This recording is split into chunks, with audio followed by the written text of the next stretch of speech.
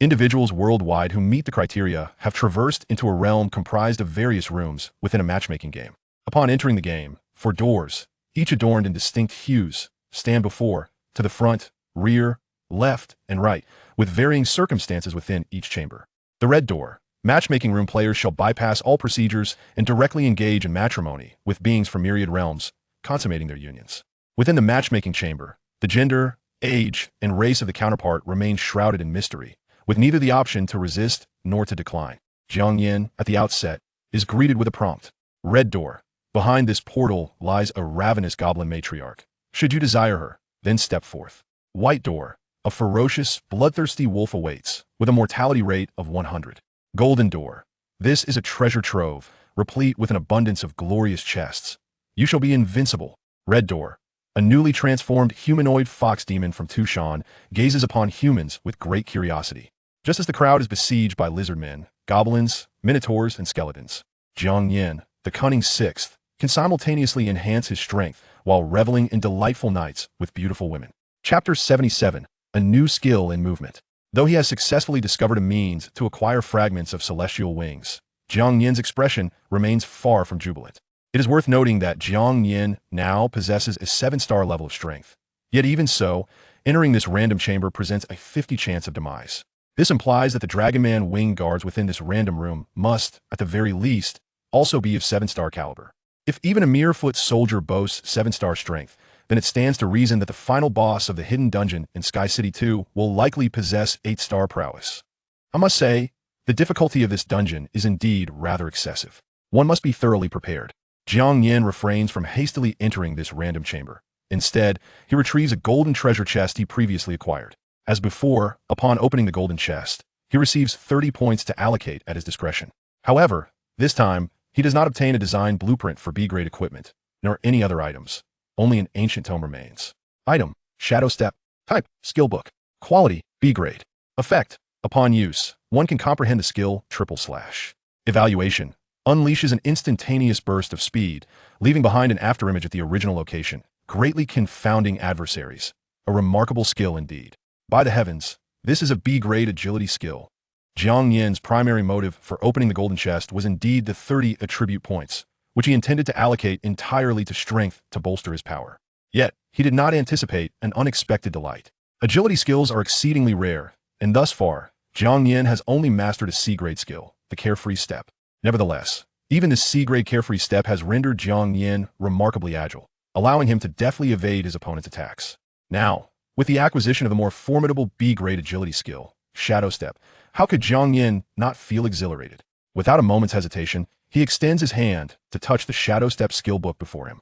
At the instant of contact, he instantly learns Shadow Step and masters it with proficiency, requiring no practice whatsoever, as if the skill were innate.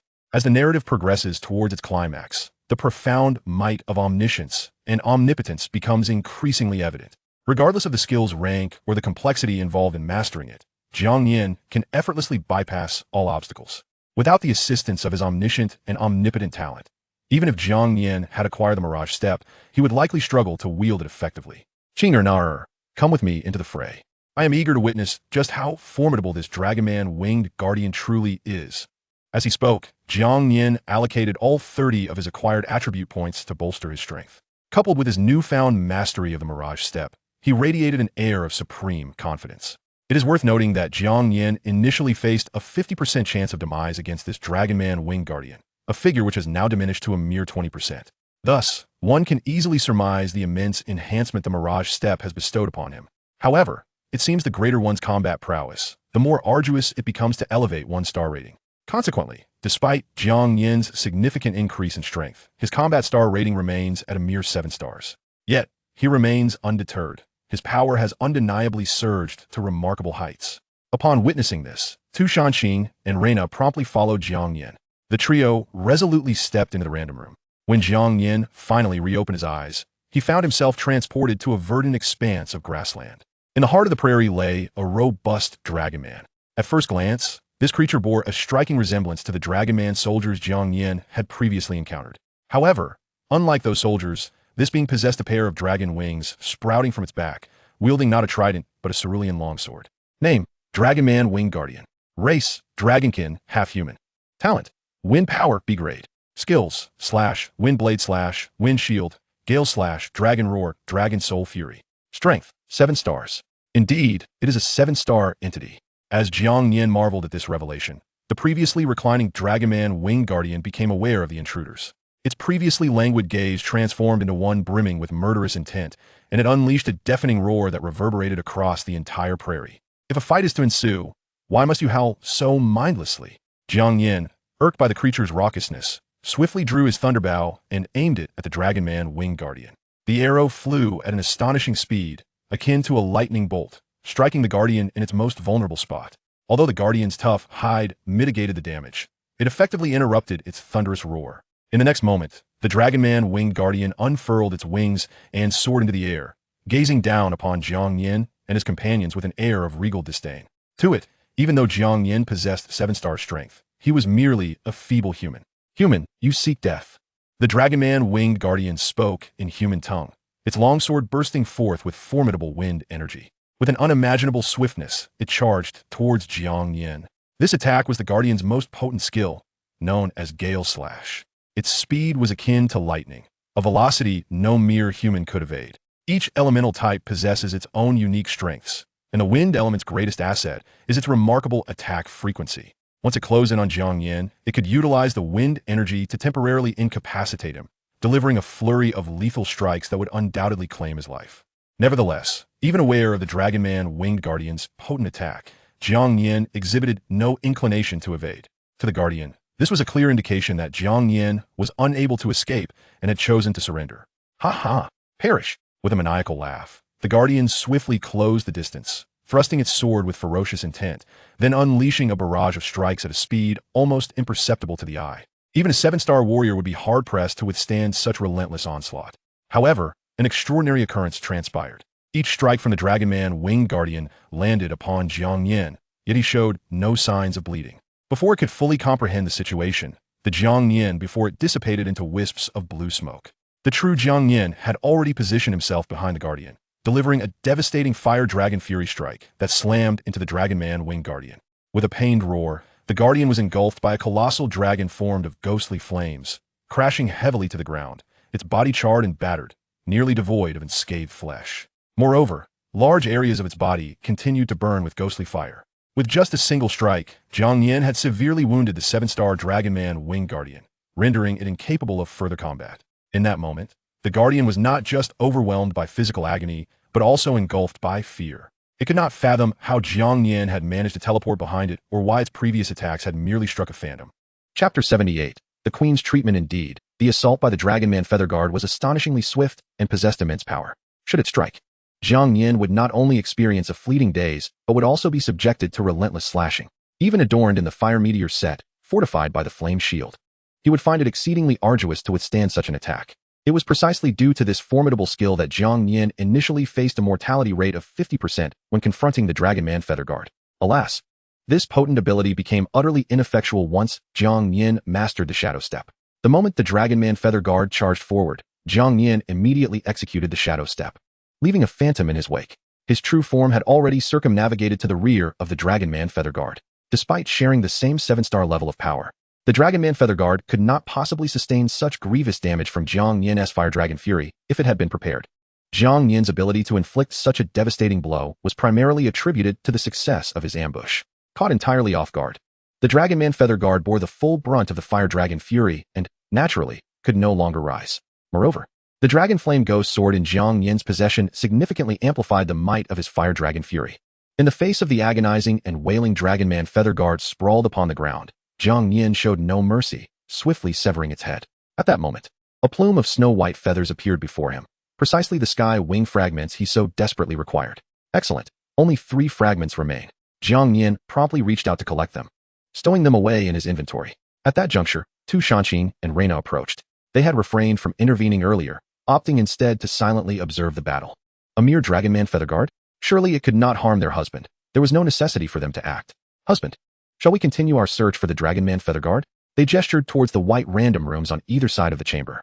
By fortunate chance, the random room Tu Shanqing indicated contained another Dragonman Feather Guard, while Reina's choice harbored an exceedingly formidable beast, which posed a daunting 90% mortality rate. even for Jiang Nian at present.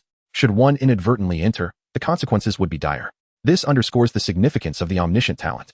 Without hesitation, Jiang Nian led Tu Shanqing and Reina towards the left random room. In the ensuing period, Jiang Nian primarily focused on locating the Dragon Man Feather Guard. The endeavor proved exceedingly smooth. Within a day, making 5 attempts to open doors, he procured 4 sky wing fragments. Including the one obtained from the previous special game opportunity room, Jiang Nian had now amassed 5 fragments. Upon their synthesis, a pair of wings, as white as snow and angelic in appearance, manifested before Jiang Nian. Item: Sky Wings. Effect: upon use, unlocks the hidden dungeon, Sky City 2. Safety assessment. The difficulty of the Sky City 2 dungeon is exceedingly high. Entering now would result in an 80% mortality rate. Gazing at the description of Sky City 2, Jiang Nian's expression remained largely unchanged, retaining his composure. The previous Sky City 1 had already presented considerable challenges, thus, it was without doubt that the difficulty of Sky City 2 far surpassed its predecessor. An 80% mortality rate was, in Jiang Nian's view, entirely reasonable. Although Jiang Nian had reached the limit of door-opening attempts for the day, under normal circumstances, he would indeed be unable to continue. However, possessing special items could augment the number of attempts. For instance, the prior opportunity key and challenge key allowed for additional uses despite having reached the limit. Currently, the Sky Wings functioned similarly. Upon utilization, he could immediately enter the Sky City 2 dungeon. Nevertheless, given the dungeon's extreme difficulty, Jiang Nian would not carelessly choose to enter. It was imperative to first restore his condition to perfection. Additionally, the strength of Tu Shanqing and Reina needed to be enhanced accordingly. Tu Shanqing, requiring little assistance from Jiang Nian, seemed to naturally regain portions of her strength over time, effortlessly comprehending new skills. During their combat alongside Jiang Nian, she had acquired a new ice-type skill, Absolute Ice Prison. True to its name, this skill allowed Tu Shanqing to conjure a sturdy ice prison, effectively restraining her adversaries. She was undeniably a formidable control-type mage. Consequently, Tu Shanqing's strength had now escalated to 6.5 stars. As for Reina, although she could not automatically learn skills like Tu Shanqing, her combat aptitude was remarkably strong. Jiang Nian specifically sought out a skill that was exceptionally suited for her, named Thunder Teleportation. This was a B-grade lightning-type skill. Its effect allowed the user to harness powerful lightning energy to instantaneously teleport behind an enemy and swiftly execute a backstab attack, an impeccable ambush skill. Had Jiang Nian not mastered the Shadow Step, he would undoubtedly have chosen to learn this skill himself. However, given his current abilities, it was only fitting to entrust it to Reina. Originally, this skill was held by Taechuan Ken, who consistently ranked 3rd in Area 666. However, his awakened talent was not lightning-based. He had intended to trade this skill for substantial resources. Upon learning of this, Jiang Nian promptly contacted Taechuan Ken, only to find that he desired nothing in return and willingly bestowed the Thunder Teleportation skill upon Jiang Nian. The reasoning was straightforward. He hoped Jiang Nian would continue to create miracles within Area 6799. After all, Jiang Nian was presently the strongest in Area 666. The more formidable he became, the greater the benefits for them as well. Trading a B-grade skill book he could not utilize for Jiang Nian's goodwill was an exceedingly profitable exchange. Jiang Nian graciously accepted without any pretense. After mastering Thunder Teleportation, Reina's strength further escalated, also reaching 6.5 stars. Once everything was adequately prepared, Jiang Nian finally utilized the Sky Wings in his possession. In the next moment, the Sky Wings before Jiang Nian radiated a dazzling white light. Under the influence of this brilliance, the previously white random room gradually transformed into an inky black, revealing the gateway to the Sky City 2 dungeon. Let us proceed.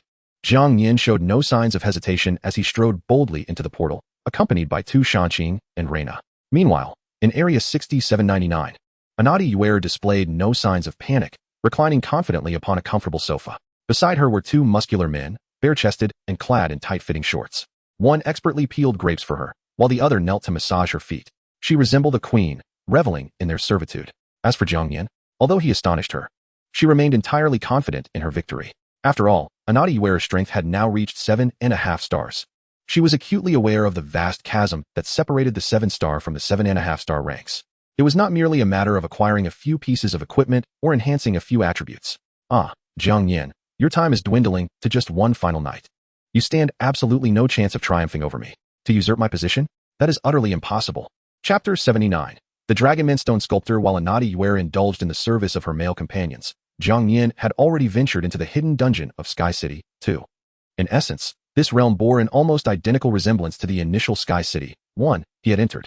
In a departure from convention, the narrative begins not outside the castle, but rather within its very heart, as if summoned directly into the fortress.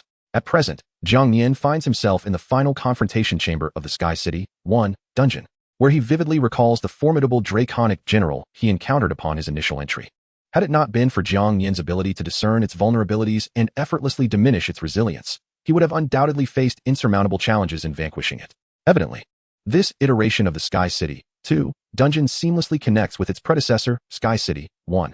As Jiang Nian spoke, his gaze fell upon a spiral staircase leading to the upper level. Aside from this singular ascent, no other exits adorned the room. Clearly, the only path forward to truly enter the Sky City 2 dungeon lay in ascending the staircase. Without a moment's hesitation, he, accompanied by Tu Shanqing and Reina, began their deliberate ascent. The staircase was interminably long, and after approximately 3 minutes of climbing, they finally caught a glimpse of the summit. However, as soon as they reached this new level, a cacophony of draconic roars reverberated around them. In the next instant, 3 winged draconic sentinels, brandishing azure-long swords, materialized before Jiang Nian. Humans, who grants you permission to trespass here? Daring to invade the Sky City, you shall meet your demise. Among the trio, one particularly irascible sentinel, upon spotting Jiang Nian, immediately launched an assault. Unleashing a surge of potent wind energy, it barreled toward him with astonishing speed, intent on executing its gale slash to eliminate Jiang Nian in an instant. Yet, regrettably for the assailant, Jiang Nian had already anticipated its intentions. He knew the gale slash could not harm him. As the sentinel hurtled toward him, Jiang Nian swiftly executed the shadow step, leaving behind a mere afterimage to confound the draconic sentinel. Unbeknownst to the creature, Jiang Nian had circumnavigated to its rear, where he unleashed a devastating fire dragon's fury, engulfing the sentinel in flames. The other 2 sentinels, caught unprepared, were also swept up in the conflagration. In the blink of an eye, Jiang Nian had severely injured one draconic sentinel, leaving the other 2 wounded as well. This display of strength left the sentinels utterly astonished. How can this be possible? The initially furious sentinel now wore a visage of terror, its pain overshadowed by dread of Jiang Nian's power. Despite its own speed, Jiang Nian's ability to evade and create an afterimage rendered it incredulous. The other 2 sentinels, now aflame from ghostly fire, were visibly shaken as they beheld Jiang Nian. Is it necessary for me to explain? Those who dare obstruct my path shall meet their end. Jiang Nian regarded the insignificant adversaries with disdain, unleashing a series of lethal strikes. Facing 3 foes was a trivial matter for him, and he effortlessly dispatched all 3 draconic sentinels. However, even after defeating these sentinels, Jiang Nian did not relent. He understood that these creatures were merely the foot soldiers of the Sky City 2 dungeon. The true threats had yet to reveal themselves. As anticipated, upon the demise of the 3 sentinels, the room trembled violently. The chamber's opulent decor mirrored that of others, yet it was distinguished by the peculiar stone statues that adorned its periphery. Each statue bore intricate patterns of flames or lightning, each unique in its design.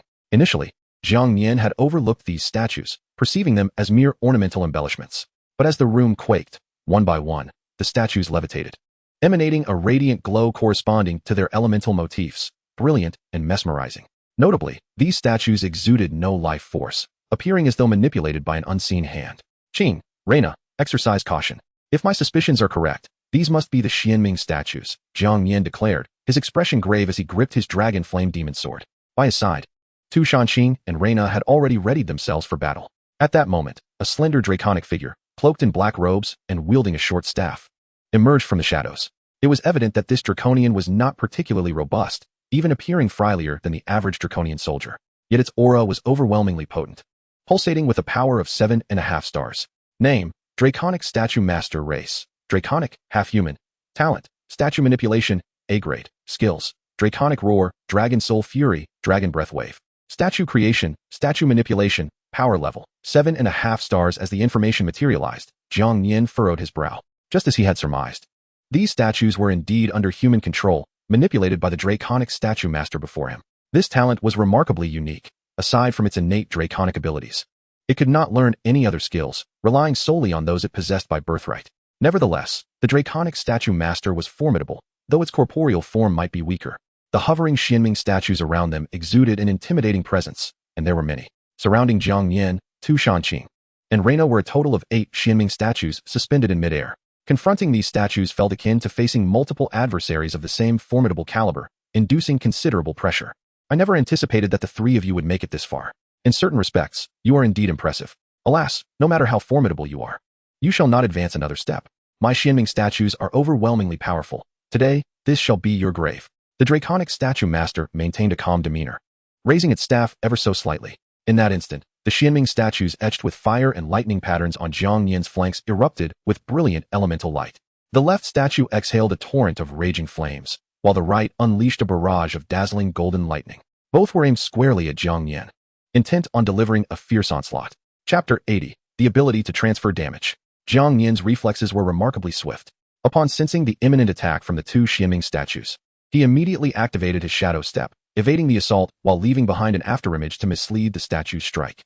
The afterimage was obliterated in an instant by the dual onslaught of the statues. What astonished Jiang Nian further was the realization that these statues, being devoid of life and under human control, would not tire.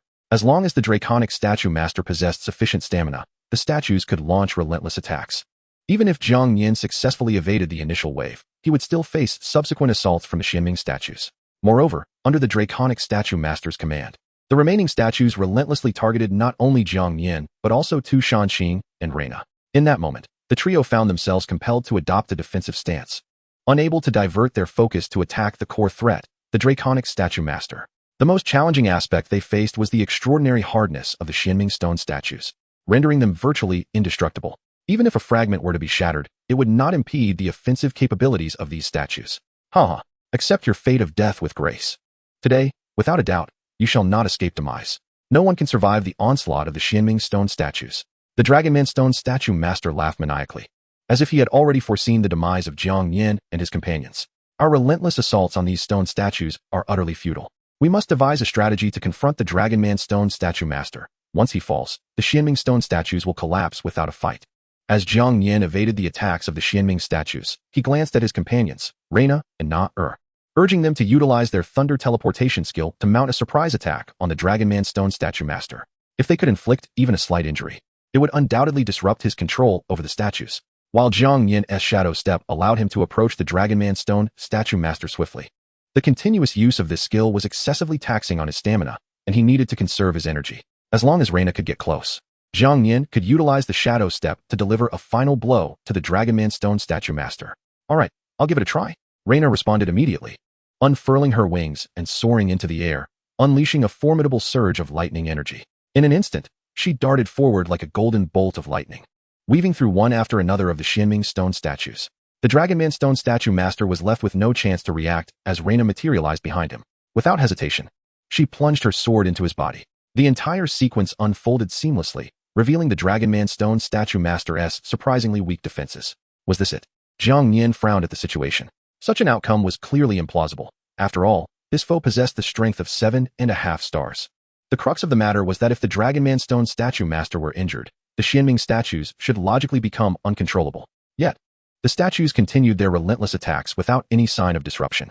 Do you truly believe that attacking me will yield results? How naive you are. Roar. The Dragonman stone statue master, pierced by the sword, exhibited no sign of pain, but instead unleashed a deafening dragon roar. Subsequently, a surge of powerful dragon breath reverberated, sending Reina flying. Quick as a flash, Jiang Nian employed the shadow step to pursue and catch the airborne Reina, preventing her from sustaining serious harm. Upon closer inspection, they found that the wound inflicted on the Dragonman stone statue master had bizarrely vanished. Meanwhile, one of the Xianming stone statues suspended in midair bore an odd penetrating wound. It was evident to all that this was the Dragonman stone statue master's unique ability.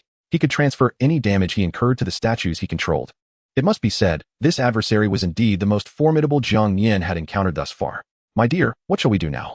If we cannot eliminate these Xianming stone statues, attacking the Dragonman stone statue master himself is meaningless. Tu Shanxing expressed her concerns, joining Jiang Nian's side. Perhaps out of arrogance or contempt for Jiang Nian and his companions, the Dragonman stone statue master ceased his attacks on Jiang Nian, merely commanding the Xianming statues to encircle them. Observing the multitude of stone statues around them, Jiang Nian's expression grew increasingly grave. He had initially intended to capture the leader first, believing that defeating the Dragonman stone statue master would end their troubles. However, it was becoming clear that such a tactic was devoid of merit. To vanquish the Dragonman stone statue master, they must first completely destroy all the Xianming statues. Utilizing his insight ability, Jiang Nian discerned that each Xianming statue bore several marked red points of light, indicators of their weak spots. Targeting these areas would likely inflict greater damage upon the statues. Yet, these statues were exceedingly hard and devoid of life. Unless utterly destroyed, it would be nearly impossible to halt their assaults. Just then, Jiang Nian noticed an exceptionally bright red point on each statue, distinctly different from the other red dots. Upon seeing this, Jiang Nian was momentarily taken aback, but then his eyes sparkled with realization. Qing, Nar, I may have found a way to deal with this fiend. With that, Jiang Nian immediately rose, a cold smile directed at the Dragonman Stone Statue Master. What is that expression? Do you truly believe you can defeat me? The Dragonman Stone Statue Master scoffed disdainfully. Foolish human, do you not realize that with but a thought, I can command all the Xianming statues to launch an attack against you? In an instant, you will be reduced to ash. Indeed, your Xianming statues are formidable and difficult to destroy. However, there may yet be a means to counter them. As Jiang Nian spoke, he swiftly executed the shadow step, leaving behind an illusory afterimage. The Dragonman Stone Statue Master, under the impression that Jiang Nian intended to launch another attack against him, immediately commanded the Xianming statues to shield him. While damage could be transferred, excessive transfers would also severely compromise the statues. However, the situation did not unfold as the Dragonman Stone Statue Master had anticipated. Jiang Nian had no intention of attacking him. Instead, he quickly approached one of the Xianming statues, brandishing his dragon flame demon sword, and thrust it forcefully into a specific part of the statue. Boom. With a resounding crash, the once suspended Xianming statue, radiating brilliant energy, instantly lost its hue and crashed to the ground. Chapter 81. Unraveling the Xianming Stone Statues. Observing the shattered remnants of the fallen Xianming statue, Jiang Nian coldly chuckled.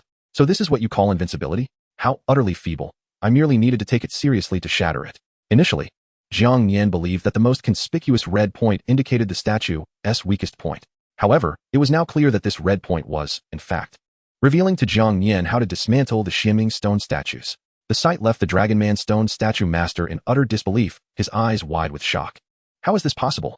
He understood that Jiang Nian had not merely shattered the statue with a single blow. Rather, Jiang Nian had severed the connection that allowed him to control the statues, causing them to lose energy and fall apart.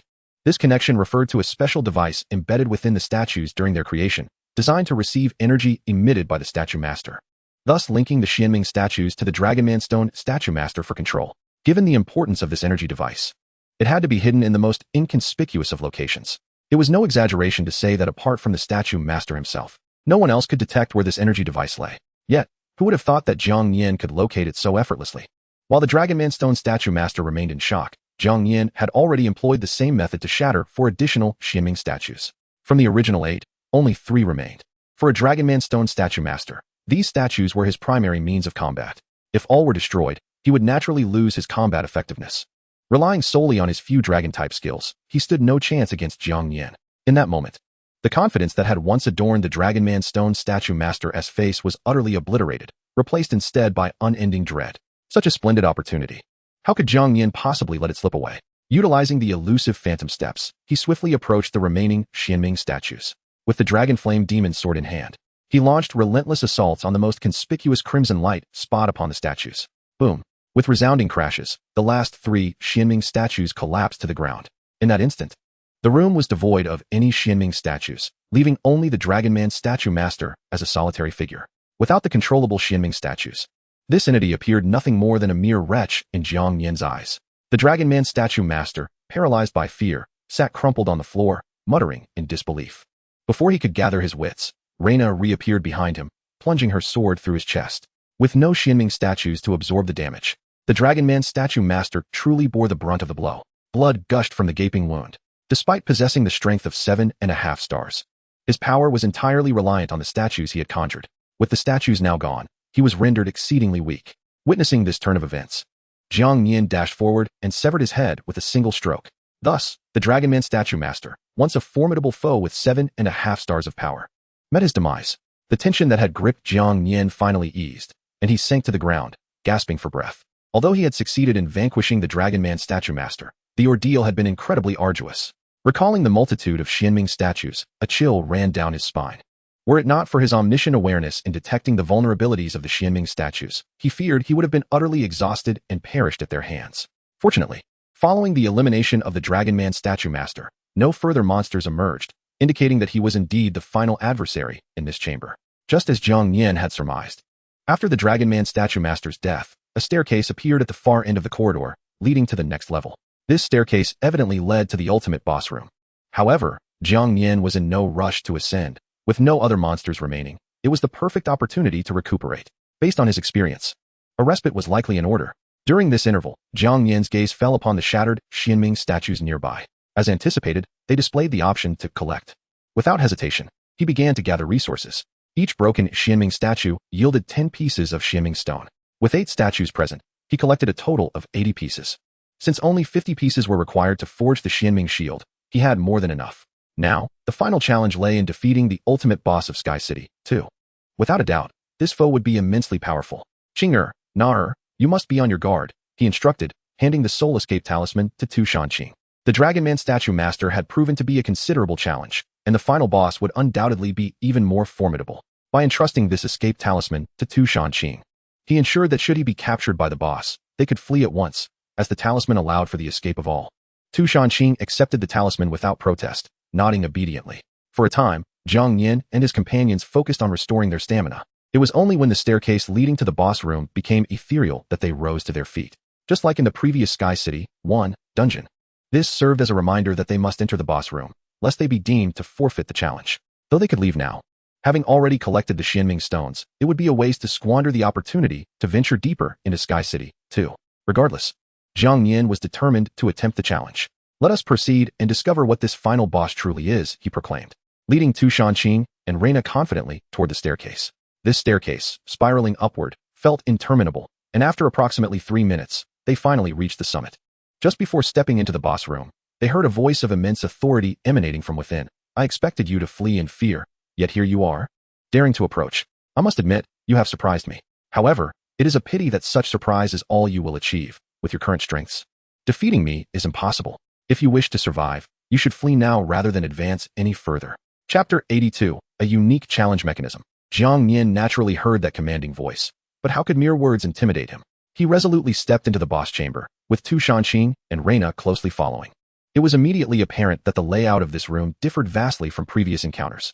The most notable distinction was the presence of 4 types of colored tiles on the floor: red, orange, yellow, and green. Periodically, one color would illuminate brightly. Strangely, the boss was nowhere to be seen, despite having just threatened Jiang Nian and his companions. My lord, what is the situation in this room? Where's the boss? Wasn't that fellow just taunting us? Both Tu Shanqing and Reina expressed their confusion. Jiang Nian felt similarly puzzled, yet his attention was fixated on the glowing tiles underfoot. His instincts told him that these illuminated tiles were not mere decoration. Where could the boss possibly be? Did they need to seek him out? At that moment, a game notification chimed in their ears. Reminder, this boss room has a challenge mechanism. Only by overcoming it can you confront the final boss. Reminder, the challenge mechanism has a time limit of 30 minutes, commencing the moment you enter this room. Reminder, within the allotted time, you have 3 chances to succeed. Failing to navigate the mechanism or allowing time to expire will result in the boss entering a state of expulsion, boosting all attributes by 50. If you succeed, all challengers will enter a blessed state, enhancing all attributes by 30 and increasing skill damage by 10. What? Upon hearing this, Jiang Nian and his companions' eyes widened in shock. They had encountered many dungeon rooms before, but this was their first experience with such a challenge mechanism. The prospect of failing and facing a boss with augmented attributes was daunting, especially if the boss was already at 8-star strength. Wouldn't that render him invincible? In that moment, the expressions of Jiang Nian, Tu Shanqing, and Reina grew grave. Clearly, the so-called challenge mechanism referred to the glowing tiles before them. Do not act rashly. Let me observe this closely, Jiang Nian advised. Although he had yet to decipher the significance of the constantly illuminating tiles, it was evident that they should not tread carelessly. After all, they had only 3 chances. Just then, Jiang Nian noticed that the surrounding walls were adorned with 4 colored light bulbs, corresponding to the colors of the floor tiles. As the floor tiles illuminated in a spectrum of colors, the light bulbs adorning the walls would illuminate in perfect synchrony, mirroring the hues with precision. These bulbs, far from being mere decorative elements, were undoubtedly intertwined with the challenge mechanism. Could it be that they operated according to the sequence of colors lit? The only pattern Jiang Nian had discerned thus far was that the floor tiles glowed in a sequential order of red, orange, yellow, and green, consistently maintaining this sequence without deviation. Even the bulbs on the walls adhered to this pattern. After a moment of hesitation, Jiang Nian resolved to attempt the sequence. The instant the red tile illuminated, he promptly stepped onto it. However, before he could set foot on the glowing orange tile, the room trembled violently. Jiang Nian, standing upon the red tile, was abruptly propelled backward by an invisible force, landing once more at the base of the stairs. It was evident that he had erred, and his first step was a misstep. Frustrated, he questioned whether the sequence was indeed correct. With only 2 opportunities remaining, failure to navigate this challenge meant abandoning the notion of defeating the ultimate boss, forcing him to rely on an escape talisman instead. Could it be the reverse order? Perhaps it follows the sequence of green, yellow, orange, red? Suggested Tu Shanqing. Reina chimed in. With little choice left, Jiang Nian nodded slightly. And as the green tile lit up, he hastily stepped upon it. Yet, the outcome mirrored his previous attempt. The room quaked, and he was once again cast out. Reminder, you have one final challenge attempt remaining. Time left, 15 minutes. The game's notification deepened the gravity of Jiang Nian's expression. Only one opportunity remained. Should he conquer the challenge mechanism, the entire group would be blessed, gaining a 30-point attribute enhancement, and even the damage of their skills would increase by 10. This blessing would undoubtedly simplify their confrontation with the ultimate boss. However, failure would render the challenge futile. In such a critical moment, Jiang Nian knew he must resist the urge to panic. He forced himself to regain his composure, his gaze meticulously scanning the surroundings. Whether starting from red or green, neither option proved correct. This suggested that the sequence of flashing colors was designed to confound them. But what of the bulbs on the walls? Were they also intended to mislead? Jiang Nian's focus remained fixated on the bulbs that flickered in tandem with the floor tiles. As time slipped away, less than 10 minutes remained. Perhaps finding the incessantly flashing bulbs on the walls too distracting, he angrily drew the thunderbow, channeling lightning energy into an arrow aimed at the flickering bulbs. With a resounding crash, he shattered bulb after bulb. Yet, to his astonishment, one yellow bulb remained unscathed. Believing he had misfired, he aimed once more at the yellow bulb. The result was the same. The yellow bulb seemed to possess an invisible shield, repelling any assault. All other bulbs succumbed easily, yet this one remained impervious. Could it be that this was an indication that yellow was the correct choice? Realizing this, Jiang Nian's eyes sparkled with revelation. Without a moment's hesitation, as the yellow tile lit up, he hurriedly stepped upon it. Indeed, as he had surmised, the room did not tremble this time, and he was not flung away. To verify his hypothesis, he awaited the yellow tile's illumination once more and stepped upon it again. The result was identical. He was not cast out. Undoubtedly, this signified that as long as he traversed the illuminated yellow tiles to the end, he could successfully navigate the challenge mechanism. Chinger Nar follow the yellow tiles. Chapter 83, The Flames of Devourment. Very well. Tu Shanqing and Reina did not hesitate. Stepping onto the yellow tile the moment it illuminated, they continued to move swiftly whenever the yellow tile glowed, safely reaching the room's end. At that moment, the previously illuminated floor tiles dimmed into darkness. The game's notification chimed in. Congratulations. You have successfully navigated the challenge mechanism. All members are now in a blessed state. A cascade of golden light descended from above, enveloping Jiang Nian and his companions. It was an extraordinarily comforting sensation, a palpable enhancement of their strength. Who would have thought you could successfully navigate the challenge mechanism? I must admit, you have earned my respect once again. However, it is regrettable that even in your blessed state, you stand no chance against me. As Jiang Nian and his companions basked in their newfound blessings, a door suddenly materialized nearby. From within emerged a towering dragon man, his body cloaked in crimson scales and wielding a long sword adorned with fiery patterns. With each step, the ground trembled beneath him. Like the previous bosses they had encountered, this creature bore a lengthy health bar above its head. Name, Icarlos. Race, Dragonkin, half-human. Talent, Flames Devourment, A class. Skills, Flame Breath, Flame Storm, Scorching Blade Slash, Dragon Roar, Dragon's Fury, Draconic Wave. Flames Devourment, a talent skill that allows the absorption of flames to enhance its own fire energy and strength. Power, 7 stars half. Though this being strength matched that of the previous dragon statue master at 7 stars half, the oppressive aura it exuded far surpassed that of the statue master. The most significant factor was that this creature possessed a name. Every other monster encountered, including the final boss of the dungeon, lacked a true name. Undoubtedly, this being was extraordinarily special and could not be treated as a mere monster. Moreover, Jiang Nian noted that its talent skill was exceptionally unique, capable of absorbing flames. This implied that ordinary fire-based skills would likely be ineffective against it. Given that Jiang Nian's primary focus was also fire magic, if his fire skills proved futile, even in a blessed state, defeating this creature would be impossible. However, despite the formidable challenge ahead, Jiang Nian remained composed. After all, his flames were far from ordinary. Ghost fire was certainly not something this creature could easily absorb. Roaring in fury, Icarlos unleashed a torrent of fiery energy, causing the temperature in the room to soar, igniting flames that engulfed the area, plunging them into a veritable inferno. This is my battleground. You have no chance of victory. Prepare to perish. Icarlos gripped his colossal sword, flames erupting around it, his presence swelling with power. He charged towards Jiang Nian, unleashing a blade of flame-infused energy in an instant. This attack, known as the Scorching Blade Slash, was a B-class skill of unparalleled might, capable of cleaving through foes with devastating flame energy while inflicting searing burns upon their flesh. Observing the impending attack, Jiang Nian swiftly activated the Shadow Step, narrowly evading this lethal strike. A spectral afterimage lingered in place, cleaved asunder by the sword's energy, swiftly igniting and transforming into ash. Had it been Jiang Nian's true form that had been struck, the outcome would have mirrored that of the afterimage. Even if he survived, he would undoubtedly emerge grievously wounded. The firefall armor he donned would offer little solace, for its flame shield could only withstand the assaults of a 7-star adversary. The previous 7-star Dragonstone sculptor paled in comparison to this foe. This disparity led Jiang Nian to realize that the higher the battle power tier, the more arduous the ascent. Such a formidable entity was merely a 7.5 stars. What then of an 8-star enemy? Thankfully, this adversary was still merely at the 7.5 tier, and defeat was not a foregone conclusion. At the moment he evaded Icarlos's attack, the dragon flame ghost sword materialized in Jiang Nian's grasp. Tu Shanxing and Reina swiftly drew their weapons, aligning themselves with Jiang Nian, poised to strike at any moment. Icarlos, noticing the dragon flame ghost sword, scoffed disdainfully. Ah, so you wield fire magic as well. Do you not realize that employing such skills before me is utterly futile? As he spoke, Icarlos opened his cavernous maw and inhaled fiercely, drawing in the flames that danced around him. The more fire he absorbed, the more potent his aura became. So what? Are you impressive for being able to absorb flames? Jiang Nian retorted coldly. Can you absorb this ghostly fire? With that, the dragon flame ghost sword flared to life with an eerie ghostly flame, starkly contrasting with ordinary fire. It lacked the usual heat, emanating instead a chilling aura. What? Ghost fire? Icarlos's face blanched at the sight of the peculiar flames igniting from Jiang Nian's weapon. He could indeed absorb ordinary flames, but this ghostly fire was beyond his reach. Furthermore, once ignited, ghost fire could not be extinguished. The once self-assured Icarlos now bore a grave expression.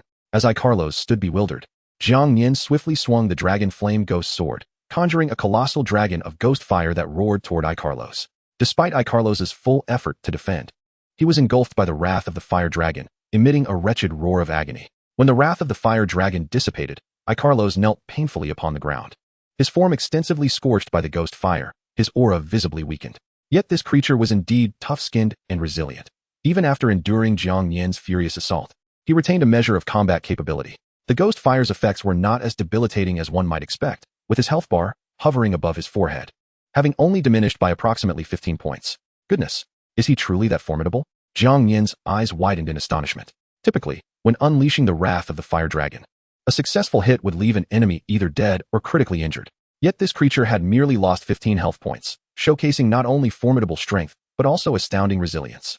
How dare you injure me? This time, I shall afford you no further opportunities.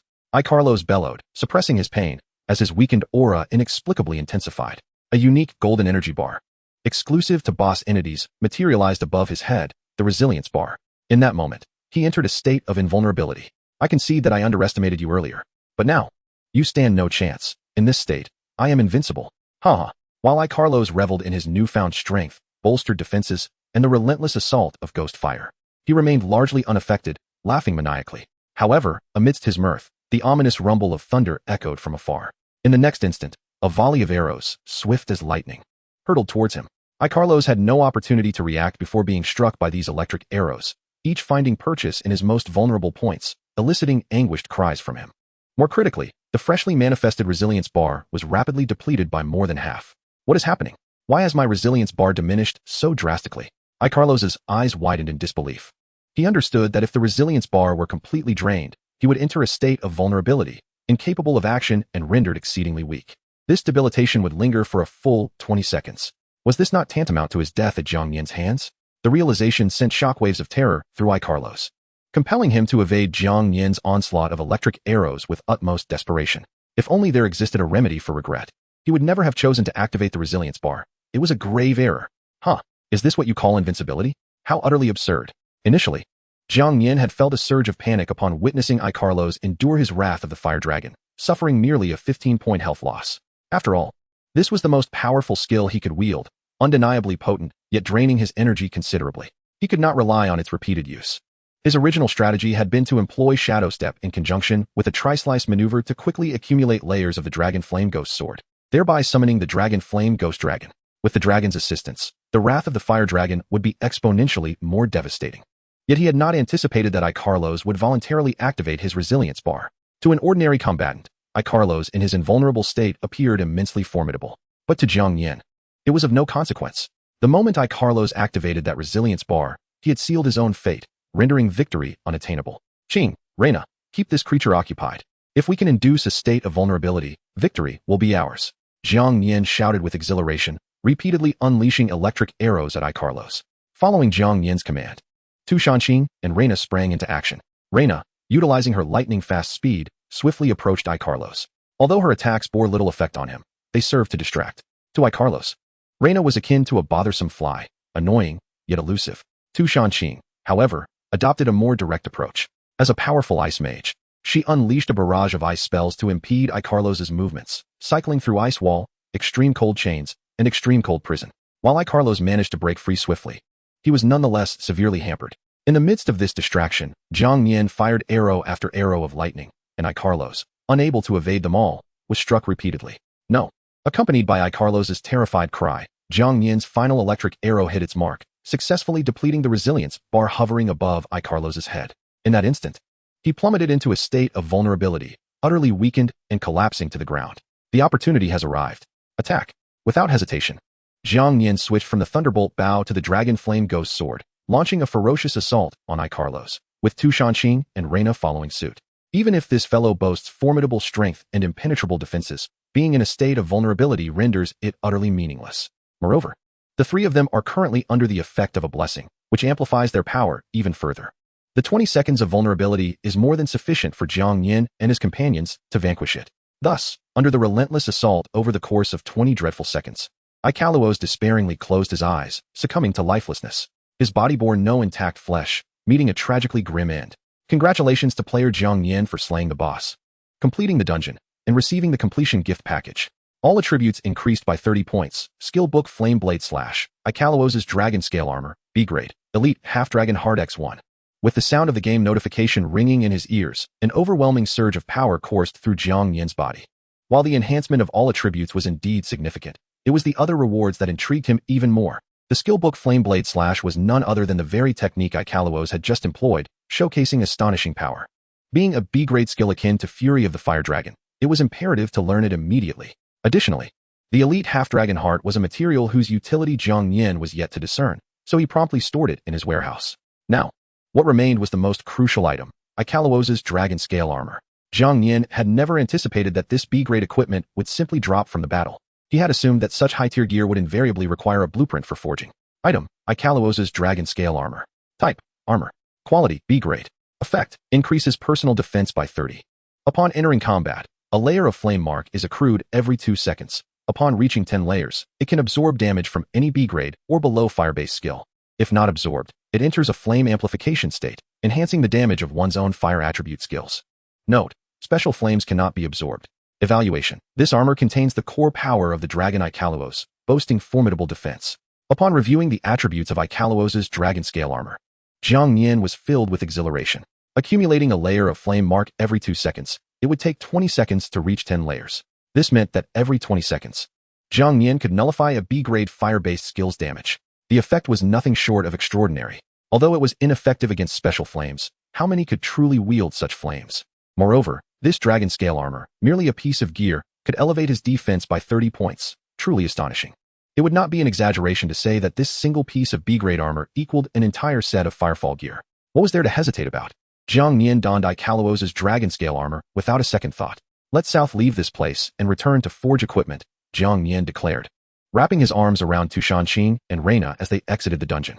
The enhancement from Carlos's Dragon Scale Armor was still insufficient for Jiang Nian. As long as he could forge the Xianming Shield, confronting a nadir in Area 6799 would be a trivial matter. Chapter 85. An unbroken winning streak to be concluded? Upon exiting the dungeon, Jiang Nian promptly retrieved the forging furnace, placing the blueprint for the Xianming Shield along with the 50 required Xianming stones into the furnace. He then took out a turtle shell-shaped shield and added it to the mix. This turtle shell shield, named Turtle Shell Shield, was of C-grade quality. Its effects were rather mundane and offered little utility to Jiang Nian at present. The reason for expending considerable resources to acquire it from the auction house was solely for the purpose of forging the Xianming Shield. Simultaneously, the game notification chimed. Materials are complete. Would you like to forge the Xianming Shield immediately? Note, this forging has a 70 success rate. Each additional Xianming stone increases the success rate by 1. What? A mere 70 success rate. Jiang Nian was taken aback by this revelation. Without delay, he placed the remaining 30 Xianming stones into the furnace. Only with a 100 success rate would he feel at ease. Otherwise, a failure would mean a significant loss.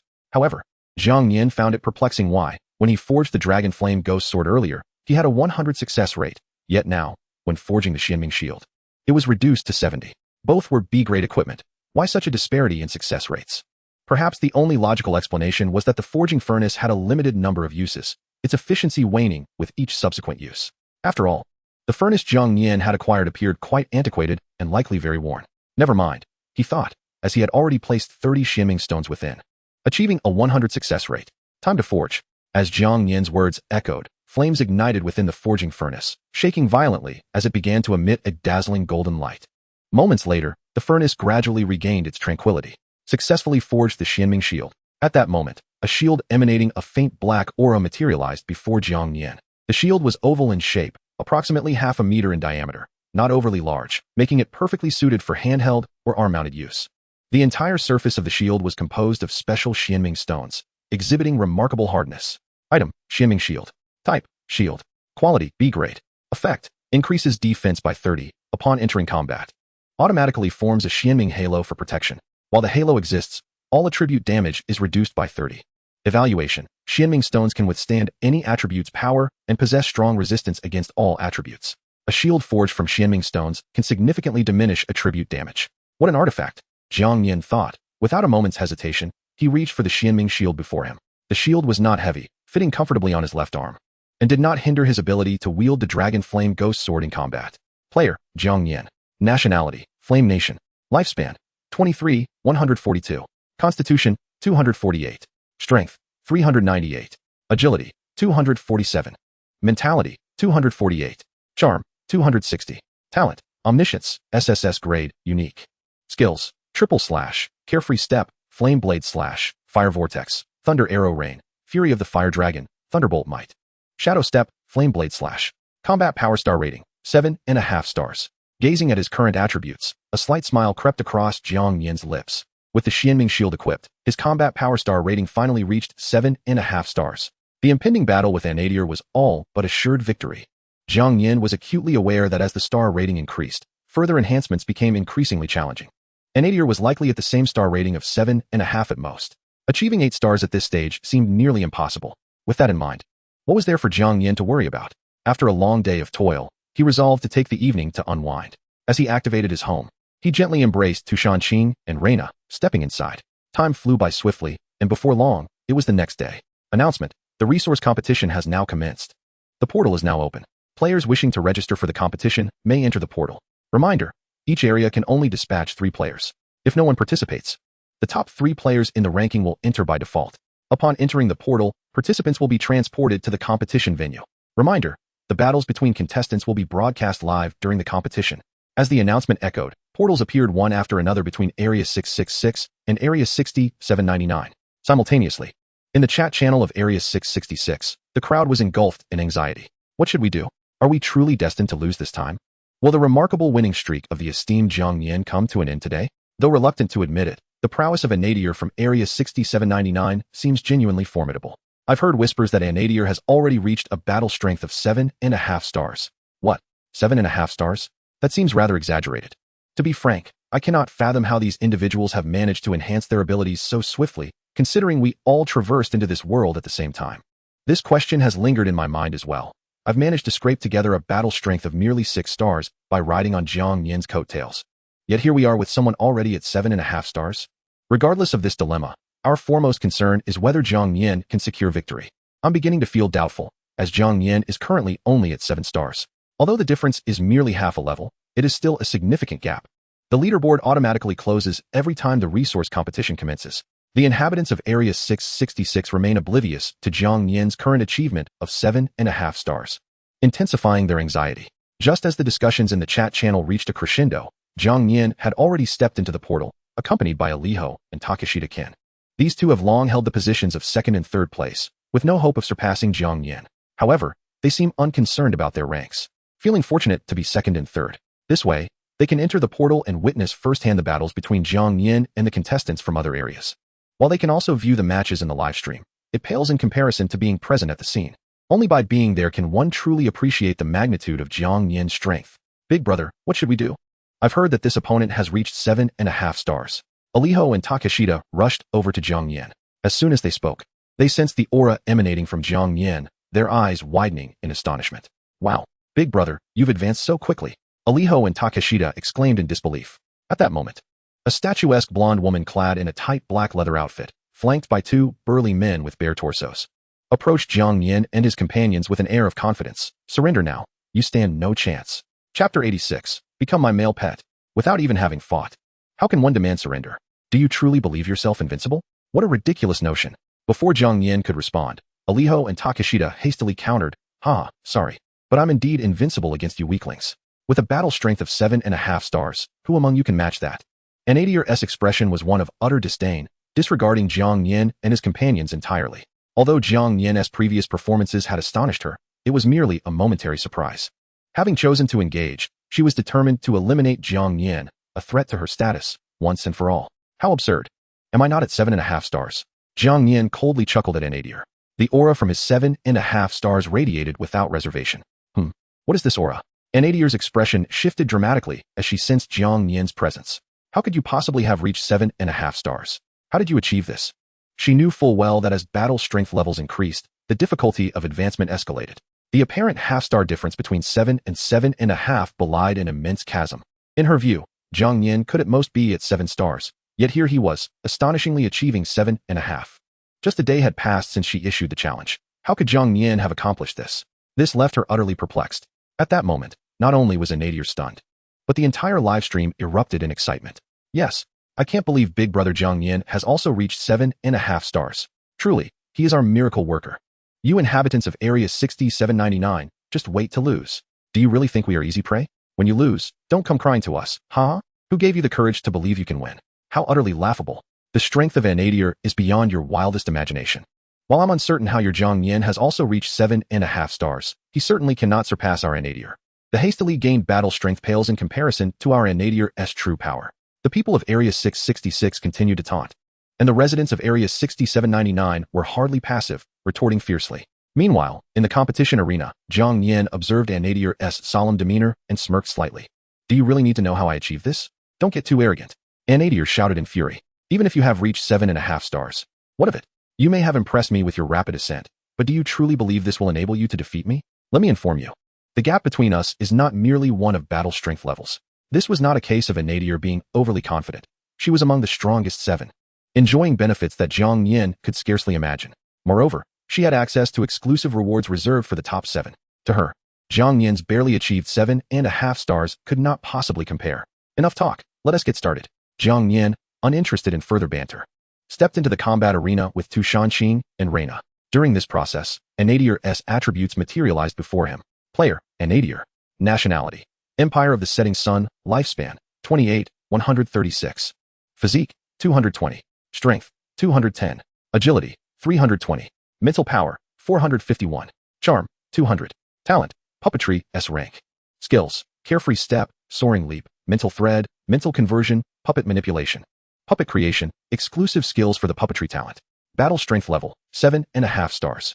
Upon observing Anadier's attributes, Jiang Nian furrowed his brow. The talent she awakened had also reached S rank. Furthermore, her attributes were heavily skewed towards mental power. This indicated that the puppetry talent demanded a substantial mental investment. Consequently, Anadier had to sacrifice her other attributes to enhance her mental capabilities. This was evident from the skill she possessed, mental conversion, a passive skill that allowed her to convert other attributes into mental power at a specific ratio. It was this skill that resulted in Anadier's exceedingly high mental attribute. In some respects, she bore a striking resemblance to the Dragonman stone sculptor Jiang Nian had previously encountered, both unable to learn conventional attack skills and relying solely on puppets for combat. Unlike the previous stone statue artisan of the dragon folk, Anadier's puppet mastery extends beyond mere puppets. She possesses the unsettling ability to manipulate living beings. Bestowing her with this extraordinary power is her innate skill, mental threads.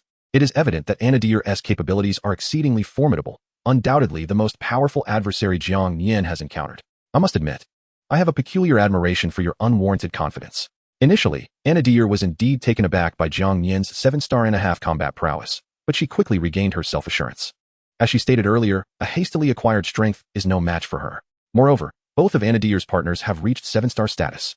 In every regard, Anadier possesses a significant advantage, rendering her unconcerned. At this moment, she confidently strides into the arena, looking down at Jiang Nian with disdain. Let us make this simple. I will grant you a chance. If you obediently become my male consort, I shall consider sparing your life. Her words stem from Jiang Nian's striking appearance and robust physique. Compared to him, her two companions seem utterly mediocre. Male consort? Jiang Nian scoffed coldly. Do you truly believe yourself a queen? I'm afraid that in my domain, I am indeed the queen. Aligning with me brings only advantages, so I suggest you contemplate this seriously. If you are willing, surrender now and let me eliminate your two partners before returning to Zone 6799. In the days to come, as long as you keep me sufficiently pleased, I can ensure your survival in this perilous world. Anadir gazed at Jiang Nian with a glint of avarice in her eyes. To her, Jiang Nian appeared to be the perfect puppet. Chapter 87. The Dangerous Demon Puppet. Anadir's lascivious gaze and humiliating words ignited a fierce anger in Tu Shanqing and Reina, who stood beside Jiang Nian. They were practically itching to charge at Anadir and eliminate her. Alas, their lack of strength rendered them incapable of overcoming Anadir. Do not fret. There is no reason to be enraged. After all, this individual has no chance of victory. Just stand aside and observe. Jiang Nian reassured Tu Shanqing and Reina before summoning the dragon flame ghost sword in his right hand. A powerful surge of fiery energy erupted from him. Oh, quite an impressive aura, but alas, still too weak. Anadir was well aware that the weapon in Jiang Nian's grasp was of B rank and bore the troublesome ghost flame. Yet, she remained unfazed, her demeanor exuding confidence. She raised her hand slightly, and two strands of mental threads instantly connected to her partners. Although both were merely 7-star warriors, the energy emanating from them visibly intensified upon being linked by the mental threads. There was an unmistakable sensation of power transcending the 7-star level. It was clear that Anadir was forcibly amplifying her partner's abilities through her own strength via the mental threads. You are not yet worthy of facing me. Defeat my two male consorts first. As her words fell, the two burly men before Anadir swiftly drew their weapons. Both were awakened with lightning attributes, radiating an immensely powerful surge of electrical energy. One wielded a sword, and the other a blade, as they charged towards Jiang Nian amidst a cacophony of thunderous roars. The greatest advantage of lightning attributes is their speed. In the blink of an eye, they were upon Jiang Nian. Die! The two burly men shouted in unison, striking ferociously at Jiang Nian. Even with his 7-star-and-a-half strength, if he failed to evade in time, he would surely sustain grave injuries. Moreover, amplified by Anadir's power, their lethality was formidable. However, an uncanny event transpired. Their attacks struck Jiang Nian with precision, even severing his head, yet no blood flowed from him. Instead, he gradually dissipated into blue smoke. Anadir furrowed her brow, pondering if this was a mere clone. At that moment, Jiang Nian's figure suddenly appeared behind the two burly men. He swiftly swung the dragon flame ghost sword, conjuring a massive dragon of ghostly flames that engulfed the two men. Despite their augmented power, they still fell short of the 7-star-and-a-half standard, rendering them insignificant in Jiang Nian's eyes. Moreover, having been ensnared by the mental threads, they became mere puppets, their every action dictated by Anadir. Unless she reacted promptly, they would be unable to evade. Accompanied by their agonized screams, the two burly men collapsed, writhing in pain, their bodies extensively scorched, with ghostly flames continuing to consume them. With a single strike, Jiang Nian rendered Anadir's two partners incapable of further combat. Even if they gathered the strength to rise, they would be thwarted by Tu Shanqing and Reina, unable to harm Jiang Nian. I have witnessed arrogance before, but never to the extent you display. I suggest you reveal your true capabilities, for if you do not, you shall undoubtedly face defeat today, Jiang Nian declared coldly, pointing the dragon flame ghost sword at Anadir. At that moment, Anadir's heart was filled with shock. She now comprehended that what Jiang Nian had executed was not a mere duplication skill. Rather, he possessed an extraordinarily powerful technique, granting him unparalleled speed. This speed was so remarkable that it created afterimages, leaving her momentarily unable to react. It was undeniable that Jiang Nian's strength was formidable. Anadir realized that she could not afford to underestimate him any longer. Thus, she swiftly severed the mental threads connecting her two partners, regarding Jiang Nian with cold detachment. Your power is indeed considerable, but you stand no chance of triumphing over me. Should I unleash my full strength, your defeat is inevitable. As she spoke, her eyes glinted with murderous intent. Jiang Nian, I ask you one final time, will you submit to me? If you agree to become my male consort, I shall fulfill all your desires. But if you refuse, I will personally end your life. You lack the ability to resist me. Do you truly believe you are worthy of killing me? Jiang Nian replied with a derisive smile, brandishing the dragon flame ghost sword as he charged toward Anadir. As a puppet master, with no magical puppets at her disposal, how could she possibly stand against Jiang Nian? It is said that to capture the thief, one must first capture the king. If Jiang Nian struck before she had the opportunity to summon her puppets, she would have no chance of escape. Anadir, aware of the inherent weaknesses of puppet masters, had indeed learned two life-saving skills. The first, the carefree step, was a movement technique Jiang Nian often employed, and it was quite effective. The second, the soaring leap, allowed Anadir to enhance her jumping ability, enabling her to leap over 10 meters high in an instant. thereby evading various forms of harm. However, Jiang Nian regarded both skills with disdain. No matter how swift, they could not surpass his shadow step. But just as Jiang Nian drew near to Anadir, suddenly, he sensed the presence of an exceedingly perilous entity, causing the hair on his body to stand on end. Instinctively, he executed a backward somersault, distancing himself from Anadir. At that very moment, a shadow darted past. A man, clad in a black suit with a crew cut and a resolute countenance, materialized before Anadir. His expression was eerily vacant, as if he had lost his soul. Yet the aura emanating from him was extraordinarily potent, matching Anadir's prowess at 7.5 stars. Furthermore, his speed was astonishing, as his hands morphed into razor-sharp blades. Had Jiang Nian failed to evade in time, he would undoubtedly have suffered a grievous blow from this sudden apparition. This man in the suit was not a true human, but rather a magical puppet created by Anadir through her innate puppetry skills. It was fashioned from a human corpse. Chapter 88. Offense and Defense, the Superlative Magical Puppet. Unlike the dolls Jiang Nian had previously encountered, these magical puppets possessed a unique identity. Each was crafted exclusively by a puppeteer, rendering them singular. In other words, this man in the suit was Anadir's true trump card. Had Jiang Nian failed to dodge that previous strike, he might have lost his head. Without a doubt, the battle with Anadir had only now commenced in earnest. Everything prior had merely been a warm-up. Quite impressive, your reflexes are indeed swift. But can you guarantee you will evade every time? Anadir gazed at the man in the suit as if admiring a breathtaking work of art, utterly enraptured. I shall tell you frankly, this puppet was once the strongest in its region, akin to you before, hailed as a genius. Alas, it encountered me. I was in need of a suitable vessel, and thus I chose him. At this juncture, Anadir burst into laughter. Jiang, oh Jiang, I initially intended to make you my consort. However, I have since changed my mind. I shall transform you into an immensely powerful magical puppet. Fear not, I will ensure your demise is devoid of suffering. Anadir's eyes gleamed with a blue light, and the man in the suit, akin to a robot receiving a charge, surged with an escalating aura. Subsequently, at a speed imperceptible to the naked eye, he lunged toward Jiang Nian. Even the two brawny men who had awakened their lightning attributes earlier were no match for the suit-clad figure. It was no exaggeration to say that he was before Jiang Nian in the blink of an eye, swinging his blade-like arms ferociously toward him. This speed was such that even Jiang Nian found it hard to react. However, he bore no hint of concern. Instead, a slight smile graced his lips. At that moment, a pitch-black shield appeared in his left hand unbeknownst to him. The suit man's blade struck vehemently against Jiang Nian's shield. Boom. It felt as though it had crashed against an object of extreme hardness, causing the entire battlefield to tremble. Both combatants were jolted back 3 or 4 steps. Although Jiang Nian managed to block the suit man's strike, he felt a distinct numbness in his left arm, which trembled slightly. The magical puppets crafted by Anadir were indeed formidable, their speed and strength surpassing Jiang Nian's expectations. It was evident that this puppet had once possessed remarkable power in life. He could undoubtedly be deemed the strongest adversary Jiang Nian had ever encountered, bar none. Fortunately, it was clear that Anadir had only one such powerful puppet at her disposal.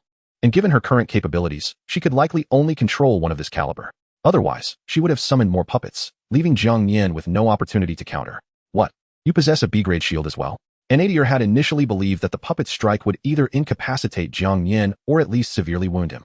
Yet, she was utterly unprepared for him to suddenly produce a shield. Moreover, it was no ordinary shield. Its strength unmistakably reached B-grade. Otherwise, it could not have withstood the puppet's assault. Nevertheless, Anadir discerned that Jiang Nian's defense against the puppet's attack was precarious at best. Should such attacks continue unabated, he would certainly falter. After all, a puppet remained just that, a puppet, not a true human. In some respects, it was akin to a machine. As long as Anadir possessed sufficient power, the puppet could continue its assault even if its head were severed, remaining unfazed by Jiang Nian's ghostly flames. Continuing to fight even amidst the inferno. Anadir was now particularly enamored with Jiang Nian. She was determined to transform this promising individual into her magical puppet. What of a B-grade shield? I shall see how many more of my attacks you can withstand. Prepare to witness the true might of my puppet. With a command from Anadir, the suit man's eyes ignited with a ghastly red glow. Simultaneously, flames erupted around him, engulfing his blade-like arms, which instantly elongated several inches. Even more terrifyingly, the suit man sprouted an additional pair of arms, each transforming into razor-sharp blades. Can it transform? Jiang Nian was utterly astonished by this development. Upon reflection, it was indeed quite reasonable. After all, he was not human but an emotionless puppet. Yet, Jiang Nian felt only shock, devoid of fear. At that moment, flames began to flicker around him. This was not a manifestation of any special skill, but rather the effect of Ikaros's dragon-scale armor.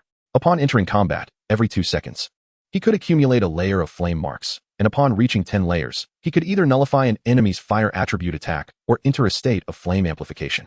Jiang Nian had opted not to negate the puppet's attack. Instead, he entered the amplification state under 10 layers of flame marks. In this state, the damage of fire attribute skills would be significantly enhanced. The Suitman puppet was precisely fire attribute, perfectly countered by Jiang Nian's ferocious dragon scale armor. Moreover, a dark halo materialized beneath his feet. Though it appeared unremarkable, it was indeed the mystical halo granted by the Xianming shield.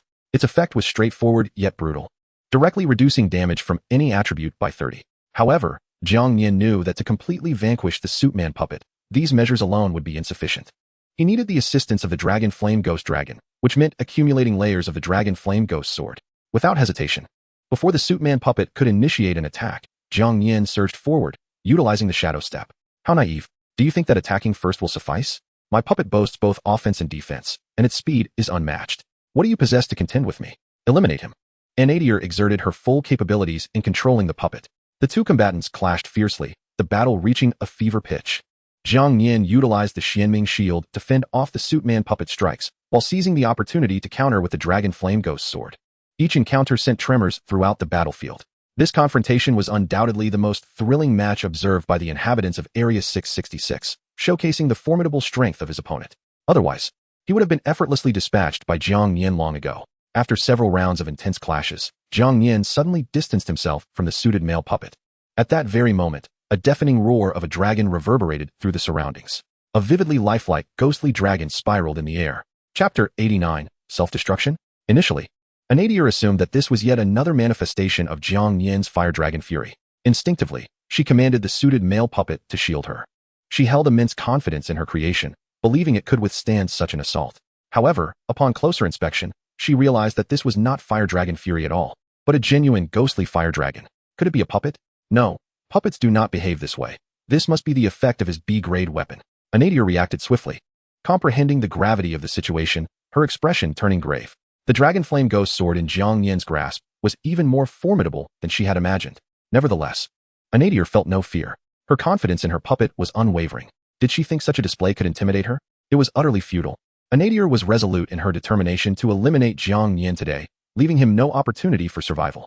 She directed the suited male puppet to charge at Jiang Nian with great speed. Its four blade-like arms sliced through the air. Each strike not only imbued with immense force, but also accompanied by a powerful fire attribute attack. She firmly believed that Jiang Nian could not withstand the onslaught of her puppet. After all, no matter how strong he was still merely human. Every human eventually tires. In contrast, the puppet was a machine born solely for combat, incapable of experiencing fatigue. With a smirk, Jiang Nian faced the rapidly approaching suited male puppet, betraying no signs of panic.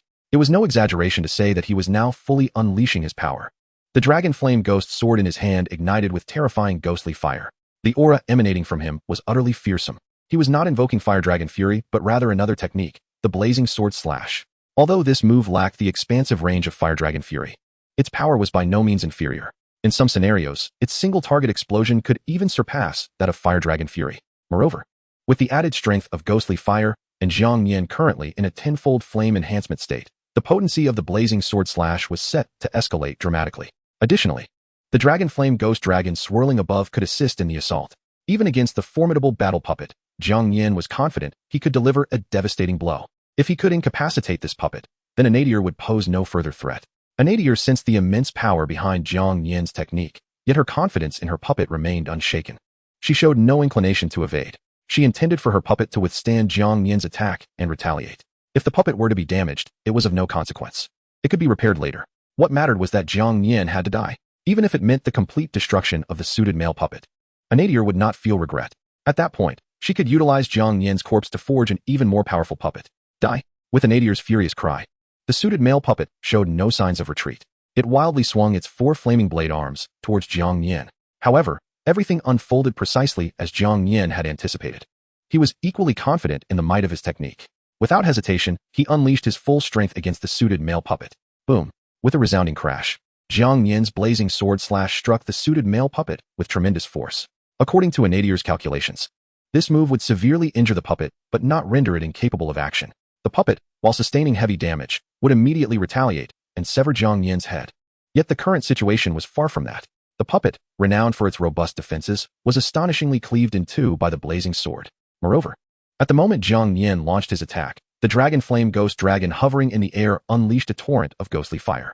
In an instant, the suited male puppet was engulfed in the flames, leaving it charred and battered. Even though the puppet lacked emotions and did not experience pain, it was incapable of rising again after such a devastating blow. In a single strike, the seemingly invincible puppet was annihilated. The display of strength from Jiang Nian left everyone present in utter shock. All viewers in the live-streaming room witnessed this unfolding spectacle. After a brief moment of astonishment, the crowd in Area 666 erupted in exuberant cheers. Bravo! Truly worthy of our Jiang Nian. Jiang Nian is indeed invincible. To be honest, when the puppet first appeared, many felt a wave of anxiety for Jiang Nian, considering the puppet's immense strength. Yet, unexpectedly, this seemingly formidable puppet crumbled before Jiang Nian with ease. It was evident that during the initial confrontation, Jiang Nian had not exerted his full power, waiting patiently for the right moment. Tell me, what are you in Area 6799 feeling now? Is this what you call certain victory? Absurd. Utterly ridiculous. Even as the taunts from Area 666 intensified, inciting anger among those in Area 6799, they found themselves at a loss for retorts. Who could have anticipated that the powerful puppet controlled by a nadir would be obliterated in an instant? Without a puppet, how could a puppet master hope to defeat Jiang Nian? At this moment, despair was etched across the faces of the people in Area 6799, who believed the outcome of this match was already sealed. Meanwhile, in the battlefield, a nadir gazed at her destroyed puppet, momentarily questioning her existence. How could this be? How could my puppet be destroyed in a single blow? A nadir struggled to fathom the reality before her, her eyes widening in disbelief. Surrender. In truth, we harbor no enmity. I have no need to kill you. Submit now, and I may spare your life. Jiang Nian coldly approached a nadir, his demeanor unyielding. If he wished, he could slay her with a single stroke. A puppet master without a puppet was truly a mere shadow. A nadir, however, disregarded Jiang Nian, her initial shock gradually transforming into unbridled fury. Jiang Nian, do you truly believe you have secured victory? Your confidence is misplaced. Just as everyone expected a nadir to capitulate, her eyes suddenly ignited with a blue glow. The upper half of the suited male puppet began to tremble violently. Suddenly, its chest cavity erupted open, releasing countless eerie black threads that bound both it and Jiang Nian together, rendering him incapable of escape despite his struggles. What is this? Jiang Nian exclaimed, his countenance paling as he attempted to sever the threads with his dragon flame ghost sword, but found it utterly futile. This is futile. I have programmed my puppet with a remarkably unique skill you may refer to as self-destruction. Once severely damaged, this skill activates automatically. Now that the puppet is connected to you, with a mere thought, it will detonate. You shall perish alongside my puppet. Chapter 90. The astonishing power of the explosion. What? Jiang Nian's expression darkened considerably upon hearing this. I truly did not expect that this fellow still had such a hidden trick up his sleeve. The black threads shot forth from the magic puppet are indeed remarkably resilient, evidently crafted from some extraordinary material. My husband. Upon witnessing this, Tu Shanqing and Reina immediately rushed towards Jiang Nian. Stay back. Jiang Nian shouted urgently, halting Tu Shanqing and Reina in their tracks. It is crucial to understand that this magic puppet possesses formidable strength, and its self-detonation would undoubtedly unleash a terrifying force. If Tu Shanqing and Reina were to draw too close to Jiang Nian, they would certainly be caught in the blast. You two worthless fools should just obediently watch from the sidelines. Of course, if you insist on seeking death, you can join your husband in demise. Anna Joair laughed triumphantly. The destruction of the magic puppet by Jiang Nian had indeed shocked Anna Joair, but it also made her acutely aware of the sheer power Jiang Nian wielded. This individual must be eliminated, otherwise, she would not be able to secure her position among the top 7. At this moment, Jiang Nian was ensnared by her magic puppet and had no means of escape. Under such circumstances, Anna Joair had already claimed victory. To prevent Jiang Nian from uttering the word of surrender, Anna Joair immediately commanded the magic puppet to unleash more black threads, effectively sealing Jiang Nian's mouth. She could not allow him any opportunity to speak. You are despicable. By doing this, you are denying us even the chance to surrender. Alejo and Tekawawa, watching from the sidelines, shouted in furious protest. I am not one to leave any room for potential hazards, Anna Joair replied dismissively. If you are dissatisfied or wish to avenge Jiang Nian, you are always welcome to challenge me. Although Anna Joair had lost her strongest magic puppet, it did not imply that she lacked other puppets at her disposal. To deal with individuals of Alejo and Tekawawa's caliber, a mere puppet would suffice. Hearing this, Alejo and Tekawawa were too frightened to utter another word. In the current situation, even if they wished to avenge Jiang Nian, they had no chance of success. However, Tu Shanqing and Reina could not simply stand by and watch Jiang Nian perish. In that moment, they unleashed powerful waves of energy, charging fiercely towards Anna Joair. How laughable. You think you are worthy to contend with me? Anna Joair scoffed, deploying her mental threads to connect with her 2 previous suitors. Though they had been severely injured by Jiang Nian, they were not yet rendered incapable of fighting. Once connected by the mental threads, they became akin to marionettes, entirely under Anna Joair's control. Furthermore, their strength surged dramatically due to the connection. Faced with Reina, who lacked even the strength of a 7-star, Anna Joair dismissed them entirely. Manipulating the two hulking men effortlessly, she could easily restrain Tu Shanqing and Reina. Then, casting a cold gaze at Jiang Nian, she declared, I once offered you an opportunity, but you failed to cherish it. Thus, you have no one to blame but yourself. Rest assured, I will ensure your death is painless, and then I shall gradually piece together your remains to create the strongest magic puppet. Ha ha ha. Anna Joair laughed maniacally. Just as she presumed Jiang Nian would be consumed by fear, she noticed his expression was remarkably calm. Aren't you afraid of death? Anna Joair queried. Puzzled by Jiang Nian's demeanor, he remained unfazed, showing no signs of panic despite being unable to voice his surrender. Very well. Now prepare to die? Anna Joair would offer Jiang Nian no chance. With a fierce grip, she detonated the suit-clad magic puppet Boundam, like a bomb. Boom. Accompanied by a tremendous roar, a colossal mushroom cloud erupted in the arena. Whether it was Tu Shanqing, Reina, or Anna Joair's two suitors, they were all violently thrown back by the overwhelming force. The power was so immense that even those observing from outside the arena were pushed back several meters. My husband. Tu Shanqing and Reina struggled to rise, their eyes wide with horror as they beheld the towering mushroom cloud. With such terrifying force, Jiang Nian was at the very epicenter of the explosion. Surely, he was doomed. Ha! Jiang Nian, this is the price of your defiance. If you had obediently submitted to me and become my consort, you would not face death. This is all of your own making. Anna Joair cackled madly as she gazed at the immense mushroom cloud. To her, Jiang Nian was surely reduced to mere ashes. Although the subsequent task of collecting Jiang Nian's remains would be troublesome, at the very least, she had eliminated this significant threat. The unfolding scene was clearly visible to everyone in the live broadcast. At that moment, everyone in Area 666 stared wide-eyed, their expressions a mixture of shock and terror. How could this happen? How can a puppet that has already been destroyed still self-destruct? The power is simply overwhelming. Could it be that Jiang Nian has perished? No, absolutely not. Jiang Nian is a miracle worker. How could he die so easily? Yet the question remained, could Jiang Nian truly withstand such a tremendous blast? While the individuals in Area 666 were consumed by disbelief, those in Area 6799 erupted in ecstatic cheers. Initially, they believed Anna Joair had lost upon the destruction of her puppet, but they had never anticipated that it could still self-destruct. Now, witnessing the enormous mushroom cloud, they were certain Jiang Nian was doomed. In this moment, they felt as if victory was within their grasp, cheering in the live broadcast. Did you see? This is the true power of our Anna. Did you really think destroying the puppet would defeat her? That is impossible. Jiang Nian is surely obliterated. Ha ha. Meanwhile, within the arena, Tu Shanqing and Reina were already in tears. Crying will do you no good. Now that Jiang Nian is dead, do you still think you have a chance at survival? Don't worry. Once you are dead, I will turn you into puppets as well. Anna Joair laughed triumphantly as she approached Tu Shanqing and Reina. However, just as Anna Joair reached them, she suddenly sensed something amiss. Before she could react, the dragon flame ghost sword pierced through her chest. Chapter 91. Turning the Tide, a Special Reward. Staring at her pierced chest, Anna Joair's eyes widened in disbelief. How is this possible? Just as she uttered those words, Jiang Nian mercilessly withdrew the dragon flame ghost sword, blood gushing forth. Simultaneously, ghostly flames began to engulf Anna Joair, causing her unbearable agony. As a puppeteer, she was exceedingly vulnerable without the protection of her puppets. She had assumed Jiang Nian had been obliterated in the explosion, and that Tu Shanqing and Reina posed no threat. Yet, who would have thought that Jiang Nian was still alive? Why are you unharmed? Anna Joair struggled against the pain, her expression filled with terror as she gazed at Jiang Nian. How could he possibly remain unscathed when he was at the very center of such a powerful explosion? This aspect left Anna Joair utterly astonished. Not only that, but everyone present, including Tu Shanqing and Lina, was equally taken aback upon witnessing Jiang Nian's unscathed emergence. Husband! Tu Shanqing and Lina excitedly rushed to Jiang Nian's side, repeatedly confirming his well-being. It became evident that Jiang Nian had suffered not a scratch. With a cold smile, Jiang Nian gazed at the writhing Anna Joair on the ground and remarked, I must admit, the explosion of your magical doll was indeed formidable. Under certain circumstances, I would have undoubtedly met my demise. However, alas, your magical doll belongs to the fire element, and its explosive power did not exceed grade B. Fortunately for me, I possess a unique piece of equipment that can negate the damage from a fire-based skill, should I so choose. As he spoke, a murderous glint shone in his eyes. What? Such an equipment exists? This is impossible, absolutely impossible. Anna Joair screamed frantically upon realizing the truth. Yet, even as she grappled with disbelief, she had to concede that Jiang Nian was, indeed, unharmed. Moreover, it dawned on her that had Jiang Nian truly perished, an announcement would have echoed in the arena.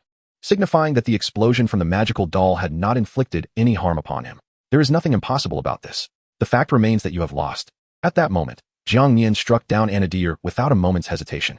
He would show no mercy to one who sought his demise. With Anadir's death, an announcement reverberated throughout the arena. Announcement: Jiang Nian wins the first round. Contestant from Area 6799, please continue to the stage for the next match.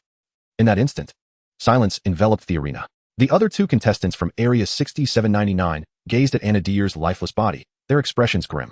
Who could have anticipated that in a mere heartbeat, their strongest contender would meet such an end? Meanwhile, the previously despondent crowd from Area 666 erupted into raucous cheers after the initial shock had subsided. Haha, we have won again. Jiang Nian is truly magnificent. What can a self-destructing magical doll accomplish? It could not harm our Jiang Nian at all. Jiang Nian is invincible. What else do you have to say? Quickly concede. Your strongest contender has perished. Do you still intend to fight on? The people from Area 666 had not expected Jiang Nian to emerge unscathed, let alone retaliate against Anadir so swiftly. The entire sequence of events transpired too quickly. The members of Area 6799 were pallid with fear. They had been on the verge of celebrating their victory, only to have the situation reversed in an instant. Why? Why was Jiang Nian unharmed? He had been bound by the magical doll, which had undeniably exploded. How could he possibly remain unscathed? Even if he had survived, he should have been gravely injured. This must be cheating. It has to be cheating. We refuse to accept this. Yet, regardless of how the people from Area 6799 protested or lamented, it bore no significance.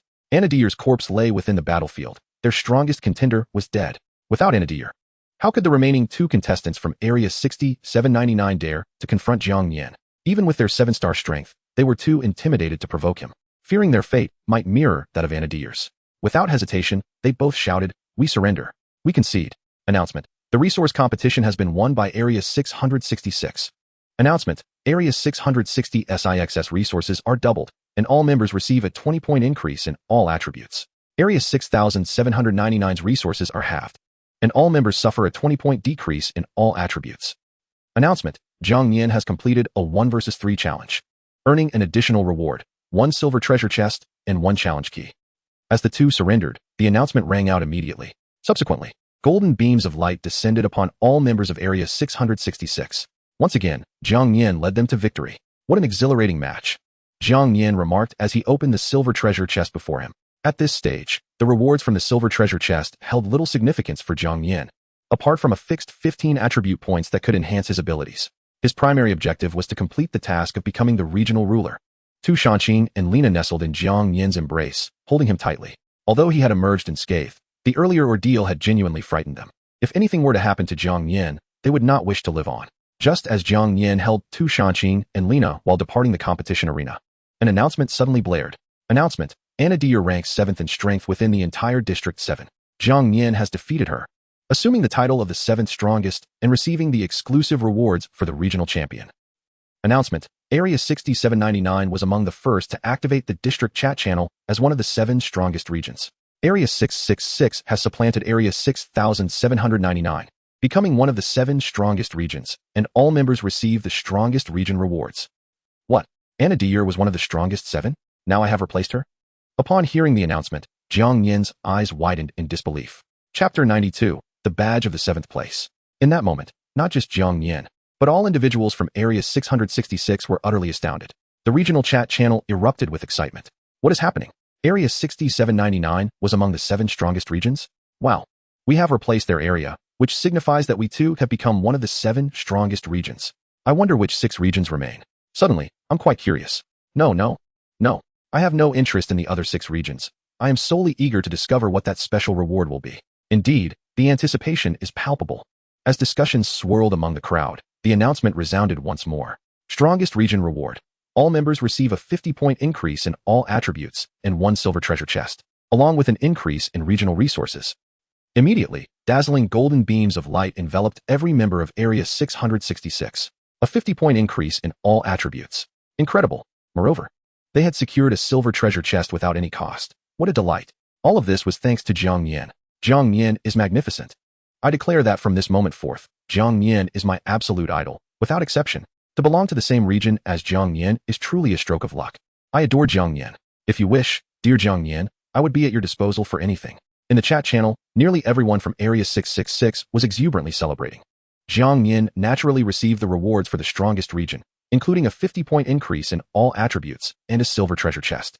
Yet, at this moment, these accolades were of little consequence to him. What truly mattered was the exclusive reward reserved for the strongest of his region. As the golden beams of light descended earlier, a unique golden treasure chest appeared before him. Upon opening it, it erupted in a dazzling display of golden brilliance. In no time, the resplendent golden radiance dissipated, revealing an exquisitely crafted badge before Jiang Nian. Item: Badge of the 7th place.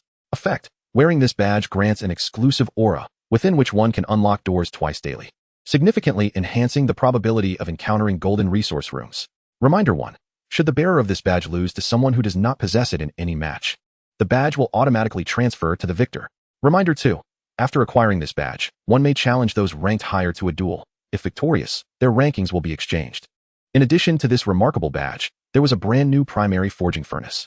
Although Jiang Nian had previously acquired one, that furnace was exceedingly antiquated and clearly inferior to this new one. The remaining rewards comprised various C-grade equipment and a substantial package of building materials, sufficient to further upgrade Jiang Nian's current abode. Without a moment's hesitation, Jiang Nian reached out and grasped the unique badge.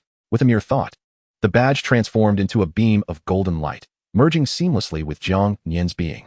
From this moment forth, Jiang Nian would be enveloped in this exclusive aura of supremacy. While it did not enhance combat prowess, Jiang Nian recognized its immense utility. For an ordinary individual, the daily limit for opening doors is 5 times. And without special items or keys, it is utterly impossible to continue unlocking them. However, with the ability to open doors an additional 2 times, Jiang Nian would undoubtedly accrue more resources, equipment, and the like than others. Moreover, the probability of encountering golden resource rooms would increase significantly, implying that Jiang Nian's chances of obtaining rare treasure chests and high-level equipment would consequently rise.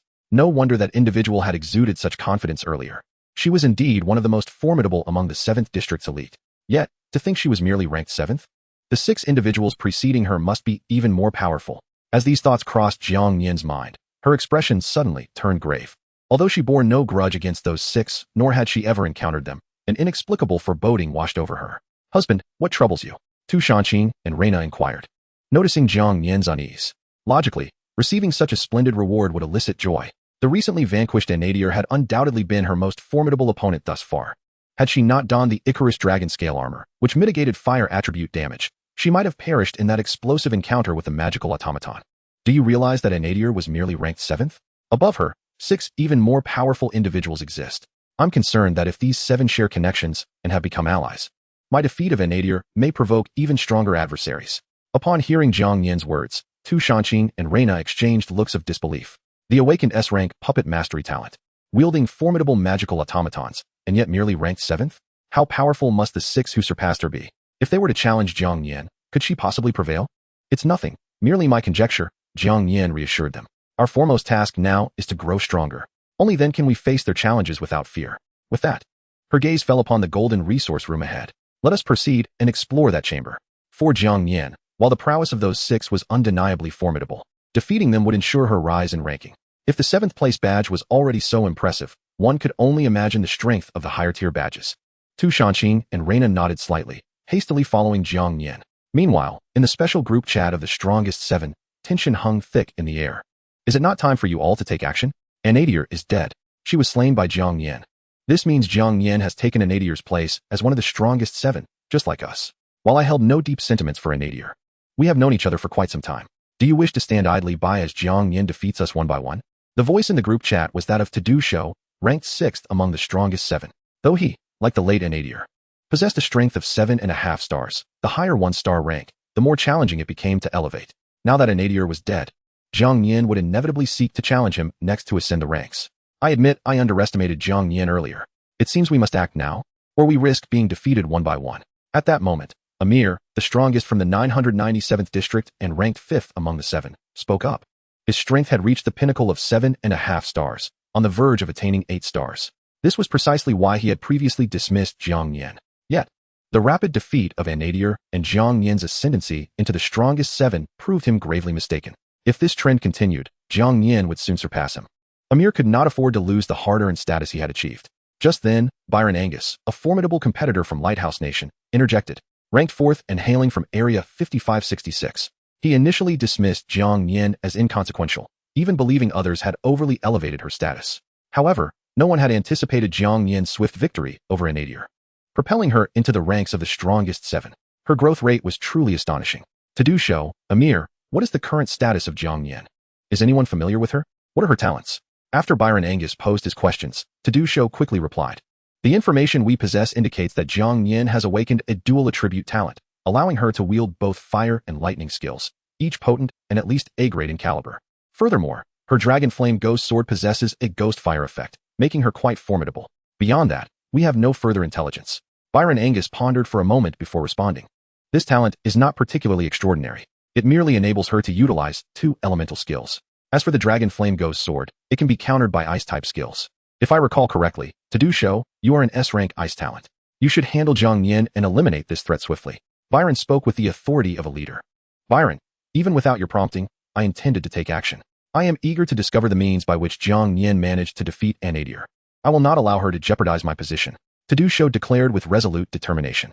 However, before officially issuing a challenge, he needed to enhance his equipment, ensuring Jiang Nian would be afforded no opportunity. It is worth noting that, currently, the 3 individuals occupying the top ranks in this group chat have yet to utter a single word. Each of these 3 has attained an impressive 8-star rank and has even completed the tasks designated for regional dominators. They regard Jiang Nian as inconsequential, believing he exists on a completely different echelon. Since their triumph over the formidable Enadial of Zone 6799, the strength of Zone 666 has surged dramatically. Ordinary regions now dare not challenge Zone 666 recklessly. Consequently, Jiang Nian has enjoyed a few days of relative tranquility. Aside from his routine of opening his doors 7 times daily, he has been savoring delightful moments with Tu Shanqing and Reina. In pursuit of fulfilling the regional dominator's tasks, Jiang Nian has intermittently initiated resource contention contests against various regions. Upon realizing that the challenge was instigated by Zone 666, the challenged regions hastily surrendered. Within a few days, Jiang Nian has secured 9 consecutive victories, and with just 1 more win, he will accomplish the first task of the regional dominator. Player, Jiang Nian.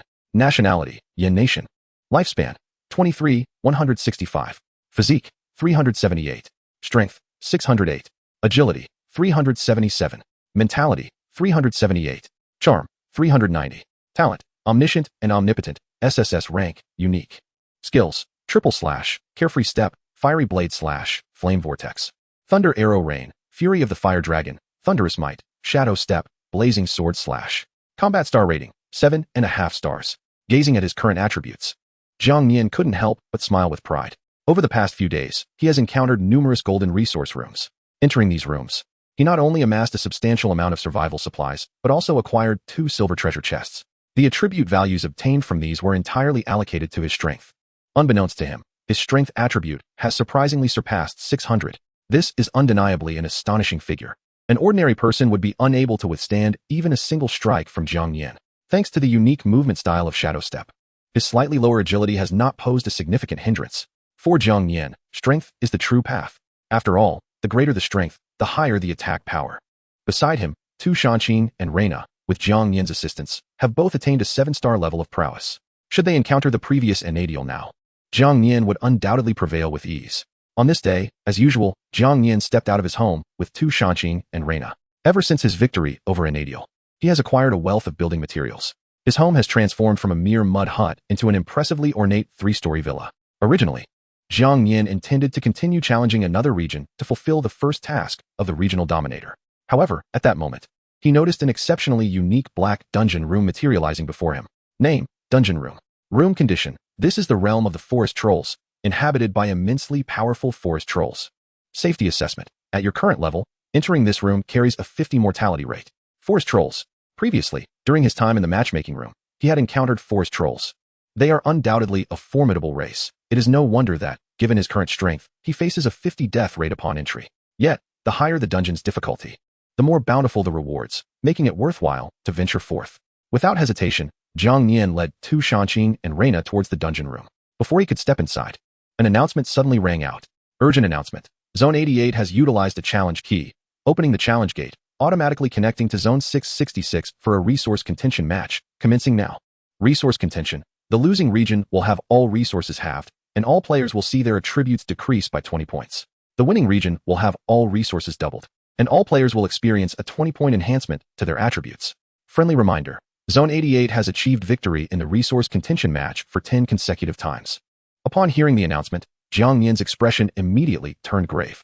Undoubtedly, the strongest individual from Zone 88 must also be among the most formidable, ranking even above Anadiel. This challenger's sudden initiation of combat suggests that he perceives Jiang Nian as a threat to his standing. At that moment, Jiang Nian received a cross-zone chat request from an individual named Dongtang Xiang, hailing from Zone 88 and belonging to the Yamato Nation. Regardless of the methods you employed to defeat Anadiel, you stand no chance against me. Prepare to meet your demise. I shall grant you no opportunity, he declared. Jiang Nian observed Dongtang Xiang's message and let out a cold chuckle before retorting, such bravado. The last one who spoke thus has long since become a casualty of my blade. You shall meet the same fate. Without engaging further in conversation with this provocateur, Jiang Nian promptly closed the chat channel and turned his attention back to the dungeon room. Let us proceed, he urged. My husband. This individual's ranking is surely above that of Anadiel. His claim to disregard your ghost fire implies that his awakened talent is likely of the ice attribute. Tu Shanqing quietly remarked as she walked alongside Jiang Nian. Reina nodded in agreement. Ghost fire indeed surpasses ordinary flames, and once one is tainted, extinguishing it becomes exceedingly difficult. Only ice-based skills, colder than ghost fire, can counter it. Jiang Nian was already aware of this and smiled. No matter, even against ice attributes, I remain unfazed. After all, the Xianming shield in my possession reduces all attribute skill damage by 30. Although Icaros's dragon scale armor cannot negate ice attribute damage, it can enhance fire attribute skills. This challenger may have achieved 10 consecutive victories, but his region number remains 88, indicating he is yet to complete the regional dominator task. The most challenging aspect of this task is attaining an 8-star strength. Given that he has won 10 matches, it is likely that the resource plundering challenges posed little difficulty for him, and he may have already completed them. Yet, he has yet to ascend to the status of regional challenger, bestowing a new title upon Zone 88, clearly indicating that he has not yet attained 8-star strength. Currently, both he and I stand at 7.5 stars. The outcome remains uncertain. With that, Jiang Nian led Tu Shanqing and Reina into the awaiting dungeon room. Upon reopening his eyes, Jiang Nian found himself immersed in a primordial forest. Here, the flora flourished abundantly, with trees growing remarkably robust and towering. As he surveyed the surroundings, his gaze was met with the sight of colossal trees stretching skyward. Suddenly, a roar akin to that of a wild beast echoed from afar. In the next moment, a series of massive and powerful monsters emerged into Jiang Nian's view. Each of these creatures towered over 4 meters, their rough and thick skin covered in green scales. Their eyes glowed like 2 blazing rubies, radiating wildness and ferocity. Armed with formidable weapons, it was evident that these were none other than forest trolls. However, unlike the previous troll guards, these creatures wielded far more than mere spiked clubs. Some wielded great swords, others brandished long spears, and there were even archers among them. In summary, a plethora of weapons was at hand. In an instant, Jiang Nian found himself encircled by 7 or 8 forest trolls, each possessing the prowess of a 7-star warrior. The sheer number of these minor soldiers, all at the 7-star level, served as a testament to the perilous nature of this forest troll dungeon. However, these 7-star minions posed no threat to Jiang Nian at this moment. The dragon flame ghost sword materialized in his grasp as he charged swiftly toward the forest trolls. Concurrently, Tu Shanqing and Reina also sprang into action to assist Jiang Nian. Both possessed 7-star strength, equipping them with the capability to contend with the forest trolls. Before long, the trolls surrounding Jiang Nian lay defeated on the ground. It is worth noting that the green scales enveloping the bodies of these forest trolls were collectible. Each troll's corpse yielded approximately 5 to 10 scales. While the exact value of these scales remained uncertain, it was evident that they constituted one of the materials necessary for forging equipment. Once Jiang Nian had gathered the scales, he continued his journey deeper into the forest. Along the way, the roars of forest trolls echoed intermittently, but they were predominantly 7-star minions, posing no real danger. After slaying over 20 forest trolls, Jiang Nian arrived at the innermost sanctum of the forest. Like other dungeon chambers, this area featured a colossal bronze door. Entering through this door would lead to the lair of the final boss. However, before the bronze door stood a creature markedly different from a typical forest troll. Its scales were not green, but black. It bore a grotesque visage, adorned with sharp fangs that rendered it exceedingly fearsome. Furthermore, it possessed 4 robust arms, each wielding a razor-sharp greatsword. Name: Troll Commander. Race: Forest Troll. Talent: Rapid Regeneration, A-Class. Skills: Heavy Slash, Frenzied Slash, Blade Whirlwind, Blade Barrier. Strength: 7.5 stars. With the powers of omniscience, Jiang Nian discerned the attributes of the Troll Commander. He was astounded to discover that this creature had awakened the talent of Rapid Regeneration. While this skill did not enhance its combat efficacy, it granted it a remarkably overpowered ability. Just as the name suggests, its recovery rate far surpassed that of ordinary monsters. As long as the wounds were not fatal, they would heal autonomously in a short span. Given that its talent level reached A class, even severed limbs might grow back. This indicated that the creature possessed an extraordinary capability for sustained combat. Should it not be dispatched swiftly, it could continually recover. Furthermore, the creature's strength reached 7.5 stars. If even a gatekeeper elite monster was this formidable, one could only imagine the terror that the final boss would embody. Chapter 95, The Power of Enchantment. Intruding into the Troll Kingdom, mercilessly slaying. The Troll Commander let out an enraged roar before speaking in a deep, resonant voice that commanded fear.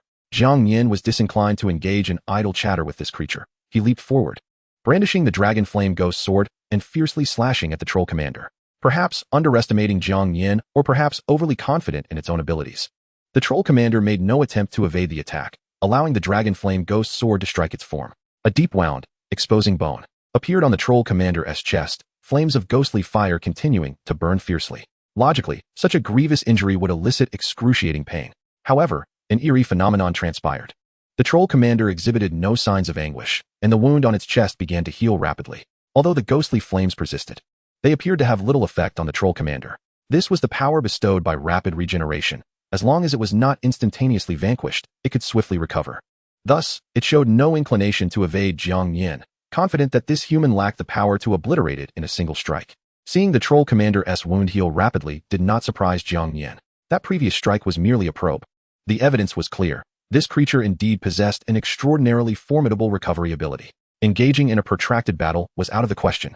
Qing Na, this creature's talent skill is overly powerful. Normal damage is essentially ineffective against it, Jiang Nian declared, gripping the Dragon Flame Ghost Sword tightly. Now, let us coordinate our attacks. I aim to swiftly stack the layers of the Dragon Flame Ghost Sword and summon the Dragon Flame Ghost Dragon to deliver a decisive blow. Tu Shanqing and Reina nodded earnestly. Simultaneously, the two charged toward the Troll Commander, launching an array of assaults. Throughout this exchange, the Troll Commander largely refrained from defending. It braced itself against their assaults, retaliating instead. Every inflicted wound would heal in a matter of moments. Remarkably, even severed arms could regrow in no time. Moreover, the Troll Commander, with its 7.5-star strength, wielded formidable attacking power and should not be taken lightly. Fortunately, Tu Shanqing's ice-based skills were sufficiently controlling, and Reina was fast enough. Their harmonious cooperation significantly restrained the Troll Commander. Meanwhile, Jiang Nian utilized the Phantom Step's elusive movements in conjunction with a series of slashes to rapidly accumulate the layers of the Dragon Flame Ghost Sword. Upon reaching 10 layers, Jiang Nian immediately summoned the Dragon Flame Ghost Dragon. The sudden roar of the dragon shocked the Troll Commander. Before it could fully comprehend, it beheld a great dragon, wreathed in ghostly flames, spiraling in the air. What? A dragon?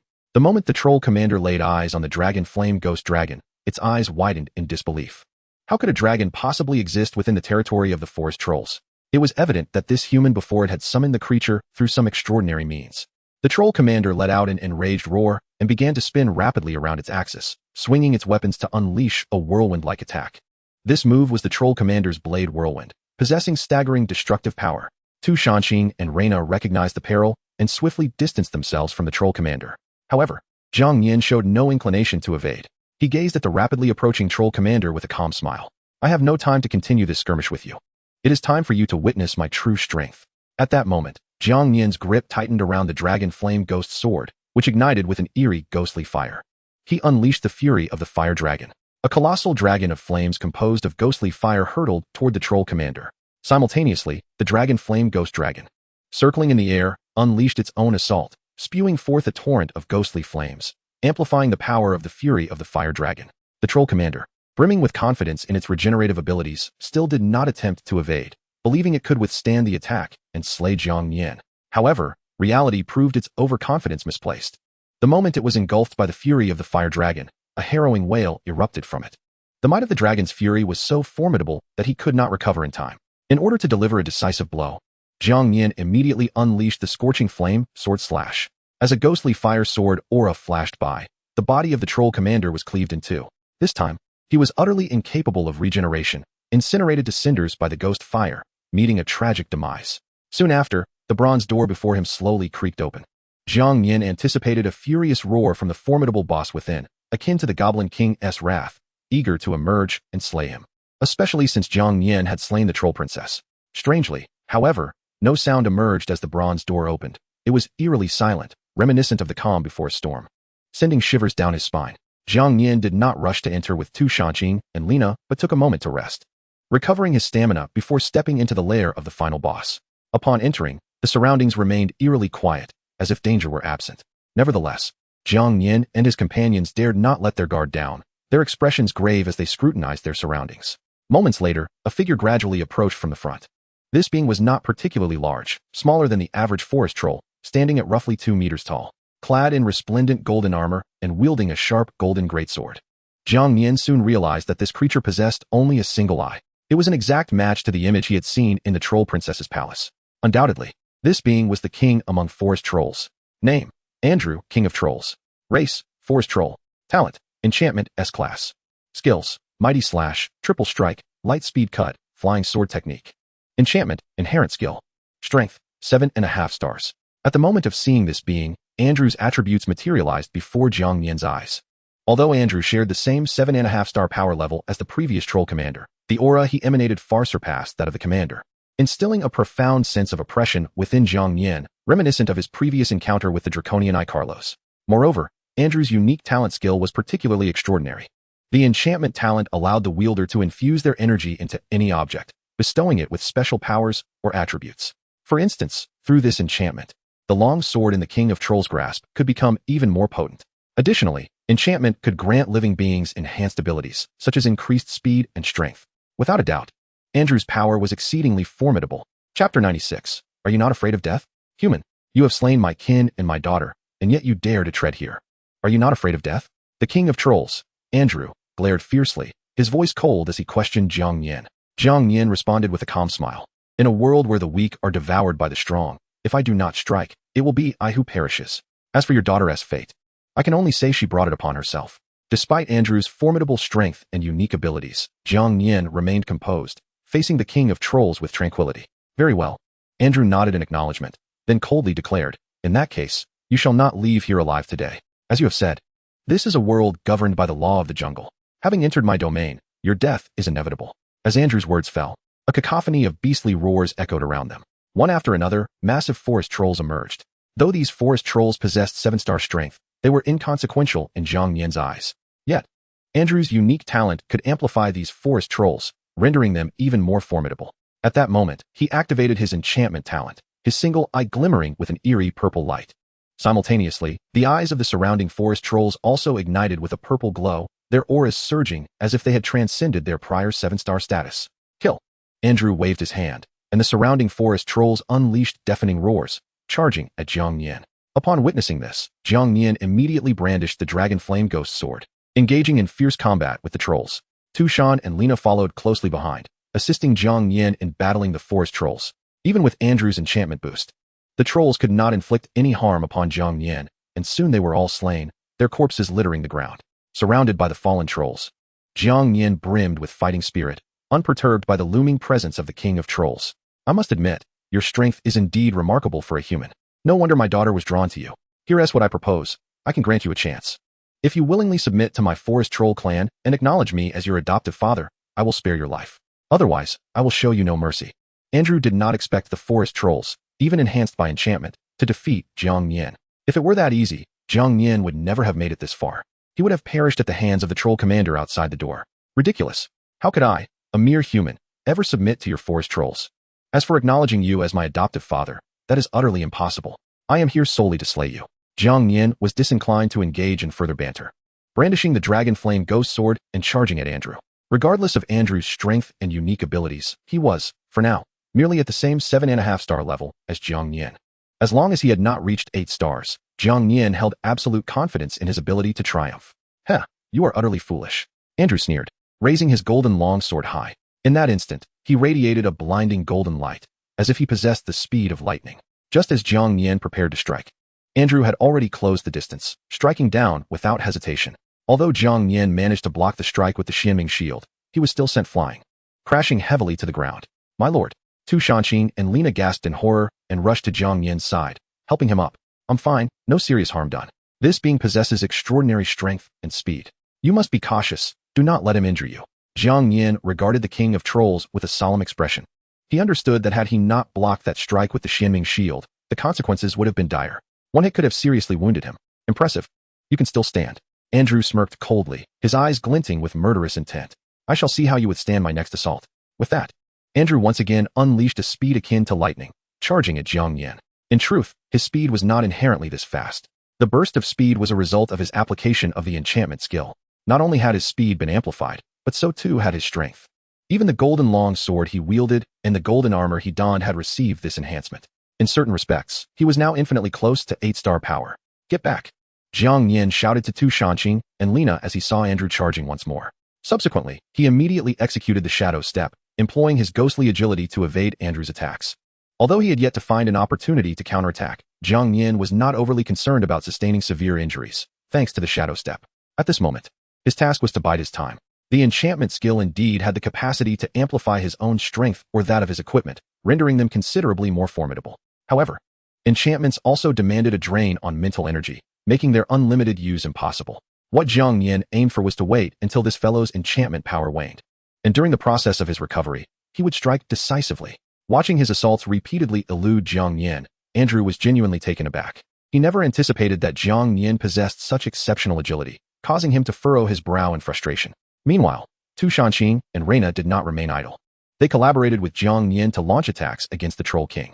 Although the damage they inflicted was negligible, it nonetheless contributed to unsettling the Troll King. However, Andrew's focus was entirely on Jiang Nian, completely disregarding Tu Shanqing and Reina. In the enchanted state, their attacks proved nearly ineffective. He was resolute. He would not relent until Jiang Nian lay defeated. Time ticked away. Both the Troll King Andrew and Jiang Nian were evidently exhausting their stamina. Andrew relentlessly pressed his assault on Jiang Nian, yet he was unable to deliver a fatal blow. Each strike was either evaded or merely struck at an afterimage. Alternatively, much of the damage was absorbed by the Xianin shield. As Jiang Nian had stated, enchantment skills were time-limited. With his current mental stamina, he could sustain it for no more than 2 minutes at most. Being cornered by a mere human incited a profound rage within Andrew. He could not afford to continue this drawn-out battle. In order to amplify his enchantment power, he dispelled the enchantments on his golden armor and his own strength. He concentrated the remaining enchantment energy to enhance his speed and the golden longsword in his grasp. Once his speed surpassed Jiang Nian's shadow step, evasion would be impossible. Chapter 97. The Puppet Shield, Slaying the Troll King. This strike, you cannot evade. Die. With a roar akin to a beast, Andrew surged towards Jiang Nian with unimaginable speed. This time, Andrew's velocity was astonishingly swift, and Jiang Nian's continuous use of shadow step had already taken a toll on his stamina. In this instance, evading Andrew's attack proved exceedingly difficult. Even with the Xianin shield, he would sustain considerable damage. After all, the Xianin shield merely mitigated a portion of the harm. It was not invincible. Nevertheless, Jiang Nian retained his composure. At that moment, a series of thick ice walls materialized out of thin air, aiming to obstruct Andrew's assault. How absurd. Do you think this will help me? Andrew disregarded the rising ice walls and charged through them. These walls were utterly incapable of impeding Andrew, shattering into countless fragments in an instant. Just as Andrew believed he could eliminate Jiang Nian, a robust and towering Dragonman commander suddenly appeared. Caught off guard, Andrew's attack, which could have severely injured Jiang Nian, struck the Dragonman commander instead. This Dragonman commander was, of course, a puppet summoned by Jiang Nian, possessing merely a strength of 6.5 stars. In such a fierce battle, it could hardly make a significant impact, unable even to contend with ordinary troll guards. However, Jiang Nian summoned it not to assist in battle, but to serve as a meat shield. As it turned out, Jiang Nian's strategy was astutely correct. Although the 6.5-star Dragonman commander was exceedingly weak and could not withstand Andrew's full-force strike, it effectively absorbed the lethal blow intended for Jiang Nian. How could this be possible? Witnessing this unfold, Andrew's expression shifted to one of sheer terror. He could never have imagined a half-dragonman appearing so suddenly, nor that this creature would use its body to shield Jiang Nian from a fatal attack. In truth, with Andrew's reflexes, he could have easily evaded the Dragonman commander and targeted Jiang Nian.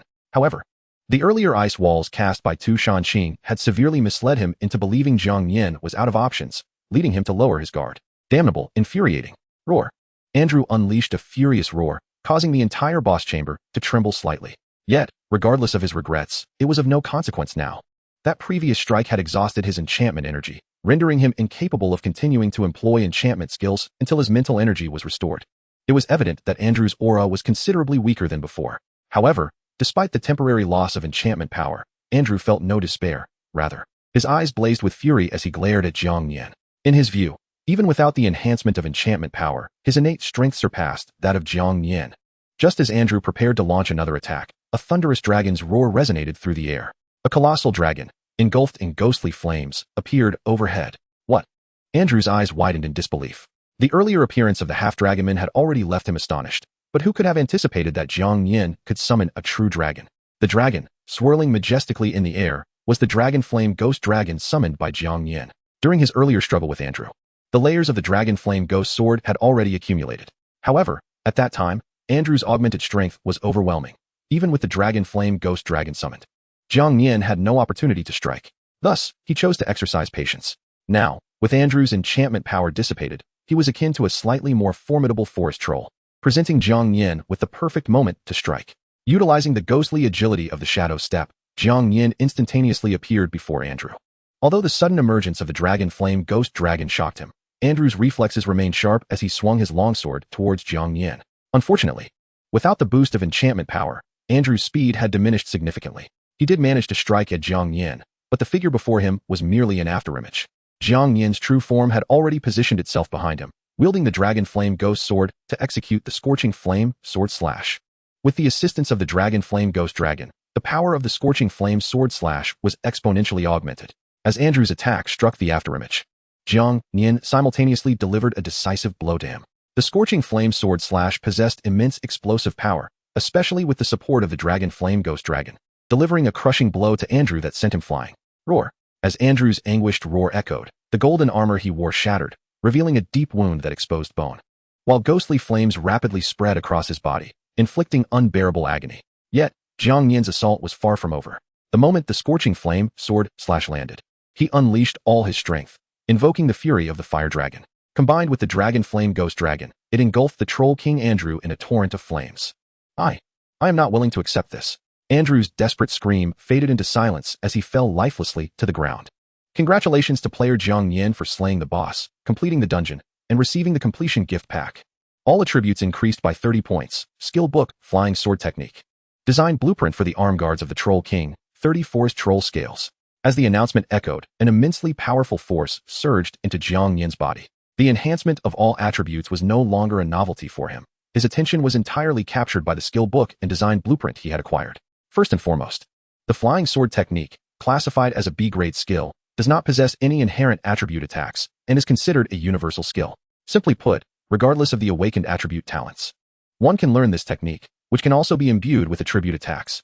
During the earlier battle with Andrew, he had demonstrated this skill, manipulating the sword in his hand to transform into a shadowy blade, striking enemies from a distance. However, utilizing this skill requires a consumption of mental energy, and Andrew needed to maintain his enchantment skills, which is why he seldom employed it. Yet this does not imply that the skill is weak. On the contrary, Jiang Nian was quite enamored with the flying sword technique. The mere thought of commanding a flying sword to slay monsters from afar exhilarated him. Without a moment's hesitation, he immediately learned it. Next, Jiang Nian turned his gaze toward the nearby design blueprint. Item: design blueprint for the arm guards of the Troll King. Effect: by combining a C-grade arm guard with 150 forest troll scales in the forge, one can craft the B-grade equipment, the arm guards of the Troll King. After donning the dragon scale armor of Icaros, Jiang Nian had resolved to pursue a mixed gear approach. Undoubtedly, the arm guards of the Troll King would also possess formidable effects, and he must forge them. Chapter 98, The Aberrant Frostwolf. The moment Jiang Nian obtained the design blueprint, he promptly retrieved the forge. This was one of the rewards he had received after defeating a nadir, undamaged and pristine, a brand new beginner's forge.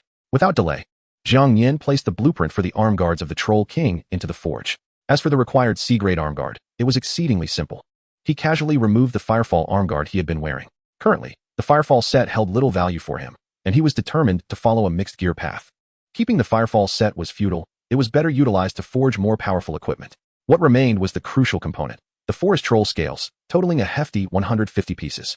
Jiang Nian opened his inventory and meticulously confirmed that he possessed over 160 forest troll scales, more than sufficient for forging the arm guards of the Troll King. Without a moment's hesitation, he immediately placed the required scales into the forge. In tandem, the game notification chimed. Materials are complete. Would you like to forge the Xianming shield immediately? Reminder, the success rate for this forging is 100. Haha, truly a brand new beginner's forge. Upon hearing the notification, a subtle smile graced Jiang Nian's lips. This affirmed his prior speculation that the forge had a limited number of uses. The more it was used, the older it would become, naturally decreasing the success rate. Let us commence the forging. Since the success rate is guaranteed at 100, Jiang Nian did not hesitate, calling out immediately. In response, flames ignited within the forge, which began to tremble violently, emitting a dazzling golden light. Moments later, the forge gradually settled into tranquility. successfully forged the arm guards of the Troll King. At that moment, a pair of arm guards emanating a faint green glow appeared before Jiang Nian. Upon closer inspection, he could see that the arm guards were intricately engraved with a lifelike depiction of the Troll King. Item: Arm guards of the Troll King. Type: Armor. Quality: B grade. Effect: upon entering combat, every 100 seconds, the wearer can cast an enchanting skill on any equipped item or living being, with the enchantment lasting for 60 seconds. Evaluation: contains the enchanting power of the Troll King. Quite impressive. Wow, the effects of these arm guards are astonishing. Jiang Nian's eyes widened in disbelief upon seeing the effects. He could still vividly recall the battle with the Troll King, particularly the enchantments he had cast, leaving a deep impression on him.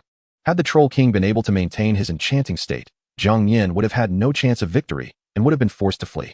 He had never anticipated that the arm guards of the Troll King would grant him the ability to wield enchantment. Although the enchantment could only be sustained for 60 seconds, it was still immensely powerful, providing Jiang Nian with a significant burst of strength within a short time frame. Of course, the arm guards of the Troll King had a notable weakness. They required a 100-second cooldown before they could be used again. Each use lasting 60 seconds meant there was a 40-second interval during which enchantment could not be utilized. However, this was of little concern to Jiang Nian. The effectiveness of the arm guards of the Troll King far exceeded his expectations. In critical moments, they would undoubtedly yield unexpected results. With such a formidable piece of equipment, Jiang Nian naturally equipped them without delay. Unfortunately, he was still only at a 7.5-star combat power. This underscored just how powerful true 8-star combatants were. In the current situation, if he were to encounter a genuine 8-star powerhouse, he would stand no chance. Fortunately, his upcoming challenge against Dongtang Xiang was also a 7.5-star combatant, leaving Jiang Nian unperturbed. In the following hours, Jiang Nian continued his exploration of the rooms alongside Tu Shanqing and Reina, ensuring not to squander the 7 daily opportunities to open doors. Time swiftly passed, and before long, the second day arrived. The resource competition commenced as scheduled. The moment the portal materialized, Jiang Nian, composed and collected, stepped inside with Tu Shanqing and Reina. Accompanying them to the competition venue were Alejo and Taixuan Ken, both gazing at Jiang Nian with profound admiration. They were fully aware that everything the Area 666 possessed was a result of Jiang Nian's efforts. For the denizens of Area 666, Jiang Nian was undoubtedly their rightful king. At that moment, a hearty laugh resonated from ahead. Ha! Soon after, a robust man with a black buzz cut and a resolute visage approached Jiang Nian. This man was none other than Dongtang Xiang, the strongest in Area 88. He scrutinized Jiang Nian from head to toe before disdainfully declaring, "So, you are Jiang Nian? Indeed. Don't bother trying to persuade me to surrender. I've heard that far too many times. My ears are practically calloused from it. Let us get started." As Jiang Nian spoke, detailed attributes of Dongtang Xiang materialized before him. Player: Dongtang Xiang. Nationality: Yamato. Lifespan: 35, 140. Physique: 410. Strength: 510. Agility: 410. Spirit: 600. Charisma: 220. Talent: Aberrant Frostwolf, S grade. Skills: Ice Claw, Ice Wall Technique. Ice Spike Technique, Breath of Ice, Ice Blade Storm, B grade. Frigid Domain, B grade. Frigid Eruption, B grade. Combat Power Rating, 7.5 stars. Seeing this, Jiang Nian's brow furrowed slightly. This individual indeed possessed an ice-based talent, and a rare aberrant one at that. Undoubtedly, once he fully transformed into the Frostwolf, he would be immensely powerful. Coupled with his formidable ice-based skills, it was no wonder he exuded such confidence. In certain circumstances, the ghostly flames indeed prove ineffective against this individual. My dear boy, I find your arrogance quite delightful. Regrettably, in this confrontation, you stand no chance of victory. I am well aware of your circumstances. You merely possess the ability to wield both lightning and fire skills, along with your peculiar ghostly flame weapon. However, the ghostly flames you rely upon hold no significance for me. Without them, what are you? As Dongtang Xiang spoke, he erupted into a maniacal laugh. At that moment, his gaze fell upon Takeshita Ken, who stood behind Jiang Nian, and with a slight arch of his brow, he remarked, "You must be from Yamato as well. Rest assured, I have no intention of taking your life. Once I eliminate Jiang Nian, you shall become the strongest in Area 666, a gift from me to you. If you wish to express gratitude, do so for being a compatriot of Yamato, ha ha ha." Chapter 99, The Frigid Domain, Impressive Defense. Dream on. Takeshita Ken shouted furiously. Do you think you can defeat the great Jiang Nian? That is utterly impossible. Initially, Dongtang Xiang had anticipated that Takeshita Ken would be overwhelmed with excitement, perhaps even kneeling before him. After all, once Dongtang Xiang eliminated Jiang Nian and Alejo, the third-ranked Takeshita Ken would naturally ascend as the strongest in Area 666. However, he could never have predicted that Takeshita Ken would not only fail to express gratitude, but also mock him instead. Baka, how dare you insult me so? Do you believe I won't eliminate you as well? Dong Tangxiang seethed, his teeth clenched. Don't think that just because we are both from Yamato, I will spare you. Humph. The notion of my former nation holds no importance to me anymore. Since I traversed to this world, I have ceased to be a citizen of Yamato and now belong to Area 666. Jiang Nian is our king. Although Takeshita Ken felt powerless against Dong Tangxiang, he firmly believed that Jiang Nian would find a way to prevail. As for the issue of national allegiance, it had become irrelevant to him. In truth, many others shared Takeshita Ken's sentiment. How infuriating. Since you are intent on courting death, I shall not hold back. Today, I will eliminate all of you. As he spoke, Dong Tangxiang cast a glance at Jiang Nian, including you. With that, he strode confidently into the battlefield. Dong Tangxiang's betrothed comprised 3 women, all possessing fair skin, stunning beauty, and long legs, certainly more alluring than the average woman. Yet, when compared to Tu Shanqing and Reina, there remained a noticeable disparity. Furthermore, each of his 3 fiancés boasted a combat prowess of 7 stars. Jiang Nian, you must secure victory. Alejo and Takeshita Ken looked on with eager anticipation. Fear not. Everything is well within my control. Although Jiang Nian felt a degree of apprehension upon learning of his opponent's talents, it did not equate to fear. As Jiang Nian entered the arena alongside Tu Shanqing and Reina, Dong Tangxiang smirked disdainfully. Do you know what my talent is, Jiang Nian? To be frank, I have awakened the S-class talent of the Frost Wolf from the aberrant lineage. No matter how formidable your ghostly flames may be, they will inevitably succumb to my ice-based skills. Without the ghostly flames, you are but a mere waste. Your sole chance of survival lies in conceding now, otherwise. Once the battle commences, you shall find no opportunity for surrender. Dong Tangxiang's intent was clear. He aimed to eliminate Jiang Nian. Yet, bound by the rules of the competition, should Jiang Nian choose to forfeit at this moment, Dong Tangxiang would be unable to take his life. However, if Jiang Nian surrendered out of fear, it would signify that he posed no real threat, thus preserving Dong Tangxiang's standing. Enough of your prattle, let us commence.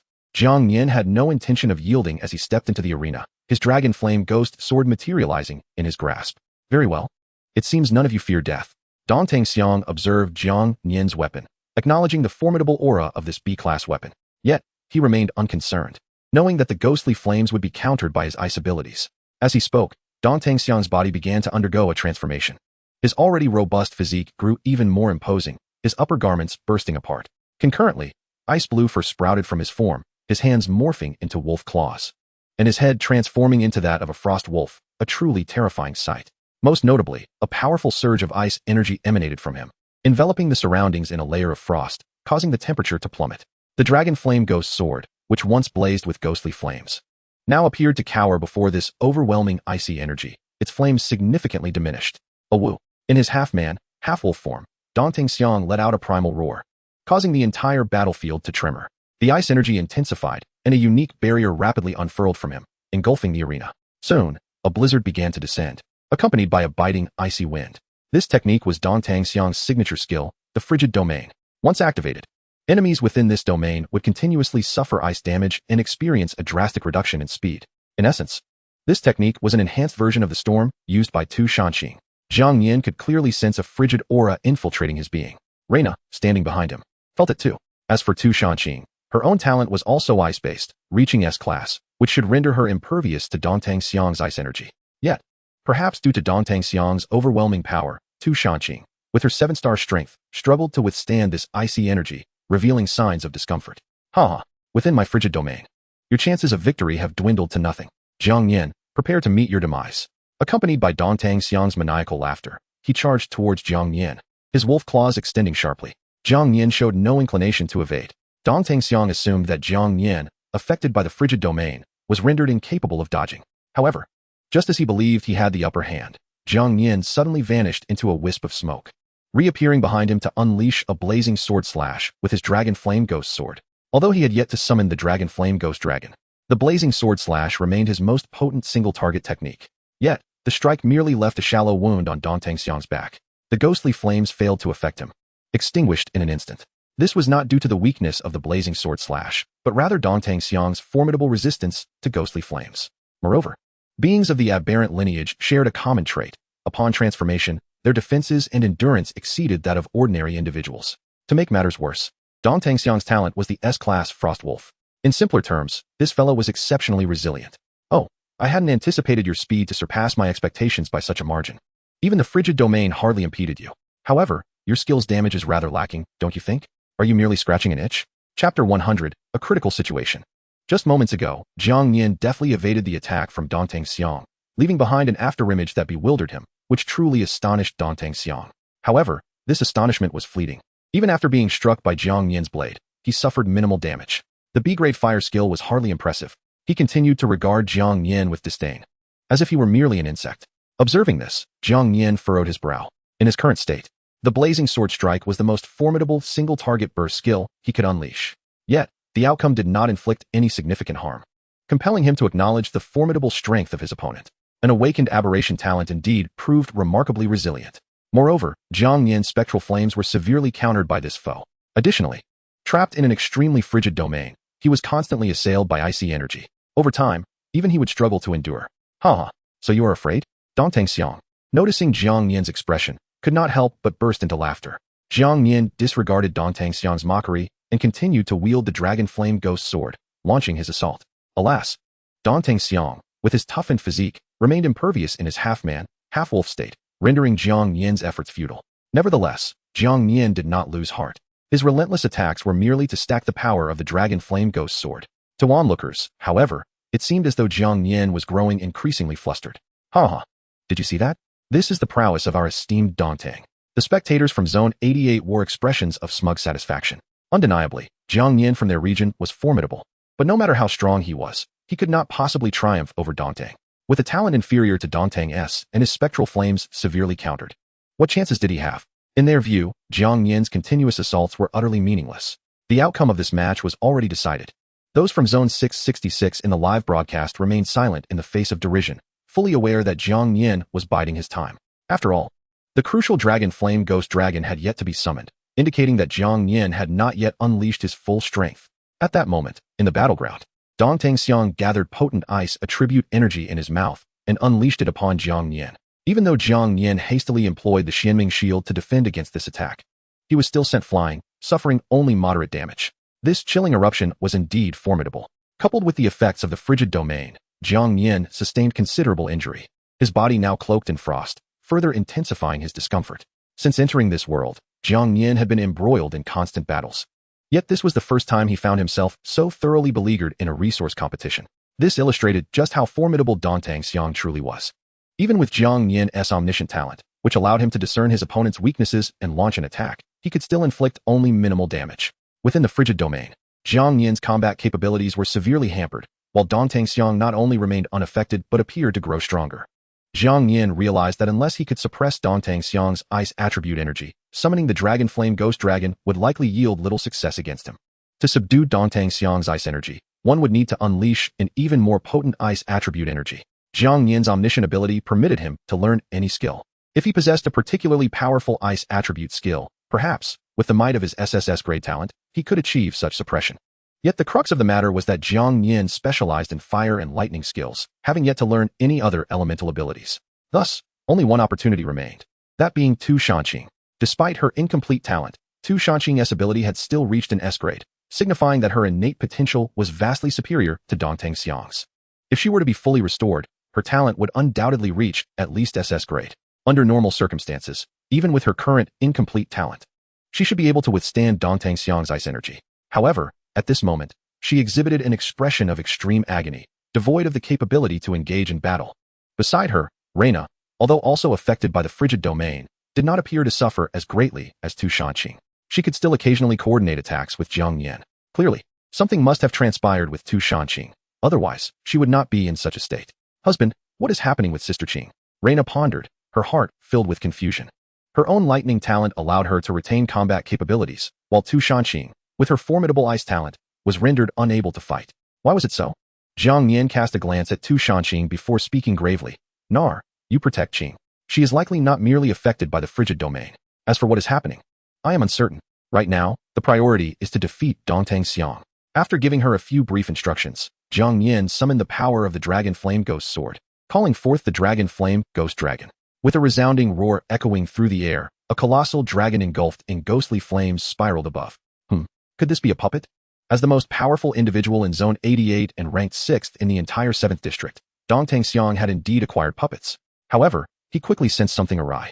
This was not the power of a puppet, nor could it have been summoned by Jiang Nian's skills. There was only one possibility. This was a unique ability of the ghostly weapon in Jiang Nian's possession. I must concede that your fortune is remarkably favorable. To have obtained such a powerful weapon, not only does it bear ghostly flames, but it can also summon a ghostly dragon. If I cannot suppress the power of your ghost flames, I cannot defeat you. Yet alas, your ghost flames are severely countered by me. Even if you summon the ghostly dragon, what difference will it make? This was not blind confidence on Dong Tangxiang's part. Rather, he had noticed that the ghostly dragon in the air was emitting a noticeably weakened aura. The flames that enveloped it had diminished significantly. Under these circumstances, even with the terrifying ghostly dragon summoned, Dong Tangxiang regarded it with indifference. Chapter 101. The Mysterious Power of Tu Shanqing. Dong Tangxiang chose to disregard the ghostly dragon hovering above, rapidly charging toward Jiang Nian, launching a relentless series of fierce attacks. In his estimation, even puppets had time limits. And this special dragon, summoned by a weapon, could not possibly endure for long, having already been suppressed by his ice energy. There was no need to treat it with any seriousness. Jiang Nian, witnessing this, immediately wielded the dragon flame ghost sword, utilizing the Xianming shield to fend off Dong Tangxiang's attacks while attempting to counterattack. With the assistance of the dragon flame ghost dragon, coupled with the effects of the Ikaro's dragon scale armor, the damage Jiang Nian inflicted upon Dong Tangxiang was markedly increased. Yet even so, it remained insufficient to conquer Dong Tangxiang. Nevertheless, Jiang Nian did not falter, nor did he entertain thoughts of surrender.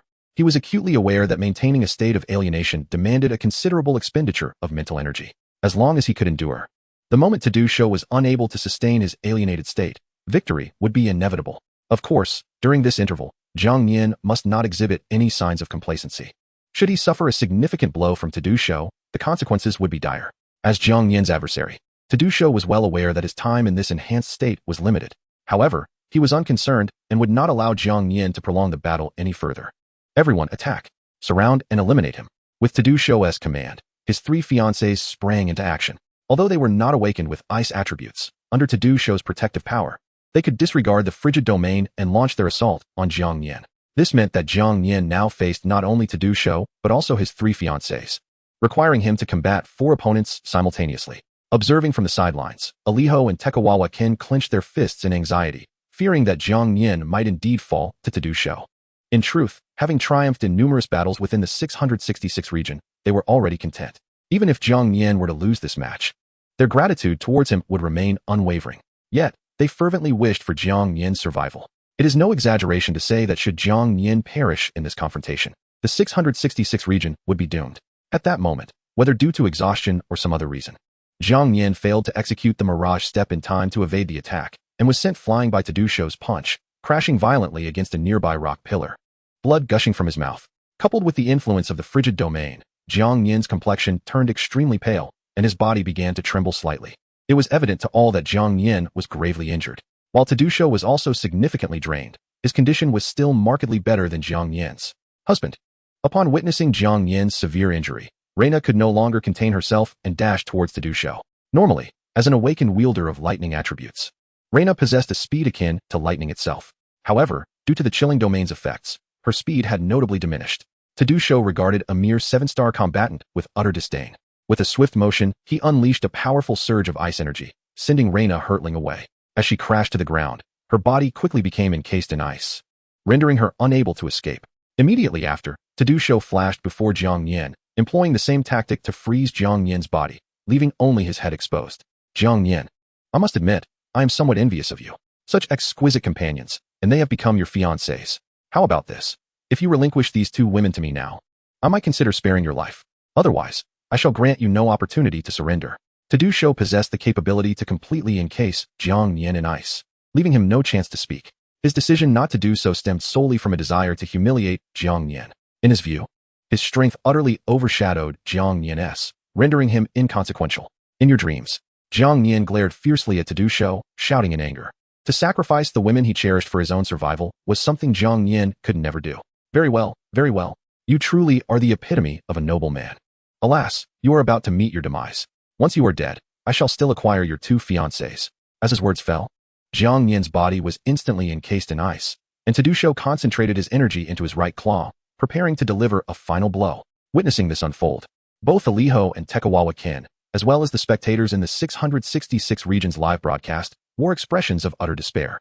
Was it possible that their strongest champion would perish today? However, just at that critical moment, Tedusho suddenly furrowed his brow as if sensing something. Before he could react, the Jiang Nian who had been frozen before him abruptly broke free from the ice. What? Show's eyes widened in disbelief. Under normal circumstances, it would be understandable for Jiang Nian to escape from the ice, as he was, after all, ranked 7th among the strongest. Yet, given his severe injuries and the frigid domain surrounding him, how could he possibly break free? What was even more alarming was that Show sensed his frigid domain was gradually dissipating. What on earth was happening? Show looked around in confusion, attempting to re-establish the frigid domain, only to find that his ice energy was severely suppressed. It felt as though an ice attribute awakened power beyond S-class had emerged. Impossible. Jiang Nian's talent was merely in fire and lightning.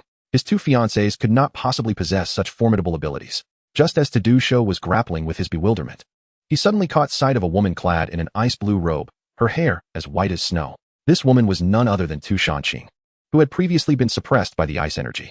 However, apart from her appearance, everything else about Tu Shanqing had undergone a monumental transformation. The ice energy radiating from her was so potent that even Show felt a sense of trepidation. If Show was akin to a flickering candle, then Tu Shanqing at this moment was a roaring inferno, utterly unmatched. The ice abilities he sought now appeared utterly ineffective. Freeze. Tu Shanqing spoke coldly. In the next instant, a bone-chilling wind swept through the area. Show and his three fiancées were instantly encased in ice. Chapter 102. A single strike to annihilation. What is happening?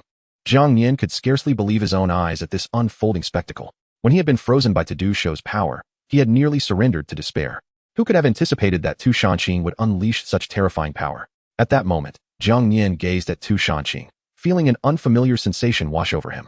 Reina, like Jiang Nian, had also broken free from her frozen state, but, sensing the overwhelming aura radiating from Tu Shanqing, nervously hurried to Jiang Nian's side.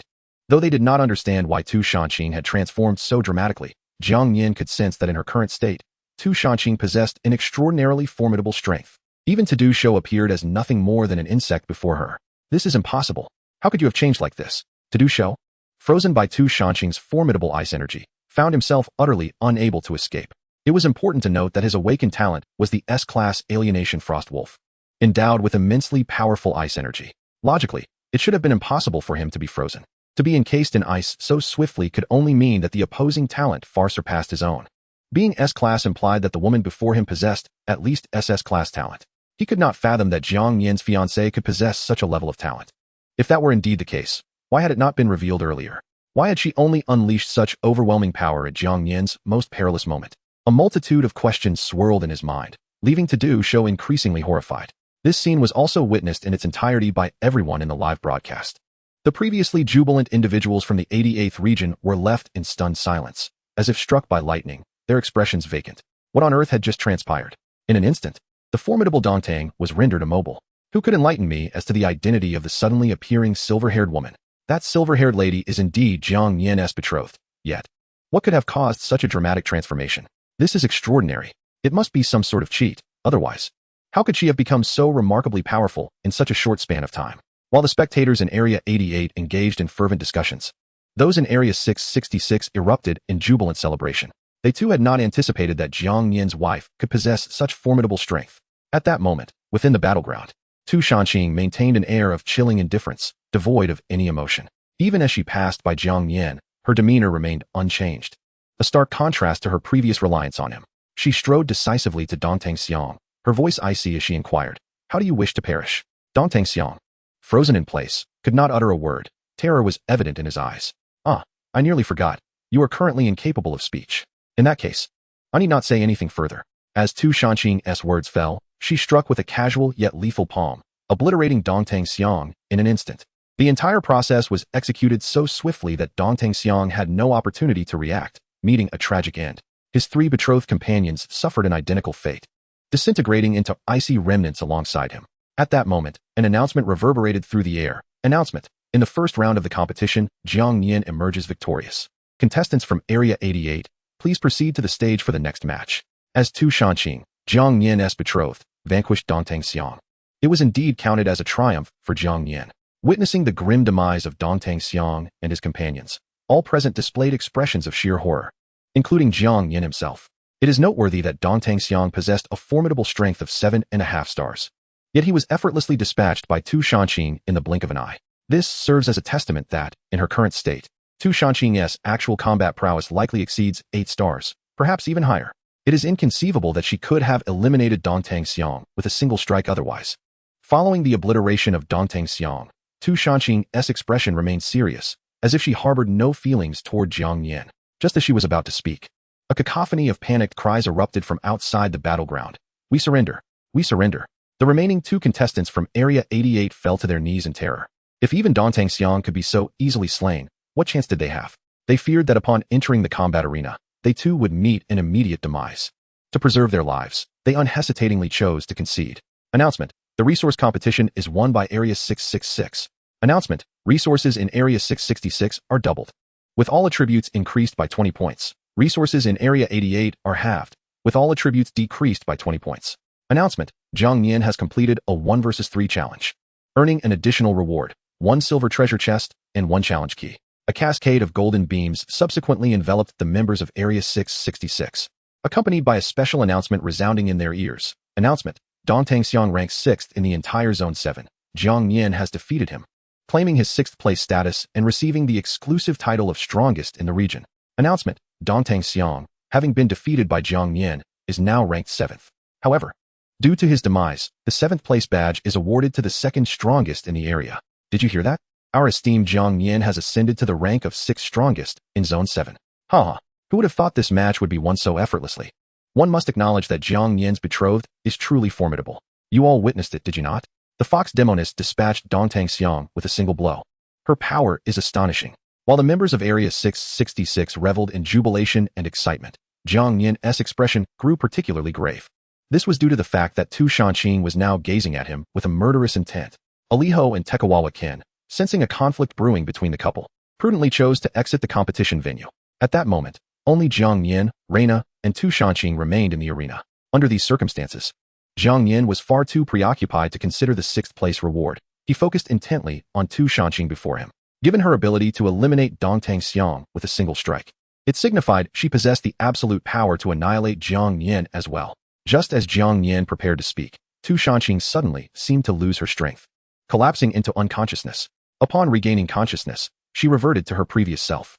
Jiang Nian exclaimed, rushing over without hesitation to embrace Tu Shanqing. He then hurriedly departed the battleground with Reina, returning to Area 666. Chapter 103. Returning to normal, physical discomfort. Husband, what on earth is wrong with Sister Qing'er? Her eyes just now were clearly filled with the intent to kill us. Reina recalled the earlier situation, shivering in fear. If she could eliminate Dongtang Xiang with a single strike, they would have no chance of escape if she directed her wrath at them. Jiang Nian, upon hearing her words, offered no response, his countenance grave as he gazed at Tu Shanqing. He understood all too well the implications of Reina's words. Tu Shanqing's earlier murderous glare was unmistakably genuine. Yet, he was perplexed by the reason behind her transformation. Previously, Tu Shanqing had exhibited similar behaviors, but her personality had remained unchanged. This time, however, it was as if she had become an entirely different person. I am uncertain why this is happening. Yet, I firmly believe that Qing'er would never harm us. The situation we just witnessed was clearly beyond her control. Perhaps there lies a significant secret within her. Jiang Nian sighed softly, turning to Reina. Nana, I must trouble you to look after Qing'er. Reina nodded obediently, gently brushing her fingers against Tu Shanqing's cheek. How could someone so gentle suddenly become so terrifying? Reina found it utterly baffling. After observing Tu Shanqing for a while, Jiang Nian gradually rose to his feet. He retrieved a dazzling golden treasure chest, a reward for defeating Dongtang Xiang and securing 6th place. Additionally, the 7th place badge he had previously worn automatically transformed into a 6th place emblem. However, both the 7th and 6th place badges bore identical effects, presenting no distinction. Upon opening the treasure chest, Jiang Nian first received a design blueprint for the Black Knight's boots. The remainder was a plethora of survival supplies, which held little value for Jiang Nian at present. At this moment, his attention was wholly captured by the blueprint. Item: design blueprint for the Black Knight's boots. Effect: combine a C-grade pair of shoes with 100 Black Knight fragments in a forging furnace to create B-grade equipment, the Black Knight's boots. Although the specific effects remained unclear, it was a prize from the 6th place treasure chest, undoubtedly potent. However, Jiang Nian was still uncertain about how to acquire the Black Knight fragments. Without further hesitation, he opened the blueprint and clicked on the Black Knight fragment. Black Knight fragment can be obtained by defeating the Black Knight. The Black Knight appears in Sky City 3. Once again, it appeared that the materials dropped in Sky City. It seems imperative to commence the search for the keys once more. Jiang Nian's brow furrowed at this realization. Although Jiang Nian has learned how to obtain the black armor fragments, he remains utterly oblivious to how to reach Sky City 3.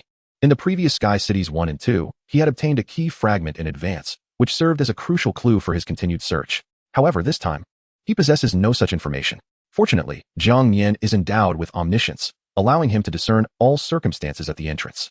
Whether it be the initial Sky Seal fragment or the Sky Wing fragment, both were dropped by slaying half-dragons. It stands to reason that the key fragment for Sky City 3 will similarly require the defeat of a half-dragon. Should a half-dragon appear in a random chamber, Jiang Nian must take action to eliminate it. At that moment, Tu Shanqing, who had been previously unconscious, suddenly erupted into a fit of intense coughing. Hearing this, Jiang Nian hurried towards her. My dear, he exclaimed as he cradled her in his arms. Gradually, she opened her eyes, her voice exceedingly frail as she spoke.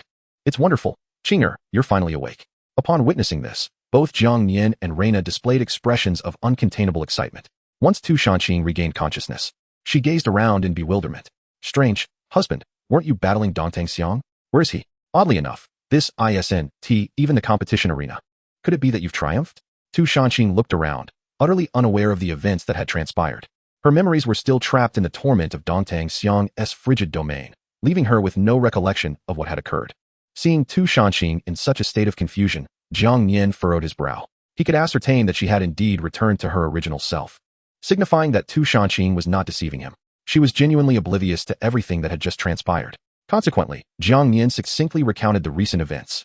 The once bewildered Tu Shanqing suddenly displayed an expression of terror. How could this be? How could I become like that? I could never harbor murderous intent towards my husband. Overcome by fear, her eyes immediately welled with tears. Jiang Nian was the most significant person in her life, even if it meant her own demise. She would never allow him to be in peril. Yet, the thought that she had transformed into someone entirely different and had even attempted to harm him was utterly unacceptable to Tu Shanqing, leading her to sob uncontrollably. Jiang Nian swiftly embraced her, reassuring her, it's all right, it's all behind us. Perhaps it was merely an accident. Qinger, in my view, it must be an issue with your incomplete talent. Do you remember? Each time I encounter peril, you invariably unleash a power that transcends all limits. It's possible that your transformation was triggered by the near-fatal encounter with Dantang Xiang. Suddenly, Jiang Nian conceived a hypothesis. Perhaps Tu Shanqing's previous state was a manifestation of her complete talent.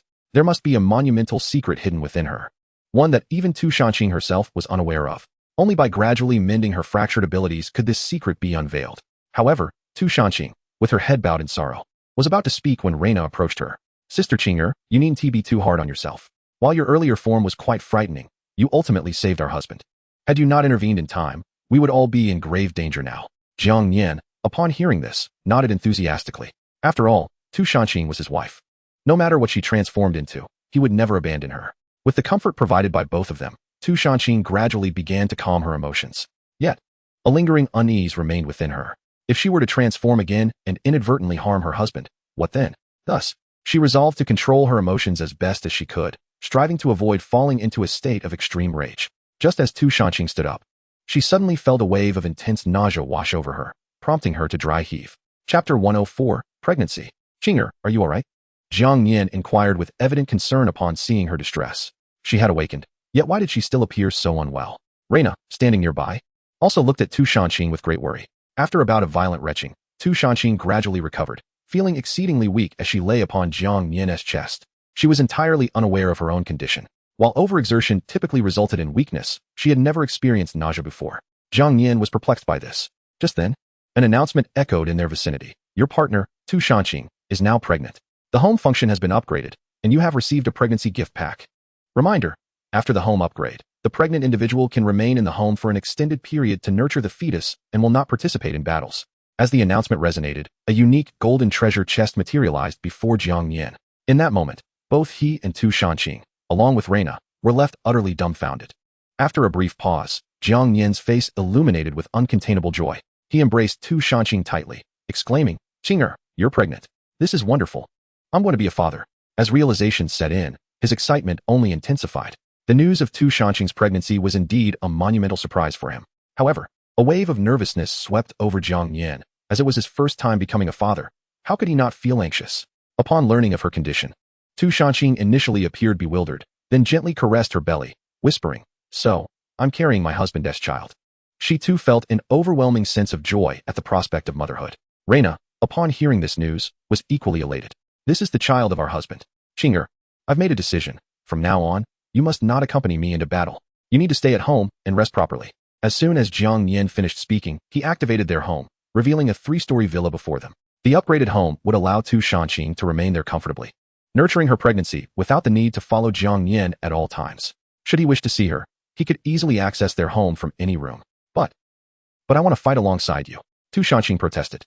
Before she could finish her sentence, Reina interjected, Sister Qing, you are now carrying our husband's child.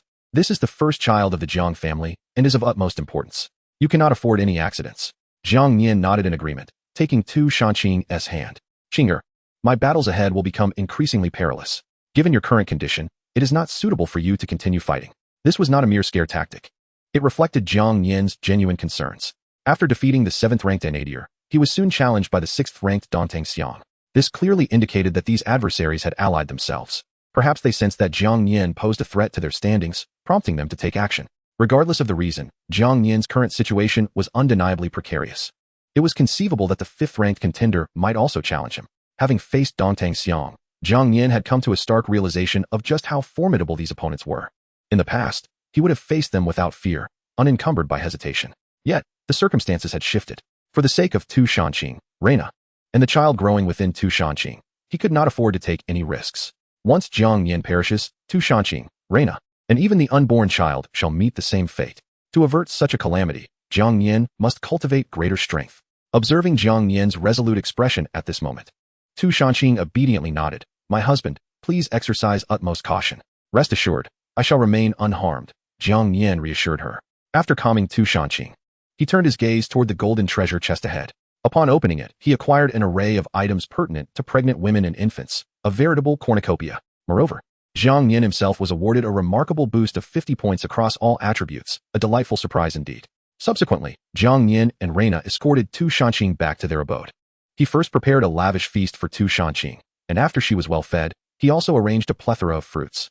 Resources for survival were in no short supply for Jiang Nian, and he would ensure that Tu Shanqing would not go hungry during her pregnancy. Once all was completed, Jiang Nian departed with Reina from their home.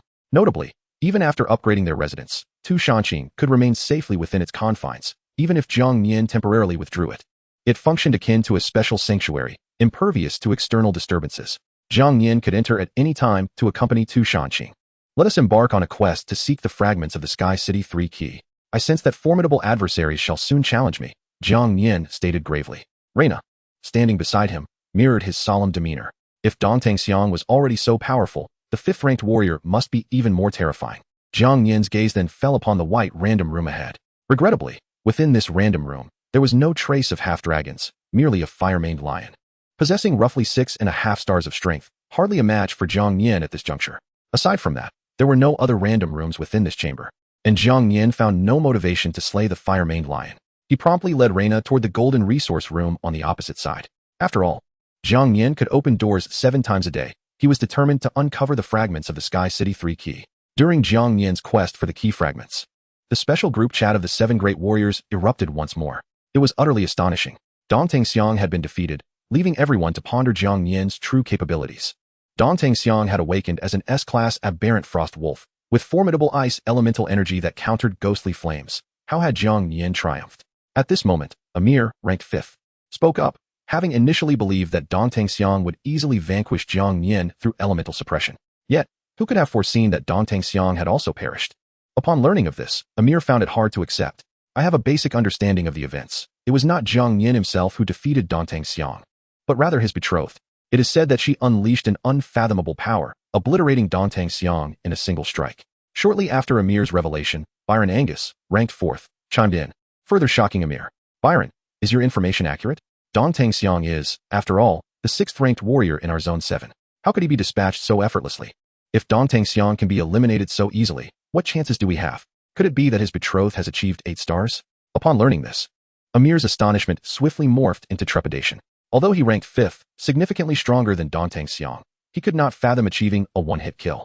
Byron Angus replied, I am uncertain of the specifics, but Jiang Nian's betrothed is undoubtedly formidable. If you doubt this, you may peruse the regional chat channel.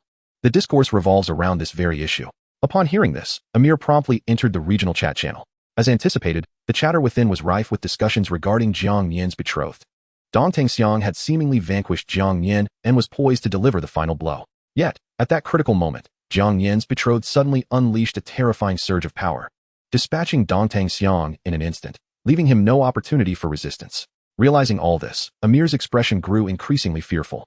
If Jiang Nian were to challenge him now, what hope could he possibly cling to? Byron Angus shared Amir's sentiments, both feeling a sense of dread at the prospect of losing to Jiang Nian and forfeiting their current standings. At that juncture, a figure named Ivan Lovsky spoke up in the group chat. It cannot be 8 stars. It is likely that Jiang Nian's betrothed employed some special means to rapidly augment her strength. The speaker, Ivan Lovsky, hailed from the land of the bear. With an avatar depicting a burly man adorned with a full beard, he ranked 3rd in Zone 7. Notably, his region was not merely a numerical designation, but was named the Black Wolf Domain. Clearly, he had completed the task of becoming a regional ruler. Designating his territory as such, he was the undisputed sovereign within the Black Wolf Domain. The esteemed Ivan has arrived. The others expressed excitement. What do you mean by that? Why is 8 stars impossible? Even if she can unleash power exceeding limits momentarily, she should not be capable of dispatching Dongtang Xiang so easily. This is exceedingly peculiar. Amir and Byron Angus felt a surge of joy upon Ivan Lovsky's arrival. Earlier, when they had discussed Jiang Nian, the top 3 figures had remained silent. They could understand, as those individuals had ascended to regional rulers, possessing 8-star strength, and naturally deemed it beneath them to engage in their petty squabbles. Currently, Amir and Byron Angus stood merely one step away from completing the regional ruler task, requiring only to reach 8-star strength. However, this process was exceedingly arduous, and they had yet to succeed. Throughout Zone 7, among so many regions and individuals, only the top 3 had attained 8-star combat prowess. I can assure you that Jiang Nian's betrothed cannot possibly attain 8 stars. The rationale is simple. Before completing the regional ruler task, only one 8-star warrior is permitted to exist within your designated region. If Jiang Nian's betrothed possessed 8-star strength, then the ruler of Zone 666 could not be Jiang Nian, but rather his betrothed. Only the strongest in that region may undertake the task of becoming a regional ruler. Similarly, the 6th-ranked badge could not belong to Jiang Nian, but would instead reside with his betrothed, as she would indeed be the strongest. Yet, Jiang Nian remains the strongest in Zone 666, and the 6th-ranked badge is still affixed to him, which affirms that his betrothed has not reached 8 stars. Furthermore, after achieving 8-star strength, to continue growing stronger, one must complete the regional ruler task, elevating their region to the next tier. Presently, the region Jiang Nian refers to is still numbered 666, thus I can confidently assert that Jiang Nian's betrothed cannot be an 8-star, but merely experienced a temporary enhancement in strength. Upon Ivan Lovsky's assertion, Amir and Byron Angus suddenly experienced a moment of clarity. That said, Jiang Nian should not be underestimated. I advise you all to refrain from provoking him. Strive to enhance your own strength. For only by reaching 8 stars and becoming regional sovereigns can you enter a more expansive world. Upon finishing his words, Ivan Lovsky exited the chat channel. As for the individuals ranked 2nd and 1st, they remained silent throughout, exuding an air of aloofness. Ivan Lovsky had initially intended to remain quiet, but could no longer hold back and chose to remind them. After learning the truth, Amir and Byron Angus both breathed a sigh of relief. As long as they were not at 8 stars, they still retained their confidence. However, Ivan Lovsky was undeniably correct. At this juncture, rather than provoking Jiang Nian, their greater need was to continue strengthening themselves. They all aspired to become regional rulers post-haste. In the ensuing days, Jiang Nian faced no challenges. During this time, he focused on exploring various rooms, seeking the key to enter Sky City 3. Yet, whether due to untimely circumstances or sheer misfortune, he encountered not a single half-dragon, and thus, no shards of the Sky City 3 key. Nevertheless, despite his inability to locate the key, he did manage to enter several golden resource rooms, significantly enhancing his strength. Regrettably, he still had not ascended to 8 stars. The gap remained substantial. After defeating Dongtang Xiang, Jiang Nian had completed the first task of becoming a regional ruler. Now, he needed only to reach 8 stars and secure victory in a resource plunder competition to claim dominion over Area 666. With that thought in mind, he took out the plunder key. He was still utterly unaware of the rules governing the resource plunder competition, which piqued his curiosity. My lord, are you contemplating initiating a resource plunder competition? Reina inquired curiously as she approached Jiang Nian. Indeed, he harbored such intentions. Jiang Nian nodded slightly. However, just as he contemplated which regions to challenge, he suddenly noticed a situation unfolding in the nearby white random room. Name: Random Room. Room condition: there exists a golden stone giant emerging from Sky City. Defeating it will yield shards of the Sky Crystal Core. Safety assessment: at your current level, entering this room carries a 50 mortality rate. Chapter 106, Rock Explosion. A golden stone giant? Shards of the Sky Crystal Core? So this is the key to Sky City 3? Upon reading the information from the random room, Jiang Nian frowned. He had initially presumed that the shards of the Sky City 3 key would drop from the half-dragons, not realizing that his target this time was the golden stone giant. Had he not carefully checked, he might have overlooked this entirely. My lord, have you found the target? Reina's eyes sparkled with excitement upon hearing this. Indeed, Jiang Nian replied, temporarily stowing away the plunder key as he led Reina into the random room. When Jiang Nian opened his eyes again, he found himself in a vast desert. Not far ahead stood a colossal statue, entirely golden in hue. Perhaps sensing the intrusion of an enemy, the seemingly lifeless golden statue suddenly began to tremble violently. In the next instant, its crimson eyes ignited, revealing a brown gem embedded in its chest. Name: Golden Stone Giant. Race: Rock Tribe. Talent: Power of Rock, B grade. Skills: Savage Charge, Rock Wall, Sharp Stone Attack, Rock Explosion, Earthquake Technique. Strength: 7 stars half. After a cursory glance at the information regarding the Golden Stone Giant, a smirk crept across Jiang Nian's lips. Although this creature shared the same 7.5-star strength as he did, it was far inferior in actual combat prowess. However, Rock Tribe monsters were renowned for their formidable defensive capabilities, and this giant would undoubtedly prove to be a tough opponent. Nana, you may rest to the side. I shall handle this behemoth, Jiang Nian declared. As his words fell, the dragon flame demon sword manifested in his hand, and he charged toward the Golden Stone Giant. Roar. The Golden Stone Giant emitted a deep, resonant roar, its brown gem radiating a brilliant light. In that moment, numerous sharp stones formed and hurtled toward Jiang Nian. However, the creature's movements were sluggish. Jiang Nian effortlessly dodged the sharp stone attacks and closed in on it. With a fierce slash of his blade, he struck the giant with a powerful blow. The Golden Stone Giant staggered back several paces, revealing a clear crack upon its shoulder. Regrettably, due to its unique constitution, the ghostly flames had little effect on it. After all, the Rock Tribe monsters were composed entirely of stone, rendering them impervious to flames. This trait constituted a significant advantage for them. However, the inability to ignite did not equate to immunity from fire-based damage. The giant would still feel pain. Yet, the Golden Stone Giant's robust defenses meant that Jiang Nian's fierce blade strike had not inflicted substantial damage. The giant glanced at its injured shoulder, unleashing an enraged roar. In an instant, countless rock fragments erupted from its body, exploding around Jiang Nian like a barrage of bombs. The force was tremendous, and the attack radius was vast. Jiang Nian found it impossible to evade using his shadow step. He could only rely on the mystic shield for protection, yet he was still sent flying. Die! The Golden Stone Giant, sensing victory, stomped the ground, causing a violent earthquake. Taking advantage of Jiang Nian's momentary instability from the tremors, it charged at him with a savage rush. This creature stood about 4 meters tall. Should it collide with Jiang Nian, the consequences would be dire. The giant intended to use this move to severely injure him. Boom! With a thunderous crash, the massive form of the Golden Stone Giant collided with Jiang Nian, akin to a tank barreling down upon him, sending him flying several dozen meters. Ha ha ha! The Golden Stone Giant laughed maniacally. This is the outcome of provoking me. However, just as it reveled in its triumph, Jiang Nian had somehow appeared behind it, executing a powerful blaze sword slash. The Golden Stone Giant had no opportunity to react as Jiang Nian severed its right leg. Unable to maintain its balance, the giant collapsed to the ground, its expression one of sheer terror as it swung at Jiang Nian, incredulous. How can this be? You were supposed to be sent flying by me. As it spoke, the Golden Stone Giant looked toward the direction where Jiang Nian had been knocked away, only to find no trace of him. Sent flying? Jiang Nian smiled faintly. You foolish giant, do you really think you can send me flying? What you struck was merely a shadow of mine. With that, Jiang Nian unleashed another blaze sword slash against the Golden Stone Giant. He had hoped to cleave it in two, yet due to the creature's formidable defenses and massive size, this blow did not sever it completely. Instead, it left a deep gash along its midsection. Nevertheless, even this wound, from being struck twice by the blaze sword slash, had left the Golden Stone Giant grievously injured. As a Rock Tribe monster, even if it were to lose its limbs, it could still regenerate them using the power of rock. However, in its current state, it had no time to recover. Jiang Nian would not grant it any opportunity.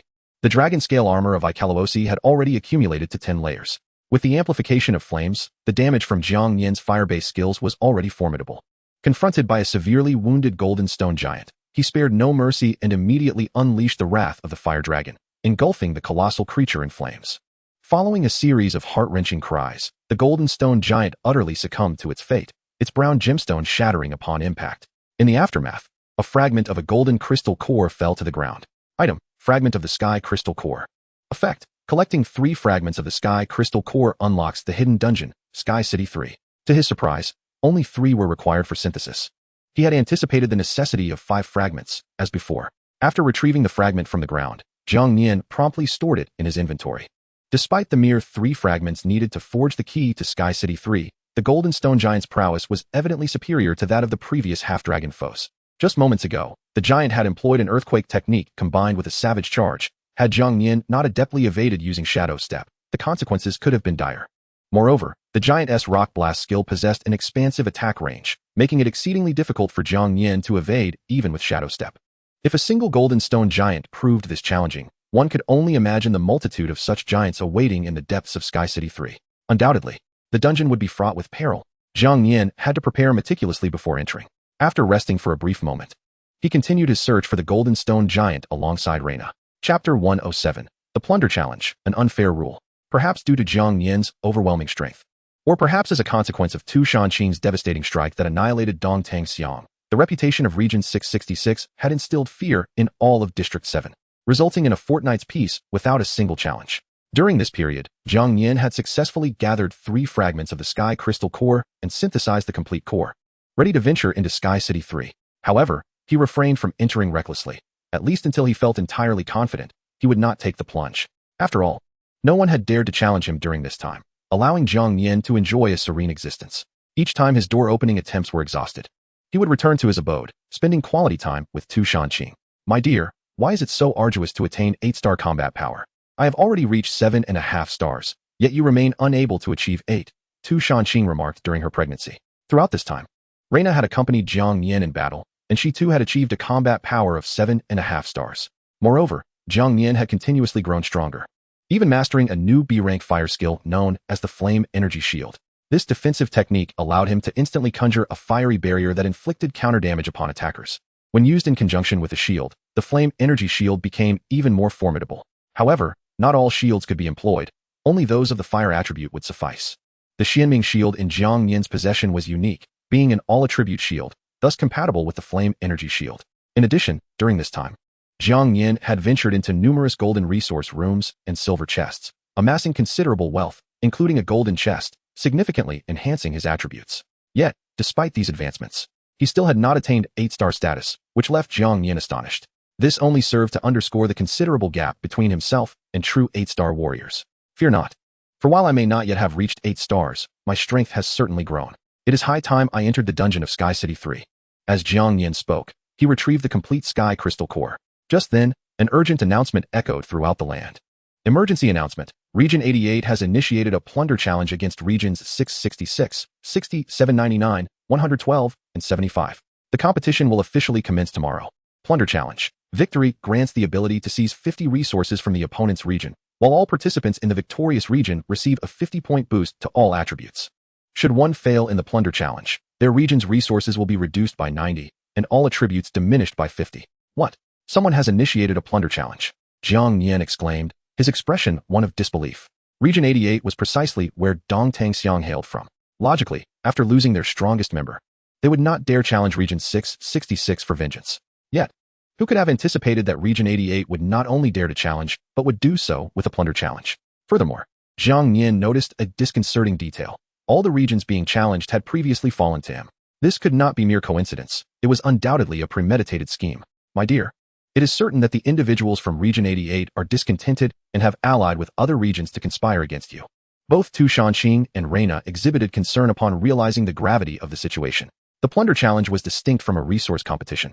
If these regions had indeed formed an alliance, it could spell disaster for Jiang Nian. Do not panic. Let us first comprehend the rules of the plunder challenge. As Jiang Nian spoke, the announcement resounded once more.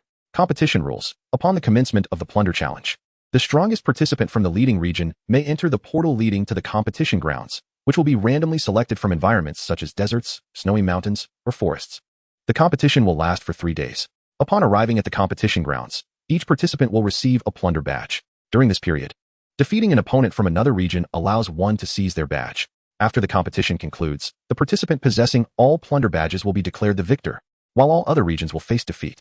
Upon learning the rules of the plunder challenge, Jiang Nian's demeanor shifted to one of seriousness. It became apparent why Region 88 had chosen to challenge regions that had previously lost to him. Clearly, they had united with the intent of eliminating Jiang Nian during the plunder challenge. The rules made no stipulation for one-on-one combat. They could easily coordinate their efforts to besiege him. Despite being former adversaries, the passage of time had undoubtedly strengthened them. Perhaps even more formidable contenders had emerged. For instance, the previous strongest member of Region 88, Dongtang Xiang, had been defeated by Jiang Nian, causing him to drop from 6th place to 7th. With Dong Tangxiang's demise, the 7th place badge would have been passed to the second-ranked individual in Region 88, granting them all the privileges once held by Dong Tangxiang, thereby increasing their power. These individuals harbored grievances against Jiang Nian, and it was entirely reasonable for them to conspire against him. This is an outrageous rule, Reina exclaimed anxiously. Without a one-on-one restriction, can they not band together against you? Is it possible to refuse this plunder challenge? Tu Shanqing nodded in agreement upon hearing her words. There is no way to decline. Our region has already been locked in. However, there is no need to be overly alarmed. These regions are but my former subordinates. Even united, I remain unafraid, Jiang Nian confidently declared, embracing both Tu Shanqing and Reina. This was not mere blind confidence. He recognized that he could still enter the dungeon of Sky City 3, and should he successfully clear it, his strength would undoubtedly soar. The previously acquired design blueprint for the Black Knight's boots has been successfully forged. Should I attain an 8-star combat power in one fell swoop, I would fearlessly confront 4 adversaries simultaneously. However, the other inhabitants of Area 666 remain oblivious to Jiang Nian's intentions. Upon learning about the plunder challenge, the regional chat channel erupted in chaos. What on earth? The rules do not stipulate that it must solely be a one-on-one battle? Does this not imply that they can band together against our esteemed Jiang Nian? This seems rather unjust. Chapter 108. The Sudden Appearance of Goblins. The residents of Area 666 were seething with indignation and rushed to the chat channel of Area 7, seeking retribution. Yet, these regions appeared to have conspired in advance, as no one from those areas responded to the inquiries of the people from Area 666. Observing the silence in the regional chat, Jiang Nian discerned the truth. Indeed, they had colluded beforehand. It seems they are intent on driving me to my demise. Jiang Nian chuckled coldly and remarked, my dear, while it is true that these individuals have previously been your defeated foes, much time has passed, and they may have strengthened their capabilities. Their alliance against you will undoubtedly pose a significant threat. If necessary, we could simply surrender the plunder badge. Before Tu Shanqing could finish her thought, Jiang Nian gently pinched her cheek. Oh, my foolish girl, if they have chosen to unite against me, would they so easily let me go? Moreover, the competition rules do not mention that voluntarily surrendering the badge allows one to exit the arena prematurely. This means that even if I were to hand over the badge, they would still seek to harm me. Their intention in initiating the plunder challenge is to eliminate me. Jiang Nian smiled at this point, but rest assured, I shall not come to harm. Their desire to kill me is as daunting as scaling a mountain. Subsequently, Jiang Nian retrieved the Sky Crystal for the Sky City 3 dungeon, which, once conquered, would undoubtedly yield substantial enhancements. It was time to embark on this venture. Upon hearing that Jiang Nian intended to enter such a perilous dungeon, Tu Shanqing could no longer remain still. I must accompany my husband. Absolutely not, Qinger. You cannot go. You are well aware of the dangers posed by the Sky City dungeon. Under these circumstances, it is imperative that you do not venture into such treacherous territory. Stay home and rest well. With my current strength, I am confident in my ability to conquer the Sky City 3 dungeon without unforeseen incidents. Moreover, should any misfortune occur, I possess escape talismans, substitute dolls, and various other means of survival. I am certain I will not meet with disaster. Remain at home and recuperate. I shall return with Nodder shortly. Jiang Nian tenderly stroked Tu Shanqing's head before turning and departing with Reina. Though Tu Shanqing harbored some concern, she reassured herself that with the escape talismans and substitute dolls, Jiang Nian and Reina would be safe. After leaving their home, Jiang Nian promptly utilized the Sky Crystal. In that moment, a random room not far ahead transformed into a dark dungeon, leading directly to the Sky City 3 instance. Name, Dungeon Room. Room status, Hidden Dungeon Sky City 3. This dungeon is exceedingly perilous. Please proceed with caution. Safety assessment, at your current state. Entering this room carries an 80 mortality rate. Despite the alarming 80 death rate, Jiang Nian remained undeterred, slowly entering alongside Reina. Upon reopening his eyes, he found himself once again within the previously resplendent castle. Before Jiang Nian stood a spiral staircase. Ascending it would initiate the challenge. Nar, heed my words, you must not falter. Entrust everything to me. Take this escape talisman. Should you face any insurmountable danger, use it immediately. Jiang Nian retrieved an escape talisman from his inventory and handed it to Reina. Understood. Reina nodded solemnly.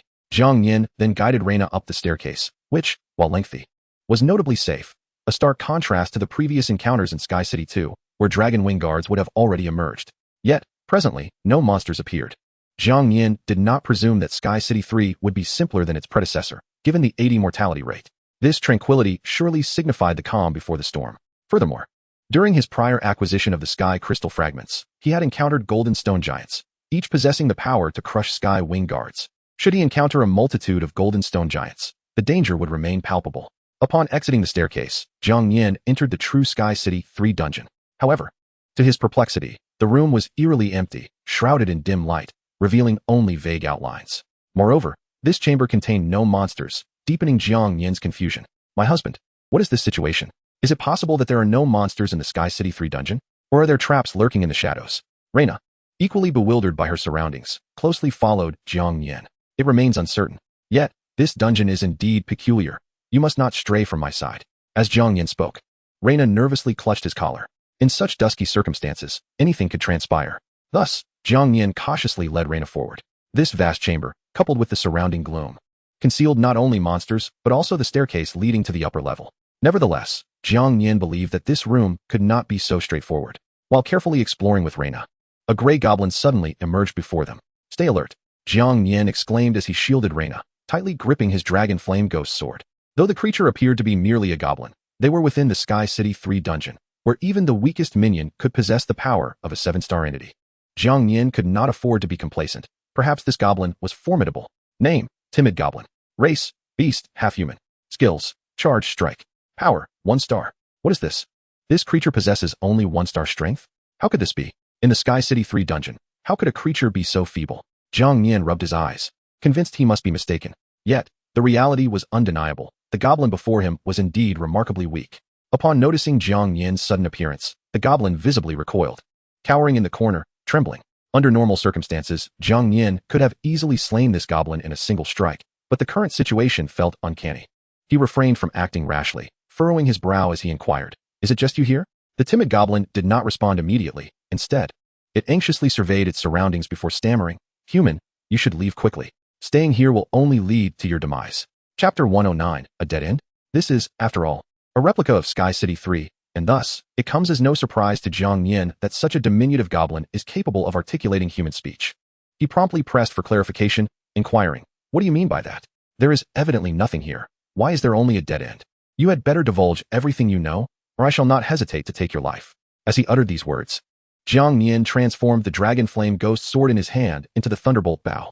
Although merely a C-grade weapon, it was formidable enough to vanquish a 1-star monster in a single strike.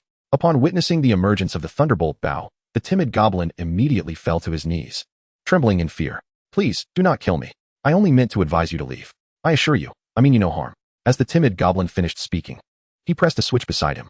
Instantly, the previously dim room was illuminated. Simultaneously, a door appeared at the end of the corridor, accompanied by a staircase leading to the upper level. I genuinely do not wish for you to recklessly walk into your doom. This level is devoid of danger. If you simply push open the door at the corridor's end, you can teleport away from here and even receive a portion of the dungeon's rewards. It would not be a loss, compared to losing your lives in vain. Opting to claim a portion of the rewards and depart early is the wisest choice. Of course, you may choose not to believe me. Ascending this staircase will initiate the dungeon challenge. However, I strongly advise against it. With your current strength, certain death awaits you. Upon hearing these words, both Jiang Nian and Reina exhibited expressions of shock. They had never anticipated that it was possible to exit the dungeon early, and moreover, to receive a portion of the rewards. Could such good fortune truly exist? The more Jiang Nian pondered, the more he felt something amiss. He had never trusted the goblin before him. "My dear, I believe this creature is deceiving us. The door behind it surely does not lead to an exit. This is my instinct as a woman," Reina whispered to Jiang Nian, her gaze fixed on the door at the end of the corridor. "When we first entered the Sky City 3 dungeon, I learned of its 80 mortality rate. If the door ahead truly provides a safe exit, that would be far too simple. Under normal circumstances, anyone would choose to leave early and claim some rewards. Yet, the more enticing the offer, the more it indicates a hidden danger. This creature certainly harbors malicious intent." After contemplating for a moment, Jiang Nian took Reina's hand and proceeded towards the staircase. The timid goblin's eyes widened in alarm as it rushed towards Jiang Nian, exclaiming, "Danger! If you continue up, you will surely perish. Please heed my advice and exit through that door." The goblin followed closely behind, shouting, "You cannot ascend any further. I am trying to save your life." As Jiang Nian felt his pants being tugged, his brow furrowed in irritation. "You are truly bothersome. Get away." With that, Jiang Nian forcefully kicked the timid goblin away. The creature was exceedingly weak, and with Jiang Nian's current strength, the goblin was instantly slain. As the goblin perished, the dark door at the end of the corridor vanished as if it had never existed. With no one to obstruct him, Jiang Nian quickly led Reina up the staircase. The staircase was long and devoid of danger, but the moment Jiang Nian stepped out, he was taken aback by the sight before him. On either side of the room stood a line of armored knights clad in black, each wielding a massive sword that exuded an imposing presence. Strangely, these black armored knights made no attempt to attack, appearing as soulless husks devoid of life. Name: Black Armored Knight. Race: Undead. Talent: Phantom Flame. Power: B grade. Skills: Heavy Slash, Shell Roar, Phantom Fire Slash, Soul Eating Slash, Ghostly Multi Slash. Strength: 7 stars and a half. Upon seeing these Black Armored Knights, their detailed attributes materialized before Jiang Nian's eyes. All possessed a strength of 7 stars and a half. However, they stood motionless, lacking any aura, leaving Jiang Nian unable to gauge their true combat prowess. Additionally, he was perplexed as to why no Golden Stone Giants were present in this Sky City 3 dungeon. Traditionally, these monsters that dropped key fragments were the minions within the dungeon. Whether it was the Dragonman Feather Guard or the earlier Dragonman soldiers, the pattern remained consistent. Yet, within this Sky City 3 dungeon, there was no sign of any Golden Stone Giants. Since entering the dungeon, Jiang Nian's mind had been filled with questions. Now, with the Black Armored Knights standing still, his confusion deepened. At that moment, the sound of footsteps echoed from ahead. In the next instant, another knight, similarly clad in black armor, approached slowly. This figure also wielded a massive sword and, apart from a black cape draped over its back, appeared indistinguishable from the Black Armored Knights. Name: Black Armored Commander. Race: Undead. Talent: Hellfire. A grade. Skills: Heavy Slash, Shell Roar, Phantom Fire Slash, Soul Eating Slash, Ghostly Multi Slash. Shadow Strike. Strength: 7 stars and a half. Never did I expect you to arrive here alive.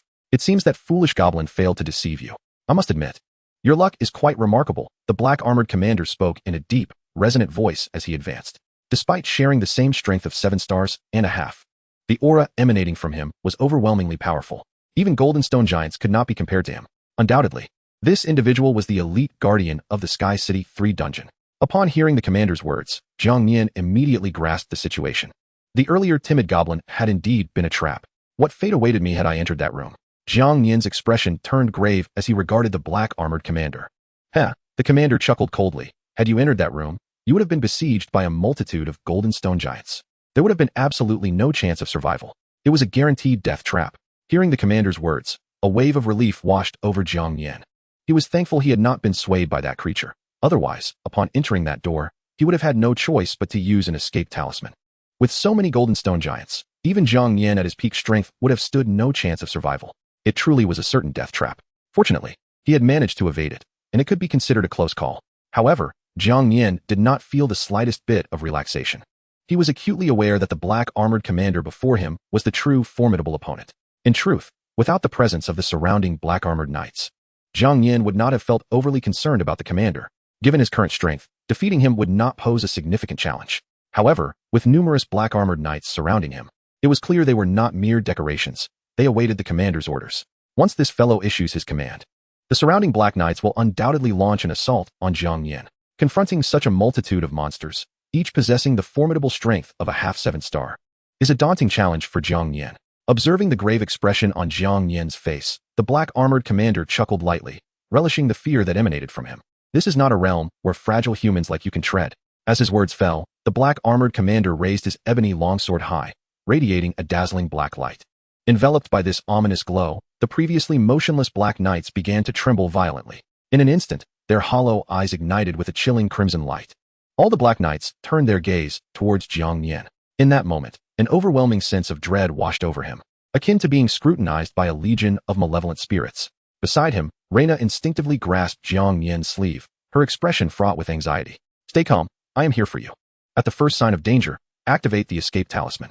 Preserving your life is paramount, far more vital than merely clearing this trial, Jiang Nian cautioned with a serious tone. He understood the gravity of the situation. He could not afford to lose his life recklessly, for the safety of Tu Shanqing, Reina, and the child yet to be born depended on him. In this critical moment, Jiang Nian resolved to either fight with all his might or retreat at the first hint of peril. Understood, Reina nodded obediently. Simultaneously, a long sword entwined with vibrant golden lightning materialized in her hand, a stark contrast to her previous weapon. This blade, known as the Thunder Prison Sword, was a B-grade weapon acquired by Jiang Nian from a golden resource chamber not long ago, a complete artifact that required no forging. Though remarkable, it paled in comparison to the Dragon Flame Ghost Sword, prompting Jiang Nian to pass it to Reina. With the acquisition of the B-grade weapon, Reina's strength surged to the level of half-7 star. Your futile resistance is utterly meaningless.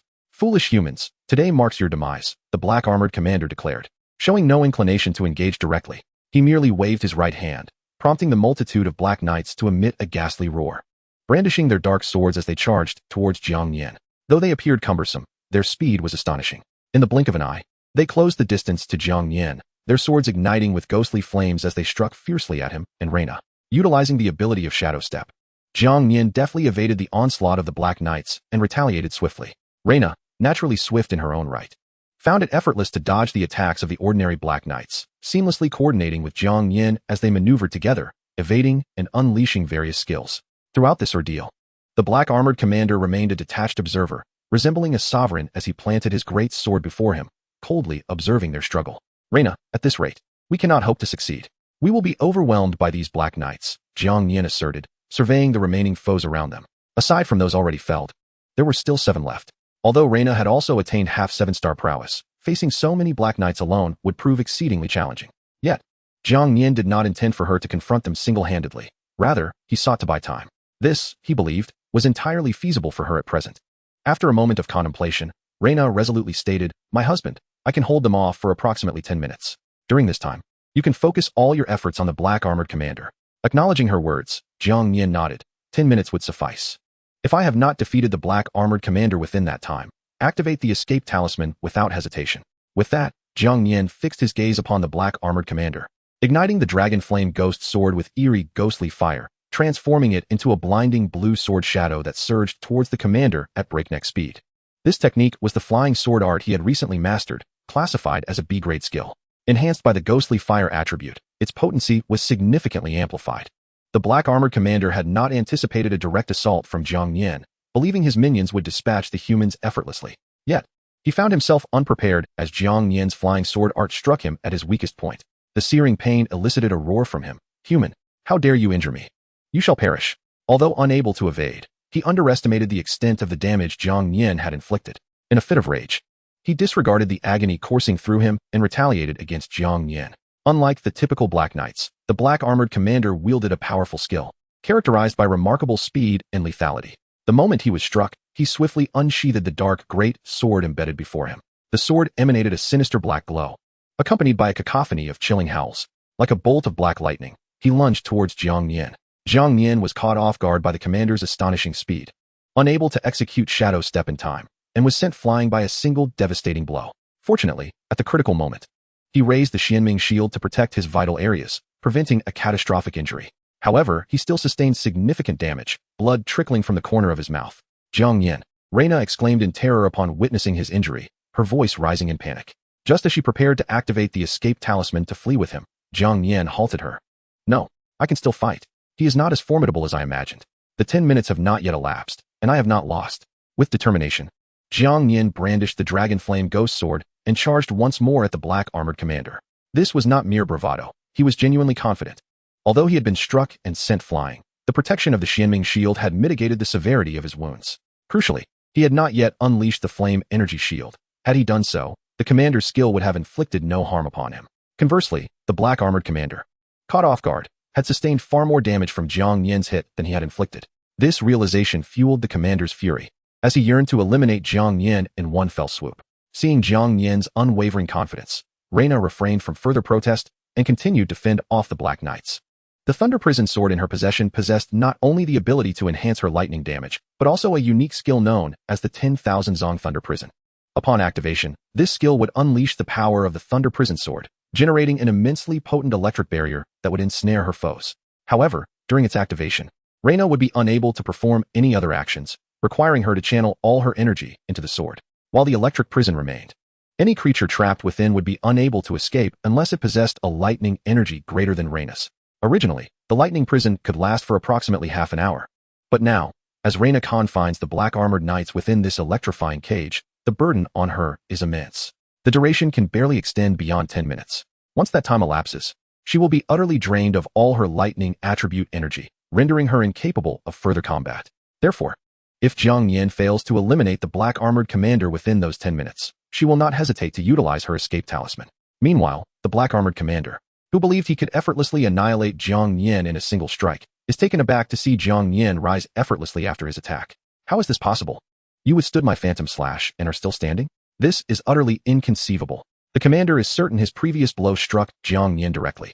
It was merely deflected at the critical moment by the shield in Jiang Nian's grasp.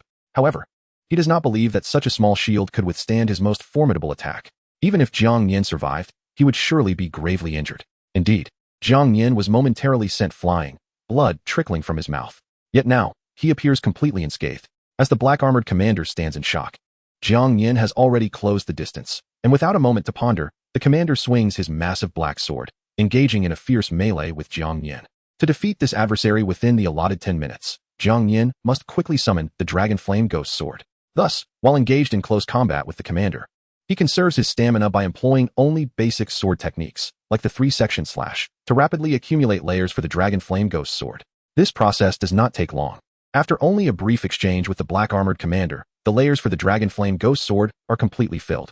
Furthermore, the Icarus dragon scale armor he wears has also reached full capacity, successfully entering a state of flame amplification. Observing this, Jiang Nian's lips curl into a smile. He knows his opportunity has arrived. With a deafening roar akin to a dragon's cry, a colossal dragon engulfed in ghostly flames suddenly materializes in the air.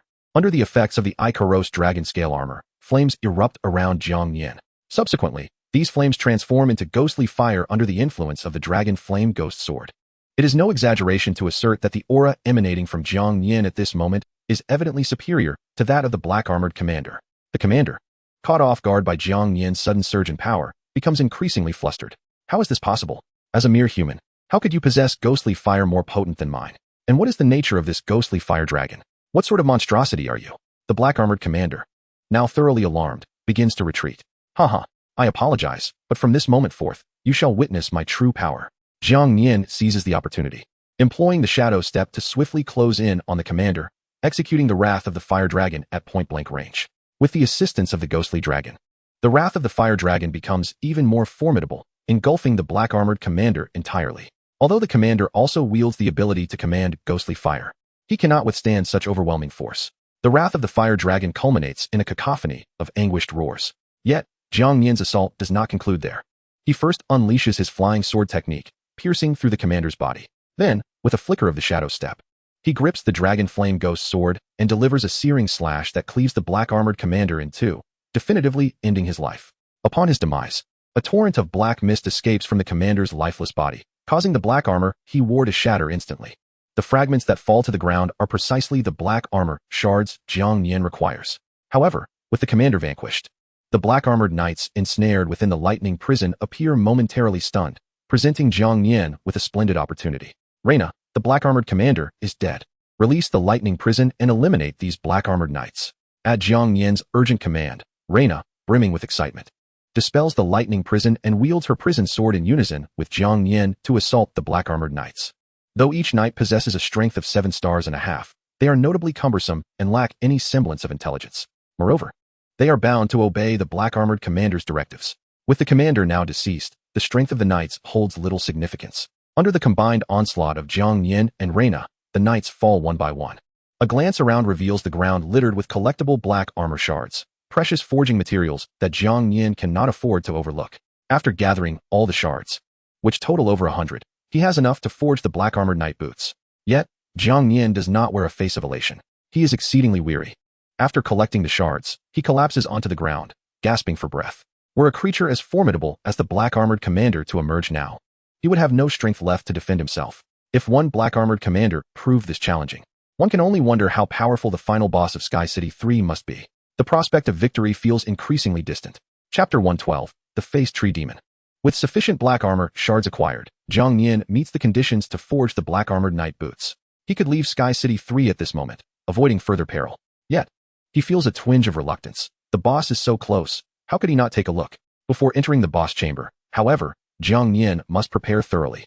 Without hesitation, he retrieves the forging furnace, placing all necessary materials for the black-armored knight boots within it. He intends to craft the boots while he rests here. Materials are complete. Would you like to forge the black-armored knight boots immediately? Reminder, this forging has a success rate of 100. Seeing the guaranteed success rate, Jiang Nian promptly chooses to forge. In that instant, the furnace before him radiates a brilliant golden light. Shortly thereafter, a pair of pitch-black armored boots materializes before Jiang Nian's eyes. Item, black-armored knight boots. Type, armor. Quality, B grade. Effect, increases movement speed by 10 while running. Charges every 6 seconds, accumulating up to 10 layers to enter the black armor body state. If running is halted, 1 layer will be lost every 6 seconds. In the black armor body state, all control skills from opponents are negated. This effect lasts for 60 seconds. However, if attacked 3 times during this period, the state will be prematurely terminated. Upon reviewing the effects of the black-armored knight boots, Jiang Nian's eyes gleam with excitement. While the boots do not enhance his attack power, their practicality is undeniable. Not only do they accelerate movement speed, but they also grant the black armor body state. Within this state, any control skills are rendered ineffective, an undeniably powerful advantage. Jiang Nian had previously noted that the black-armored knights operated within this unique state. Had Reina not deployed the lightning prison to confine them, it would have been exceedingly difficult to subdue them. Although the state is terminated after 3 attacks, it remains highly useful.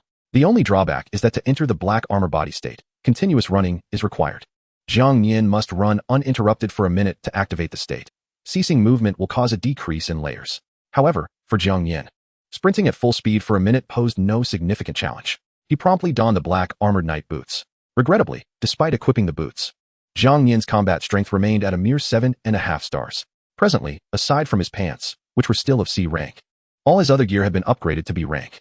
Although lacking the synergy of a complete set, each piece of B rank equipment exhibited commendable attributes.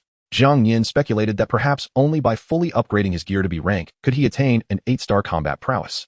After resting briefly, he noticed that the staircase leading to the boss room ahead was gradually becoming ethereal. This indicated that he could no longer afford to rest. To do so would be tantamount to forfeiting the challenge. Without a moment's hesitation, Jiang Nian immediately led Reina towards the boss room. Upon entering, they were met with a colossal tree stump, as if it had been severed in half. Strangely, this tree remained alive, with thick branches embedded into the floor. From the cut surface of the stump, a plant resembling weeds had sprouted. Moreover, the front of the stump bore a human face, which was exceedingly unsettling. Suspended above this grotesque figure was the health bar designated for bosses. Undoubtedly, this tree stump was the final boss of Sky City 3. Name, Eli. Race, human-faced tree demon.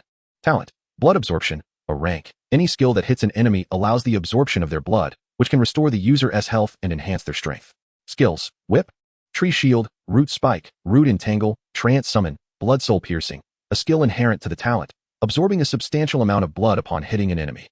Strength, 7.5 stars. At the moment Jiang Nian glimpsed this creature's information, he furrowed his brow slightly. This entity, like the half-dragon Akalos he had encountered previously, possessed a name. Generally, monsters with names are notably formidable. Even though this creature shared a combat strength of 7.5 stars with Jiang Nian, the aura it emanated was overwhelmingly potent. The earlier black-armored commander paled in comparison. However, the imposing boss before him showed no signs of aggression. The human face on the stump had its eyes firmly shut, as if it were in slumber. My lord, why does this creature not initiate an attack on us? Reina expressed her concern. The nature of this Sky City 3 dungeon was indeed quite peculiar. This dungeon is undoubtedly fraught with mysteries. We must proceed with caution. If danger arises, utilize the escape talisman. I will test the waters with this boss, Jiang Nian declared, immediately employing his sword technique as the dragon flame ghost sword transformed into a blue sword shadow, swiftly darting toward the human-faced tree demon Eli. In truth, with his ghostly fire attribute combined with his formidable fire abilities, Jiang Nian could easily dominate such creatures. Yet, this human-faced tree demon was the final boss of Sky City 3, and it surely would not be as simple as it appeared. As Jiang Nian had anticipated, just as the blue sword shadow was about to strike Eli, it was abruptly halted by an invisible barrier, failing to inflict any damage. With a thunderous crash, the dragon flame ghost sword was repelled, landing back in Jiang Nian's grasp. At that moment, an announcement echoed through the chamber. Alert! This boss room contains a challenge mechanism. Only by overcoming this mechanism can one confront the final boss. Alert! Challenge mechanism timer set for 30 minutes. Countdown begins now. Alert! You have 3 attempts to complete the challenge within the allotted time. Should you fail to succeed, or if time elapses, the boss will enter a state of expulsion, increasing all attributes by 50. If successful, all challengers will receive a blessing, enhancing all attributes by 30 and increasing skill damage by 10. Upon hearing the announcement, Jiang Nian comprehended the situation entirely. It turned out that the creature was not asleep. To engage it in battle, one must first navigate the challenge mechanism. Chapter 113, Challenge Mechanism, Evading Branches. Although he now understood that the room contained a challenge mechanism that could grant a powerful blessing upon completion, Jiang Nian was still unaware of the specifics of this mechanism. Aside from the human-faced tree demon Eli, there was nothing else in sight. In the previous half-dragon Akalos room, the challenge mechanism was apparent due to the unique flooring. But in this instance, Jiang Nian could discern nothing. Nonetheless, rooms with challenge mechanisms are often fraught with danger. In such an unknown circumstance, he dared not act recklessly. After a moment of contemplation, he summoned the dragon leader doll and commanded it to approach the human-faced tree demon Eli. With 3 attempts available, it was essential to ascertain the nature of this room's mechanism. Following Jiang Nian's directive, the dragon leader approached the tree demon expressionlessly. However, just a few steps in, the ground suddenly cracked open, and a thick branch surged forth, ensnaring the dragon leader tightly. Subsequently, it was flung aside like refuse, crashing violently against the wall. Witnessing this unfold, both Jiang Nian and Reina stared wide-eyed. It was evident that the mechanism of this room involved evading the branches that could emerge from the ground at any moment. If they could successfully avoid them, they would likely pass this challenge mechanism. Even though he now understood the mechanism's nature and had a general idea of how to overcome it, Jiang Nian's expression remained grave. The branches erupting from the ground moved with alarming speed and appeared seemingly at random, testing Jiang Nian's reflexes to the utmost. A single misstep would result in failure. Having already wasted one attempt with the dragon leader, only 2 chances remained. Should he fail to pass, defeating the human-faced tree demon Eli would be out of the question. "My lord, I am swift enough. Allow me to attempt this challenge mechanism," Reina volunteered. With her S-rank 9 Heavens Thunder Body talent, her lightning attribute energy was exceptionally potent, granting her unmatched speed. Unless Jiang Nian employed the Shadow Step, he could hardly compete with Reina's agility. However, prolonged use of the Shadow Step would deplete his stamina significantly, adversely affecting the forthcoming battle with the tree demon. In this scenario, Reina indeed represented the optimal choice for navigating the challenge mechanism. After a moment's reflection, Jiang Nian nodded slightly. "Very well, give it a try. For now, we only know to evade the branches that may burst forth from the ground. Everything else remains uncertain. Exercise utmost caution. If this challenge mechanism proves perilous, I will not permit you to take risks." Yet, given that the dragon leader doll had already validated that the challenge mechanism posed no real danger, at most, one might be ensnared and flung away, Jiang Nian merely needed to catch Reina in time to prevent any injury. Understood. Reina nodded confidently, and in an instant, a formidable surge of lightning energy erupted from her. At that moment, immaculate wings unfurled from her back. As a member of the celestial race, she inherently possessed the ability to fly, and coupled with her lightning-fast speed, she felt an unwavering confidence in her capacity to navigate this challenge mechanism. Without delay, Reina dashed toward the human-faced tree demon, Eli, at an astonishing velocity. Throughout her advance, the ground beneath her began to crack, with thick branches emerging from the earth, all aimed at ensnaring her. Yet, Reina's speed was so remarkable that these branches could not even graze her. As time ticked away, although Reina managed to evade the grasp of the branches, she had yet to complete the challenge mechanism, leading Jiang Nian to realize that this trial was not as straightforward as it seemed. Perhaps, beyond simply dodging these branches, there was something else required to successfully navigate the challenge. However, Jiang Nian was at a loss, having discovered nothing aside from the relentless emergence of branches from the ground. Eventually, Reina, distracted, inadvertently allowed a branch to ensnare her right leg, sending her flying. Jiang Nian, quick-witted, leaped and caught Reina, gently bringing her back to the ground. Reminder, you have 1 challenge attempt remaining, 7 minutes left on the timer. The final 7 minutes loomed, intensifying Jiang Nian's expression. Should they fail to overcome this challenge mechanism, the human-faced tree demon, Eli, would enter a state of expulsion. As the ultimate boss, he was already immensely powerful. If he were to enter this state, their chances of victory would diminish to nothing. "Darling, why not let me try once more? Could it be that we need to attack the human-faced tree demon?" Reina inquired, gesturing toward Eli. "That shouldn't be the case. Don't forget, I previously attempted the sword technique, and if attacking him counted as passing the challenge, we would have succeeded long ago. Perhaps there is a hidden key point we have yet to discover."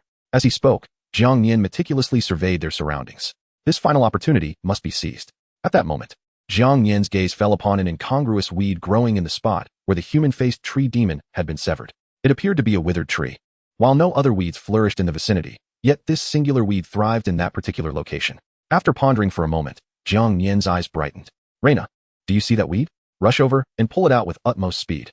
Remember, you must not get entangled by the branches. This is our last chance." Reina nodded obediently. After steadying her breath, she swiftly darted toward the human-faced tree demon, all the while evading the attacking branches. Utilizing her remarkable speed, she successfully reached the demon's side. Without hesitation, she grasped the weed and uprooted it. In that instant, the branches that had been emerging from the ground quickly retreated back beneath the surface. The human-faced tree demon, whose eyes had been tightly shut, suddenly opened them, exuding an overwhelming aura of menace. Terrified, Reina immediately returned to Jiang Nian's side. Simultaneously, a notification sound echoed through the game. "Congratulations on passing the challenge mechanism. All participants have entered a state of blessing." Golden rays of light cascaded from above, enveloping both Jiang Nian and Reina. With the successful completion of the challenge, both felt a significant surge in their strength. However, Jiang Nian did not share in the joy. The murderous intent emanating from the human-faced tree demon was terrifyingly potent. Chapter 114. Fierce Battle with the Human-Faced Tree Demon. Roar. At that moment, the human-faced tree demon, Ally emitted a deep, rumbling growl. The entire room trembled violently. Thick branches erupted from the ground, resembling formidable wooden dragons, exuding an intimidating presence. I cannot believe you actually passed the challenge mechanism. Yet, alas, it holds little significance. From the moment you stepped here, your fates were sealed. You are destined to meet a most tragic demise.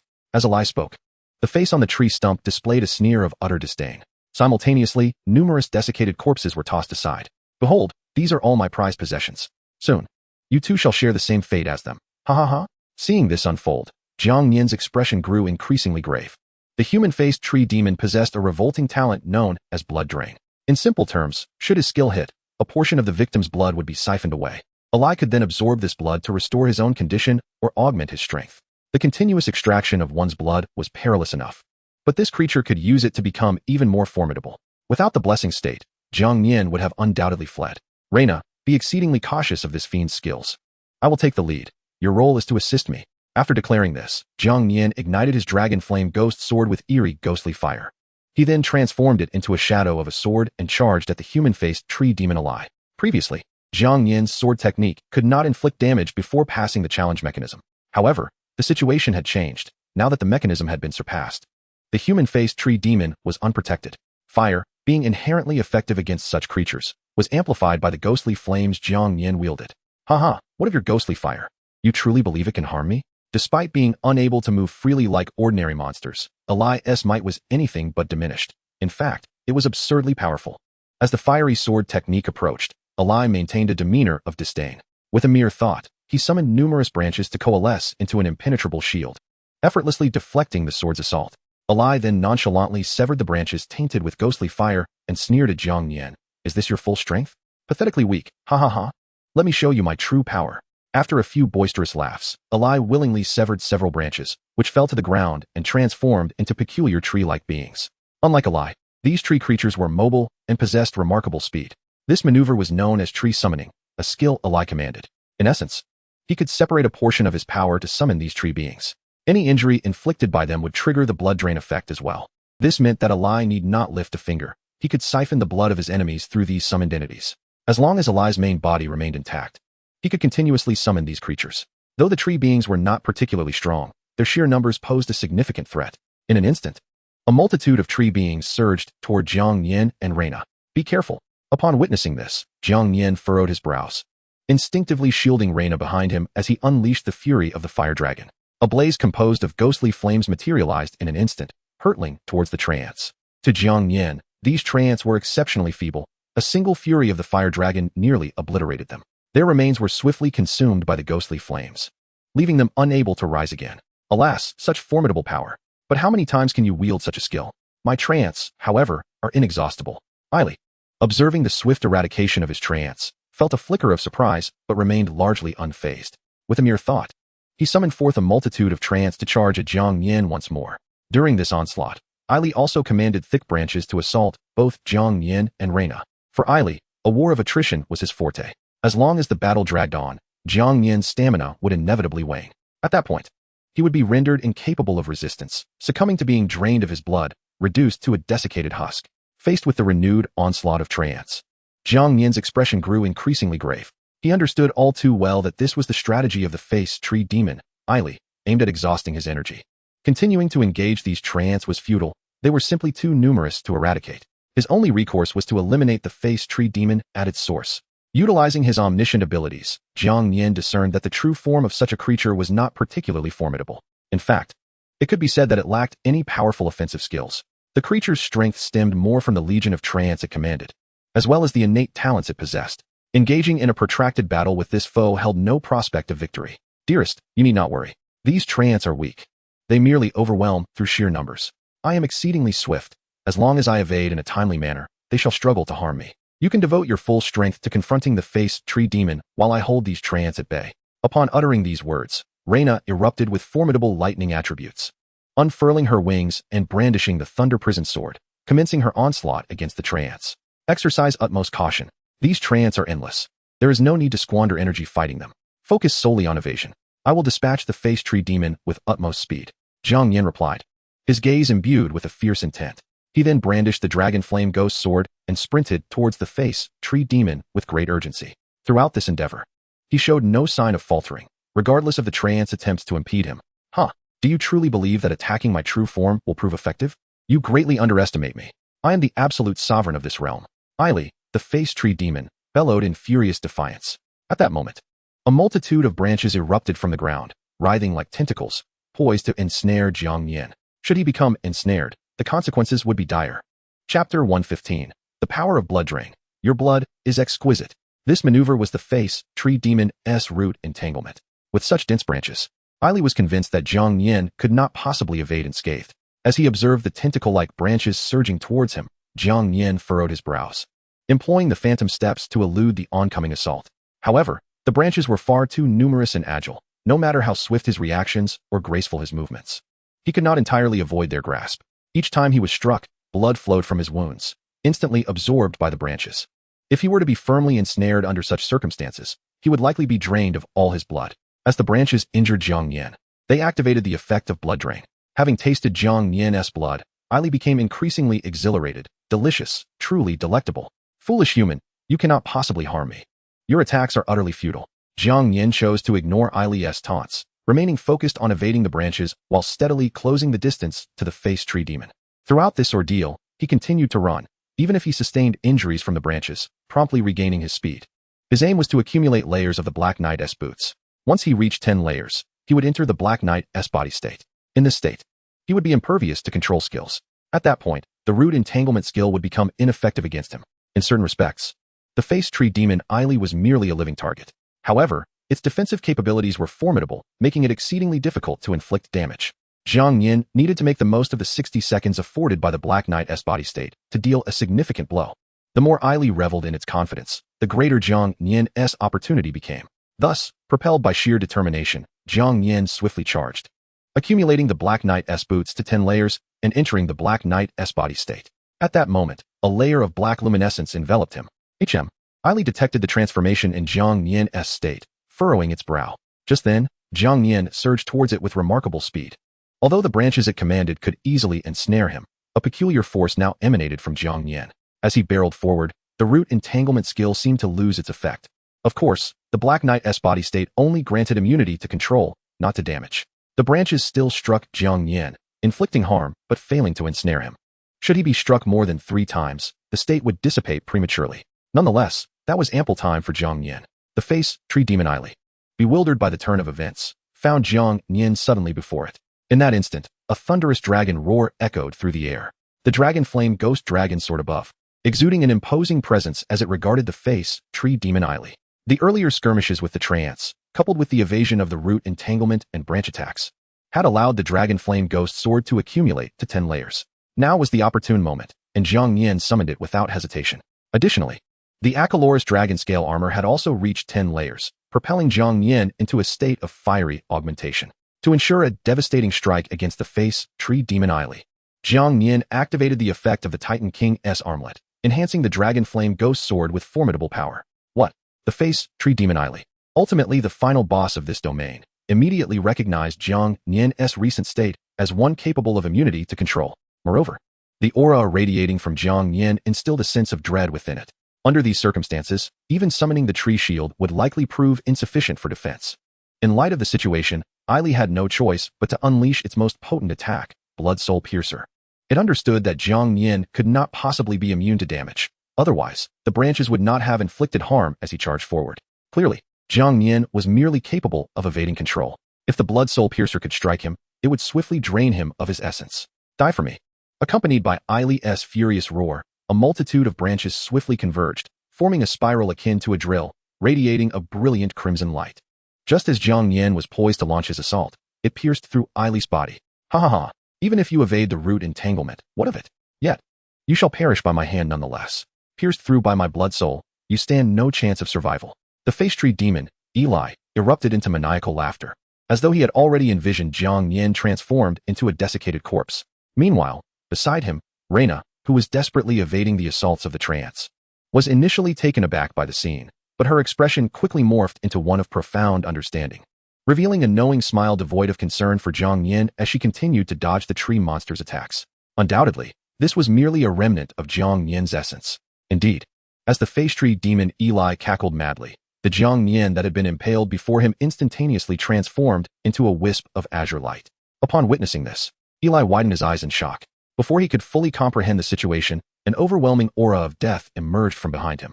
Jiang Nian pressed closely against the face tree demon, unleashing the wrath of the fire dragon. Bolstered by an array of enhancements, the power of this attack surged to formidable heights.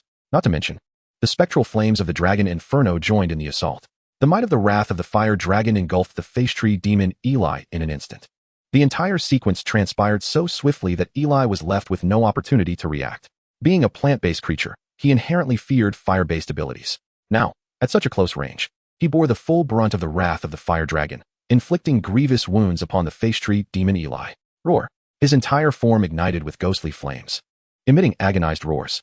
All surrounding branches, roots, and even the summoned trance were consumed by the spectral fire. After executing this formidable move, Jiang Nian gasped for breath, utterly drained of stamina. His initial confrontation with the trance, followed by a desperate sprint and relentless use of the phantom step, had nearly depleted his energy reserves. The wrath of the fire dragon was the culmination of his utmost effort. At this juncture, it was evident that he had severely wounded the face tree demon. However, as Jiang Nian struggled to catch his breath, a blood-red spiral drill suddenly erupted from the ground, piercing through Jiang Nian's body. The entire event unfolded in an instant, and Jiang Nian, utterly fatigued, had no means to evade. You, a feeble human, dare to inflict such harm upon me. I shall have your remains scattered to the winds. Chapter 116. Resurrection on the spot, slaying the face tree demon. Although the face tree demon Eli had been grievously injured by Jiang Nian's wrath of the fire dragon, his formidable defenses ensured he was not instantly vanquished, retaining a modicum of combat capability. Nonetheless, the power of Jiang Nian's previous strike had been overwhelmingly potent.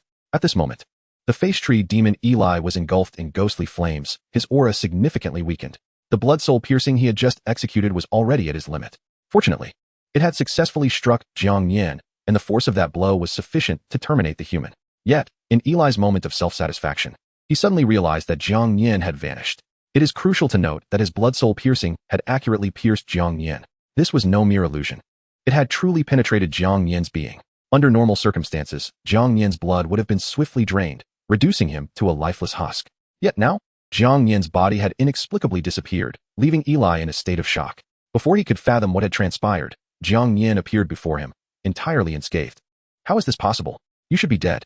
The face tree demon Eli's expression shifted to one of sheer horror upon witnessing this scene. In truth, his blood-soul piercing had indeed struck Jiang Nian and had indeed killed him. Unfortunately for Eli, Jiang Nian possessed a doll of substitution, granting him an additional life. Now, fully restored, Jiang Nian found it exceedingly simple to dispatch a severely wounded face tree demon. My dear, I knew you would be fine. Reina exclaimed excitedly as she rushed to Jiang Nian's side. Initially, she had felt a pang of terror when Jiang Nian was struck by the blood-soul piercing. But upon reflection, she realized that with the substitution doll, there was no way he could have truly perished. This fellow was immensely powerful. Even the full force of her wrath of the fire dragon could not instantaneously eliminate him. His use of blood-soul piercing against me was entirely within my expectations. Now, this creature stands no chance of victory.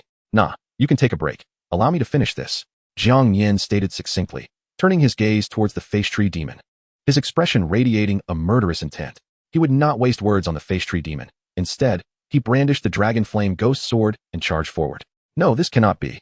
The face tree demon Eli was utterly bewildered by the turn of events, his countenance betraying fear as he beheld Jiang Nian's advance.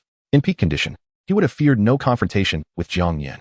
However, now, beset by grievous wounds and engulfed in ghostly flames, while enduring excruciating pain and battling Jiang Nian simultaneously, victory was an impossibility. Jiang Nian granted the face tree demon Eli no respite, closing the distance and unleashing a flurry of fire-based abilities.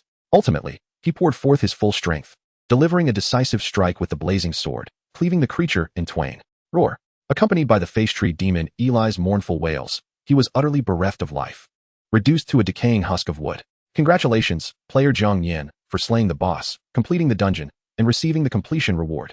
All attributes increased by 30 points. Skill book Ghost Shadow Strike, Bloodthirsty Eli's Bark Pants, B grade, Heart of the Face Tree Demon X1. As the announcement echoed, Jiang Nian finally relaxed, collapsing onto the ground. Simultaneously, a radiant golden light descended upon him, enveloping him in its glow, enhancing all his attributes by 30. However, at this moment, the numerical increase held little significance. He was far more intrigued by the skills and equipment he had attained. First, the Ghost Shadow Strike skill was one that the Black Armored Commander had utilized earlier. Swift and powerful, it bore the added damage of ghostly flames, undoubtedly a formidable ability. Jiang Nian had suffered greatly when facing the black-armored commander. Such a potent skill was one he would learn without delay. Possessing the omniscient and omnipotent talent, Jiang Nian found mastering skills to be exceedingly straightforward. He grasped and perfected it in an instant. Subsequently, his focus shifted entirely to the bloodthirsty Eli's bark pants. Item: bloodthirsty Eli's bark pants.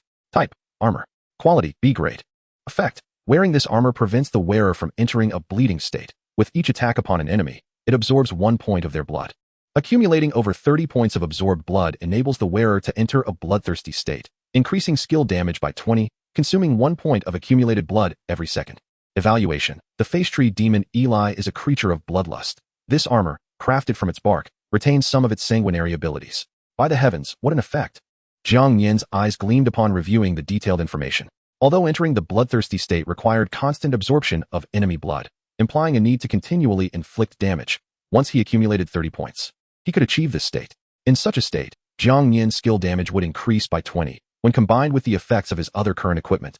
It would afford him a terrifying offensive capability in a short span. Without any hesitation, Jiang Nian immediately donned the bloodthirsty Eli's bark pants. At this moment, Jiang Nian had entirely upgraded his equipment to grade B, resulting in a significant enhancement. Furthermore, his battle power star rating had finally ascended to 8 stars. This confirmed his hypothesis that to achieve an 8-star battle power, a complete overhaul of his gear to grade B was requisite. Feeling the immense strength of his new 8-star rating, a smile involuntarily crept upon Jiang Nian's lips. He now harbored no fear of the regional coalition challenging him. Should he emerge victorious in the impending plunder challenge, it would signify the completion of his mission as a regional dominator. Congratulations, my lord, on reaching 8-star battle power. Even if those fellows unite, they shall stand no chance against you, Lina exclaimed, sensing the powerful aura emanating from Jiang Nian, her expression brimming with excitement. Ha! Let us return home. Jiang Nian laughed heartily, wrapping his arm around Lina as they departed from the Sky City 3 dungeon, heading back to their abode. Simultaneously, within a unique group chat, the most formidable individuals from regions 88, 60, 799, 112, and 75 convened. This chat was initiated by the mightiest from region 88, known as Shiba Akira, a compatriot of the deceased Tadusho, both hailing from Yamato. Previously, he had occupied the 2nd rank in region 88, serving as Tadusho's subordinate, which had proven quite lucrative.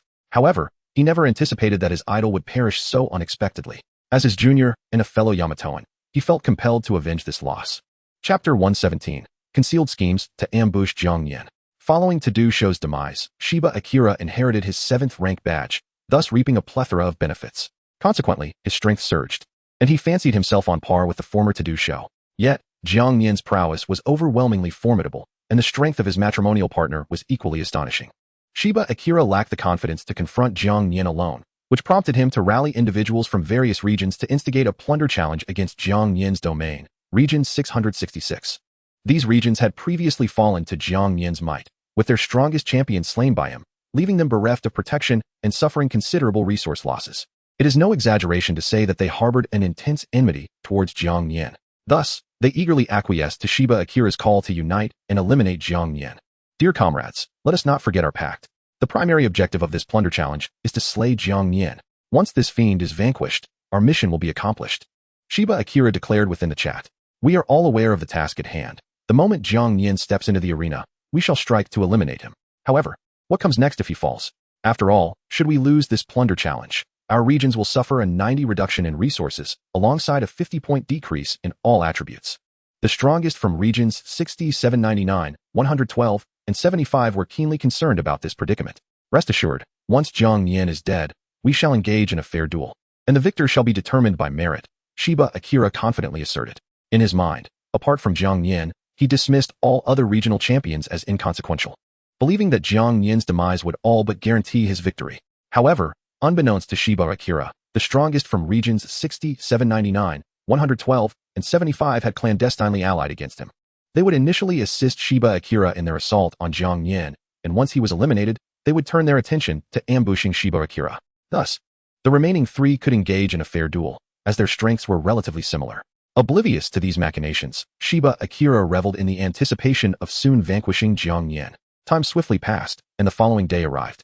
Announcement: the plunder challenge has now commenced. The portal is open. The strongest from participating regions may now enter the arena. Reminder: this contest has a 3-day limit. Unless all opponents are defeated beforehand, participants cannot exit the arena early. Reminder, should a participant surrender their plunder badge prematurely, it will be considered a defeat. The entire process of this competition will be broadcast live. As the announcement echoed, a portal materialized before Jiang Nian. Be cautious, my lord, Tu Shanqing said. Worry etched on her face as she grasped Jiang Nian's hand. Fear not, I am now a strong 8-star warrior. These individuals will not pose a threat to me. Rest assured at home, Jiang Nian reassured her, gently patting her head before preparing to step through the portal. Lena hurriedly followed, but Jiang Nian immediately halted her. Nara, you should stay at home this time. Huh? Lena was taken aback. You wish to go alone? Indeed. Jiang Nian nodded slightly. Even if they unite, this motley crew cannot match my strength. But what if among them is an 8-star warrior? Lena inquired anxiously. This concern mirrored Tu Shanqing's thoughts, and she quickly glanced at Jiang Nian. With a calm smile, Jiang Nian replied, that is impossible. If any of these individuals were 8-star warriors, they would not dare to instigate a plunder challenge. It's evident that they lack the strength to face me alone, which is precisely why they band together. Now, please rest at home. I can handle this competition alone. With that, Jiang Nian stepped into the portal. Lena and Tu Shanqing did not protest, as they found his reasoning sound. True strength would not seek assistance. It was the weak who clustered together. Now that Jiang Nian had achieved 8-star status, there was little cause for concern. As Jiang Nian crossed the threshold of the portal, the live stream commenced. However, this time, the stream was not interconnected with other regions, but rather independent for each region. The inhabitants of Region 666 flocked into the stream upon its activation. Although they felt shame for the coalition's challenge against Jiang Nian, they did not believe he would inevitably lose. After all, the power of Jiang Nian's matrimonial partner had previously astonished them. Should she unleash her formidable strength once again, victory would be within Jiang Nian's grasp. Meanwhile, after experiencing a dizzying sensation, Jiang Nian found himself transported to a primordial forest. As he emerged alone from the portal, the inhabitants of Region 666 expressed shock and confusion. What is happening? Where is Jiang Nian's matrimonial partner? Indeed, why isn't Miss Tu Shanqing here? Her strength is immense. Wouldn't she come to assist Jiang Nian? This is inconceivable. Given their affection, she wouldn't abandon him. Could it be that Jiang Nian intends to face them alone? Absolutely. Jiang Nian never engages in battles without confidence. Perhaps he has already achieved 8-star strength. We must believe in Jiang Nian, despite their astonishment at Jiang Nian's solitary appearance. The people of Region 666 chose to place their faith in him. After all, opting to accept the challenge alone clearly indicated his unwavering confidence. At that moment, within the arena, Jiang Nian meticulously surveyed his surroundings before proceeding nonchalantly. Just then, the announcement reverberated through the air. All participants have entered the competition venue. The plunder challenge now commences. In the next moment, a golden badge inscribed with the word plunder descended from the sky, gently landing in Jiang Nian's hand. If he could defeat the competitors from the other regions and acquire all the plunder badges, victory would be his. However, the vastness of this primordial forest made it challenging for Jiang Nian to locate them. Observing the situation, he decided against searching, opting instead to sit on a nearby tree stump and meditate, patiently awaiting the arrival of his opponents so he could ensnare them all at once. Chapter 118. Waiting for the prey? What does this mean for Jiang Nian? Does he not wish to seek out the other regional competitors? No. Clearly Jiang Nian is lying in wait for them. Incredible. Is he truly planning to allow challengers from other regions to come to him? Such confidence is astounding. It is evident that Jiang Nian's strength has significantly increased. The spectators in Zone 666 were left utterly astonished by this development. In stark contrast, Jiang Nian maintained his usual composure, even leisurely crossing his legs as he continued to meditate. The primordial forest was immensely expansive, and searching for his opponents would consume considerable time, just as it would for them. Jiang Nian's primary objective was to conserve his energy. Meanwhile, on the opposite side of the forest, a man approximately 165 meters tall, not particularly imposing and sporting a watermelon hairstyle, strolled through the woods. Accompanying him were two seemingly normal women. One was unremarkable in appearance and average in stature, while the other possessed a commendable physique but had an unsettling blue skin tone. This man was known as Shiba Akira, the strongest in Zone 88, and he had orchestrated the plan to hunt down Jiang Nian. The moment Jiang Nian fell, not only would he seize the badge of 6th place, but he would also avenge the fallen Dantang Xiang. He could not allow Jiang Nian to leave the competition venue alive. With this thought, Shiba Akira wasted no time. He retrieved a flare gun from his supplies and fired a shot into the sky. The resources available in the marriage world were indeed varied, and it was entirely possible to procure a special signal gun. Prior to the commencement of the plunder challenge, he had already coordinated with others from different regions. As soon as they entered the competition venue, he would immediately use this flare gun. Upon seeing the signal flare, competitors from other regions would hasten to join him, allowing them to form a team to search for Jiang Nian, ensuring they remained close together to avoid being ambushed. After firing the flare, Shiba Akira embraced his two companions and awaited their arrival. Approximately 2 hours later, he finally spotted a dark-skinned man approaching. This man was accompanied by 3 companions, one of whom resembled a human woman, while the other 2 were monstrous females, quite unsettling in appearance. He hailed from Zone 6799 and had become its strongest after the demise of Inadio Air. Currently, he possessed a combat prowess of 7.5 stars. Though his aura was noticeably weaker than that of Shiba Akira. "You're rather slow. Where are the others?" Shiba Akira remarked impatiently upon seeing the dark-skinned man. "What's the rush? Are you not aware of the forest's vastness? If not for your flare gun, we would hardly have been able to converge so effortlessly." "The others are likely on their way," the dark-skinned man replied, then leapt onto a large tree with remarkable agility, demonstrating extraordinary jumping ability. After scanning the surroundings, he noticed a man and woman racing towards him. Realizing this, he returned to the ground just as they arrived. Hearing this, Shiba Akira released a sigh of relief and resumed waiting.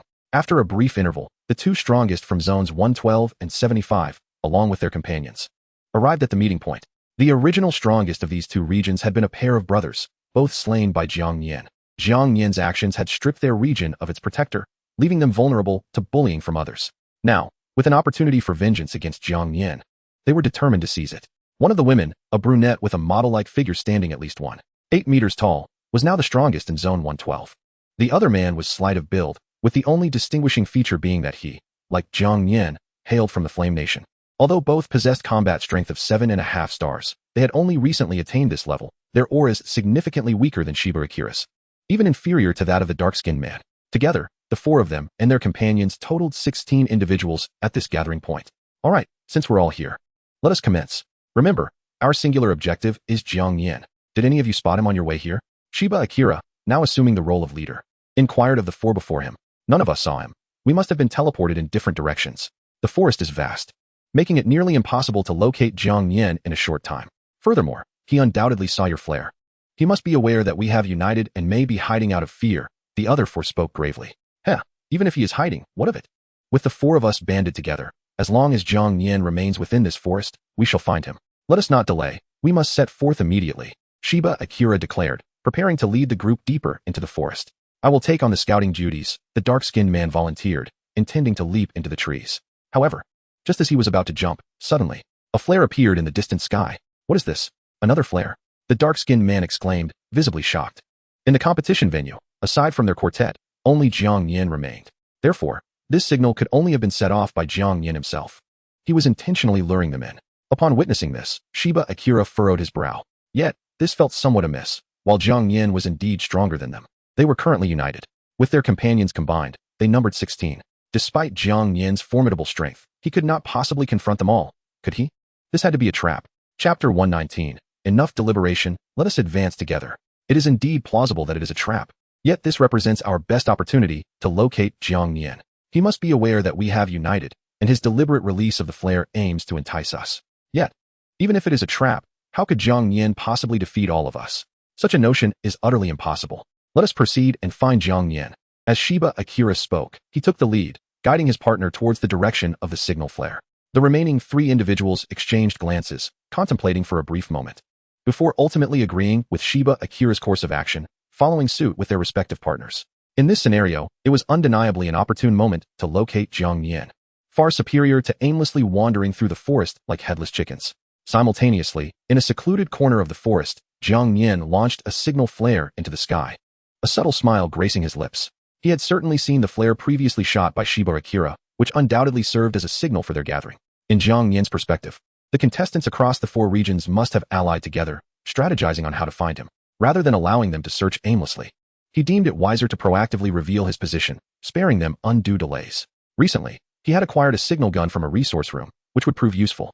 Jiang Nian had no intention of wasting time lingering here. Dispatching them swiftly would enable his departure from this place sooner. He then resumed his meditation, awaiting their approach. Throughout this process, the spectators in Area 666 watched Jiang Nian's every move in the live broadcast. They had come to comprehend the situation. Jiang Nian evidently intended to confront them all single-handedly. Such audacity could only stem from immense confidence. At that moment, the audience in Area 666 began to anticipate how Jiang Nian would decisively defeat his adversaries. Approximately 2 hours passed when, as if sensing something, Jiang Nian abruptly opened his eyes. Before him, he beheld over 10 individuals emerging from the thicket. Among them, the leader exuded the most formidable aura. yet it barely reached the strength of 7 stars. The disparity in power compared to Jiang Nian was colossal. What significance did their numbers hold in the face of absolute strength? Jiang Nian, in an effort to avoid alarming them, deliberately suppressed his own aura to match that of 7 stars. Ah, how flattering. They have brought so many people. Are you planning to attack me all at once? Or will it be one by one? Jiang Nian observed the group before him, maintaining his confident demeanor. However, to Shiba Akira and the others, Jiang Nian's confidence appeared intriguingly peculiar. Everyone, do not act rashly. This Jiang Nian must harbor some secret. I can sense his aura. It is merely slightly stronger than mine. Yet far from reaching 8 stars. If he is not at the 8-star level, he cannot hope to defeat us. The concern lies in his overwhelming confidence. I feel there may be an ambush. Moreover, his partner has vanished, undoubtedly hiding nearby. Especially that fox demon. Her strength is formidable. The more Shiba Akira pondered, the more astonished he became, his gaze vigilant as he scanned the surroundings. The others mirrored his apprehension, hesitant to approach Jiang Nian for fear of a sudden attack. Although they had not witnessed the battle between Tadu Akira and Jiang Nian firsthand, they had heard of it. They were well aware that one of Jiang Nian's partners possessed immense strength, having even dispatched Tadu Akira with a single blow. Until the appearance of Tu Shanqing, they dared not act impulsively. Why is it that you, a multitude, do not dare to strike against me? Jiang Nian remarked, rising from his seated position with a bemused expression.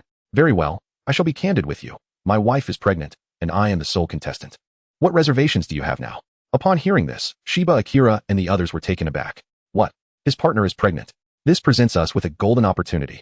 Currently, it is only Jiang Nian. If we act together, we can surely overwhelm him. I have thoroughly confirmed that aside from Jiang Nian's aura, there are no others present. It should only be him. The black man and the strongest from the other 2 regions became visibly excited. Without Tu Shanqing, they believed Jiang Nian stood no chance. After a moment of contemplation, Shiba Akira whispered, we must not take his words at face value. If his partner truly cannot fight due to her pregnancy, how does he possess the audacity to confront us alone? Ultimately, he is merely at the level of 7 stars, comparable to us. Such confidence must surely conceal a trap. However, if we continue to hesitate, it will indeed be disgraceful. I will take the lead. You all assist me in subduing Jiang Nian. As soon as he finished speaking, a brilliant white light erupted from Shiba Akira, transforming him into a monstrous figure, half man and half lion. His previously modest height of approximately 165 meters surged to around 2 meters. Brandishing a golden greatsword, his aura had become exceedingly potent. The talent Shiba Akira awakened was of the same aberrant type as Tadu Akira's, albeit not as formidable, being merely an A-grade aberrant white lion. Then, Shiba Akira unleashed a deafening lion's roar, charging furiously toward Jiang Nian with his greatsword. At that moment, his partner and the other powerful individuals from the 3 regions also activated their respective talents, preparing to collectively strike down Jiang Nian. However, just as Shiba Akira reached Jiang Nian, he was sent flying by a single kick from Jiang Nian. The force of the kick was so great that even in his aberrant state, Shiba Akira could not withstand it, crashing into a nearby rock and suffering several broken ribs, blood gushing from his mouth. It was important to note that Jiang Nian wielded no weapon and had not even revealed his own talent. Yet, with just a single kick, the sheer power he exhibited astonished everyone present. They then clearly sensed that Jiang Nian's aura had indeed reached 8 stars. Chapter 120, a single strike, shocking the crowd. 8 stars? How is this possible? How did he achieve 8-star strength so quickly? Upon sensing Jiang Nian's current aura, everyone present displayed expressions of utter astonishment. Shiba Akira, who had been kicked away, momentarily disregarded his pain, gazing at Jiang Nian in terror. At that moment, he finally comprehended why Jiang Nian was so confident. It turned out he had already attained 8-star strength, having deliberately concealed it until now. The spectators in Area 666 erupted in excited cheers. Jiang Nian, who could already be considered nearly invincible among his peers, had now surpassed to 8 stars, rendering him even more formidable. No matter how many adversaries there were, they stood no chance against Jiang Nian. Is this it? Your 7-star and half strength is truly pathetic. Jiang Nian remarked disdainfully at Shiba Akira, who had been sent flying. I advise you not to approach one by one. It would be far more efficient to come at me all together. As he spoke, the dragon flame demon sword materialized in his hand, its aura emanating without reservation. Even with 16 opponents, they dared not make a move. It's over. How are we supposed to fight now? Jiang Nian has already reached 8-star strength. What chance do we have? I do not wish to lose my life here. Jiang Nian's astonishing prowess instilled fear in them, leading to a palpable sense of trepidation. Are you truly willing to surrender so easily? Indeed, Jiang Nian possesses an impressive 8-star battle capability, yet he is but one individual. I have meticulously verified that aside from Jiang Nian, there is no one else in the vicinity. We number a full 16, and to capitulate in such a manner would surely be a disgrace. Although Shi Ming was intimidated by Jiang Nian's strength, he remained resolute in his refusal to yield. In his perspective, this was an unparalleled opportunity to eliminate Jiang Nian. Should they miss this chance, it might never present itself again. The crux of the matter was that losing in the plundering challenge would result in a 90 reduction in regional resources and a 50-point decrease in all attributes.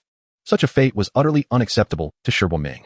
The others present were equally aware of this reality, yet the overwhelming power of Jiang Nian rendered them hesitant. In light of their cowardice, Shi Ming's ire intensified. I cannot fathom what you fear. Can a single person truly intimidate us all? If we surrender without a fight, we shall forever bear the shame. Let us unite our efforts and see how he responds. With that declaration, Shi Ming transformed into a ferocious white lion. His aberrant talent allowed him not only to become a half-beast, but also to achieve full beastification. In this state, his strength, defense, and stamina would experience a substantial enhancement. However, it came at the cost of significant mental energy, making it unsustainable for long durations. Moreover, weapons could not be wielded in this form. Yet, the trade-off yielded remarkable explosive power for a fleeting moment. With fury in his eyes, Shi Ming began to gather a wave of white light. The other representatives, while still wary of Jiang Nian, could not deny the validity of Shi Ming's words. To offer no resistance and surrender outright would indeed be too humiliating. Regardless of the outcome, they needed to make an attempt. Under Shi Ming's leadership, the strongest individuals from the other 4 regions, along with their respective partners, unleashed their most formidable attacks upon Jiang Nian. With such a multitude of powerful skills converging on him, if Jiang Nian failed to evade, even with his 8-star might, he would surely suffer grave injury. However, Jiang Nian stood resolutely, unperturbed by the onslaught. Witness this arrogance. He does not even attempt to evade our formidable skills.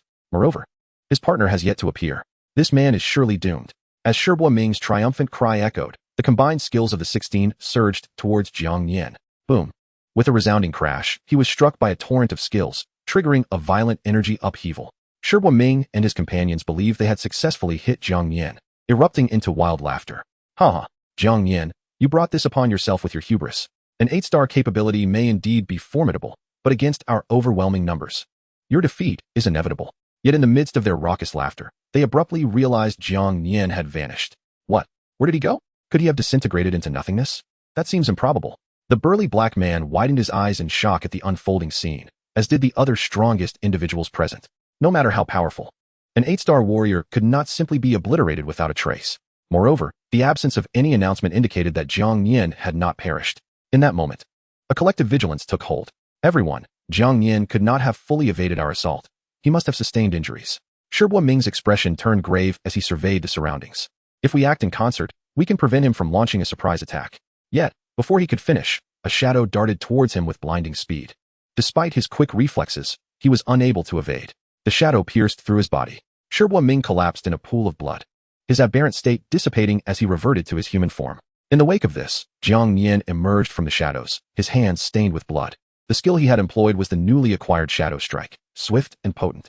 No one anticipated that Jiang Nian would emerge unscathed, let alone deliver a fatal blow to Shi Ming.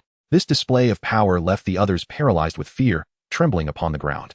Jiang Nian paid them no mind, instead approaching Shi Ming's lifeless body to retrieve the plunder badge from him. Then, with a gaze rife with lethal intent, he turned to the remaining individuals. So, do you intend to meet the same fate as this fool? Or will you surrender now? As soon as he spoke, all present fell to their knees before him.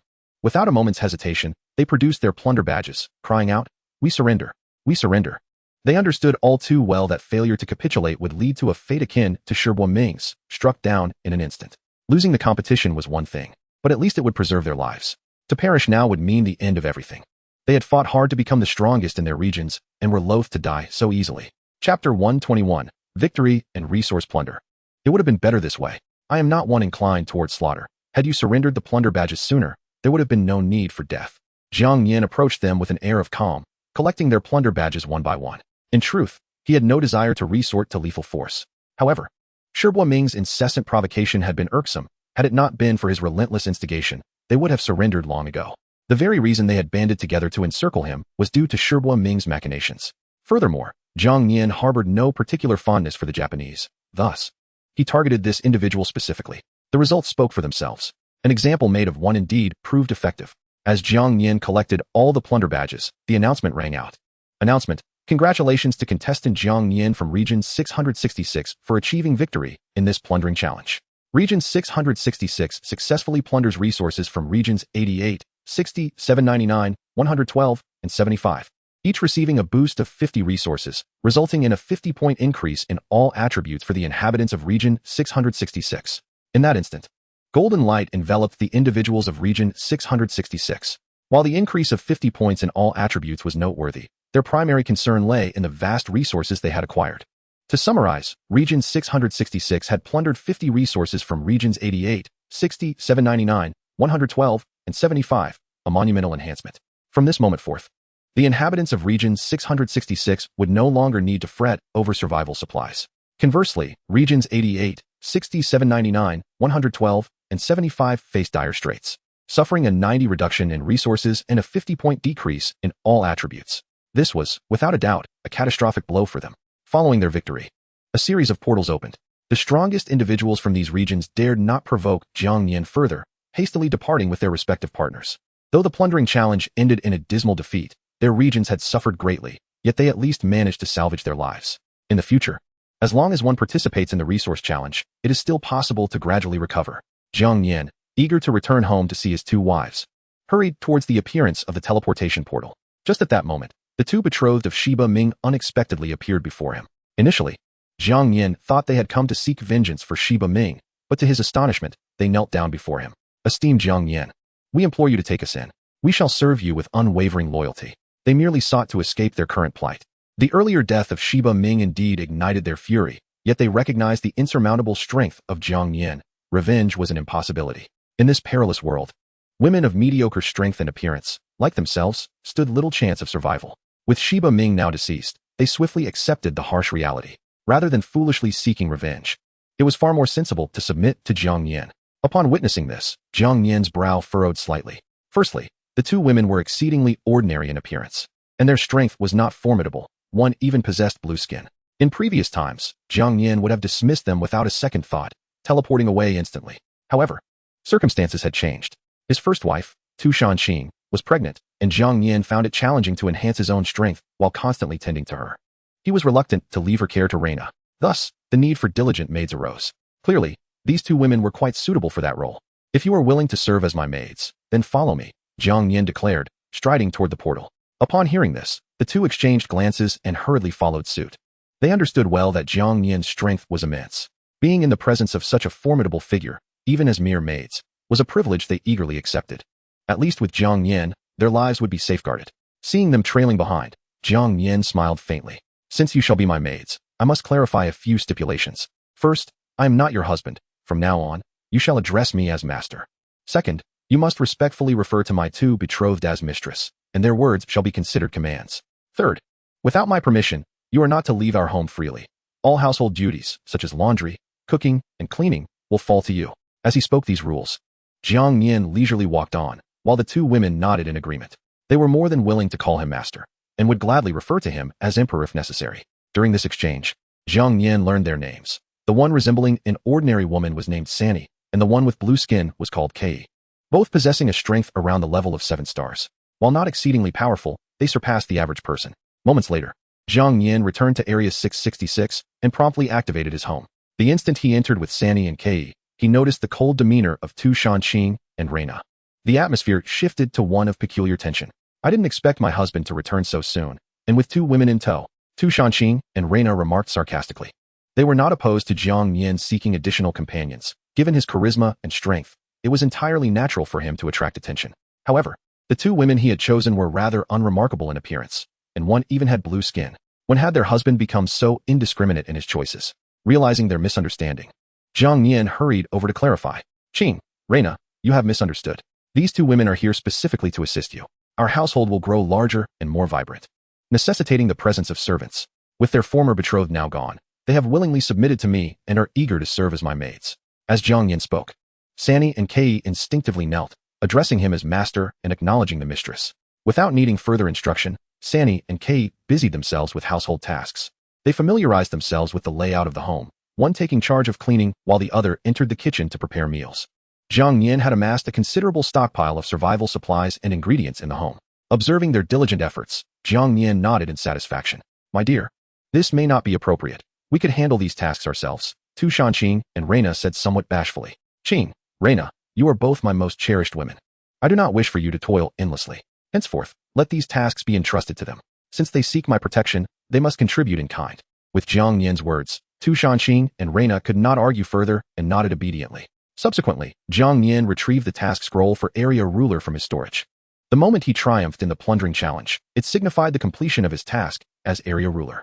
The scroll now emanated a resplendent golden glow, indicating that he was ready to submit the task and become the ruler of Area 666.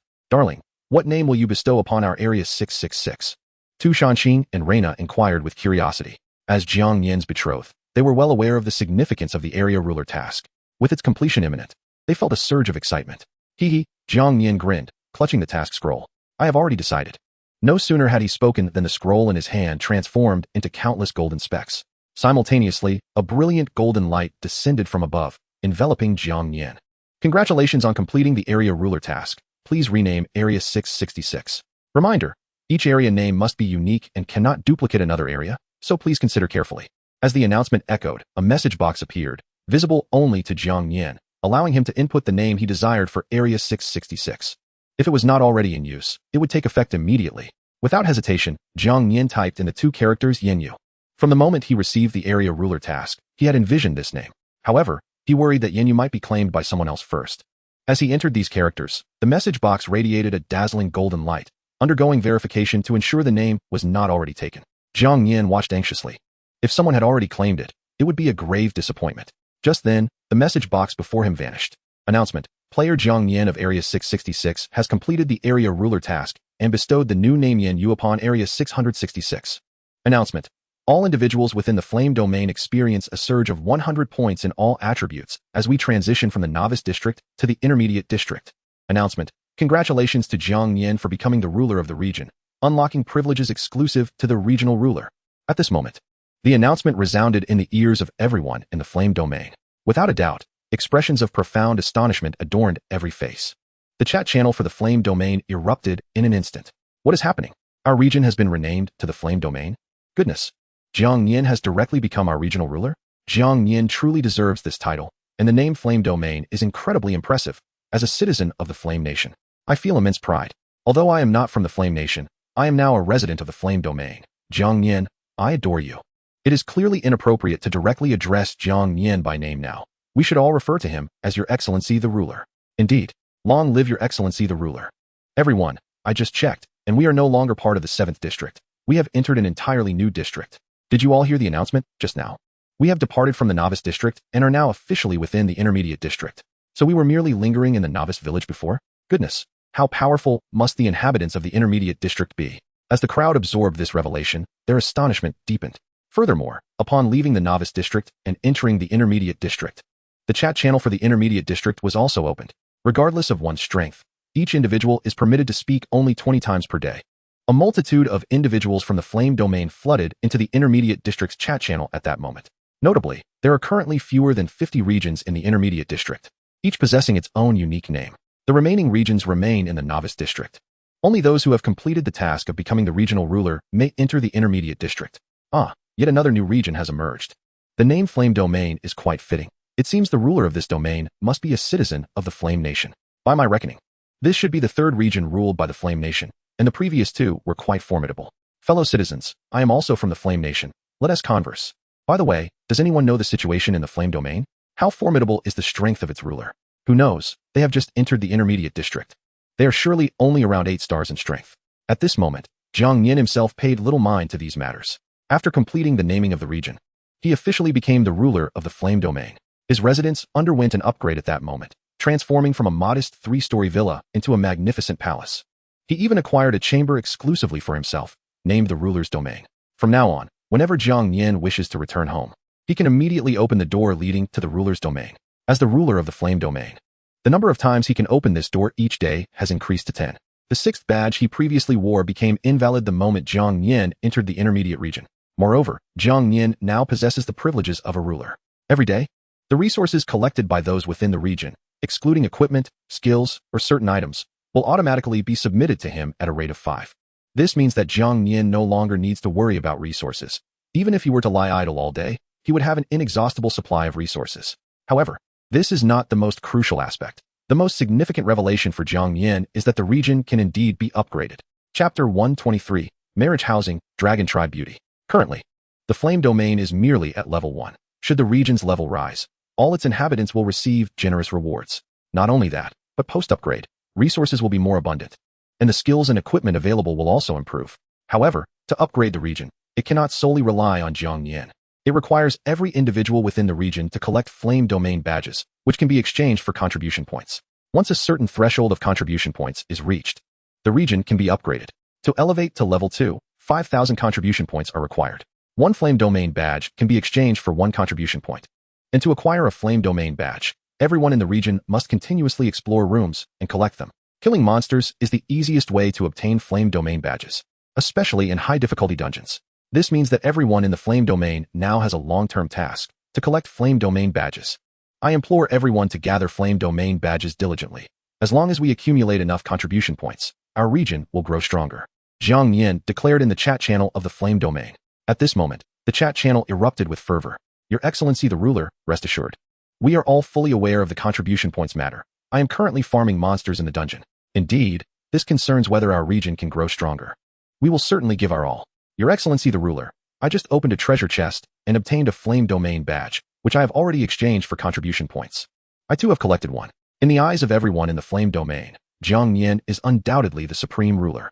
Moreover, with the region's upgrade, they will all receive rewards and a series of benefits, naturally motivating them to exert their utmost efforts. Jiang Nian glanced at the current progress of contribution points, 75 out of 5,000.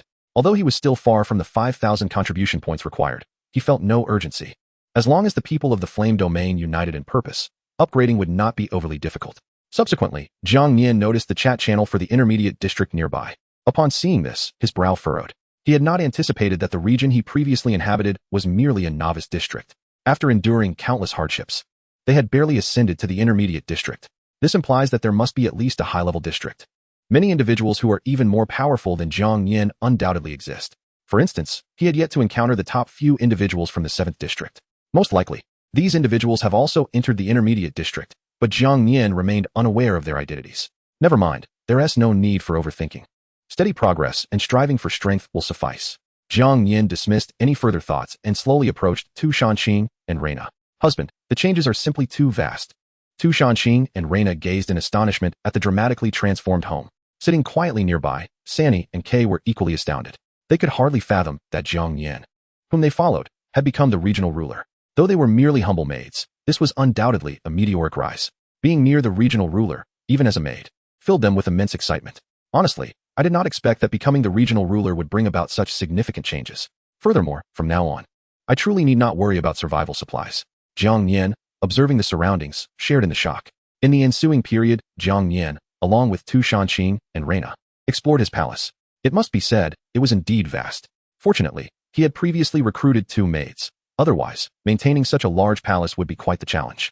Subsequently, Jiang Nian decided to venture out for a thorough exploration. With the number of times he could open doors now increased to 10, it would be a waste not to make use of it. Additionally, the flame domain badges needed to be collected. Only by strengthening the region could Jiang Nian, as its ruler, attain even greater power. Jiang Nian initially intended to venture out with only Reina, but Tu Shanqing insisted on accompanying them. Unable to refuse her, Jiang Nian reluctantly agreed to bring her along as they departed the palace. Qing'er, no matter what we encounter, you must not engage in battle. You are with child now, and it is imperative that you remain unharmed, Jiang Nian said with a serious tone. My lord, I am cooped up at home all day, and it is utterly dull. The area we are in has been upgraded, and I certainly wish to explore it, Tu Shanqing replied excitedly, wrapping her arms around Jiang Nian's. Rest assured, I will not interfere in any combat. If danger arises, I will use my escape talisman without hesitation. Very well, Jiang Nian conceded with a sigh. After leaving the palace, doors appeared in every direction. To his astonishment, he discovered that one of them led to a matchmaking room. It had been quite some time since he last encountered such a place, and it immediately captivated his attention. After all, entering a matchmaking room could yield splendid rewards, whether the match was successful or met with resistance. Name, matchmaking room, room description, a stunning beauty of the dragon clan, possessing breathtaking looks and an arrogant demeanor. Safety assessment. After becoming the ruler of the flame domain, your strength has attracted her attention. If you have the courage to conquer her, then please enter. By the heavens, a beauty from the dragon clan, Jiang Nian exclaimed, his eyes widening at the sight within the room. The information described this woman as possessing unparalleled beauty, undoubtedly strikingly gorgeous. Such an exquisite beauty was not to be overlooked by Jiang Nian. However, he was already married to 2 wives, and he needed to consider their feelings. My lord, you should proceed without hesitation. Whatever you choose to do, we will support you. Besides, we are also curious to see just how beautiful this dragon clan maiden truly is.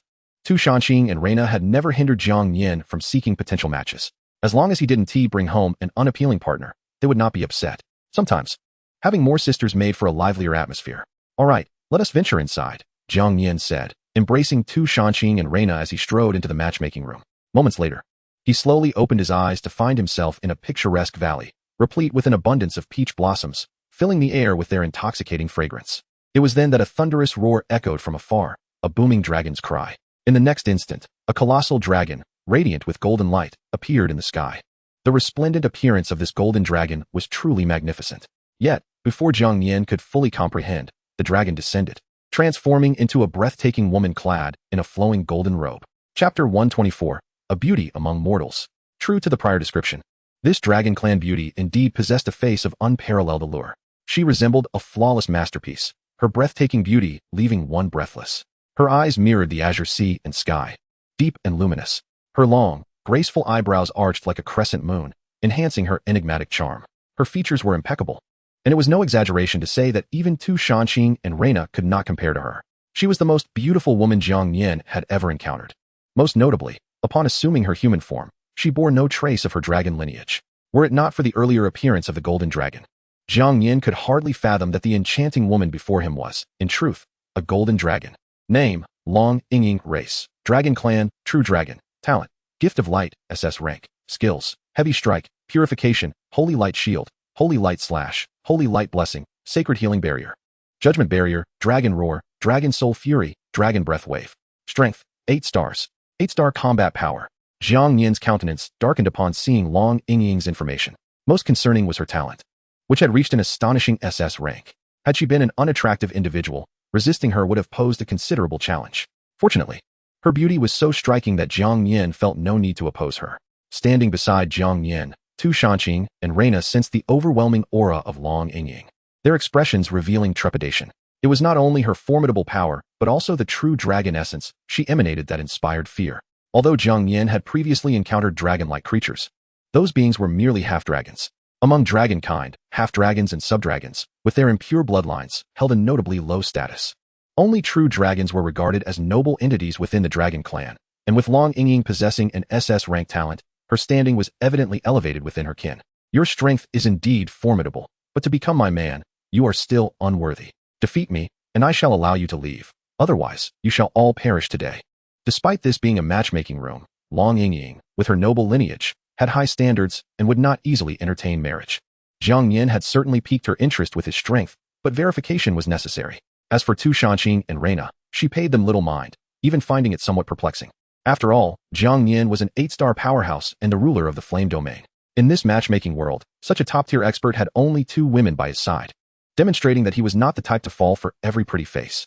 At this moment, Long Ying's aura intensified, and a golden dragon soul could be faintly seen manifesting behind her. In that instant, the pressure she exerted on Jiang Nian and the others grew ever stronger. Her strength is incredibly formidable. Step back. I shall handle this, Jiang Nian declared, summoning the dragon flame ghost sword into his hand. In a battle between 8-star warriors, Tu Shanqing and Reina would be unable to intervene. To avoid disrupting Jiang Nian's fight, they quickly retreated several meters. I did not expect your weapon to possess even a trace of true dragon essence.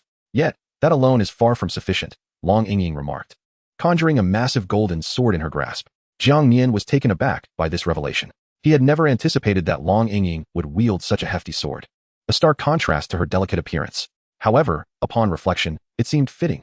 After all, her true form was that of a powerful dragon, endowing her with extraordinary strength. Prepare yourself.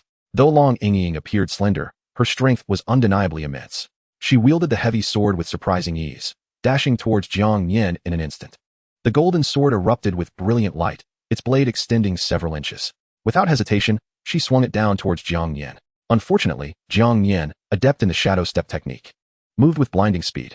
Long Ying's holy light slash merely struck a fleeting shadow of him. Jiang Nian had already circled behind her. He could have launched a surprise attack, yet he refrained, instead opting to embrace Long Ying. While her attack was impressive, her speed had been slightly lacking.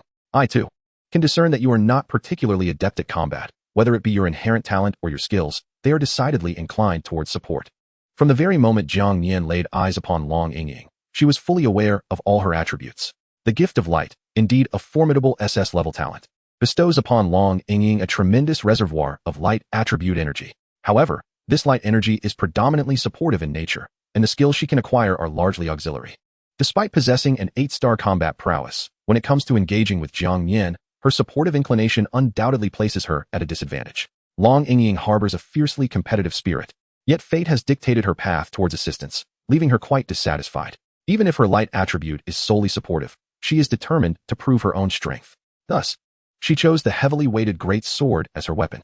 Now, she yearns for a genuine battle with Jiang Nian, who is also of 8-star caliber. Little did she expect, however, that Jiang Nian would see through her intentions so effortlessly. Do not underestimate me. Long Yingying detested being branded as merely supportive. Enraged, she immediately broke free from Jiang Nian's grasp, swinging her great sword with all her might towards him. This time, Jiang Nian did not choose to evade. Instead, he withstood Long Yingying's holy light slash with his Xianming shield. In Long Yingying's eyes, despite both being 8-star warriors, Jiang Nian was merely human. She, as a formidable true dragon, possessed strength that no mere human could rival. Confident in her holy light slash, she believed it could send Jiang Nian flying. However, the outcome was far from her expectations. Jiang Nian remained steadfast, his demeanor remarkably relaxed. While Long Yingying's strike did inflict some damage, it was inconsequential to him. Moreover, Jiang Nian had long specialized in strength, rendering his power even greater than Long Yingying's. His refusal to evade was a testament to his own prowess. Such a stunning beauty was not one Jiang Nian wished to genuinely harm. Chapter 125. The Wedding Night, Conquering the Dragon Race Beauty. How can this be possible? Long Yingying was taken aback upon witnessing this turn of events. The Holy Light Slash was among her most potent defensive skills, and she had unleashed it without reservation. Even if Jiang Nian had blocked it with his shield, it should have been impossible to withstand such overwhelming force without being sent flying. Yet, Jiang Nian stood immobile, which implied that his strength surpassed hers, even as a true dragon. This realization further solidified her understanding of Jiang Nian's superiority. Nevertheless, Long Yingying refused to concede, launching another series of attacks against him. Yet, the results were invariably the same. Either Jiang Nian effortlessly blocked her onslaught or evaded it altogether using his shadow step. Throughout this exchange, Jiang Nian refrained from countering, allowing Long Yingying to strike. Why do you not retaliate? Do you hold me in disdain? Long Yingying glared at him, displeased. You misunderstand me. I harbor no contempt for you. My inaction stems from a desire to avoid causing you harm, Jiang Nian replied, gripping his dragon flame ghost sword as he gazed at Long Yingying. The power of ghost fire is far beyond what you can fathom. Humph, Long Yingying scoffed. Your refusal to fight back only signifies your disdain. I care not for your ghost fire power. If you can wound me, I will follow you. Her pride was immense. She recognized Jiang Nian's formidable strength and had begun to accept him, yet she did not wish for him to hold back. Observing her unwavering determination, Jiang Nian sighed, feeling somewhat helpless. Very well, if that is your wish, then I shall oblige. Though reluctant to harm Long Yingying, he understood that only by exerting his full capacity could he truly conquer her. In that moment, the dragon flame ghost sword in Jiang Nian's grasp ignited with a fierce ghostly fire.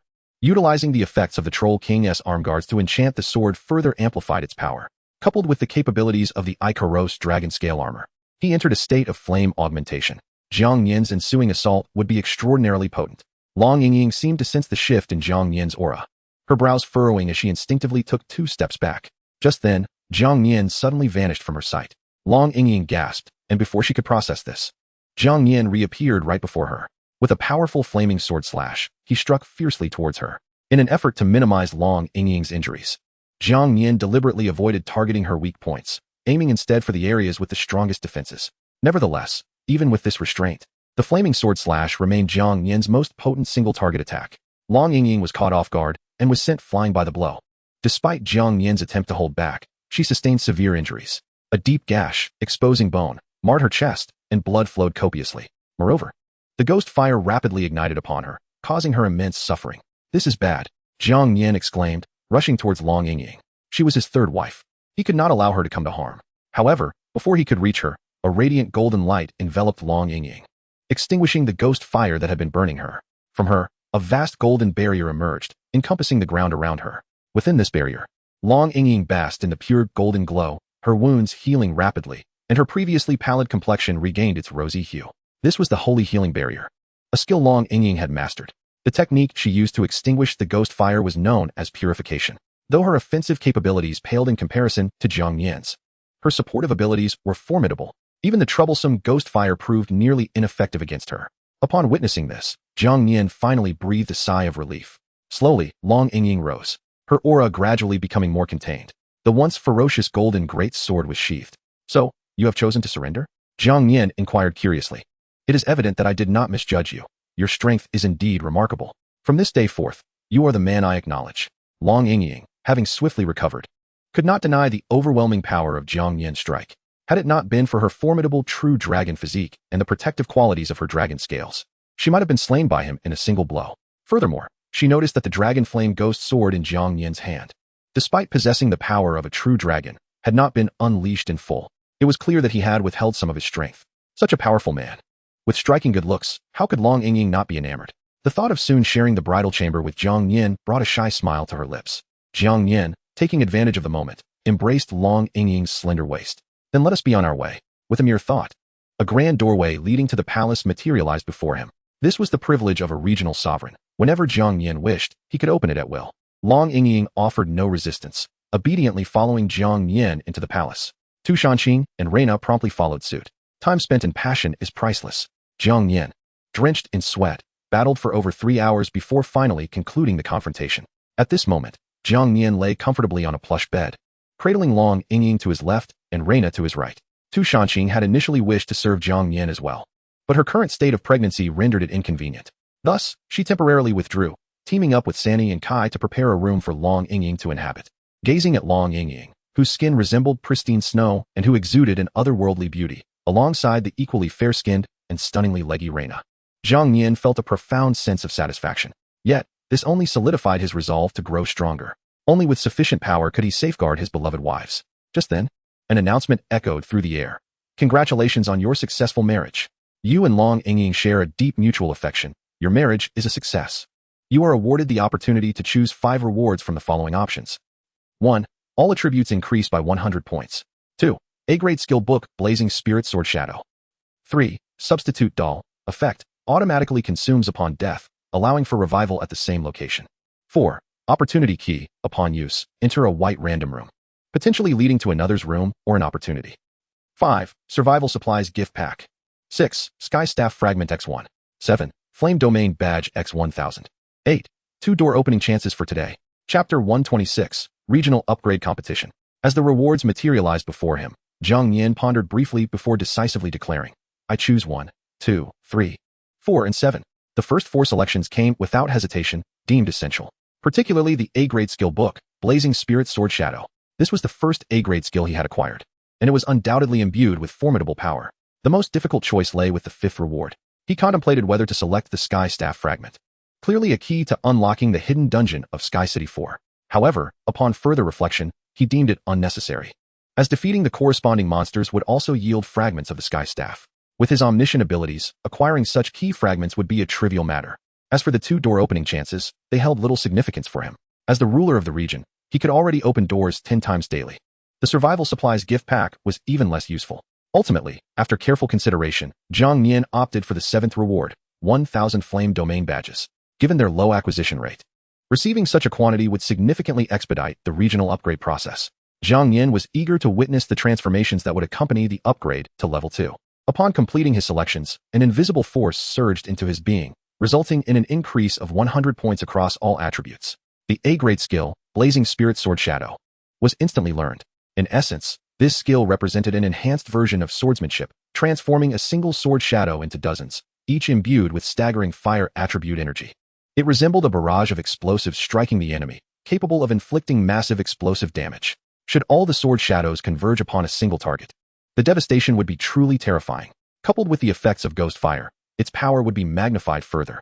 This skill represented Jiang Nian's most potent offensive capability thus far.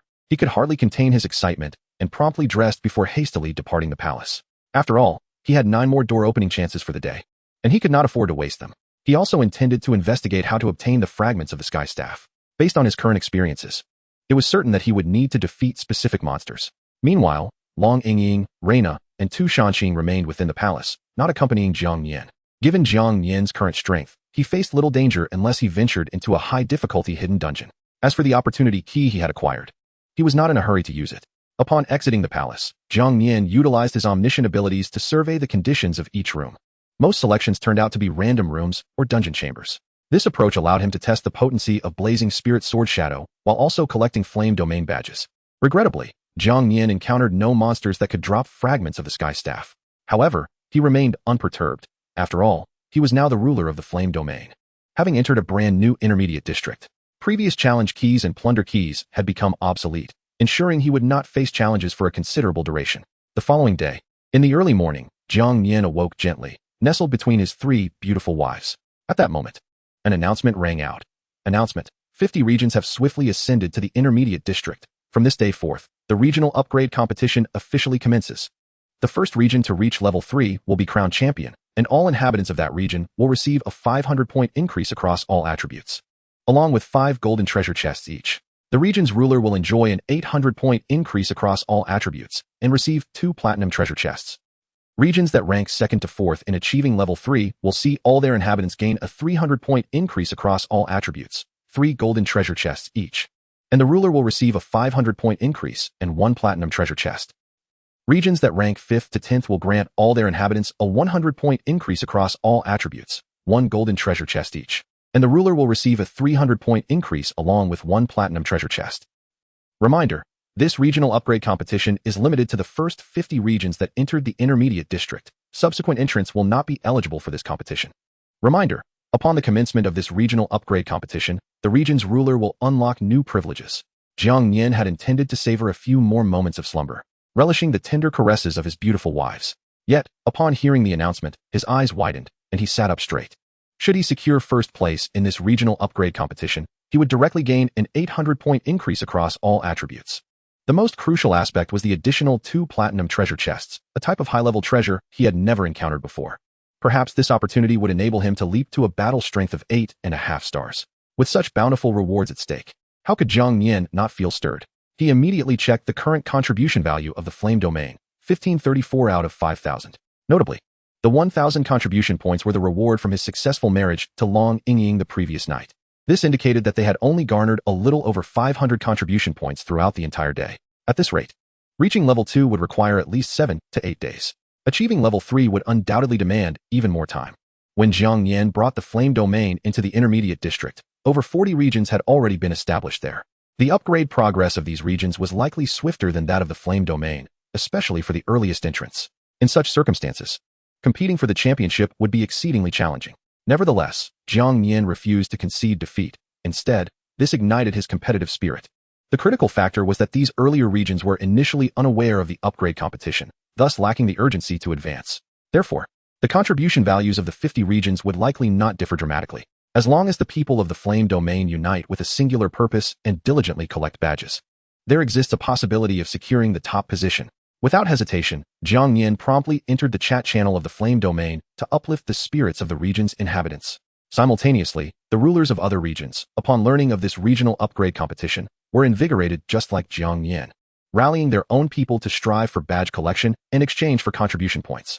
This competition would not merely be a testament to the strength of the regional rulers. Rather, it demanded the collaborative effort of the entire region. An enhancement of 800 points across all attributes, coupled with 2 platinum chests, presented an irresistible allure to any regional ruler. Chapter 127. Inspiring the masses to collect badges. I trust everyone is already well aware of the regional upgrade competition. Should we claim victory, every participant will be rewarded with a 500-point enhancement across all attributes, along with 3 golden chests. Such a bountiful reward must be ours. Brothers, starting today, let us fervently collect the badges of the Flame Domain. To further motivate everyone, I have established a small incentive. The first 3 individuals to gather 20 Flame Domain badges today will receive a special reward from me. I will tailor the rewards according to each individual's circumstances. Let us charge forth, brothers. Jiang Nian understood that upon learning of the regional upgrade competition, the inhabitants of his region would undoubtedly strive harder to collect badges. Yet, mere awareness was insufficient. He had to instill greater motivation within them. Thus, after a moment of contemplation, he resolved to set exclusive rewards as the regional ruler. Presently, Jiang Nian possessed numerous pieces of equipment, skill books, and various resources that he no longer required. For him, these items served only one purpose: to be auctioned off for survival supplies. Now that he had ascended to the status of a regional ruler, the concerns of basic necessities no longer plagued him. Hence, these items became even more superfluous. Jiang Nian decided to utilize them as rewards for those diligently collecting badges. Why he chose 20 flame domain badges, rather than a greater number, was a consideration Jiang Nian had meticulously pondered. Given the 5 opportunities to enter daily, 20 badges represented the maximum they could realistically collect in a day. He had also deciphered the new privileges granted to regional rulers, which allowed him to teleport any individual within the flame domain to the palace, or vice versa. This functionality proved exceedingly convenient for rewarding them. As anticipated, upon his announcement of the additional rewards, the regional channel erupted with excitement. They had already been motivated by the prospect of the regional upgrade competition, for securing the championship would grant everyone a significant enhancement of 500 points and 3 golden chests. Such an improvement was monumental, sufficient to elevate many into the ranks of 7-star powerhouses. To their astonishment, Jiang Nian was willing to part with his own resources as prizes to inspire them. In that moment, nearly all the inhabitants of the flame domain felt deeply moved, vowing silently to exert every effort in collecting the flame domain badges.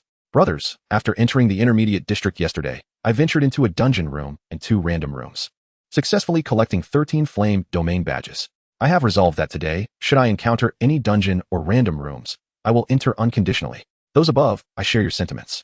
During the competition, I too intend to focus solely on dungeon and random rooms, for only by defeating monsters can we acquire more flame domain badges.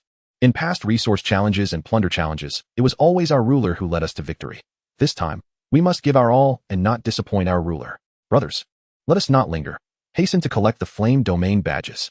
After exchanging a few brief words in the chat channel, the crowd swiftly set to action. In mere moments, the chat channel was devoid of participants. No one wasted time on idle chatter. All were wholly committed to the task of collecting flame domain badges. Observing this, Jiang Nian also sprang into action, allowing Tu Shanxin to rest within the palace while he, alongside Long Yingying and Reina, commenced their search. Meanwhile, in a domain known as the Blood Soul Domain, a man clad in a black tailcoat, with alabaster skin, savored a glass of red wine with an air of contentment. This man, named Johnson Noah, was the ruler of the Blood Soul Domain, possessing formidable strength. Beside him stood 4 golden-haired women, their figures so alluring they could incite fervor. Though these women were ostensibly his partners, in Johnson Noah's eyes, they were akin to servants. You all must have heard about the regional upgrade competition. Immediately issue a command in the regional channel, instructing everyone to commence badge collection and exchange for contribution points. Without my protection, how could these individuals have entered the intermediate district? This will serve as their repayment to me, Johnson Noah declared with a smug expression. In his mind, regional rulers were akin to emperors presiding over their domains.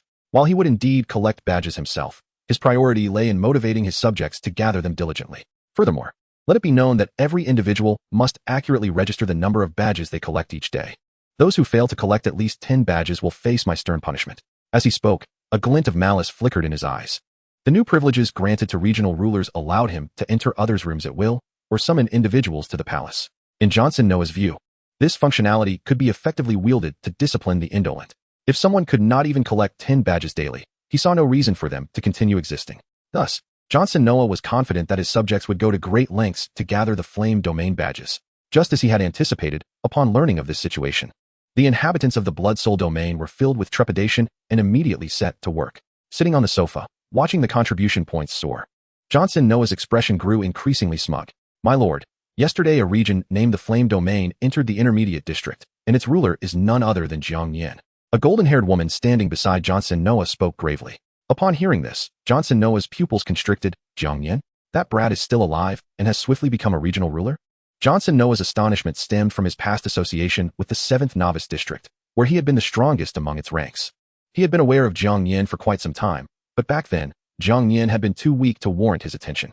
Furthermore, at that time, Johnson Noah had already ascended to the intermediate district and paid little heed to the novice district's affairs. Yet now, he was utterly taken aback that Jiang Nian had so rapidly achieved the status of a regional ruler. To attain such a title indicated that Jiang Nian's strength had reached 8 stars. Anna and Dong Tangxiang, while I harbor no deep feelings for them, are still my subordinates. As their elder brother, it is only natural that I seek vengeance for them. Chapter 128. The regional challenge commences. My lord, do you mean to challenge Jiang Nian? However, at this moment, Jiang Nian has already ascended to the intermediate zone, rendering the challenge keys and plunder keys from the novice zone utterly ineffective. In light of this situation, how shall we initiate a challenge? The 4 women standing beside Xiong Sen No displayed expressions of confusion. To them, Jiang Nian's successful rise to the status of regional sovereign and entry into the intermediate zone seemed to preclude any opportunities for challenge. As of now, there were no items available to initiate a challenge. Why are you all still so foolish after following me for so long? Jiang Nian scoffed at their remarks with a dismissive smile. The so-called regional upgrade competition could never be as simple as just leveling up. Perhaps once the region reaches level 2, the truth would be revealed. As he spoke, Jiang Nian exuded an air of confidence. His assertion was not unfounded. During the novice zone, regions were already able to challenge one another. Was it conceivable that such a possibility would vanish upon entering the intermediate zone? Clearly, that was impossible. In Jiang Nian's perspective, challenges would undoubtedly become even more intense in the intermediate zone. Once the region reaches level 2, it might unlock the functionality for challenges. The matchmaking partners beside Jiang Nian nodded in realization. Don't just stand there, clean yourselves up and return to your rooms to wait for me. Today, my temper is quite fiery, and I must let off some steam. The following day, as evening approached, Jiang Nian concluded his exploration and returned to the palace. His current contribution value stood at 123, surpassing the requirement to elevate the region to level 2. On the first day, after deducting the 1,000 contribution points awarded through matchmaking, the total contribution from the entire region amounted to merely over 500 points. However, following the commencement of the regional upgrade competition, everyone seemed invigorated, zealously collecting the flame domain badges to exchange for contribution points. Jiang Nian was genuinely taken aback by how swiftly he could elevate the region to level 2. Without a moment's hesitation, Jiang Nian opted for the upgrade. At that instant, the announcement rang out. Announcement: congratulations. The flame domain has reached level 2. The resources collectible within this region have upgraded, unlocking the regional challenge functionality. Additionally, all individuals within this region will receive a boost of 50 points to all attributes.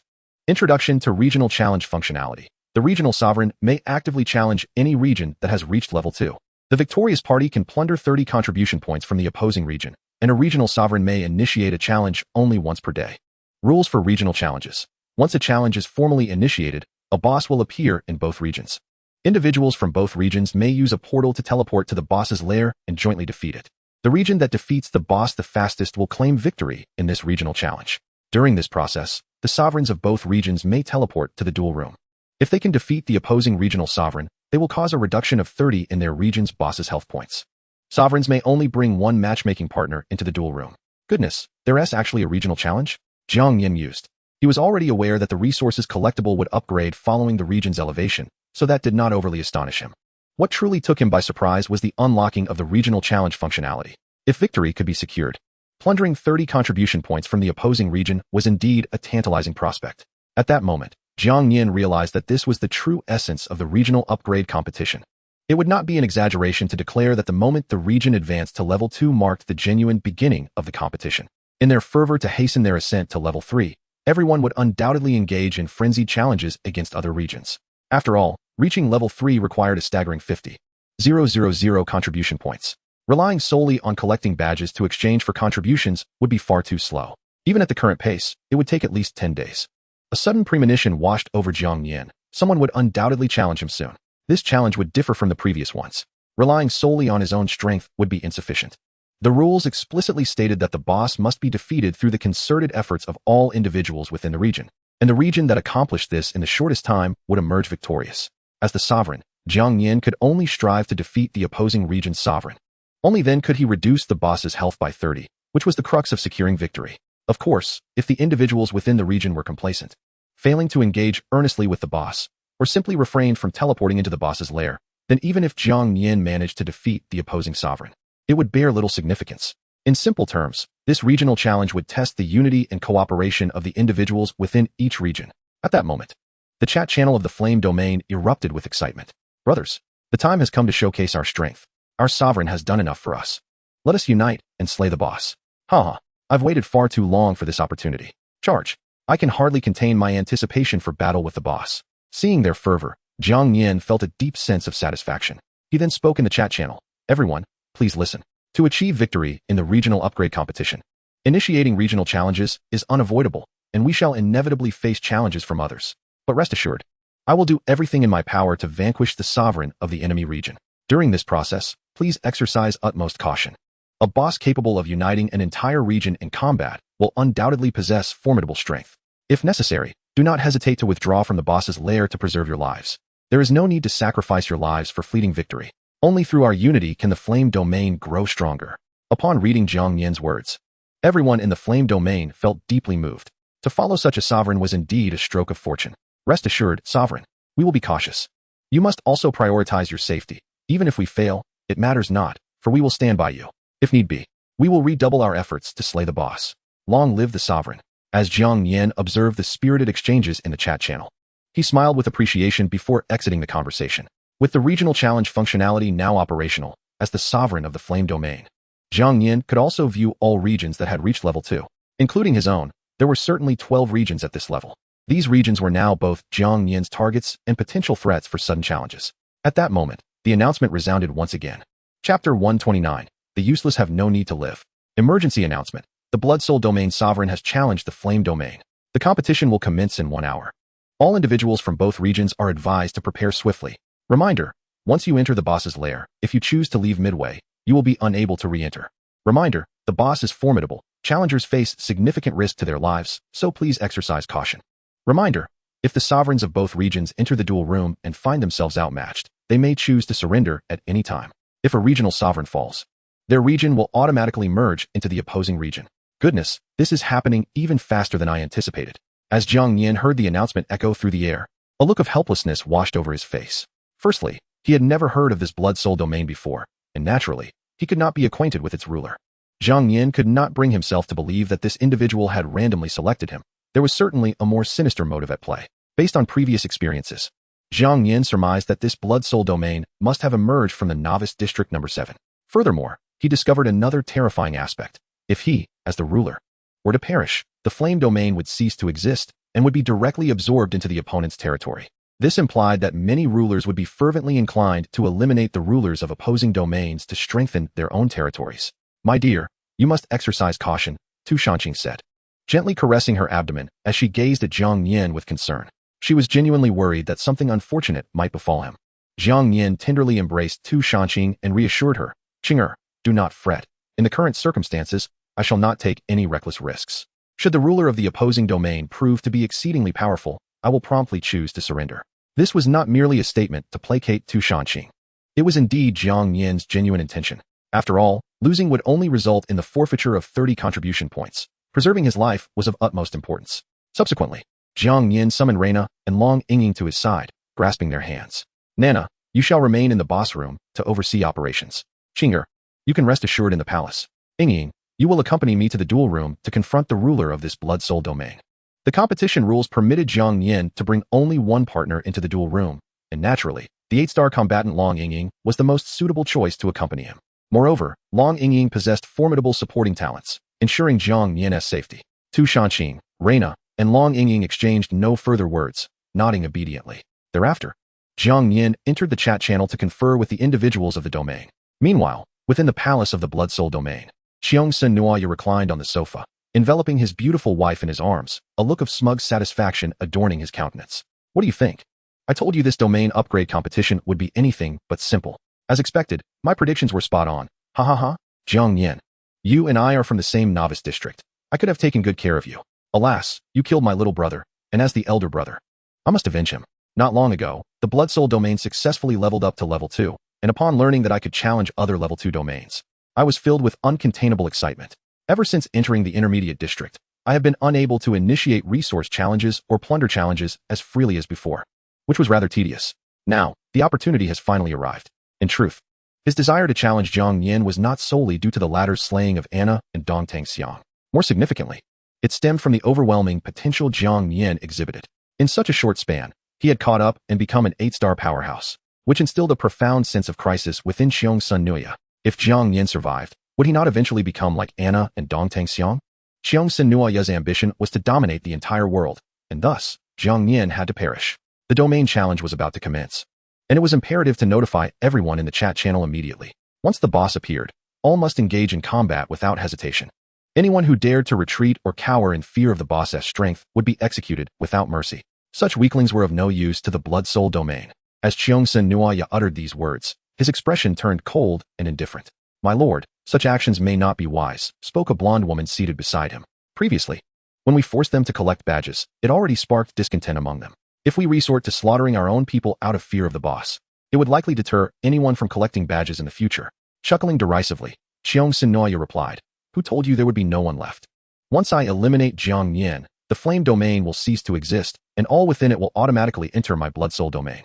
Without proper selection, the number of useless individuals will only increase. I shall forge the blood soul domain into the strongest territory. The cowardly and incompetent have no right to survive. Without further ado, he commanded, hasten to issue my orders.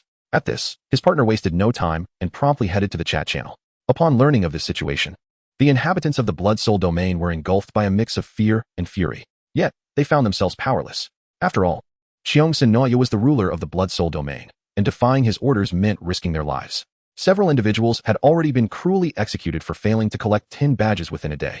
And Jiang Nian had even displayed their severed heads in the auction house to instill terror. An hour slipped by in the blink of an eye. Just then, the announcement resounded once more. Announcement: the domain challenge is now commencing. Participants from both domains, please enter the boss room. Reminder: once anyone approaches the boss's attack range, the boss will officially initiate its attack. In that moment, a series of portals materialized before the inhabitants of the blood soul domain. Despite their trepidation, they had no choice but to muster their courage and step into the boss room. Chapter 130, the 9-star boss. Simultaneously, a series of portals also opened before the people of the flame domain. In stark contrast to the fear gripping the blood soul domain, the inhabitants of the flame domain displayed no signs of trepidation, even though they understood that the boss would be immensely powerful, posing a genuine threat to their lives. Jiang Nian had instilled great confidence in them. They believed in him wholeheartedly and marched resolutely into the boss room. Let us depart as well. We must ascertain the nature of this boss. At that moment, a portal appeared directly in front of Jiang Nian. Before confronting the ruler of the opposing domain, he naturally intended to lead his domain's inhabitants against the boss first. After offering a few words of reassurance to Tu Shanqing, Jiang Nian, accompanied by Reina and Long Yingying, stepped into the portal. After a disorienting sensation, they found themselves transported to a vast, boundless plain. Approximately 200 meters ahead, a gargantuan black stone golem loomed before them. Towering over 30 meters in height, by far the largest monster Jiang Nian had ever encountered. At that moment, a series of portals opened, and the inhabitants of the flame domain began to emerge from the portals one by one. Upon seeing the colossal black stone golem ahead, they were all struck with astonishment. What in the world is that? Its size is simply overwhelming. Can anyone tell me what kind of monster this is?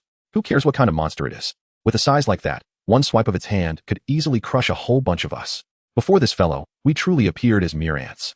Gazing at the dark stone giant ahead, not a single soul dared to act recklessly. According to the rules, as long as we remained outside the range of this creature's attacks, the battle had not officially commenced. Although the fastest team to defeat the boss would claim victory, the oppressive aura emanating from the dark stone giant instilled fear in everyone, rendering them hesitant to initiate the confrontation. Look, is that not the ruler himself? At that moment, a young man in the crowd suddenly noticed Jiang Nian. Upon entering the boss chamber, everyone's attention had been fixated on the dark stone giant, and none had noticed Jiang Nian's presence. Now, upon hearing this exclamation, the crowd turned their gazes toward Jiang Nian. Indeed, it was the ruler. How magnificent! This was my first time witnessing the ruler up close. Previously, I could only secretly admire his visage through the chat channel's avatar. But now I beheld him with my own eyes. The throng of people quickly surrounded Jiang Nian, their expressions brimming with excitement. Even with the formidable boss looming nearby, they momentarily cast aside their fears. Amid this gathering, Jiang Nian remained as composed as ever, his gaze fixed upon the dark stone giant ahead. At that moment, its detailed information materialized before Jiang Nian's eyes. Name: Dark Soul Giant. Race: Rock Tribe. Talent: Hard Shell, C rank, Defense 20. Skills: Heavy Strike, Rock Wall, Sharp Stone Attack. Earthquake Technique. Power level 9 stars. Astonishingly, it possessed a power level of 9 stars. Upon glimpsing this information, Jiang Nian's eyes widened in disbelief. It should be noted that Jiang Nian himself had only attained an 8-star power level. The higher the power level, the more arduous it becomes to advance. Achieving a 9-star level is no trivial feat. Who would have thought that this dark soul giant before him already boasted such strength? Its power must be unfathomably formidable. Yet, Jiang Nian soon discerned a flaw. Both its talent and the skills it wielded were rather lackluster. The strongest skill it possessed was merely the B-rank Earthquake Technique. This implied that although the dark soul giant appeared to have 9-star capabilities, it was, in reality, merely a superficially powerful super soldier. Everyone, listen to me. As Jiang Nian's voice resonated, the crowd fell silent, attentively regarding him. In their hearts, Jiang Nian was undeniably the sovereign. The boss before us is named the Dark Soul Giant, possessing a power level of 9 stars. However, do not be alarmed. While it holds this power level, its actual combat ability is not particularly formidable. Its talents and skills are quite ordinary. You may consider it merely a super soldier with a vast health pool. As long as we adeptly evade its attacks, we shall face minimal danger. Jiang Nian's words clearly reached the ears of all present. Initially, upon learning of the Dark Soul Giant's 9-star power, expressions of fear had spread across the crowd. Such a colossal 9-star boss, a single strike could indeed obliterate a multitude. However, after Jiang Nian's explanation, their anxiety significantly diminished. It was simply a super soldier with an immense health pool. There was little to fear. Moreover, given the creature's enormous size, it was likely to be quite slow. Ruler, we should not delay. Let us commence the challenge at once.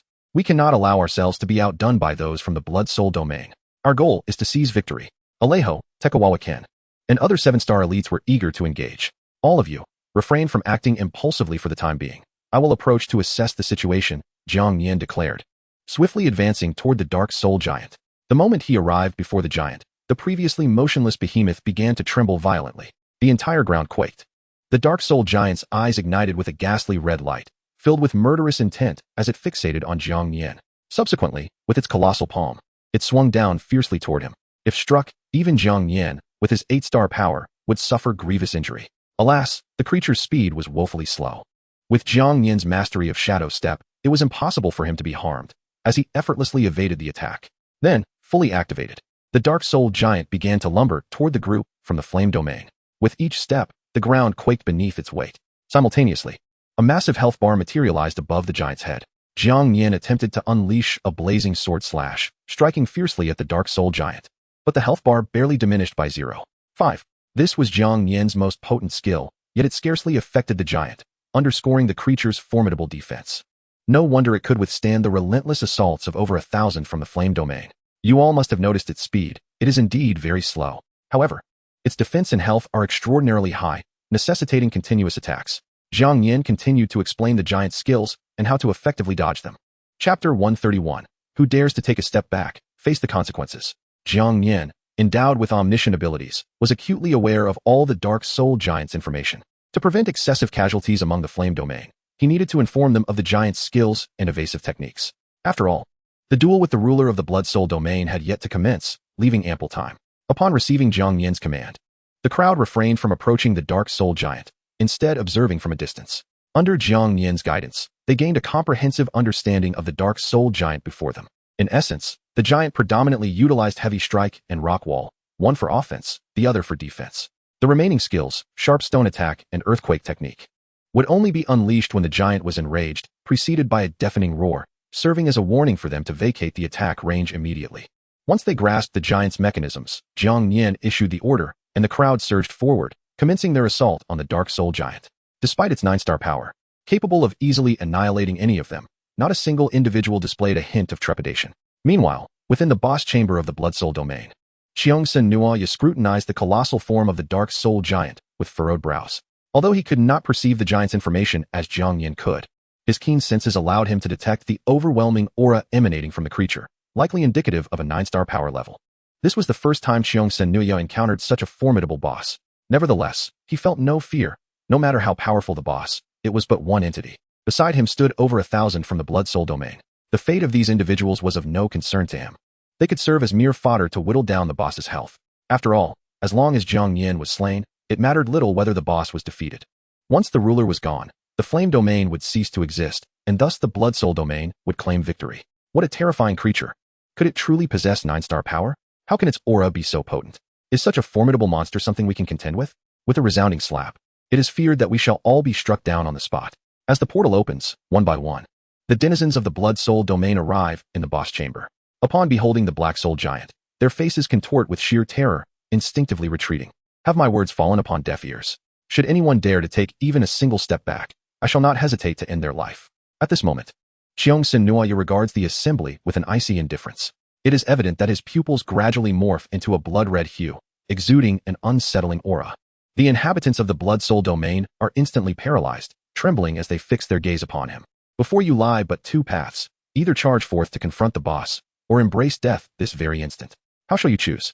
As Manhwaedit speaks, he retrieves a chair from the storeroom, settling comfortably into it. He has no intention of engaging the black soul giant personally. He seeks to conserve his strength for the duel room, where he plans to eliminate Jiang Nian in one fell swoop. Until then, these individuals are tasked with assaulting the black soul giant. Beside Manhwaedit stand 4 voluptuous blonde beauties, each his betrothed, possessing formidable strength of 7.5 stars. Within the blood soul domain, they are the most potent forces aside from Manhwaedit himself. Should any of them dare to defy his command, his betrothed will swiftly intervene, dispatching the disobedient one by one. My lord, the boss is far too powerful. It likely possesses the strength of 9 stars. If I recklessly charge in, I would be courting death. A burly man with dark skin barely finishes his sentence when a flash of crimson light pierces through. The man's body is cleaved in two, blood splattering everywhere. The sight sends a wave of horrified screams from the onlookers. The crimson light was none other than a skill unleashed by Jiang Nian. The dark-skinned man, possessing merely 6.5 stars of strength, was akin to an ant in Jiang Nian's eyes, easily dispatched in an instant. I shall not repeat myself. Either perish now or attack the boss. Jiang Nian declares, his eyes igniting with a ghastly red glow. In that moment, he draws forth a copious amount of blood from the fallen man's corpse, transforming it into an array of razor-sharp blood blades aimed at everyone present. With a mere thought, Jiang Nian, you could unleash a frenzy of slaughter. Under the specter of death, the denizens of the Blood Soul domain, despite their trepidation, must steel themselves and charge toward the Black Soul Giant. In battling the giant, they may yet find a sliver of hope. To abstain from combat guarantees their demise. At the very least, they lack the strength to oppose Jiang Nian. Observing the throng of the Blood Soul domain rushing toward the Black Soul Giant, Jiang Nian's lips curl into a satisfied smile. Though the Black Soul Giant moves slowly, its attack range and power are formidable. The denizens of the Blood Soul domain remain ignorant of the giant's skills and abilities. Before long, casualties mount. Jiang Nian watches impassively, his expression unchanged. To him, those who fall now are merely expendable. Only the resilient shall prove themselves as the elite of the Blood Soul domain. The dwindling numbers do not concern him. Once Jiang Nian is slain, the denizens of the Flame domain shall automatically join the Blood Soul domain. With this thought, Jiang Nian cannot help but burst into laughter. Ha ha ha. At that moment, an announcement echoes through the air. Announcement, the ruler's duel is now commencing. Rulers from both regions, please enter the duel chamber. Reminder, rulers within their respective regions, upon achieving a certain level of prestige, will receive exclusive ruler buffs. Prestige buffs are divided into 4 stages: beginner, intermediate, advanced, and royal. Following this, a portal gradually materializes before Jiang Nian. Fei Air, accompany me. The other 3 shall remain here to oversee these individuals. With that, Jiang Nian strides confidently into the portal. As for the prestige buff, he pays it no mind. In his view, as the ruler of the Blood Soul domain, he is akin to an emperor, undoubtedly radiating immense prestige. Chapter 132. The former strongest. Meanwhile, Jiang Nian does not rush into the duel chamber. He continues to direct the denizens of the Flame domain in their battle against the Black Soul Giant. Continuous assaults from over 1,000 individuals have thus far only managed to whittle down the giant's health by a mere 30%. Based on Jiang Nian's calculations, slaying this Black Soul Giant will require at least another 3 hours. Consequently, Jiang Nian must orchestrate their efforts judiciously, splitting the team into 2. One group, led by Reina, will engage the Black Soul Giant, while another, under the command of Alejo, the second strongest in the Flame domain, will rest and regain their strength while Reina's team attacks. Although this approach may prolong the battle, it significantly minimizes casualties. Continuous assaults would exhaust even Jiang Nian, who possesses 8-star strength, and once fatigue sets in, he would inevitably fall prey to the Black Soul Giant. Once all arrangements are in place, Jiang Nian finally enters the duel chamber with Long Ying. Before leaving, he reminds her to conceal her aura. In this confrontation against the ruler of the opposing region, Long Ying is Jiang Nian's greatest trump card. The duel chamber resembles the arena from the previous resource challenge, featuring a combat arena akin to a coliseum. At this moment, within the arena, a man clad in a black suit, with golden buzzed hair, lounges leisurely in a chair. This individual is none other than Jiang Nian, who has been waiting patiently. Beside him stands a tall blonde woman, one of his betrothed. Upon seeing Jiang Nian enter, Jiang Nian smirks derisively. You took your time to arrive. I trust you're not afraid? If fear grips you, you might as well surrender. Otherwise, once the battle commences, you shall have no opportunity to yield. My power is beyond your imagination. As he speaks, Jiang Nian's confidence radiates. To him, Jiang Nian's delay in entering the duel chamber signifies his trepidation. However, Jiang Nian remains unfazed, replying coolly, why choose to challenge us? In that instant, Jiang Nian's detailed attributes materialize before Jiang Nian's eyes. He perceives clearly that this fellow has awakened the bloodthirst talent, an great ability. The bloodthirst talent allows him to absorb the blood of his enemies to augment his own power or restore stamina. Additionally, he can utilize his own blood to unleash potent blood skills, rendering him a formidable opponent. Fortunately, Jiang Nian's overall attributes are not as overwhelming as Jiang Nian's. Rather, it is this talent that poses considerable challenges. Upon hearing Jiang Nian's words, Jiang Nian burst into laughter. Ha ha ha, what is this? Do you not recognize me? Then again, you are but an inconspicuous youth from the 7th newbie district. It is only natural you would be unaware of my esteemed name. As I entered the intermediate district, you, my dear fellow, were still languishing in the novice area. The more Sun Noah spoke, the more smug he became. Although Jiang Nian possessed strength equal to his own, both having attained the rank of 8 stars, he felt no trepidation. His confidence in his awakened talents was unwavering. As for Long Yingying, who stood beside Jiang Nian, he regarded her with even less concern. However, her beauty was so striking that he found himself stealing glances at her. Regardless, once he dispatched Jiang Nian, he would undoubtedly seize his betrothed. Jiang Nian initially did not recognize Sun Noah, but upon hearing his words, he quickly made the connection. This individual, like himself, hailed from the 7th Novice District. Furthermore, Sun Noah claimed to have entered the Intermediate District quite early. There was no doubt. He was undoubtedly the strongest among the ranks of the 7th Novice District. So you are here to avenge those two fellows? Jiang Nian deduced the true intentions of his opponent, speaking in a calm tone. Heh, Sun Noah chuckled dismissively. I couldn't care less about those two worthless fools. Their deaths mean nothing to me. What I desire is to challenge you, to ascertain the true extent of your power. Come now, let us not waste any more time. As he spoke, he added mockingly, you, a so-called regional ruler, wouldn't he happen to be a cowardly waste of space, would you? Never mind. If you are unwilling to engage, I won't force you. Simply surrender. Upon hearing this, Jiang Nian hesitated for a mere moment before striding boldly into the arena. Who gave you the audacity to presume I would surrender? Even if you were once the strongest of the 7th Novice District, what of it? We are now in the Intermediate District, and everything has changed. Jiang Nian exhibited no fear towards Sun Noah, maintaining his usual composure. Long Yingying quietly followed behind Jiang Nian, remaining silent. Following his instructions, she suppressed her own aura, disguising her combat power as merely 7.5 stars. As Jiang Nian entered the battlefield, announcements rang out. Announcement: both regional rulers have entered the combat arena. The battle officially commences. Reminder: ruler Sun Noah has achieved first stage prestige within his domain, receiving the primary prestige buff, 10 boost to all attributes. Reminder: ruler Jiang Nian has achieved second stage prestige within his domain, receiving the intermediate prestige buff, 15 boost to all attributes. Upon hearing the announcement, Sun Noah, who had previously been brimming with confidence, surged to his feet in anger. How is this possible? Why is my prestige only at the first stage? He could not fathom this development. To him, as the ruler of the Blood Soul domain, everyone within his realm should treat him as an emperor. Yet, who could have predicted that he could activate only the first stage primary prestige buff? The loyalty of his subjects directly influenced the prestige he commanded.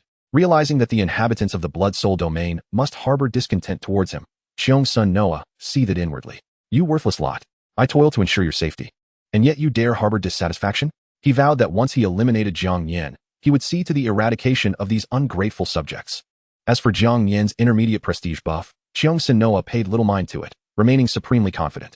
At that moment, Jiang Nian, upon learning of his intermediate prestige buff, merely smiled, displaying no shock.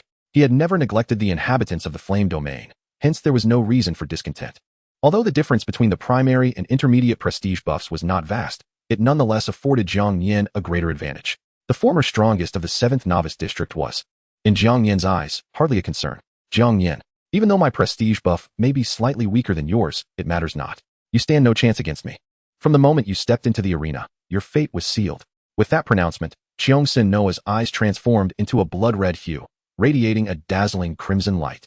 A curved dagger materialized in his hand, known as the Blood Moon Scimitar, also a B-grade weapon. With the Blood Moon Scimitar's effects, any damage inflicted upon his enemies would inevitably induce a bleeding state.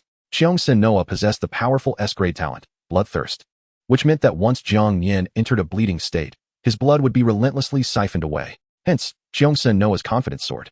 Jiang Nian, in response, summoned the Dragon Flame Ghost Sword, his gaze icy as he regarded Sun Noah. At that moment, a blood shadow surged towards him. Fortunately, Jiang Nian's reflexes were swift, and he executed the shadow step just in time to evade the attack. However, the afterimage left by his movement was swiftly severed, a testament to the formidable might of Sun Noah's strike. I didn't expect you to possess such a formidable movement skill. No wonder Dong Tangxiang and Anna fell to your hands. Though Sun Noah spoke with a veneer of admiration, he felt a twinge of regret. The skill he had just employed, known as Blood Shadow Flash, was a B-grade skill. Its speed and lethality were astonishing, making it nearly impossible for an average person to evade. He had anticipated that this move would at least severely wound Jiang Nian, if not slay him. Yet, who would have thought that Jiang Nian's speed would surpass even that of Blood Shadow Flash, leaving Sun Noah astounded. Nevertheless, astonishment aside, Sun Noah remained convinced that he would not be bested by Jiang Nian. He had yet to reveal his trump card. Jiang Nian paid no heed to Sun Noah, utilizing the ethereal movements of Shadow Step to close the distance between them swiftly. The entire process transpired in the blink of an eye, and he stood before Cheong-sun Noah without hesitation, with the dragon flame ghost sword igniting in eerie ghostly flames.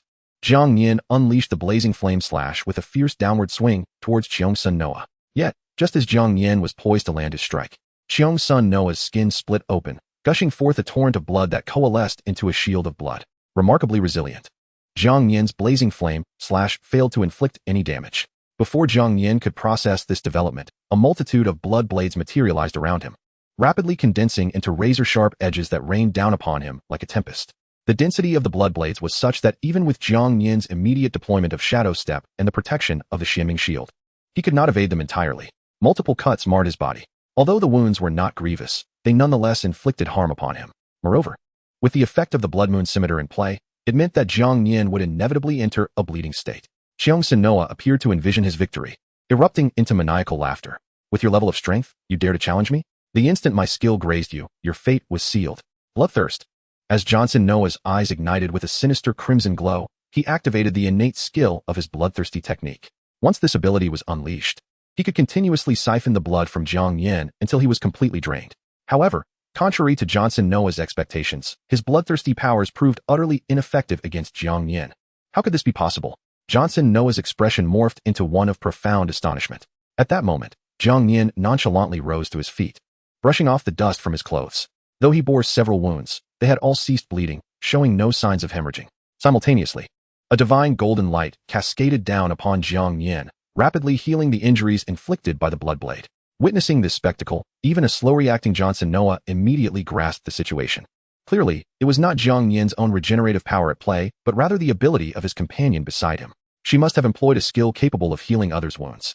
Yet, what truly preoccupied Cheong-sun Noah was not this revelation, but rather the mystery of why Jiang Nian had not succumbed to any bleeding state. The Blood Moon Scimitar in his possession possessed a unique effect. Any successful attack would invariably cause the enemy to bleed. Moreover, once an adversary entered a bleeding state due to the scimitar's effect, no skill could eradicate it. This meant that regardless of how potent the support abilities of Jiang Nian's companion were, they could not dispel a bleeding state. So why at this moment? Was Jiang Nian completely unscathed? How on earth did you manage this? Cheong-sun Noah shouted incredulously at Jiang Nian. Who do you think you are? Is there any need for me to divulge anything to you? Jiang Nian coldly retorted. In truth, upon observing Cheong-sun Noah's information, Jiang Nian had already discerned his capabilities. He would undoubtedly strive to ensnare Jiang Nian in a bleeding state. Yet, all of this would be in vain. After defeating the dungeon of Sky City 3, Jiang Nian had acquired the bark pants of bloodthirsty ally. Once donned, this equipment rendered Jiang Nian incapable of entering a bleeding state. Consequently, the Blood Moon Scimitar wielded by Cheong-sun Noah became utterly meaningless, perfectly countered by the bark pants of bloodthirsty ally. How infuriating! Upon hearing Jiang Nian's words, Cheong-sun Noah immediately erupted in rage, bellowing, "If you refuse to drink the toast, you shall face the penalty. I shall surely kill you today." With a primal roar akin to a beast, Cheong-sun Noah's previously average height of around 1.7 meters surged to an imposing 2 meters. His upper garments exploded, revealing a remarkably muscular physique. Subsequently, his flesh began to tear apart at a visible rate, gushing forth torrents of blood. Chapter 134, Blood Frenzy. The blood erupting from Cheong-sun Noah swiftly coalesced around the Blood Moon Scimitar in his grasp. In that instant, the scimitar transformed into a massive blood-red cleaver. Enveloped in crimson blood, Cheong-sun Noah resembled a monstrous apparition, striking terror into the hearts of those who beheld him. This technique was known as Blood Frenzy, one of the innate skills of the bloodthirsty technique. Once activated, it would bestow him with powers that exceeded his limits, amplifying his bodily functions and enhancing the potency of his blood-based abilities. However, the cost was steep. His own blood would be rapidly depleted, and without timely replenishment. Blood Frenzy could not be sustained for long. Following its conclusion, he would find himself in an exceedingly weakened state, bereft of all combat capabilities. Die! Cheong-sun Noah howled in madness, swinging the Blood Moon Scimitar down upon Jiang Nian with ferocity. Jiang Nian had initially intended to utilize Shadow Step to swiftly escape. But Cheong-sun Noah had anticipated this move, and the blood surging from him transformed into chains of crimson, ensnaring Jiang Nian firmly. Ha! Let us see how you escape now. Cheong-sun Noah, the strongest in the novice area, wielded immense power. Jiang Nian had previously employed Shadow Step, and it was inconceivable that he would stumble in the same place twice. Now, bound by the blood soul chains, Jiang Nian was rendered akin to a living target, entirely at Cheong-sun Noah's mercy. However, even as he was ensnared, Jiang Nian merely registered surprise. Fear was absent from his demeanor. Cheong-sun Noah mistakenly believed Jiang Nian had surrendered. roaring as he swung the blood moon scimitar towards Jiang Nian's head. A successful strike would undoubtedly result in Jiang Nian's immediate demise. Yet, at that critical juncture, Long Yingying, who had been standing behind Jiang Nian, casually waved her hand, summoning a torrent of golden light that coalesced before Jiang Nian, forming a sturdy golden shield. This effortlessly deflected Johnson Noah's assault. What? Johnson Noah's eyes widened in disbelief. Before he could fully comprehend the situation, the golden shield shattered explosively, the resulting force propelling Johnson Noah backwards. Although the sudden explosion of the shield did not inflict significant harm upon him, it left him utterly astonished. Clearly, this was not Jiang Nian's skill. It belonged to the woman standing behind him. The fact that Jiang Nian's injuries could be instantly healed was also attributable to her. This revelation made Johnson Noah acutely aware that this woman was far from the simple figure she appeared to be. In the next moment, another beam of divine golden light descended upon Jiang Nian, causing the chains that had tightly bound him to shatter instantaneously. Jiang Nian nonchalantly rubbed his wrist, commenting, "Is this all you have? Is this your complete strength?" Jiang Nian's lack of fear towards Johnson Noah's onslaught stemmed not only from his own formidable abilities, but also from the crucial presence of Long Yingying behind him. With an SS-level supportive talent and being an 8-star powerhouse, as long as she was not directly annihilated, she possessed the capability to restore Jiang Nian to full vigor. "Oh, I never expected your companion to possess such capabilities. I underestimated you. But do not become overly complacent." Johnson Noah rose, glaring at the woman behind him. "What are you waiting for? Go and restrain that wretched woman. If you allow her to support Jiang Nian again, I will surely drain your blood." Johnson Noah's companion, named Chen Fei, though blessed with lustrous golden hair, possessed the visage of a person from the Yin nation. In truth, Chen Fei was a native of the Yin nation, once the strongest in her region, who had submitted to Johnson Noah after her defeat and willingly became his partner. Now, fighting for her life, she manifested a surge of thunderous power, racing towards Long Yingying at an astonishing speed. Though her awakened talent was not as formidable as Raina's, it was still an A-level lightning talent, granting Chen Fei a speed akin to that of lightning. Combined with her status as a 7.5-star powerhouse, she swiftly closed the distance to Long Yingying. In her eyes, Long Yingying was merely a support character, posing no real threat. As long as she could effectively restrain Long Yingying, her task would be accomplished, and she would avoid Johnson Noah's wrath. Long Yingying adhered to Jiang Nian's directives, keeping her aura restrained and refraining from revealing her 8-star prowess. To appear more convincing, she feigned difficulty. However, she was fully capable of directly subduing Chen Fei. She simply awaited Jiang Nian's command to do so. Humph, a support is ultimately just a support. Without assistance, what power do you have to contend with me? Prepare to die? Jiang Nian was unaware of Long Yingying's true strength, mistakenly believing that she had been restrained by Chen Fei. Consequently, he assumed that he would pose no challenge to Johnson Noah. Just as he prepared to strike, Jiang Nian suddenly let out a soft chuckle. Upon witnessing this, Johnson Noah furrowed his brow and inquired, "What are you laughing at?" "Jiang-san, we are both from the same novice district, and there is no genuine enmity between us. There is truly no need for us to engage in a life-and-death struggle. Why not simply surrender? I can spare your life," Jiang Nian proposed. Initially taken aback, Johnson Noah erupted into a fit of manic laughter, exclaiming, "Ha! Jiang Nian, do you think me foolish? You believe you can defeat me? Don't presume I am unaware of your intentions. You are merely stalling for time. I shall not grant you any opportunity." As he spoke, torrents of blood gushed forth from his body, transforming into countless blood blades that surged towards Jiang Nian. Although, for certain peculiar reasons, Jiang Nian could not enter a bleeding state, he could not evade such a dense barrage of attacks and would undoubtedly suffer severe injuries. Without Long Yingying's timely healing, Johnson Noah could easily slay Jiang Nian. With a sigh of resignation, Jiang Nian disregarded the incoming blood blades and turned to Long Yingying beside him. "Yingying, you have endured for so long. You must be on the verge of breaking. If that is the case, let us unleash our full power and show this fellow what true strength is."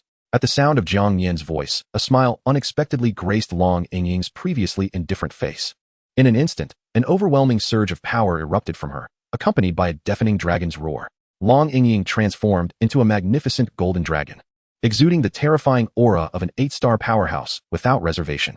A more formidable golden shield materialized before Jiang Nian, shielding him from the entirety of the Bloodblade assault.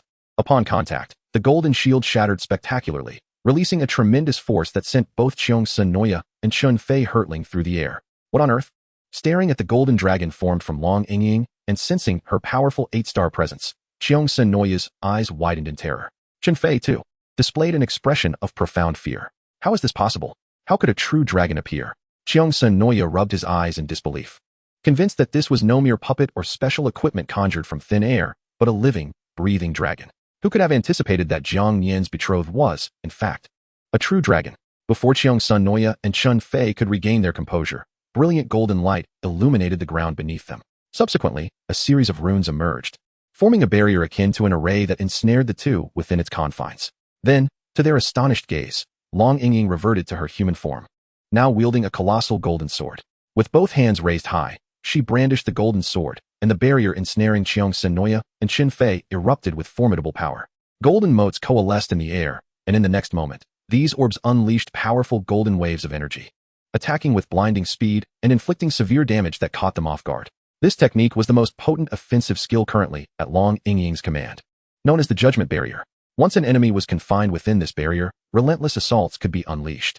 Initially, Cheong Sun Noya had assumed Long Yingying was merely a support character, never suspecting she possessed such lethal capabilities. Even in his blood-fueled frenzy, he was still gravely injured by the golden waves. Yet, Cheong Sun Noya's strength was overwhelming. The Judgment Barrier alone was insufficient to defeat him. With a beastly roar, he expelled a torrent of blood, shattering the Judgment Barrier and successfully escaping. However, Chun Fei was far less fortunate, her strength at merely 7.5 stars. She was swiftly incapacitated by the Judgment Barrier and collapsed to the ground, barely clinging to life. Jiang Nian had anticipated that, upon breaking free from the Judgment Barrier, Cheong Sun Noya would immediately launch an attack against him. However, he was taken aback when Cheong Sun Noya chose instead to unleash his bloodthirsty power, draining the already weakened Chun Fei of her life force until she resembled a desiccated corpse. To him, his betrothed was merely a pawn, a tool for the release of his desires. With Chun Fei rendered incapable of battle, Cheong Sun Noya viewed her as nothing more than a liability, better transformed into his own power. It was evident that his aura had grown exponentially stronger. She is still your wife. How can you act with such inhumanity? In truth, Jiang Nian had never intended to kill Cheong Sun Noya, merely wishing to compel him to surrender. Yet, witnessing Cheong Sun Noya's indiscriminate slaughter of his betrothed ignited an intense fury within him. A man who could so casually take the life of his own wife was unworthy of existence in this world. Wife? Cheong Sun Noya let out a cold laugh. Forgive me, but to me, a betrothed partner is merely a tool for satiating desires. Now that she holds no further value, why should I keep her alive? To be drained of her blood is her honor. As these words fell from his lips, Cheong Sun Noya transformed into a shadow of blood, charging towards Jiang Nian with unimaginable speed. Having consumed Chun Fei's entire life force, his strength surged to unprecedented heights. Damn it, Yingying. This beast does not deserve to exist in this world. Let us join forces and slay him. At that moment, a palpable intent to kill radiated from Jiang Nian. Faced with this heartless wretch, he would no longer hold back. The draconic armor of Ikaluos activated, enhancing his fiery strength. Additionally, Jiang Nian unleashed the effect of the Troll King's bracers, amplifying the power of the Dragon Flame Ghost Sword. Yet, even with these enhancements, it was still far from sufficient. He needed to stack the layers of the Dragon Flame Ghost Sword and continuously assault Cheong Sun Noya, utilizing the bloodthirsty effect of the Eli Bark Pants to siphon his blood. If he could summon the Dragon Flame Ghost Dragon and activate the special effects of the Eli Bark Pants, Jiang Nian would become immensely powerful. Not to mention, with Long Yingying's support, they were absolutely capable of vanquishing Cheong Sun Noya. Thus, Jiang Nian and Long Yingying engaged in a fierce battle against Cheong Sun Noya. As expected of the former strongest in the novice district, Cheong Sun Noya, having absorbed Chun Fei's blood, had become exceedingly formidable. At this moment, he single-handedly withstood the combined assaults of Jiang Nian and Long Yingying. Meanwhile, in the boss room of the Blood Soul domain, countless souls had perished at the hands of the Black Soul Giant. Only about half of the participants remained alive. The immensely powerful Black Soul Giant had merely expended around 20 of its health. Fortunately, the prolonged skirmish had allowed the remaining combatants to grasp the Black Soul Giant's skills and attack patterns, leading to a reduction in casualties. However, the Black Soul Giant's defenses were too formidable. Continuing the fight would only result in their exhaustion and loss of mobility. In simple terms, persisting in combat with the Black Soul Giant would lead to certain demise. This instilled an increasingly profound fear within the hearts of the inhabitants of the Blood Soul domain. However, should they choose not to fight now, any sign of retreat would result in immediate death at the hands of Cheong Sun Noya's betrothed. Under such circumstances, the people of the Blood Soul domain were on the verge of collapse. At that moment, a woman with short black hair and glasses suddenly whispered to those around her, "My friends, we cannot continue like this. The power of the Black Soul Giant is far too overwhelming for us to defeat. To survive, we must retreat." Her words instantly garnered the agreement of the crowd, yet the thought of Cheong Sun Noya's betrothed lurking behind them extinguished that notion immediately. Forget it. We can only battle the Black Soul Giant now. There is no way to escape. The three betrothed of Cheong Sun Noya firmly guarded the portal, leaving them no option to flee. Upon hearing this, the short-haired woman's eyes glinted with fierce resolve. Who says we cannot escape? With Cheong Sun Noya absent, And given our strength, we may not stand a chance against the Black Soul Giant. But those three are certainly not our match. If we wish to live, we must resist now. We can only escape the boss chamber by eliminating those three. Chapter 136. The Resistance of the Blood Soul Domain. Her declaration sent shockwaves through the previously terrified inhabitants of the Blood Soul Domain, who now regarded her with astonishment, as if she were a monster. They had never expected her to utter such audacious words. This woman, named Lucille, was in fact the second strongest in the Blood Soul Domain. Having long been suppressed by Cheong-sun Noah, due to her inferior strength, she had been compelled to submit to Cheong-sun Noah's whims. Yet in the current dire situation, if she did not resist, she would surely perish at the hands of the Black Soul Giant. With Cheong-sun Noah engaged in battle with Jiang Nian, a swift return to the Blood Soul Domain was impossible, implying that she was now the strongest in the domain. Even Cheong-sun Noah's three betrothed would not stand a chance against her in a one-on-one confrontation. If only she could muster the support of others, they might successfully resist. As for what would happen afterward, it was of little concern. Survival was paramount. Lucille, have you lost your mind? If we choose to defy Cheong-sun Noah now, have you considered the possible consequences? Those three are Cheong-sun Noah's betrothed. Attacking them would be tantamount to rebellion. Once Cheong-sun Noah returns, we will all be executed. The inhabitants, long oppressed by Cheong-sun Noah's tyranny, were too terrified to defy him, especially given his overwhelming power. You all know how formidable the Black Soul Giant is. Despite our relentless assaults, we have barely depleted 20 points of health. Even if Cheong-sun Noah can defeat Jiang Nian, we may still survive. But who can guarantee we will live next time? Cheong-sun Noah is far too brutal. Should he succeed in this challenge and conquer the Flame Domain, he will undoubtedly turn his sights on other regions. To him, we are no more than ants. When has he ever cared for our lives? Even if we escape this time, we will surely perish at the hands of other bosses or be slain by Cheong-sun Noah himself. To live, we must learn to resist now. Furthermore, with Cheong-sun Noah and Jiang Nian battling for so long without emerging, it indicates that Jiang Nian's strength exceeds his expectations. The outcome remains uncertain. Why should we not resist? As Lucille spoke, her gaze unwaveringly met the eyes of those present. This is our golden opportunity. Let us not hesitate. It must be said. Lucille's impassioned words struck a chord with the inhabitants of the Blood Soul Domain. Their reluctance to oppose Cheong-sun Noah stemmed from fear of his wrath. Yet the truth remained. Even if they escaped his ire, they were likely to meet the same fate as those who had perished, slain by these formidable bosses. To swiftly elevate their region to level 3, relying solely on the collection of badges was evidently too slow. Based on their knowledge of Cheong-sun Noah, he would undoubtedly recklessly challenge other domains, signifying that the Black Soul Giant before them was merely the beginning. Not everyone possessed a substitute doll. To die in such a moment would mean true death. Lucille, you speak wisely. I agree to join you in action. A bespectacled individual from the Flame Nation responded. His demeanor refined. He was the third strongest in the Blood Soul Domain. I also agree to act. We may not be able to defeat Cheong-sun Noah, but those three are certainly no match for us. How infuriating. While we are fighting for our lives, those three sit back and watch as if it is a spectacle. Indeed, let us resist. Our lives must be in our own hands. Ideally, Jiang Nian would slay Cheong-sun Noah directly. I have had enough. One after another.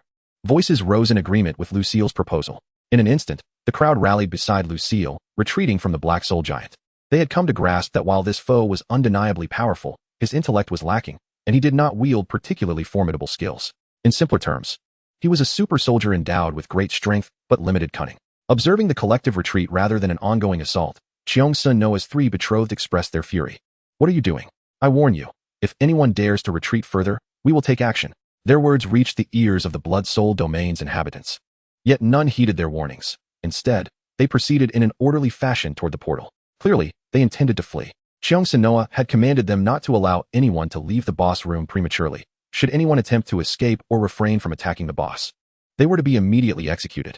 However, the pressing question was, with so many attempting to escape simultaneously, could the three of them truly stop them? Before they could react, Lucille, leading a group of formidable individuals with the strength of 7 stars and a half, suddenly surged forward, charging at the trio. Following suit, a multitude of Blood Soul Domain members redirected their attacks, abandoning their fight with the Black Soul Giant to target the betrothed instead.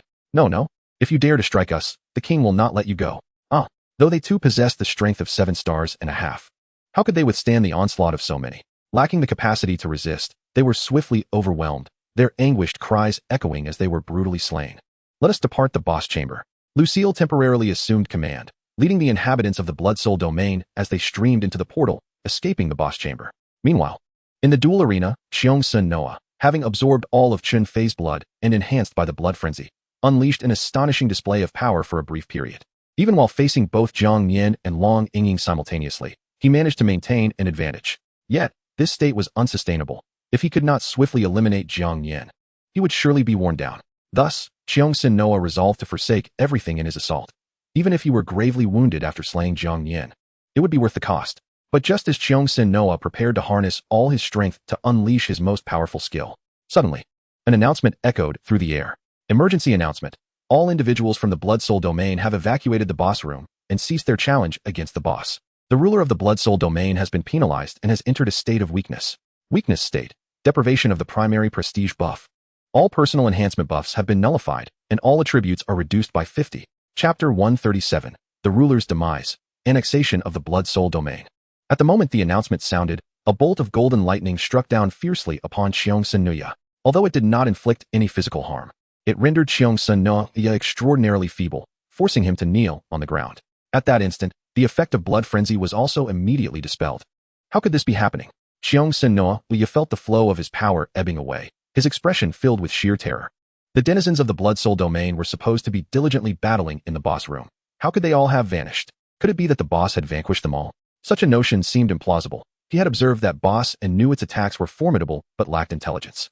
With proper skill evasion, total annihilation was inconceivable. Therefore, there was only one possibility left. These individuals had rebelled against him and completely abandoned the boss room.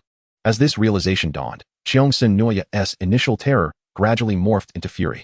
The one thing he could not tolerate was betrayal from his subordinates. Yet, he had no time to dwell on these matters. In his weakened state, his attributes severely diminished, he could no longer maintain blood frenzy. Under such circumstances, how could he possibly contend with Jiang Nian and Long Yingying? Despite his reluctance to submit, for the sake of his own survival, Cheongsin had no choice but to consider surrendering. Upon returning, he vowed to eliminate all those worthless traitors who had led the revolt against him. Once everything was in order, he would continue his challenge against Jiang Nian. However, just as he prepared to shout his surrender, Long Yingying suddenly unleashed a deafening dragon roar. The sound jolted Cheongsin, who clutched his ears in agony. This was not the roar of a half-dragon, but that of a true dragon. It was aimed to forcibly interrupt Cheongsin surrender. At the same time, Jiang Nian, utilizing the speed of Shadow Step, instantly dashed before Cheongsin, gripping his neck tightly, preventing him from uttering a sound. Although Jiang Nian was unclear as to why the boss room of the Blood Soul domain was empty, it was evident that Cheongsin, in his weakened state, had lost the ability to continue fighting. How could he allow a scoundrel who had so casually taken the life of his wife to escape unscathed? Observing the murderous intent radiating from Jiang Nian, Cheongsin eyes filled with fear, the arrogance he once bore now entirely dissipated. He was acutely aware that Jiang Nian possessed the capability to end his life at this moment. Had he not entered a state of weakness, the effects of blood frenzy would have persisted for a while longer.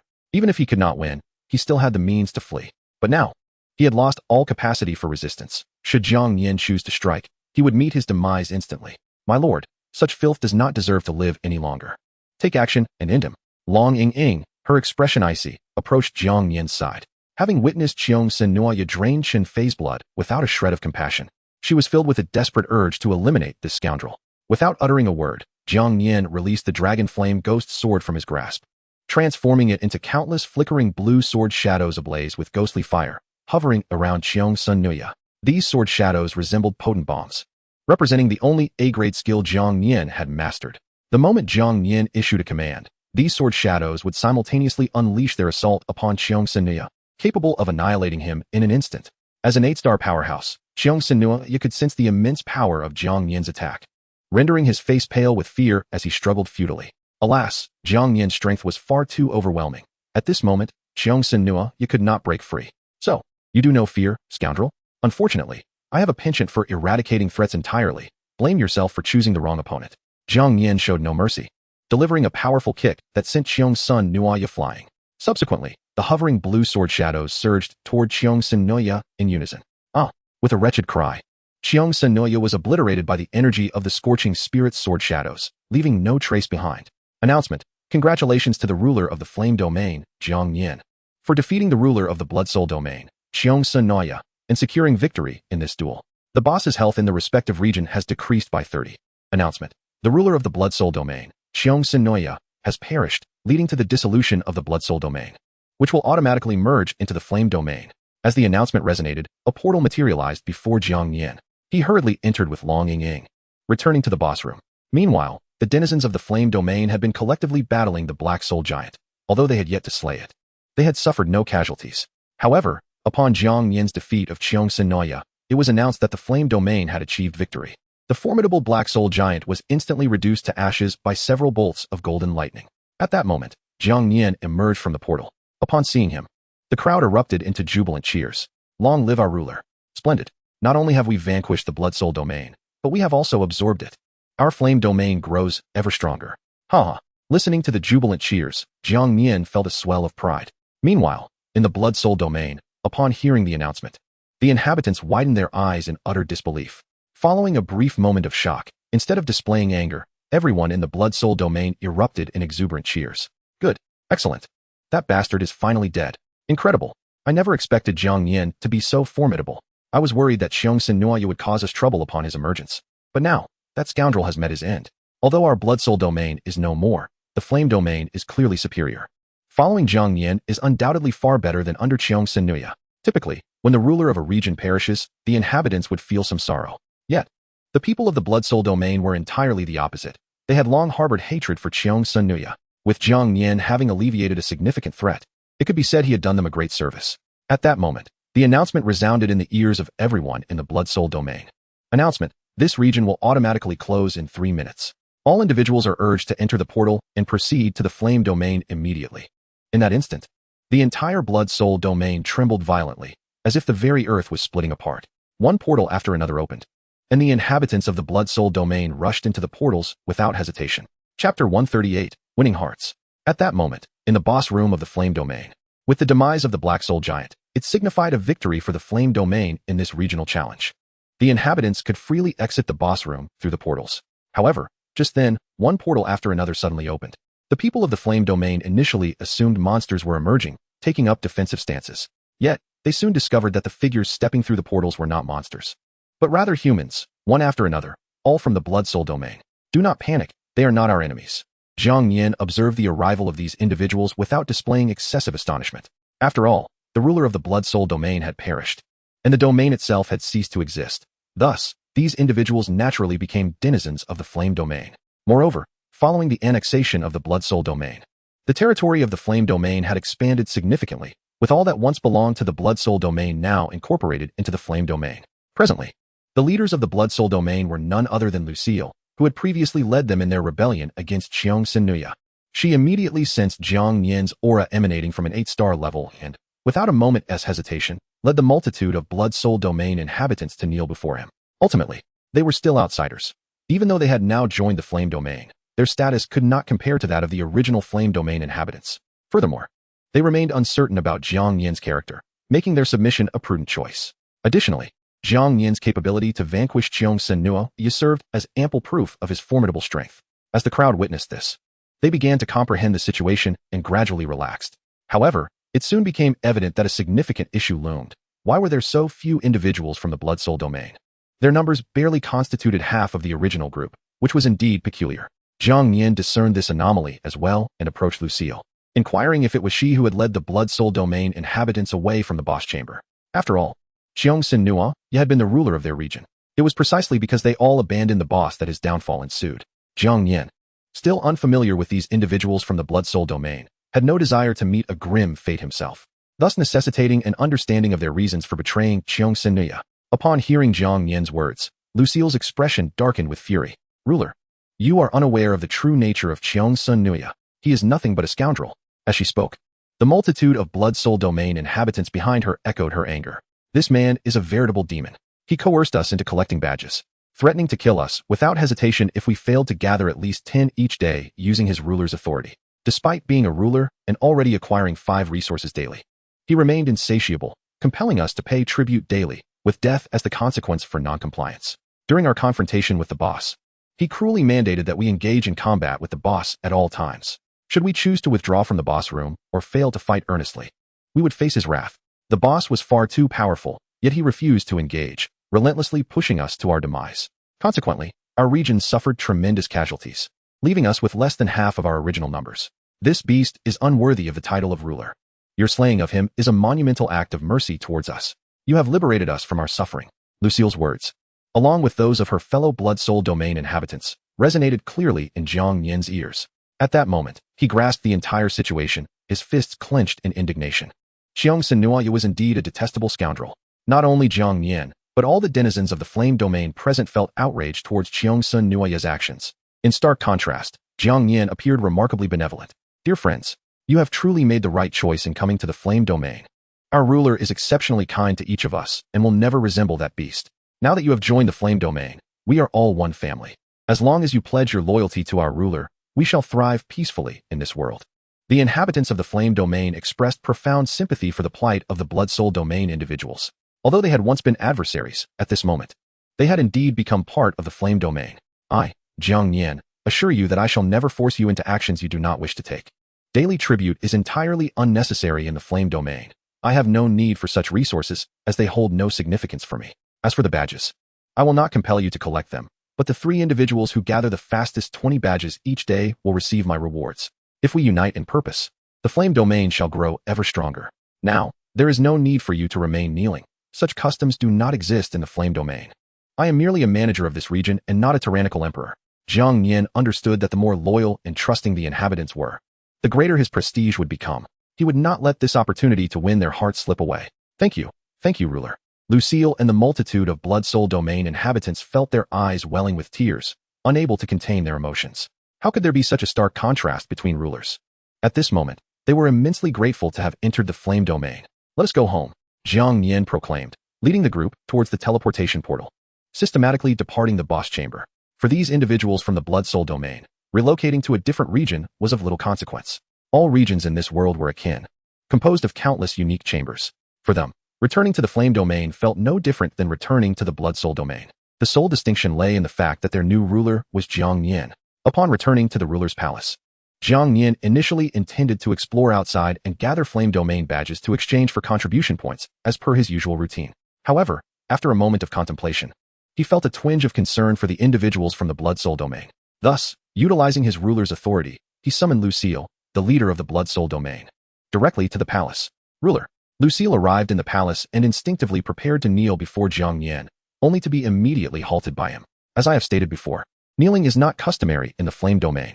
The reason I wish to meet you is to request your assistance. Chapter 139, The Special Chamber and the Mysterious Cloaked Figure.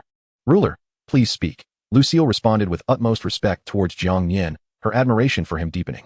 Had it been the previous Jiang Nian, Lucille would not only have been compelled to kneel but also required to strip herself of all her garments, subjecting herself to his whims.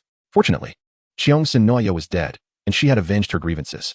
In the blood soul domain, you should be the second strongest after Jiang Nian. Do the remaining inhabitants heed your command? Upon hearing Jiang Nian's inquiry, Lucille promptly affirmed, indeed.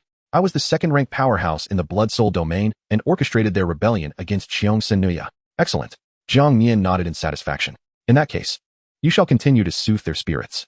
I do not wish for any infighting within the flame domain. While Jiang Nian was cautious, he was still unfamiliar with these new inhabitants of the flame domain. Should any of them engage in indiscriminate slaughter against the inhabitants of the flame domain, he would not show them mercy. Although each individual resided in different chambers, it did not preclude the possibility of encounters. For instance, in the early days, Jiang Nian had experienced an intrusion into his chamber, where an individual had attempted to take his life. The flame domain had evolved from the former Region 666. As its ruler, Jiang Nian recognized the importance of preventing conflict among its inhabitants for the strength of the flame domain. Only through harmonious coexistence and unity could the flame domain flourish. Jiang Nian had complete confidence in the original inhabitants of the flame domain, knowing they would never engage in mutual slaughter. However, he could not guarantee the same for those from the erstwhile blood soul domain. Moreover, the reign of Jiang Nian was exceedingly tyrannical, possibly influencing the personalities of many individuals. He certainly did not wish to endanger the inhabitants of the flame domain by embracing those from the blood soul domain. Rest assured, my lord, I shall not disappoint you, Lucille stated, fully aware of Jiang Nian's intentions and understanding them deeply. After all, under Jiang Nian's oppressive rule, the blood soul domain had adopted a policy that revered the strong. As long as one's power was sufficient, any act was deemed lawful. Consequently, many within the blood soul domain took pleasure in slaughter, even eliminating their betrothed should they lose their utility. This stood in stark contrast to the principles of unity and harmony upheld in the flame domain. Should Jiang Nian be provoked, the individuals from the blood soul domain would be doomed. To fully integrate into the flame domain, Lucille must lead by example, guiding the people of the blood soul domain to abandon their former bloodthirsty ideologies. Jiang Nian nodded in satisfaction, casually retrieving a design blueprint from the storeroom. Your talent is that of an A-level metamorphic dream butterfly, possessing hallucinogenic abilities. This blueprint outlines an equipment named the Dream Eater's Fur Cloak, classified as B-level, significantly enhancing the power of illusions. It holds little value for me, so I shall gift it to you as a token of our first meeting. With that, he handed the blueprint to Lucille. This was something Jiang Nian had previously acquired from a resource chamber. He lacked the skill to induce hallucinations, as did Tu Shanqing, Reina, and Long Ying. Thus, this equipment was of no use to him. This is far too precious. How could I possibly accept it? Lucille exclaimed, taken aback, and instinctively retreated a couple of steps. Even though she recognized the considerable enhancement this equipment could provide, she felt unworthy of receiving such a gift, having never experienced such treatment in the Blood-Soul domain. The Blood-Soul domain no longer exists. We are now in the Flame domain. As the regional ruler here, you must accept my gift. Observing Lucille's timid demeanor, Jiang Nian understood the extent of Cheong Sun Noah's cruelty, which had instilled a degree of fear toward regional rulers among the people. After a moment's hesitation, Lucille summoned her courage and accepted the blueprint, her heart overflowing with gratitude as she turned to Jiang Nian, saying, thank you, my lord. There's no need for such formality, Jiang Nian replied with a smile, nodding his head. Utilizing his ruler's authority, he activated a portal, escorting Lucille out of the palace. With her assistance, the people of the Blood-Soul domain would likely face no further issues. My lord, it is time for a meal. At that moment, Sanny approached Jiang Nian, speaking respectfully.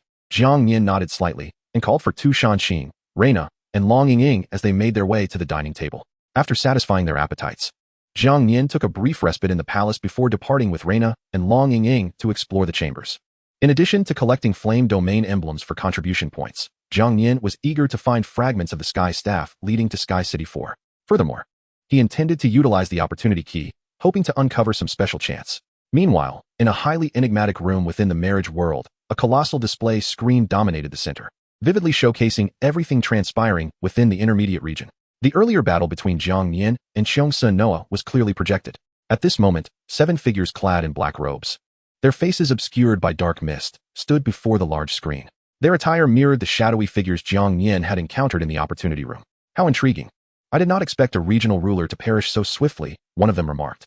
The deceased Cheong Sun Noah was quite formidable. Yet he met his end so easily. What a pity. There is no cause for lamentation. Cheong Sun Noah was excessively foolish, believing himself to be an emperor. Had he not treated others in the region with such harshness and cruelty, he might have avoided this fate. However, this Jiang Nian is quite intriguing. Not only is he exceptionally powerful, but he also treats others in the region with kindness. I personally cast my vote for this young man. Voting so soon seems imprudent. Everything has only just begun, another countered.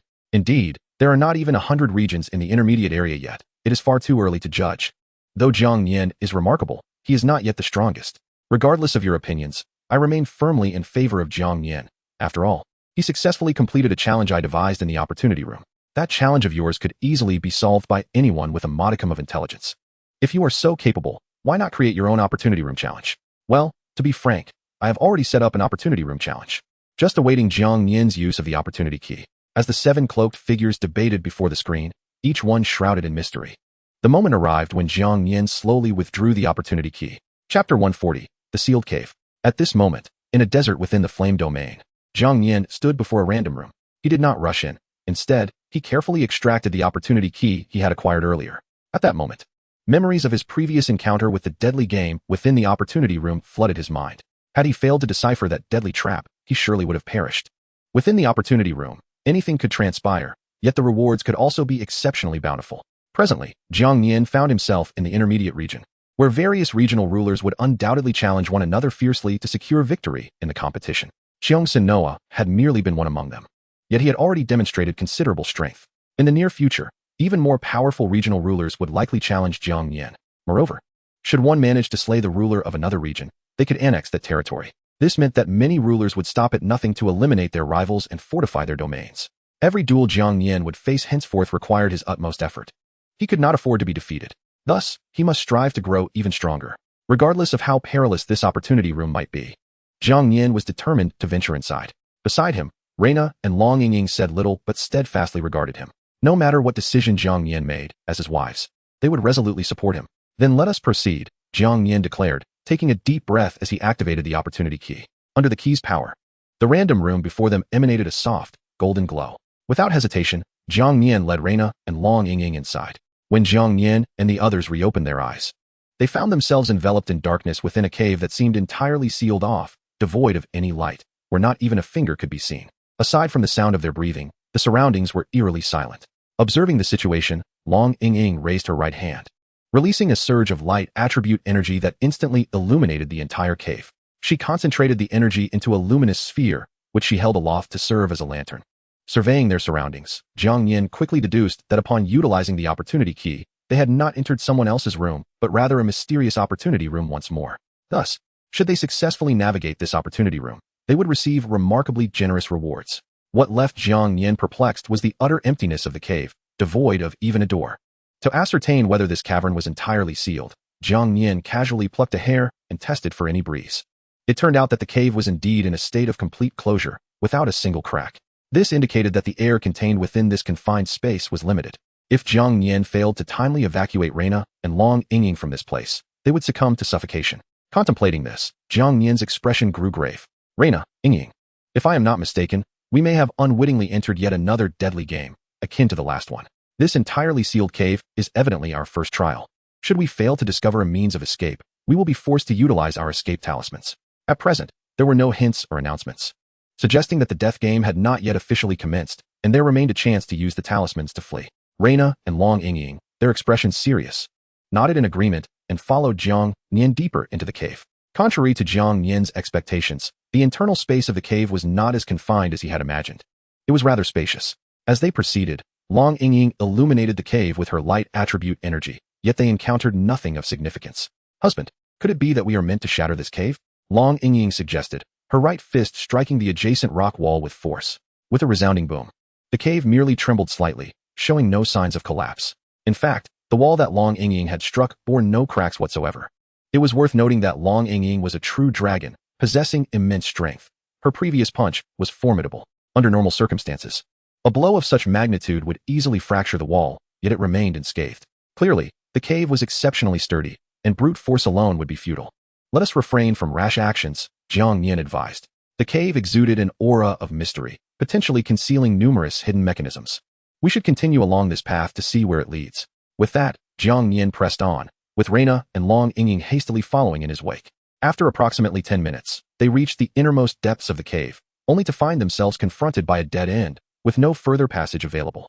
Throughout this journey, we haven't encountered any mechanisms.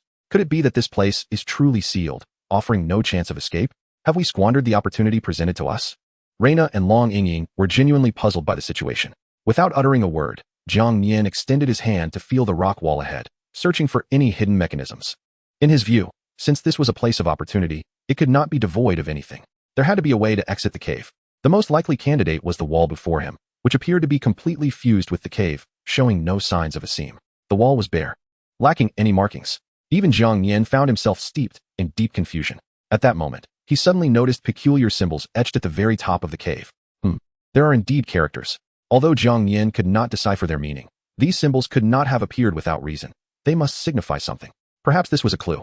Upon hearing Jiang Nian's observation, Reina and Long Ying immediately looked up at the top of the cave. Husband, these do not seem to be mere letters. They resemble special runes. Perhaps it is the power of these runes that has sealed the entire cave, Long Ying remarked. Among her abilities were 2 barrier skills, which manifested similar runes when cast. Jiang Nian nodded in agreement, then fell into contemplation. Moments later, as if struck by inspiration, he drew the dragon flame ghost sword and unleashed the flying sword technique, targeting the runes at the cave's apex. Upon being struck, the runes erupted in a dazzling golden light. In the next instant, these peculiar runes mysteriously vanished. In Jiang Nian's view, if the runes possessed the ability to seal the entire cave, then destroying them would naturally reveal an exit. However, just as Jiang Nian believed he could escape the cave, the previously vanished runes reappeared at the summit. What? Jiang Nian exclaimed, his eyes widening in disbelief. Reina and Long Ying were equally astonished. What is happening? Why did these runes vanish only to return? This was clearly unusual. Reina voiced her confusion, stating that even if the runes were not the mechanism to open the cave, they should not reappear after being destroyed. Long Ying nodded in agreement, asserting that there was undoubtedly something amiss with these runes. Jiang Nian attempted to attack the runes once more, yet regardless of how many times he struck, the runes always returned. This scenario reminded Jiang Nian of the challenge mechanism he encountered while battling the boss in the Sky City. Once the mechanism was disrupted, it would instantly reset. Clearly, these runes operated similarly. They must be destroyed in the correct manner to ensure their permanent disappearance. Thus far, Jiang Nian could ascertain that the runes would always vanish upon being attacked. What he needed to discover now was why they reappeared after vanishing.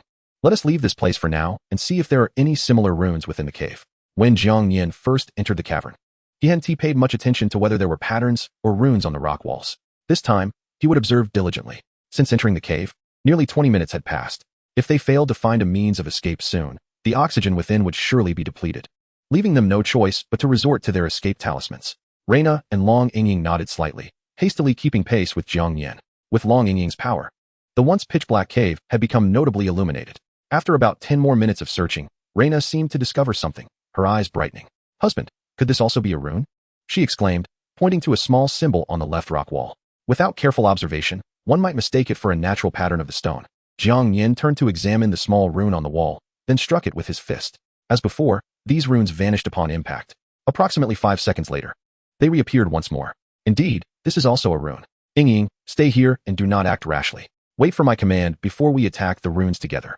Jiang Nian now harbored a notion that the reason these runes reappeared after being struck might be due to the presence of other runes within the cave. The power of these runes could be causing those that had vanished to return. Thus, Jiang Nian intended to locate all the runes in the cave and simultaneously launch an attack on them. Let us see if we can completely eradicate these runes. Reina nodded slightly and stood beside the runes. Immediately, Jiang Nian, accompanied by Long Yingying, continued to search within the cave. Half an hour swiftly passed. The oxygen in the cave had grown increasingly sparse. Fortunately, Jiang Nian had located all the runes within the cavern, totaling 5, including the one at the pinnacle.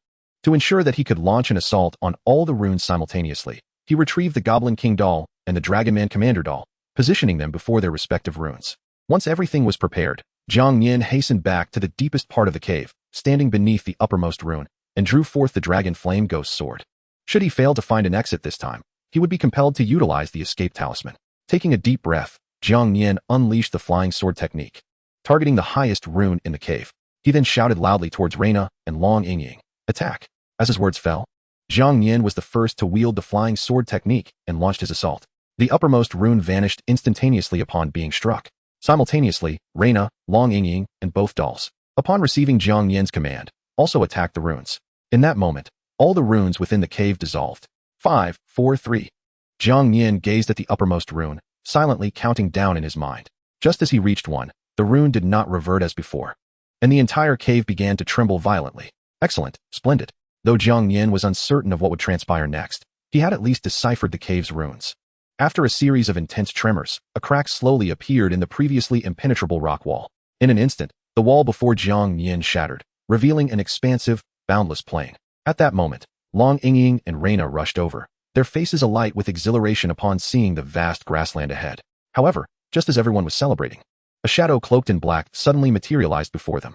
It bore an uncanny resemblance to the shadow encountered during the death game. Congratulations to all for passing the first trial and officially entering the game opportunity chamber. Should you complete the game, you shall be rewarded handsomely. This game carries a risk of death. If you do not wish to participate, you may leave now. Should you choose to depart, no rewards will be granted. If you elect to join the game, it begins now. How do you choose? The black-robed figure not only looked the same as before, but its opening lines were nearly identical. Indeed, everything aligned with Jiang Nian's conjectures. They had re-entered the death game. "My lord, should we participate?" Reina recalled her previous experience in the death game, instinctively growing anxious. After all, if Jiang Nian had not discovered the bug at the last moment, it would have all been over. Long Yingying, though she had not partaken in the death game, could glean from the words of the black-robed figure and Reina's solemn expression that the death game was undoubtedly perilous. Of course we must participate. Jiang Nian turned to Reina and Long Yingying. Although this was a death game, it was not necessarily a death sentence. There had to be a way to crack it. When the game commences, follow my lead, and you shall be safe. For Jiang Nian, this was an exceptionally rare opportunity he was reluctant to forfeit. With prior experience under his belt, he was confident he could find a way to win. Chapter 142, The Death Game, Choice. Reina and Long Yingying unconditionally trusted Jiang Nian. Subsequently, under his guidance, the three of them slowly exited the cave and stepped into the vast grassland. The black-robed figure silently followed behind them. At that moment, 3 wooden stakes appeared out of thin air before Jiang Nian and his companions. Each stake bore a cup of a peculiar beverage. 2 of the cups were as dark as murky sludge, repulsive to behold, while the remaining cup radiated a golden light, unmistakably unique. The black-robed figure then spoke. "This game is called Choice. As you can see, there are 3 special beverages before you, of which only one contains the golden body spirit liquid. Drinking the golden body spirit liquid will significantly enhance your physical form, increasing all attributes and greatly boosting your strength. The other two are known as death poison water, and, as the name suggests, anyone who consumes it will undoubtedly perish. The rules of the game are simple. You must drink all 3 cups to pass. The time limit is 30 minutes. Failure to drink within the allotted time will result in the death of all participants. I must remind you, the game has officially begun, and any items unrelated to the game, including escape talismans, cannot be used. Upon finishing, the black-robed figure dissipated into a wisp of smoke. Concurrently, a massive clock appeared above Jiang Nian and his companions, beginning its countdown. Upon grasping the rules of this round, Jiang Nian, Reina, and Long Yingying displayed expressions of utter shock. The rules were straightforward. They merely needed to choose 1 cup each to drink in order to pass the game. However, the issue lay in the fact that 2 of the cups contained death poison water. Moreover, the black-robed figure had explicitly stated that drinking the death poison water would lead to certain death. How could this be? Jiang Nian's expression turned grave. Unlike before, there were no NPCs this time, and even the black-robed figure had vanished. In the vast grass, apart from the 3 of them, there were no others. There would be no scapegoats this time. This meant that at least 2 of them would perish. My lord, do not hesitate. Quickly drink from the middle cup. The only cup that shone with gold must surely contain the golden body spirit liquid. Reina and Long Yingying exchanged glances and swiftly made their decision. They intended to drink the potentially lethal death poison water, not for any other reason, but because Jiang Nian was their beloved. Moreover, Jiang Nian was the current ruler of the flame domain. Should he perish, the flame domain would cease to exist. So many people relied on Jiang Nian. They could not allow him to meet an untimely end in such circumstances. No, Jiang Nian was acutely aware of their intentions and shouted vehemently, "Do not act rashly. This may very well be a trap." He grasped Reina and Long Yingying tightly, preventing them from making any foolish choices. Jiang Nian absolutely did not believe that the rules of this death game could be so merciless. There had to be a way to break the cycle, just as they had previously found a scapegoat. However, in this expanse of grass, aside from Jiang Nian, Reina, and Long Yingying, there were truly no others.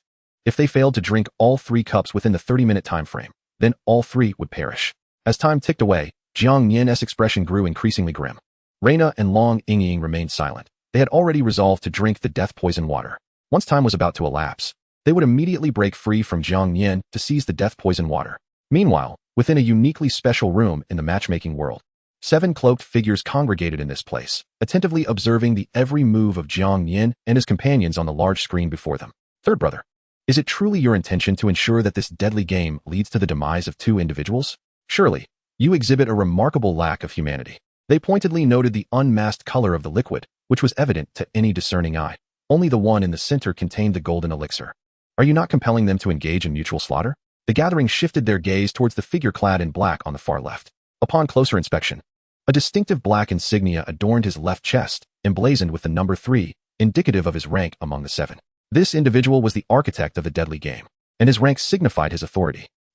If they truly resort to killing one another, it would mean we have misjudged them, he mused. On the surface, it appears that 2 must die, but navigating through my deadly game is far from simple. I yearn to see whether Jiang Nian is genuinely exceptional. As for lacking compassion, apologies. But it seems we are no longer considered human. The third black robe stared coldly at Jiang Nian on the screen, a smirk playing on his lips. The deadly game he devised indeed harbored 2 possible paths. It remained to be seen how Jiang Nian and his companions would choose to proceed. The other cloaked figures remained silent, fixated on the large display. Time swiftly passed, and in the blink of an eye, 25 minutes had elapsed. Only 5 minutes remained until the 30-minute time limit. Throughout this period, no matter how intently Jiang Nian scanned the surroundings, he could not uncover a single clue. As the remaining time dwindled, his anxiety intensified. How could this be? Are we truly destined to consume these 3 cups of liquid? No, it cannot be so. Jiang Nian remained undeterred, glaring at the 3 cups before him. Firstly, he understood that the deadly game did not necessarily mean death was inevitable. He had already grasped this from the previous encounter. Although the rules ostensibly dictated that someone must perish, there always existed a unique method of survival. Jiang Nian believed this instance to be no different. There must be a clue he had yet to discover. Seeing Jiang Nian's distress, both Reina and Long Yingying sighed. Husband, the weight of responsibility on your shoulders is immense. Drinking the golden elixir will render you even more formidable, thus enabling you to better safeguard the flame domain. Moreover, triumphing in the deadly game will undoubtedly yield other substantial rewards. If you were to perish, what would become of the flame domain? You are the regional ruler now. Should you fall, the flame domain would become a leaderless entity, ripe for plunder by other regional rulers. You cannot afford to be harmed. Besides, the child in Qing'er's womb deserves a father.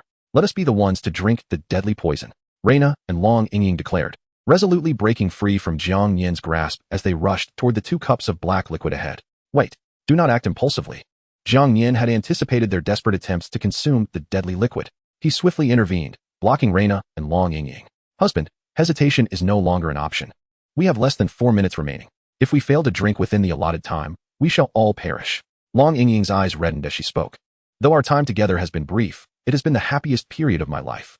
To be your woman brings me immense joy. Tears welled in Reina's eyes as well, yet both were willing to sacrifice their lives for Jiang Nian. I am acutely aware that time is running out. But I have devised a solution. Jiang Nian's eyes suddenly sparkled, a smile gracing his lips as the tension and anxiety that had previously consumed him evaporated. Reina and Long Yingying furrowed their brows at his words. In such circumstances, could there truly be a means of resolution? It seemed highly improbable. Jiang Nian, perceiving their doubt, reassured them with a smile. Rest assured, if I claim there is a solution, there undoubtedly is. This deadly game appears to necessitate the death of 2 individuals. Yet it harbors a significant flaw. He turned his gaze toward the golden elixir in the center. The earlier cloaked figure had stated that consuming the golden elixir would enhance one's physical prowess and significantly bolster various attributes. If I drink the golden elixir first, followed by the remaining 2 cups of deadly poison, I will surely survive. The rules dictate that only ordinary individuals will perish upon consumption of the deadly poison.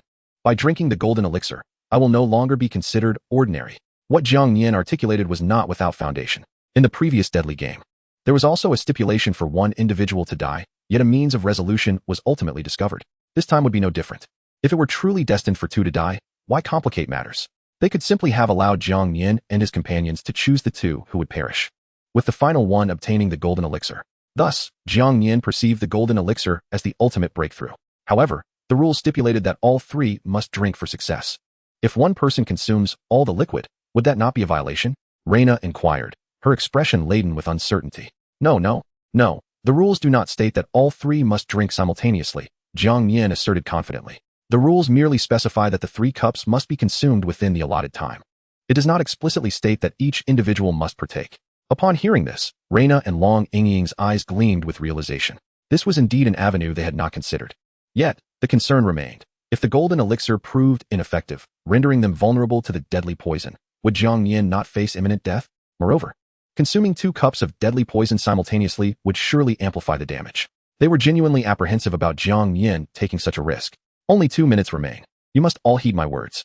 Stay put and do not move. I will be fine, trust me, Jiang Nian declared, and without hesitation, he dashed toward the cup of golden elixir in the center, drinking it in one swift motion.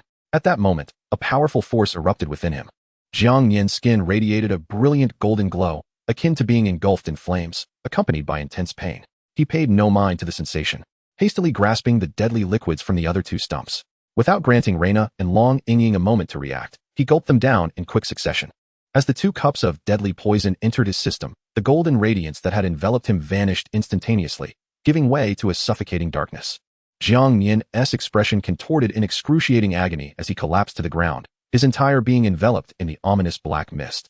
Husband, Reina and Long Yingying, horrified at the sight, rushed to Jiang Nian's side, supporting him. It was unmistakable. His complexion had turned pale, devoid of color, and his expression was one of utter torment. Moments later, he began to expel a copious amount of black blood, further alarming Reina and Long Yingying. With her SS-grade supportive abilities, Long Yingying could not bear to watch her husband suffer. In that instant, she activated the sacred healing barrier, deploying a series of supportive skills upon Jiang Nian, hoping to mitigate the effects of the deadly poison. Yet, no matter how she cast her spells, they bore no fruit. They could only watch helplessly as Jiang Nian grew increasingly frail, devoid of the strength to even speak. The earlier benefits of the golden elixir seemed utterly futile. Even more terrifying was the sight of Jiang Nian's skin, which began to crack all over his body, oozing forth a horrifying black blood. His breath became faint, teetering on the brink of death. At that moment, the black-robed specter, which had previously vanished, reappeared. It is all because of you. Return my husband. Both Reina and Long Yingying, upon seeing the black-robed specter, exhibited expressions of profound rage and charged towards him. However, the black-robed specter possessed no physical form, rendering their attacks utterly ineffective. How infuriating. Why is this happening? Is there truly no way out? Both Reina and Long Yingying were acutely aware that this entity was merely an apparition, incapable of inflicting harm. Their assault was merely a futile expression of their pent-up fury. At this moment, they collapsed onto the ground in utter despair. If Jiang Nian were truly dead, they would never wish to live on. The 2 exchanged a glance, preparing themselves for the ultimate act of self-destruction. Do you truly believe Jiang Nian is dead? Suddenly, the silent black-robed specter spoke. Reina and Long Ying were taken aback, gazing at the specter in confusion.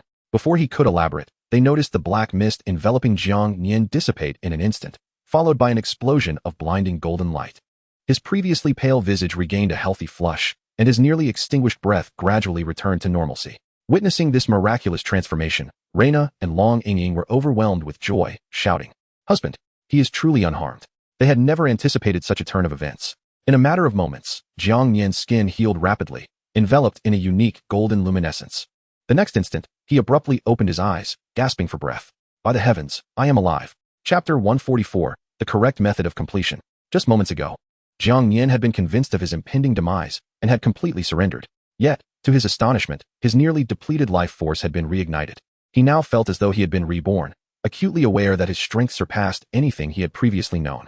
Additionally, he discovered he had unexpectedly acquired a skill named Indestructible, an A-level supportive enhancement ability. Once activated, this skill would bolster his defense and various attribute resistances by 50 for 30 minutes, even granting immunity to all toxins. The sole drawback was its lengthy cooldown period, requiring a full 10 hours before it could be used again, meaning it could only be utilized once per day. Nonetheless, even under these constraints, it was an incredibly formidable skill, and paired with his array of equipment, it would render him virtually invincible for those 30 minutes. Though the process of consuming the death toxin was excruciating, it aligned perfectly with Jiang Nian's hypothesis. Indeed, it was only by first drinking the golden body elixir that one could triumph in this deadly game. Overcome with excitement, Reina and Long Ying immediately rushed to Jiang Nian's side. "Congratulations. You have flawlessly completed this death game. Here is the reward you deserve."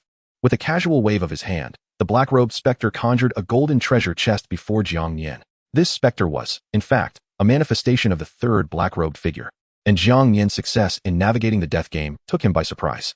The method he employed to succeed was precisely what the specter had previously described as the second approach. Only by embracing a mindset of certain death, drinking the golden body elixir, and subsequently consuming the remaining 2 vials of death toxin could one achieve a flawless completion. However, the risk of drinking the death toxin was exceedingly high, making it an endeavor most individuals would never contemplate. Initially, the third black-robed figure had not anticipated that Jiang Nian would take such a risk. Yet, the outcome proved that he had indeed succeeded. He possessed not only extraordinary courage but also an unwavering determination to protect his wife, never one to abandon her for selfish desires. Thus, after consuming the golden body elixir, "The death toxin has no effect on me." Jiang Nian did not hastily open the treasure chest, but strode confidently toward the black-robed specter. The death toxin is indeed fearsome. Those who consume it are invariably doomed. However, since you ingested the golden body elixir beforehand, you have gained a physique akin to that of a superhuman. Although the impact of the death toxin on you has been significantly mitigated, it is not entirely without consequence. The toxin has entered your body, causing considerable damage. Nevertheless, this damage may indirectly benefit you, acting like a cleansing agent that expels all impurities, allowing you to undergo a true metamorphosis. Upon hearing this, Jiang Nian nodded in realization. It became clear that had he only consumed the golden body elixir, he would not have experienced such profound changes. It was precisely because he had also ingested the death toxin that he had attained rebirth, even acquiring the A-level skill Indestructible. "Who exactly are you?" Jiang Nian inquired, his expression serious as he scrutinized the black-robed specter. Including this current death game, Jiang Nian had encountered 3 similar black-robed specters. The first was during his initial use of the opportunity key, when he inadvertently entered an icy cavern and encountered a black-robed apparition. It was there that Tu Shanqing significantly enhanced her powers. The subsequent 2 encounters had also occurred within the context of death games. However, all 3 instances had required the use of the opportunity key to meet these specters. In Jiang Nian's eyes, these black-robed figures were far more than mere NPCs. They undoubtedly harbored secrets unknown to others. "You are not yet qualified to know our true identities. Strive to grow stronger. When you become the mightiest in the intermediate district, the truth shall be revealed to you." The black-robed specter did not answer Jiang Nian's question directly. After a few brief words, his form began to fade. Subsequently, 4 doors appeared in the front, back, and sides of the room, transforming it into an ordinary chamber. As he observed the vanishing specter, Jiang Nian fell into deep contemplation. Though the figure had not directly answered his query, it had confirmed his suspicions that these apparitions were not ordinary NPCs. Moreover, the specter had indicated that only by becoming the strongest in the intermediate district could one uncover this secret, emphasizing the word "we," which hinted that these black-robed individuals might indeed belong to an organization. Their ability to effortlessly create a game opportunity room suggested a significant connection to the very fabric of this world. Jiang Nian realized he must rapidly increase his strength to unearth the truth. Without dwelling further on the matter, Jiang Nian approached the golden treasure chest and opened it. In the next moment, an incredibly radiant golden light emanated from within. Once the brilliance subsided, a design blueprint appeared before him. Item: Shadow Phantom Sword Design Blueprint. Effect: by combining a B-grade sword, Ghostfire attribute, with 100 shadow stones in the forge, one can create an A-grade weapon, the Shadow Phantom Sword. Additionally, a dark golden forging furnace materialized before Jiang Nian. This was not the basic forging furnace he had previously acquired. It was a mid-grade furnace. Only furnaces of mid-grade or higher could forge A-grade equipment. Jiang Nian glanced at the materials required for the Shadow Phantom Sword and frowned slightly. Among the most significant B-grade weapons imbued with the attribute of Ghostfire, Jiang Nian naturally possesses the Dragon Flame Ghost Sword, which can be utilized for forging. However, the crux of the matter lies in his current lack of the essential Nether Shadow Stone. With this thought in mind, Jiang Nian extended his hand to tap on the material for the Nether Shadow Stone in the design blueprint. Nether Shadow Stone can be obtained by defeating the Nether Shadow Dragon Soul. Location of the Nether Shadow Dragon Soul, Sky City 4. It turns out it must be acquired from Sky City 4. Given this, there is no time to squander. He must immediately seek the fragments of the key to Sky City 4. Nar, Ying, let us set forth at once. Presently, Jiang Nian's body felt devoid of any discomfort, even more invigorated than before. With that, he headed towards the random room ahead. Reina and Long Ying hurriedly followed suit. In the ensuing moments, Jiang Nian, leveraging his omniscient talent, surveyed the conditions of various rooms. He swiftly located the monsters that could drop the fragments of the Sky Staff. During this process, he also diligently collected Flame Domain badges. The annexation of the Blood Soul Domain had significantly increased the population of the Flame Domain. The greater the number of people, the faster the accumulation of contribution points. The goal of 50,000 contribution points was increasingly within reach. Chapter 145, Slaying the Night Elf. At this moment, before Jiang Nian stood a creature approximately 1 meter tall, resembling an elf, with pitch-black skin and wielding a black staff. Name: Night Elf. Race: Elf. Talent: Shadow Control, A-grade. Skills: Shadow Wave, Shadow Claw, Shadow Control, Inherent Skill. Strength: 8 stars. Observing the Night Elf before him, a faint smile curled at the corners of Jiang Nian's mouth. This creature was precisely capable of dropping the Sky Staff fragments. At last, I have found you. With an 8-star strength.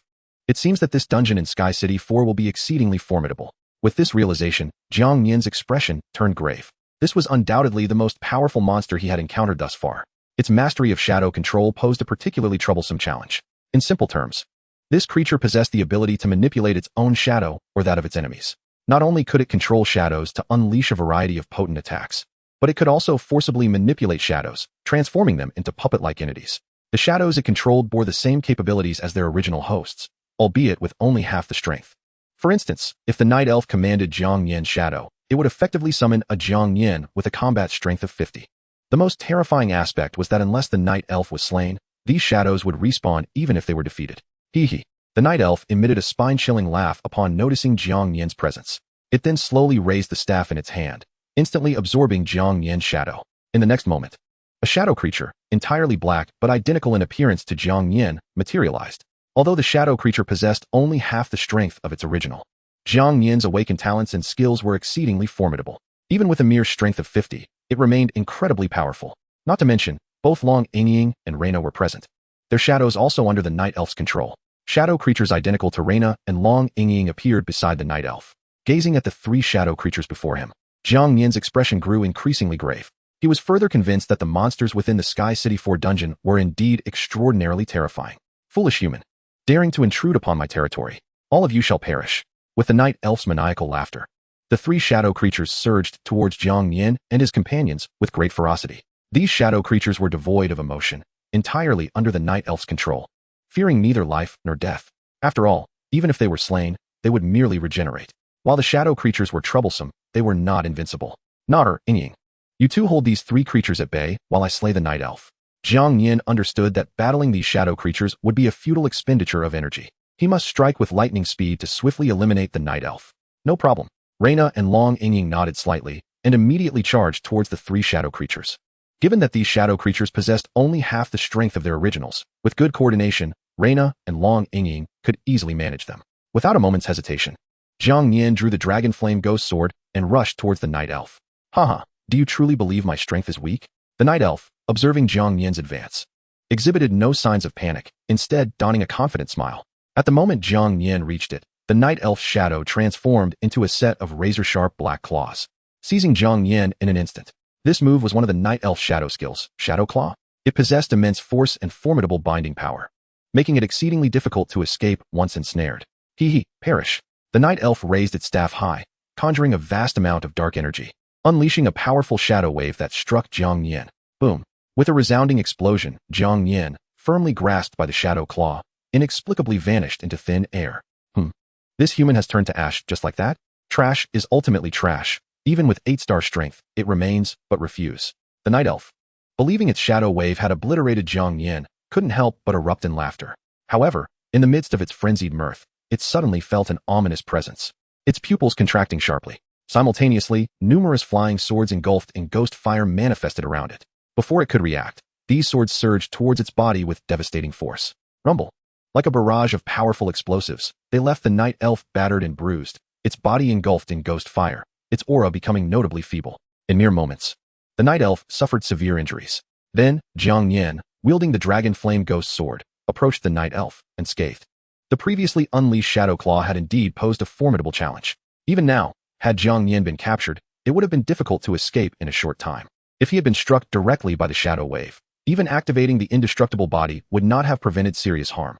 After all, the night elf was also an 8-star creature. However, Jiang Nian's speed was unparalleled, utilizing the ability of the shadow step.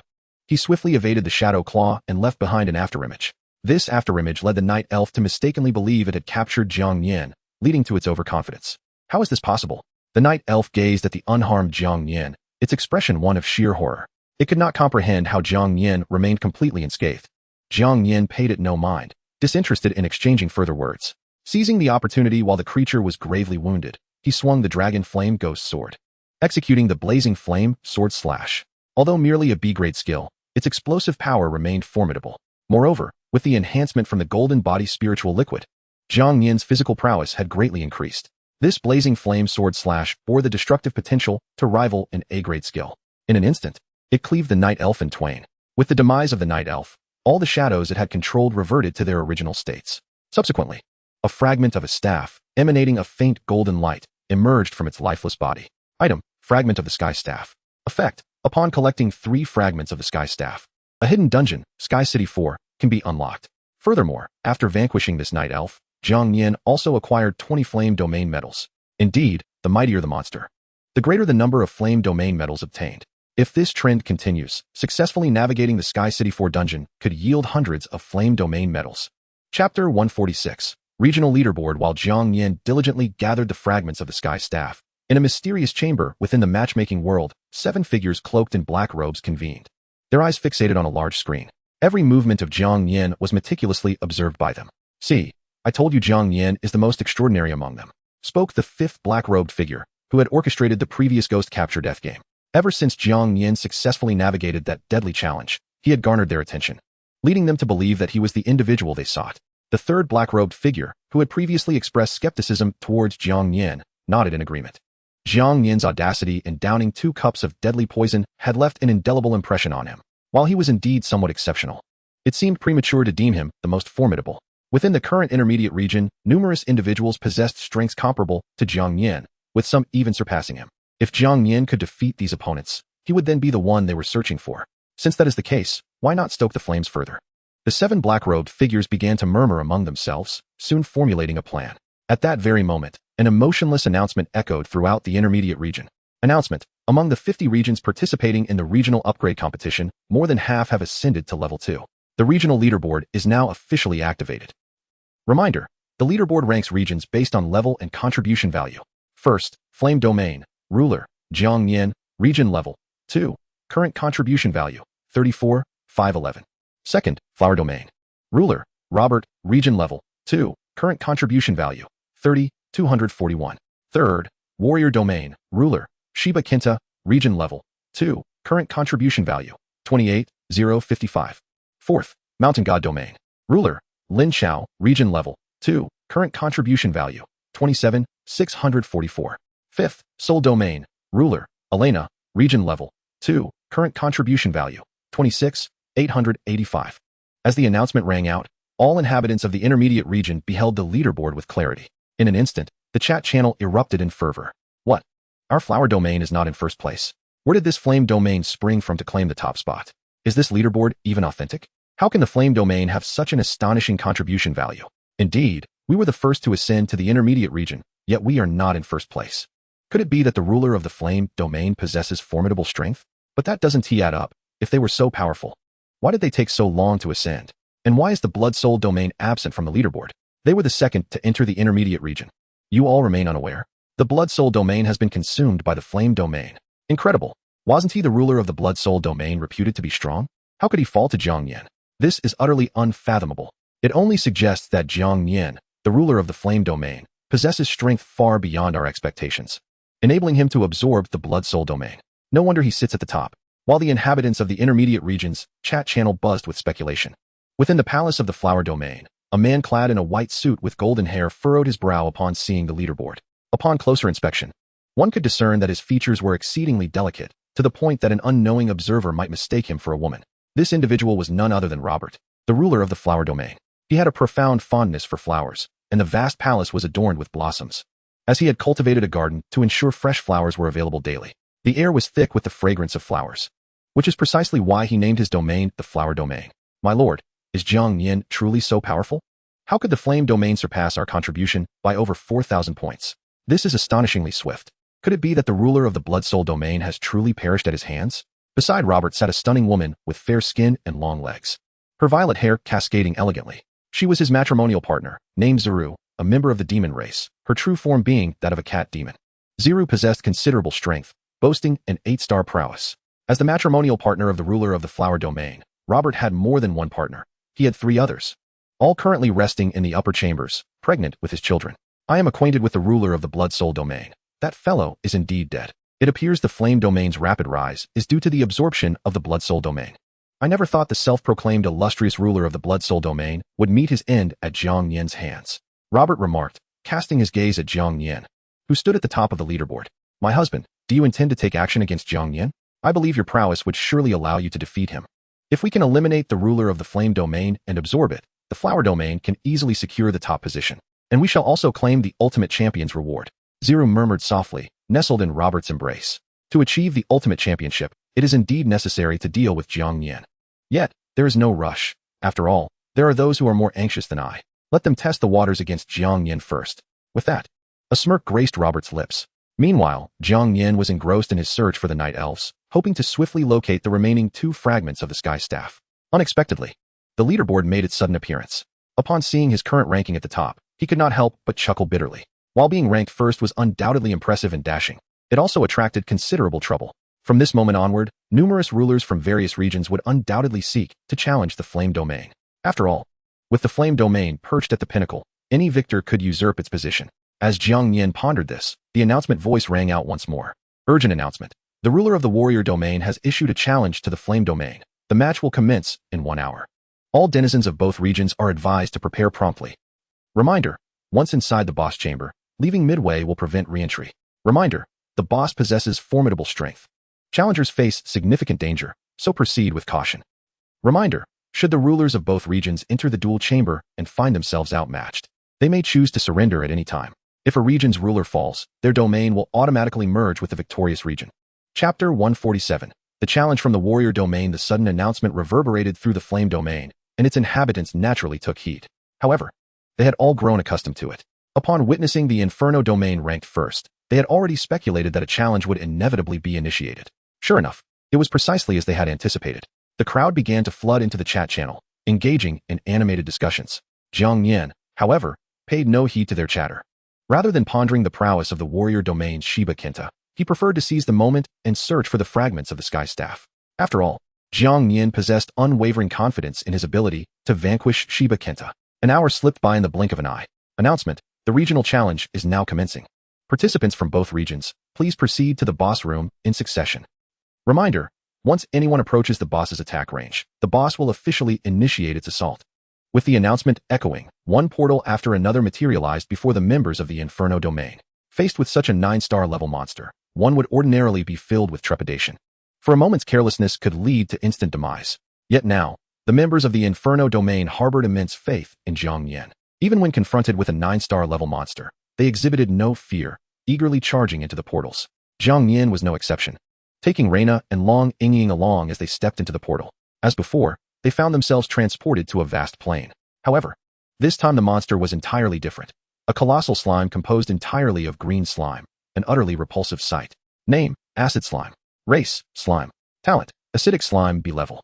All skills can inflict corrosive effects, capable of ignoring 30 points of the enemy's defense. Skills, charge, spit, acidic bomb, corrosive slime. Strength, 9 stars. To think it possessed a B-level talent, this creature was even mightier than the previous Black Soul Giant. Upon seeing the information materialize before him, Jiang Nian's expression darkened. Although this creature's defense might not match that of the Black Soul Giant, its expansive attack range and mastery of 2 B-level skills made it a far greater threat than the former. If one were caught off guard and struck by the acid slime's abilities, the consequences would be dire. The corrosive effect was akin to a poison state. If not purged in a timely fashion, it would continuously siphon health. Fortunately, like the Black Soul Giant before it, the acid slime was notably sluggish. After a moment's contemplation, Jiang Nian quickly devised a strategy. Everyone, listen closely. As Jiang Nian spoke, all eyes turned toward him. This creature, known as the acid slime, was, like the Black Soul Giant, a 9-star level monster. Not only did it possess an extensive attack range, but each strike also carried a fearsome corrosive effect. Once afflicted, it would prove exceedingly troublesome. In such circumstances, those awakened with supportive talents became particularly vital. I will now demonstrate how to effectively evade its attacks, so pay close attention. During this process, all who have learned the purification skill should stand to my left and wait. With that, Jiang Nian took the lead, charging toward the acid slime. The sight astonished all who had previously belonged to the Blood Soul domain. Their former ruler, Johnson Noah, would never have acted in such a manner, but would instead issue unconditional orders that led them to their doom. Now, witnessing their ruler, Jiang Nian boldly advance toward the acid slime for the sake of the Inferno domain, the Blood Soul members were deeply moved. I know many of you harbor grievances regarding the Blood Soul domain's annexation by the Inferno domain, but is this not a case of misfortune turning into fortune? Our ruler is Jiang Nian. He is willing to confront the acid slime for our safety, and that alone merits our respect. Lucille seized the opportunity to further persuade the Blood Soul members, urging them to cast aside their reservations and fully submit to Jiang Nian. Evidently, Jiang Nian's actions proved remarkably effective. Coupled with Lucille's entreaties, every individual from the former Blood Soul domain regarded Jiang Nian with profound admiration. Moreover, they were once again awestruck by Jiang Nian's capabilities. The acid slime, with its 9-star strength, could theoretically eliminate Jiang Nian in an instant. Yet now, he appeared extraordinarily at ease, deftly maneuvering as if he had foreknowledge of all the acid slime's skills, effortlessly evading each attack. The members of the Inferno domain had already witnessed Jiang Nian's prowess during their previous encounter with the Black Soul Giant, so they were not overly astonished. However, the newcomers to the Inferno domain were utterly dumbfounded. This strength is truly remarkable. They suddenly understood why Johnson Noah had been defeated. Was this the ability of a ruler? Could he foresee all of his opponent's skills? Indeed, it seemed so. Truly astonishing. As they buzzed with speculation, Jiang Nian had essentially completed his demonstration. The acid slime's most formidable attacks consisted of only 2 skills, acidic bomb and corrosive slime. These 2 abilities boasted the largest attack ranges, and once unleashed, one must immediately withdraw, never daring to draw too close. Fortunately, these 2 skills were not frequently employed by the acid slime, and each use came with predictable patterns, making them easy to anticipate. The only skill to be cautious of was the acid slime's spit.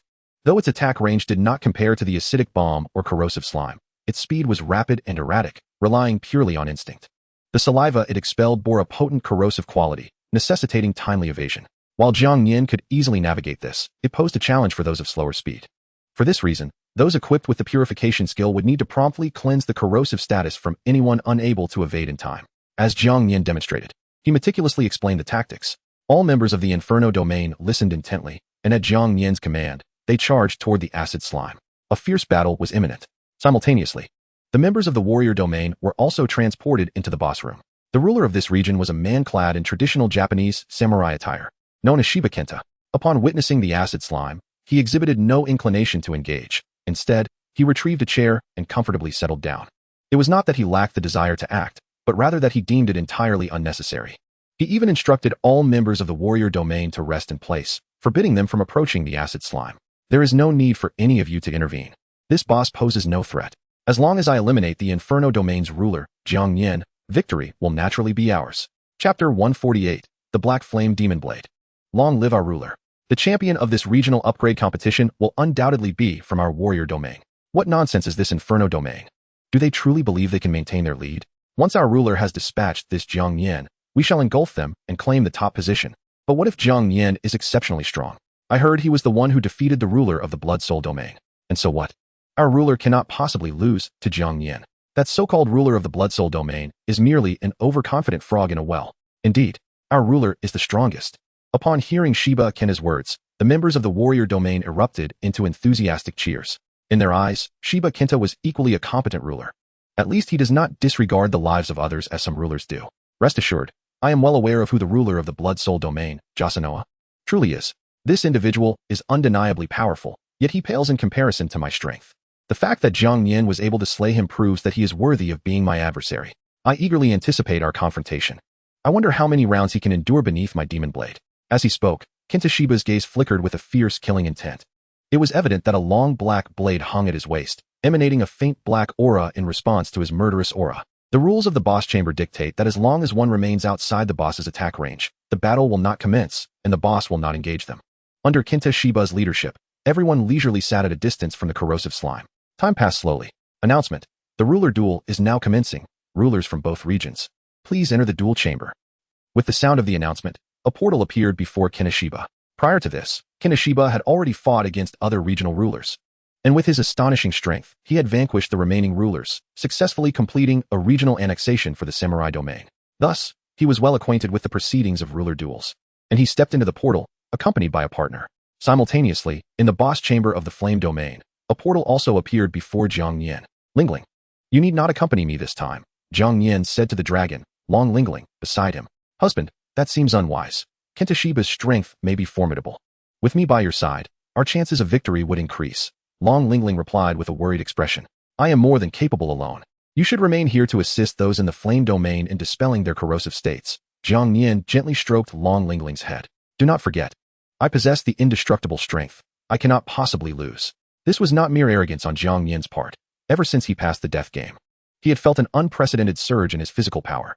During this time, even monsters of the same 8-star caliber could not withstand his assaults. While bringing Long Lingling along would indeed provide greater assurance, the corrosive slime's abilities were too troublesome. With Long Lingling's remarkable support, the chances of casualties could be greatly minimized. To Jiang Nian, the safety of everyone in the flame domain was of utmost importance. Only by ensuring their peace of mind could he, as their ruler, grow even stronger. After a moment of silence, Long Lingling nodded slightly. Then, husband, do take care. Victory is not paramount. What matters is your safe return. Reina also looked at Jiang Nian with concern. Rest assured, I will be just fine. With that, Jiang Nian strode confidently into the portal. The many inhabitants of the flame domain were deeply moved to see Jiang Nian enter the portal alone, choosing to leave the exceptional support of Long Lingling behind in the boss chamber. Our ruler is willing to leave Miss Long here for our safety. How noble of him. Brothers, to follow such a great ruler is indeed a rare fortune. Long live our ruler. Brothers, let us vanquish this corrosive slime. Charge. Jiang Nian's actions left a profound impression on the people of the flame domain, further solidifying their loyalty to him. Meanwhile, upon entering the duel chamber, Jiang Nian's gaze immediately fell upon a robust man clad in traditional samurai attire, his opponent for this challenge, Kenta Shiba, who also possessed 8-star strength. Moreover, Jiang Nian noticed the blade at his waist, causing his brow to furrow in concern. Utilizing his omniscient talent, Jiang Nian quickly discerned that this weapon was no ordinary blade, but rather the manifestation of a special talent. Kenta Shiba had awakened the SS-class talent of the Black Flame Demon Blade.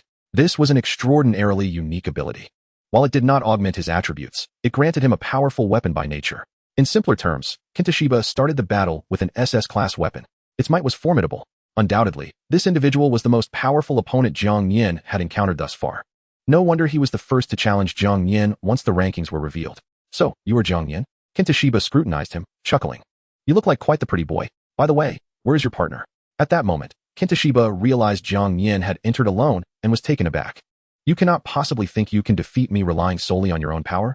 You must be underestimating me gravely. As he spoke, a fierce killing intent radiated from his eyes. He could hardly believe that Jiang Nian dared to act this way. In his view, it was a deliberate insult. Igniting his fury, the black jade demon blade at his waist sensed his murderous intent, becoming agitated and emanating a thick black mist.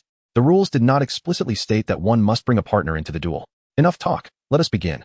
Jiang Nian was disinclined to elaborate further and strode into the combat arena. How infuriating. I have never encountered someone as arrogant as you. Today, you will pay dearly for your hubris. Kenta Shiba was indeed enraged by Jiang Nian, his face flushed as he stepped into the combat arena. Chapter 149, Almost Complete Damage Immunity. Under the influence of the Black Flame Demon Blade, Kenta Shiba was now enveloped in a shroud of black mist. Prior to traversing into this world, Kintashiba was already a coach at a Japanese swordsmanship dojo, possessing exceptional sword skills. After his arrival, acquiring the black jade demon blade was akin to being given wings, endowing him with formidable strength. Ordinary monsters could be dispatched with a single strike. Consequently, Kintashiba swiftly ascended to become the strongest in his region, leading the samurai domain into the intermediate tier. Adhering to the spirit of Bushido, Kintashiba scorned the idea of a 2-on-1 fight. He glanced at his partner and declared, "Without my permission, you are not to intervene. I will face this man alone." With that, Kintashiba slowly drew the black jade demon blade from his waist, his aura becoming increasingly potent.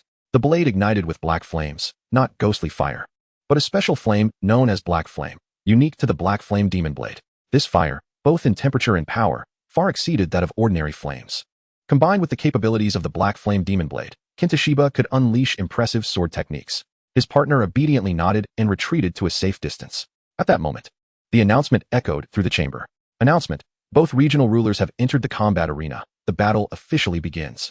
Reminder: ruler Kintashiba, within his region, has reached the second stage of prestige, gaining a mid-level prestige buff, 15 increase to all attributes.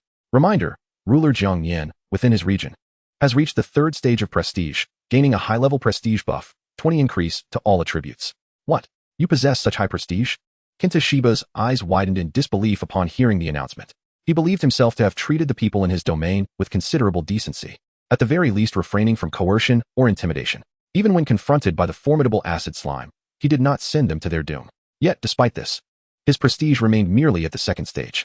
In stark contrast, the individual before him, Jiang Nian, had ascended directly to the third stage, acquiring a prestigious buff of higher rank. Although the disparity was not vast, it undeniably irked Shiba Kinta. "Do you still intend to challenge me one-on-one? I wouldn't mind taking on two opponents," Jiang Nian declared, drawing forth the dragon flame demon sword, his confidence unwavering as he observed Shiba Kinta's expression. Previously, during his confrontation with Cheongsin Nuaya, Jiang Nian's prestige had already reached the second stage. Now, the inhabitants of the Blood Soul domain had fully integrated into the Flame domain, harboring the same reverence and loyalty towards Jiang Nian. Thus, his attainment of third stage prestige did not come as a surprise to him. Arrogance. Is it simply because your prestige buff is one level higher than mine that you presume yourself invincible? Today, I shall demonstrate to you what true strength entails. Shiba Kinta was evidently incensed by Jiang Nian's demeanor. In that moment, a terrifying black flame ignited around him. He then propelled himself off the ground with explosive speed, akin to a slingshot, charging at Jiang Nian with the black flame demon blade gripped firmly in his hands, striking mercilessly. As an SS-class talent awakener, Shiba Kinta possessed unwavering confidence in his strength. Typically, those who awakened an S-class talent were already considered rare geniuses. But he was an even rarer SS-class talent, undoubtedly a genius among geniuses. He could not fathom that Jiang Nian's talent could surpass his own. Even if his strike did not slay Jiang Nian, it would surely leave him gravely wounded. The moment he challenged the Flame domain, he had resolved to eliminate Jiang Nian. For only by consuming the Flame domain could he augment his own. He did not perceive his actions as cruel. After all, this was a world where the strong preyed upon the weak. In the face of Shiba Kinta's onslaught, Jiang Nian's lips curled into a slight smile. His left hand conjured the Xianming shield, effortlessly blocking the full force of Kinta's strike. This move was Shiba Kinta's innate skill, known as Black Flame Slash, unleashed through the SS-class weapon, the Black Flame Demon Blade. At this stage, its power far surpassed that of ordinary B-class skills. Even with Jiang Nian raising his shield to defend, it was improbable that he could withstand it completely. The blow could potentially shatter the shield. However, what transpired next left Shiba Kinta wide-eyed with disbelief. His Black Flame Slash struck the Xianming shield, not only failing to create any fissures on the shield, but also not forcing Jiang Nian to retreat even a single step. It was as if the skill had inflicted no harm upon Jiang Nian whatsoever. How could this be? Shiba Kinta found it utterly incredulous.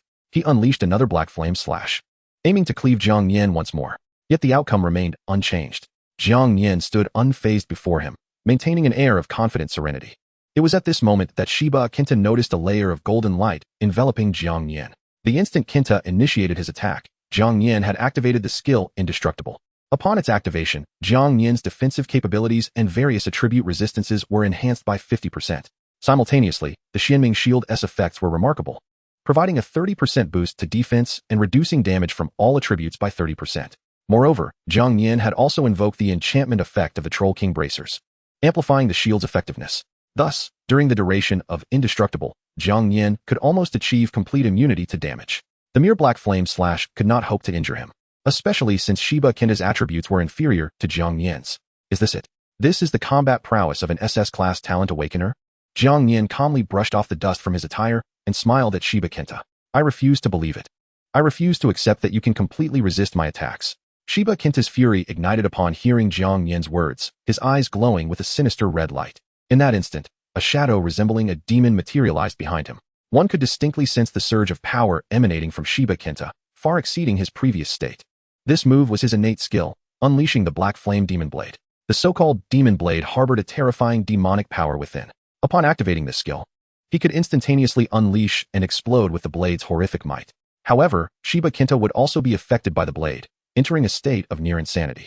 The longer he maintained this state, the greater the burden on himself, rendering prolonged use unfeasible. In this condition, Shiba Kenta's strength would be significantly augmented. Unleashing the Black Flame Demon Blade. How intriguing. Allow me to witness your true power, Jiang Nian remarked, his brow slightly raised, yet he remained exuding confidence. His desire to challenge Shiba Kenta stemmed from a need to test his own limits. The stronger Shiba Kenta proved to be, the more exhilarated Jiang Nian felt. No sooner had he spoken than a shadow darted past, and Shiba Kenta suddenly appeared before him, his speed vastly superior to before. Even Jiang Nian found himself momentarily stunned, being sent flying by a single strike. However, due to the effects of Indestructible and the Xianming Shield, Jiang Nian sustained only minimal damage despite being knocked away. Nonetheless, Shiba Kenta in this state was undeniably formidable. Had Jiang Nian not mastered Indestructible, he would have likely suffered grievous injury from Kenta's previous assault had he failed to evade in time. Continue, do not cease, Jiang Nian encouraged, patting his chest and calling out to Shiba Kenta. Damn it, let's see how many of my attacks you can withstand. Shiba Kenta roared in furious defiance, his eyes aflame with rage as he relentlessly struck at Jiang Nian. Each blow bore power comparable to his earlier Black Flame Slash. Under the relentless barrage of attacks, coupled with the might of Shiba Kenta's swordsmanship, Jiang Nian found himself forced into a purely defensive stance. The speed of Kenta's strikes was so rapid that he could preemptively predict Jiang Nian's position in the Shadow Step. Even Xiong Senua had proven no match for Shiba Kenta's prowess. Indeed, this individual was the most formidable opponent Jiang Nian had encountered to date. Without the formidable effects of Indestructible, overcoming him would be an arduous task. Even with the extraordinary power bestowed upon him by Indestructible, Jiang Nian was aware that its duration was finite. He could not maintain it indefinitely. He had only 30 minutes of this advantage. He could not afford to engage in a prolonged battle with Kenta. It was time for Jiang Nian to get serious. In that moment, Jiang Nian's aura intensified dramatically. Shiba Kenta appeared momentarily taken aback, only to witness a gigantic ghostly dragon of ghost fire materializing in midair. Before he could fully comprehend the situation, Jiang Nian swung the Dragon Flame Demon Sword, launching his counterattack. A series of effects designed to amplify his attack power activated in that instant. Each of Jiang Nian's strikes was equally potent. Furthermore, having previously gained a significant enhancement in the spirit domain, his strength now resembled that of someone whose power had doubled. Even in his unleashed state, Shiba Kenta struggled to withstand the overwhelming force of Jiang Nian. He could never have anticipated that Jiang Nian, who had previously been relegated to a position of passive defense, possessed such formidable strength. It was only then that Kenta Shiba realized Jiang Nian had never taken the situation seriously from the outset. The power of this individual far exceeded his expectations. If only the release of the Black Flame Demon Sword could be sustained indefinitely, Kenta Shiba would not fear Jiang Nian. However, the challenge lay in the fact that the release of the Black Flame Demon Sword could not be maintained for long. The longer it was used, the greater the burden on his body. With his current abilities, he could only sustain it for a maximum of around 30 minutes. He was unaware of the indestructible nature of Jiang Nian's defenses, believing instead that Jiang Nian's resilience stemmed from his awakened talents and equipped gear. Under such circumstances, he should have immediately called upon his partner to assist him in battle. Yet, adhering to the spirit of a warrior, he could not bring himself to engage in a 2-on-1 confrontation. Left with no other choice, he reluctantly declared, "I concede." "What?" Jiang Nian exclaimed, his eyes widening in disbelief. Was he conceding already? Would he not put up some resistance? Jiang Nian had expected Kenta Shiba to fight to the bitter end, perhaps even calling upon his partner to join in the fray. He never imagined he would surrender so readily. "I never engage in futile resistance. I admit I underestimated you." "Your strength is indeed impressive," Kenta Shiba stated, as he relinquished the release of the Black Flame Demon Sword. It was painfully evident that his aura had now become exceedingly feeble. His partner rushed to his side, supporting him.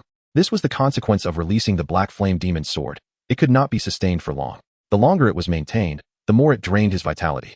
A defeat in battle would only result in a minor loss of contribution points. There was no need to risk his life.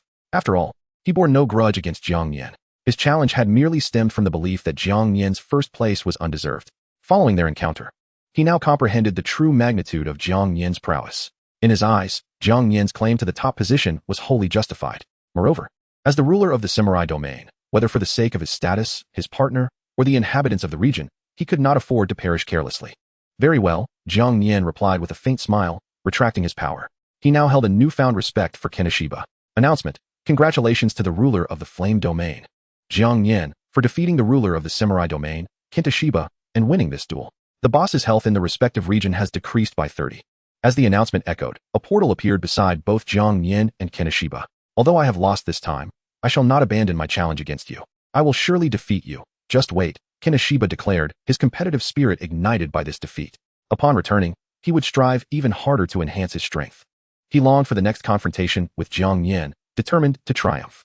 Not a problem. I am always ready, Jiang Nian responded, stepping into the portal without looking back. Kinishiba, seeing this, said nothing further and, with his partner's assistance, returned to the boss room. Due to his earlier bravado and the trust placed in him by the people of the samurai domain, they had yet to engage the acid slime. The boss remained at full health. Upon Kinishiba's return, the crowd immediately surrounded him, mistakenly believing he had emerged victorious. However, they soon sensed something amiss. The acid slime was still at full health. If Kinishiba had indeed slain Jiang Nian, they would have achieved victory, and the acid slime would have perished instantly. Yet, as it stood, the acid slime not only survived, but showed no signs of health depletion. They quickly realized that Kinishiba had lost to Jiang Nian. Chapter 151. This time, the championship must belong to the flower domain. Ruler, you lost? They gasped in disbelief. How could this be? Is Jiang Nian truly that powerful? This must be a mistake. How could you possibly lose? The excitement that had once filled their faces vanished. Sighing deeply, Kinishiba admitted, I did lose. Jiang Nian is far stronger than I imagined. I underestimated him, and I bear the brunt of the responsibility for this defeat. Kinishiba's ability to attain a second-stage prestige buff indicated that he was not as cruel as others might have thought, treating his own people with due respect. In the eyes of the samurai domain's inhabitants, Kinishiba remained a commendable ruler. In this moment, he displayed no airs of authority, decisively acknowledging his mistake. The crowd, hearing his words, lowered their heads in shame. Not only Kinishiba, but they too had initially underestimated Jiang Nian, doubting his capacity to overcome Kinishiba. They had never imagined Jiang Nian would prove so formidable. Ruler, even though you lost to Jiang Nian, the regional challenge is not yet over. If we can defeat this boss more swiftly than the flame domain, victory could still be ours. Indeed, if we unite and unleash a relentless assault on this creature, we might still turn the tide. The realization struck them that the people from the flame domain were likely complacent, not taking the boss seriously. However, Kinishiba solemnly interjected.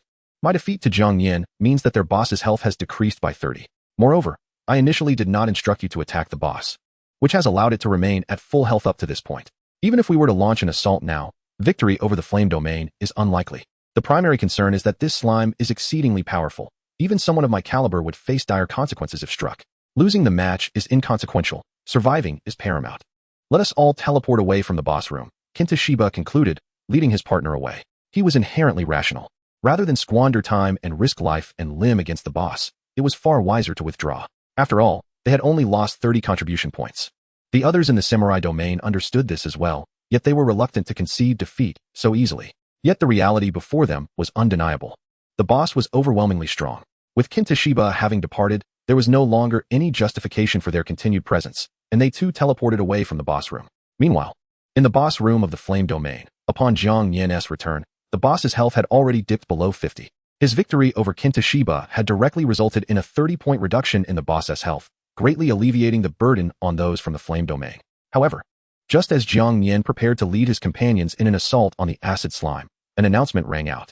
Announcement: all individuals from the samurai domain have evacuated the boss room, signifying their surrender. The flame domain emerges victorious in this regional challenge. In an instant, a bolt of golden lightning descended, obliterating the acid slime. Was that it? It seemed they had no intention of challenging the boss at all. Jiang Nian was not particularly surprised, as he had already gained a decisive advantage by overcoming Shiba Kenta. However, he did not anticipate their abrupt abandonment. Huzzah! Long live the ruler. We have triumphed once more. This victory grants us the contribution points of the warrior domain, firmly securing our position as the first. The proximity to level 3 territory is growing ever closer. It is truly splendid. The multitude from the flame domain erupted in jubilant cheers. Subsequently, under Jiang Nian's leadership, the crowd exited the boss room in high spirits.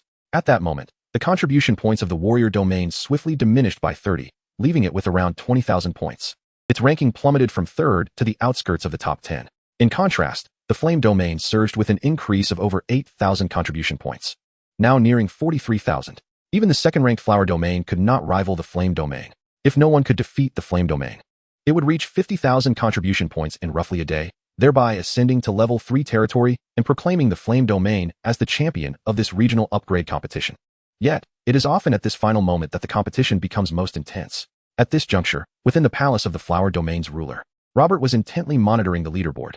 Upon witnessing the flame domain's contribution points skyrocketing to over 40,000, he immediately realized that the ruler of the warrior domain had lost to Jiang Nian. Could this individual truly possess such formidable strength? It seemed improbable. Robert furrowed his brow, clenching his fists. Evidently, the prowess Jiang Nian exhibited far exceeded his expectations. Robert had some understanding of the warrior domain's ruler, Shiba Kinta. This individual possessed SS-level talent, undeniably a top-tier expert. Yet, even he was defeated by Jiang Nian, indicating that Jiang Nian's strength surpassed that of Shiba Kinta, and his potential might even exceed the SS level. Contemplating this, Robert's expression grew increasingly grave. My husband, what shall we do now? If we do not act soon, the flame domain will undoubtedly reach level 3 at the fastest pace. We have yet to initiate a challenge today to secure victory. We must confront the flame domain at once. Seated beside him, Zero, upon learning of the situation, shared his incredulity. Robert did not respond immediately. Instead, he quietly opened the chat channel and sent a message to his friend Shiba Kinta. You actually lost to Jiang Nian. It seems this Jiang Nian is stronger than I imagined. Shortly thereafter, Shiba Kinta replied, I personally advise you to forego challenging Jiang Nian. His strength is exceedingly formidable, and I fear you may have little chance of victory. Huh, do you think my strength is weak? I was among the first to enter the intermediate district in the matchmaking world. My capabilities are beyond your imagination. The champion of this regional upgrade competition shall belong solely to the flower domain. Chapter 152, The Final Sky City Dungeon. Robert's reason for contacting Shiba Kinta was not due to fear of Jiang Nian, but to ascertain whether Kinta had indeed lost to him. The truth revealed that not only had Kinta lost, but he also harbored considerable trepidation regarding Jiang Nian's strength. This signified that Jiang Nian's capabilities far exceeded those of Shiba Kinta. If Robert could defeat Jiang Nian, he would solidify his position as unassailable within the entire intermediate district. To become the most powerful individual in this world, Robert had to eliminate Jiang Nian. However, due to the rules governing regional challenges, he could not immediately confront Jiang Nian after Kinta's battle. He would have to wait until tomorrow to issue his challenge. Tomorrow would be his final opportunity. Meanwhile, Jiang Nian, after vanquishing Shiba Kinta, resumed his adventures. It wasn't long before he located the remaining 2 fragments of the Sky Staff and successfully forged a complete Sky Staff. Now, with its use, Jiang Nian could access the hidden dungeon of Sky City 4. He was acutely aware that the flame domain had already amassed over 40,000 contribution points, and barring any unforeseen circumstances, it would swiftly ascend to level 3 territory. Yet, he did not believe that the path would be so smooth. The intermediate district was rife with hidden talents. Others would surely not sit idly by while Jiang Nian progressed. Tomorrow, there would undoubtedly be challengers to the flame domain. To ensure a decisive victory, Jiang Nian needed to conquer the Sky City 4 dungeon today to enhance his own strength. Once he restored his state to perfection, Jiang Nian promptly used the Sky Staff key to unlock the Sky City 4 dungeon. He brought only Long Yingying with him into the dungeon. Even the most insignificant minion within Sky City 4 possessed 8-star strength, a testament to the dungeon's peril. Tu Shanxing was not in a position to join, and Reina, with her mere 7.5-star strength, could not enter such a formidable dungeon. Thus, taking Long Yingying along was the most prudent choice. After experiencing a dizzying sensation, Jiang Nian slowly opened his eyes. This time, the location he found himself in was entirely different from the palatial settings of the previous Sky City dungeons. Instead, he was suspended above the clouds, as if walking directly upon them, a most wondrous sight. Before Jiang Nian stood a golden door. If he was not mistaken, the room beyond was likely the final boss of the Sky City 4 dungeon. Although the circumstances within this dungeon differed radically from those prior, the essence remained similar. No sooner had Jiang Nian finished his thoughts than a chilling laughter enveloped him from all sides. In the next moment, 3 night elves materialized before him. The moment these 3 appeared, they immediately unleashed their shadow manipulation abilities. In an instant, 3 copies of Jiang Nian and 3 of Long Yingying manifested. Though these were mere shadows and their power was significantly inferior to that of their originals, they still posed a considerable challenge. Moreover, the night elves themselves possessed formidable combat prowess. Fortunately, Jiang Nian was well aware of the night elves' weaknesses and felt no trepidation. He understood that while their abilities were troublesome and their attack power formidable, their true forms were quite fragile. Perhaps it was a flaw inherent to the elven creatures. Their bodies were too delicate to withstand Jiang Nian's overwhelming assaults. Yingying, let us adhere to our original plan. You will hold these shadow creatures at bay while I deal with their true forms. After speaking, Jiang Nian summoned the dragon flame ghost sword and charged at the three night elves. Given Jiang Nian's current strength, defeating three foes was relatively effortless, provided no unforeseen events transpired.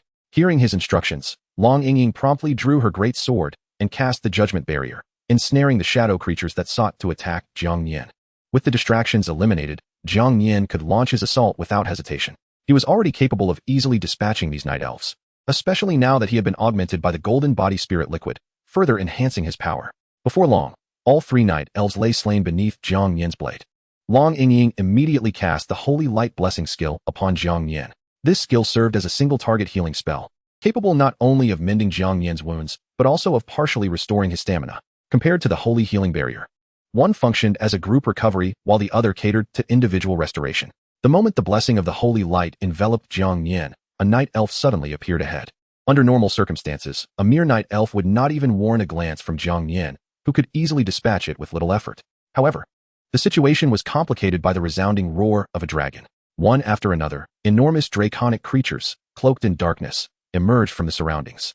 They resembled the shadows of true dragons, and there were no less than 7 in total. Yet, unlike the shadowy monsters previously controlled by the night elf, these beings exuded a palpable and formidable aura. Even the night elf before him was significantly more powerful than the average of its kind.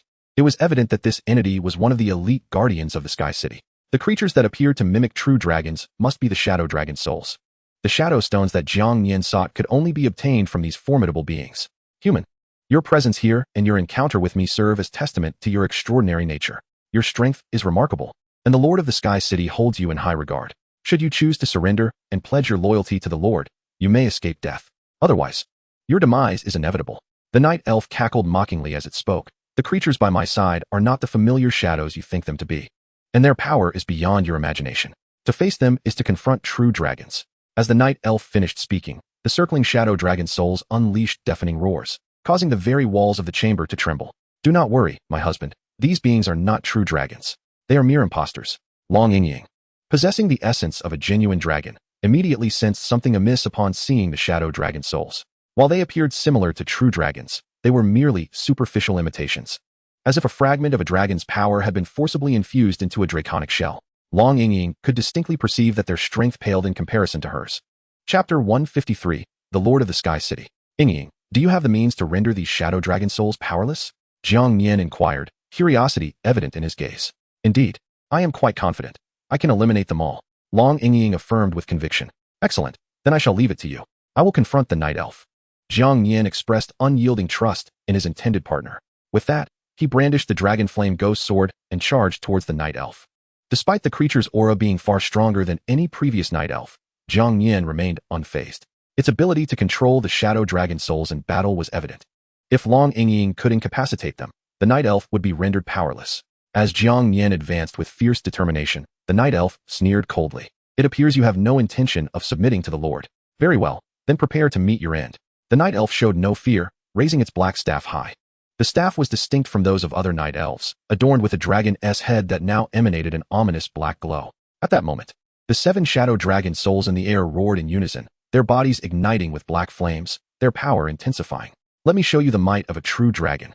Ha ha. Beneath the night elf's piercing laughter, the shadow dragon souls began to congeal black flames in their mouths, ready to unleash an attack on Jiang Nian at a mere command. The night elf was convinced that no human could withstand such an onslaught.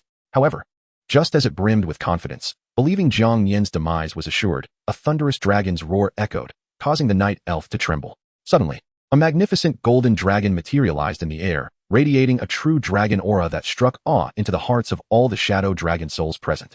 They were paralyzed with fear, unable to move, a visceral dread overwhelming them. How can this be? That creature is a true dragon. The night elf finally realized that the golden dragon was the manifestation of the woman behind Jiang Nian. While the shadow dragon souls indeed possessed the essence of true dragons, they were not true in every sense. Upon witnessing the arrival of a genuine dragon, their fear was palpable. Furthermore, the night elf discerned that Long Yingying held a prestigious status within the dragon clan, her lineage exceptionally potent, far from ordinary. Only such a being could instill such terror within the shadow dragon souls. Now, how do you plan to meet your end? Jiang Nian asked, unperturbed by the immobilization of the shadow dragon souls, as he approached the night elf with the dragon flame ghost sword. To him, the creature had already become a lifeless corpse. Die? I am the most capable general under the Lord. How could I perish? The night elf screamed in fury, unwilling to accept its fate at the hands of a mere human. Despite the absence of the shadow dragon soul's aid, it still possessed formidable strength and was loath to be slain by a human. Yet, it ultimately underestimated Jiang Nian's prowess. Within mere exchanges, Jiang Nian cleaved the night elf in two, its body consumed by ghostly flames. Simultaneously, all the shadow dragon souls in the air could not withstand Long Yingying's true dragon power, and they were obliterated, transforming into black stones that fell to the ground. These black stones were the shadow stones Jiang Nian required. Upon collecting them, he found over 100, perfectly fulfilling the need for forging the shadow dragon's sword. Now, only the final boss remained. From the words of the night elf, Jiang Nian gleaned that this dungeon of Sky City 4 was likely the last in the entire series. The entity waiting in the boss chamber ahead was surely the Lord of the Sky City it had mentioned.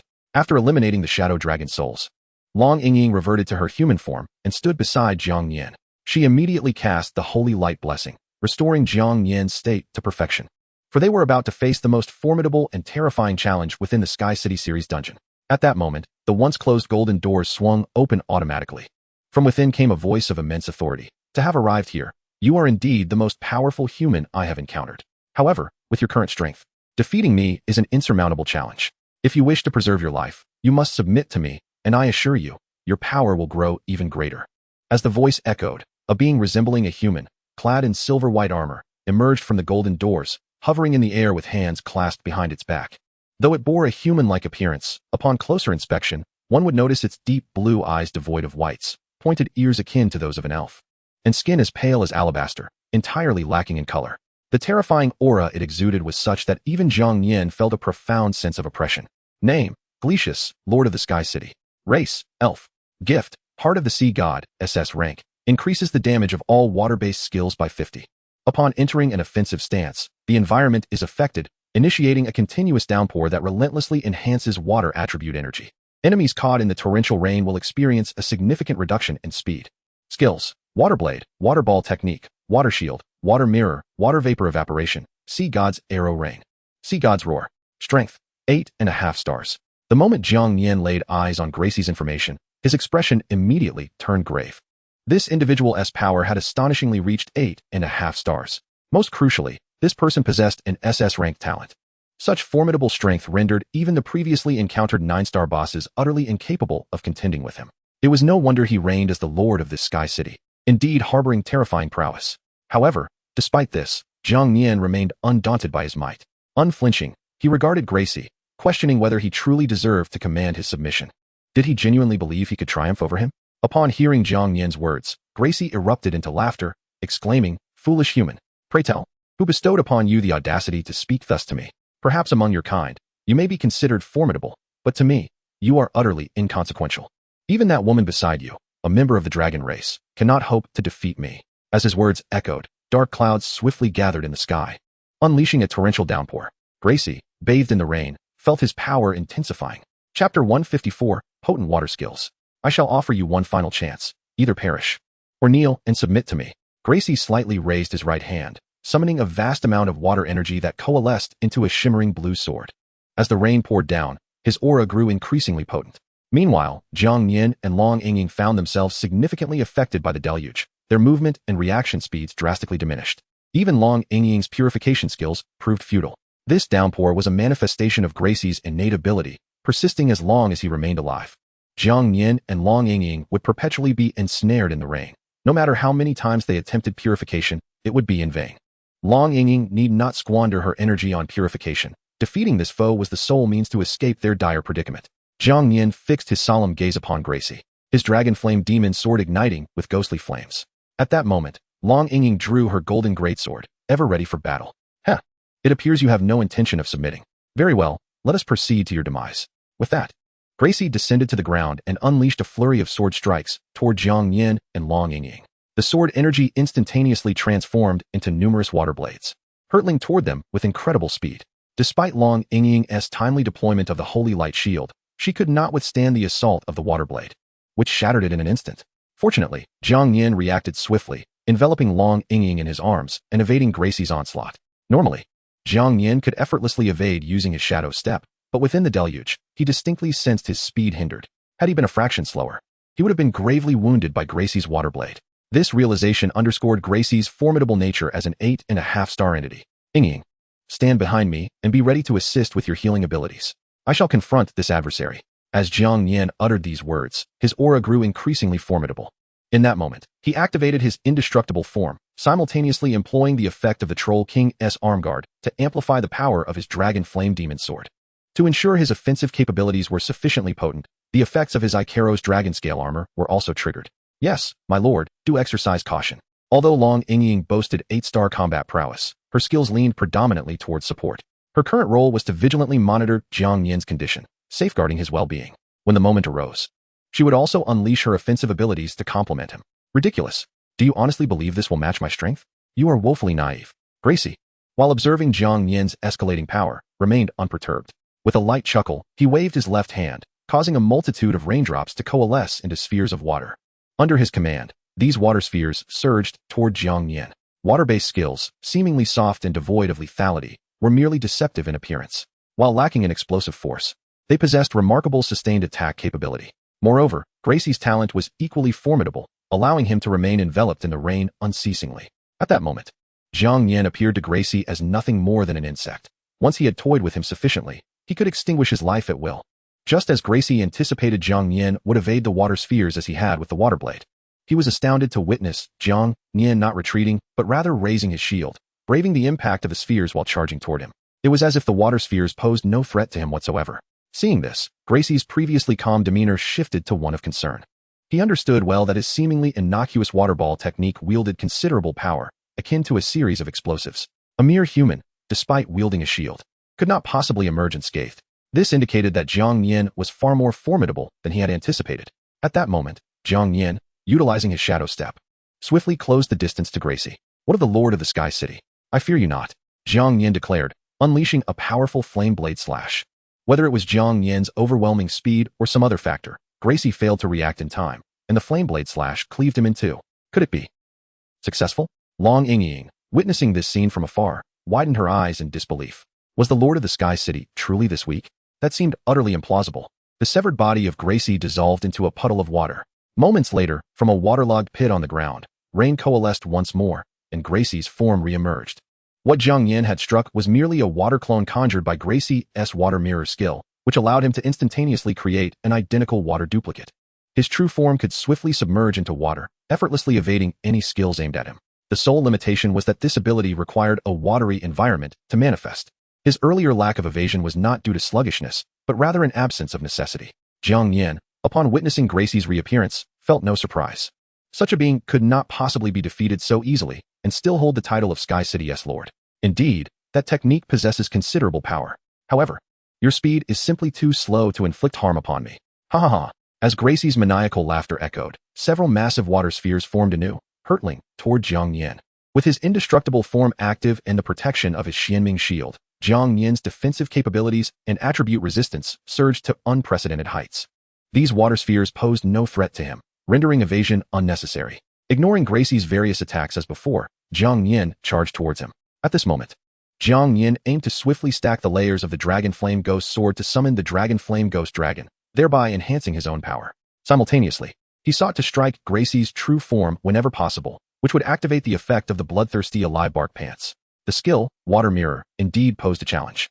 But Jiang Nian did not believe this foe could utilize it without limit. At least during the duration of the indestructible effect, there was no need to fear Gracie's attacks, allowing for a continuous offensive. Throughout this process, Long Ying could intermittently cast a holy light blessing on Jiang Nian, ensuring he remained in prime condition. The battle with Gracie was intended to be a war of attrition. Chapter 155, the last 5 minutes. Abandon your futile attacks. Even if that dragon maiden behind you can constantly restore your state, it is utterly meaningless. I am an entity you cannot conquer. Gracie swung the blue lightsaber in his hand, calmly countering Jiang Nian's relentless assaults. Even when struck by Jiang Nian's skills, he faced no significant issues. Either the water mirror successfully evaded the attack, or he merely received minor scratches that were inconsequential. In his view, even if Long Ying could sustain Jiang Nian's condition, her stamina was finite. Moreover, even if she could maintain the restoration indefinitely, Jiang Nian himself had limits and could not perpetually remain in an optimal state. He was certain that Jiang Nian was exhausted, relying solely on those restorative skills to endure. However, Jiang Nian disregarded Gracie's taunts and continued his assault. Just as Gracie had anticipated, Jiang Nian was indeed on the brink of collapse. The duration of the indestructible effect was dwindling, leaving him with merely 10 minutes. This meant that the time left for the battle between Jiang Nian and Gracie was less than 5 minutes. Once the indestructible effect faded, Jiang Nian would have no chance of defeating him and would have to resort to using the escape talisman to abandon the fight. It was precisely because of the escape talisman that Jiang Nian could fight him without fear, knowing he could retreat at any moment. Now, he needed to prove his limits. Unfortunately, this adversary had emerged directly from the boss room, leaving no opportunity for Jiang Nian to rest.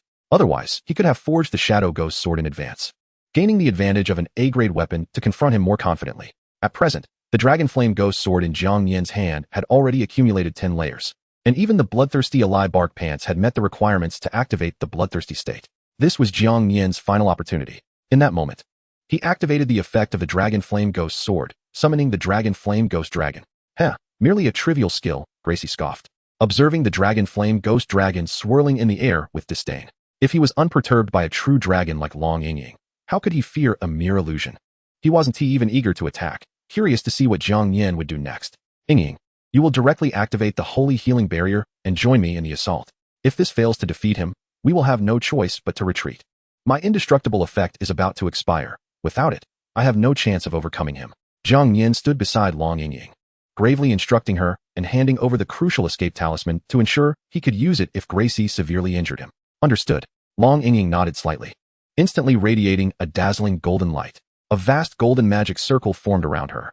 Within this circle, both Jiang Nian and Long Ying would receive continuous restoration, a large area group healing skill. Furthermore, once activated, this skill would last for a considerable duration, proving far more convenient than the Holy Light Blessing. Is that all? With just this, you cannot hope to defeat me. Best to abandon your futile struggles.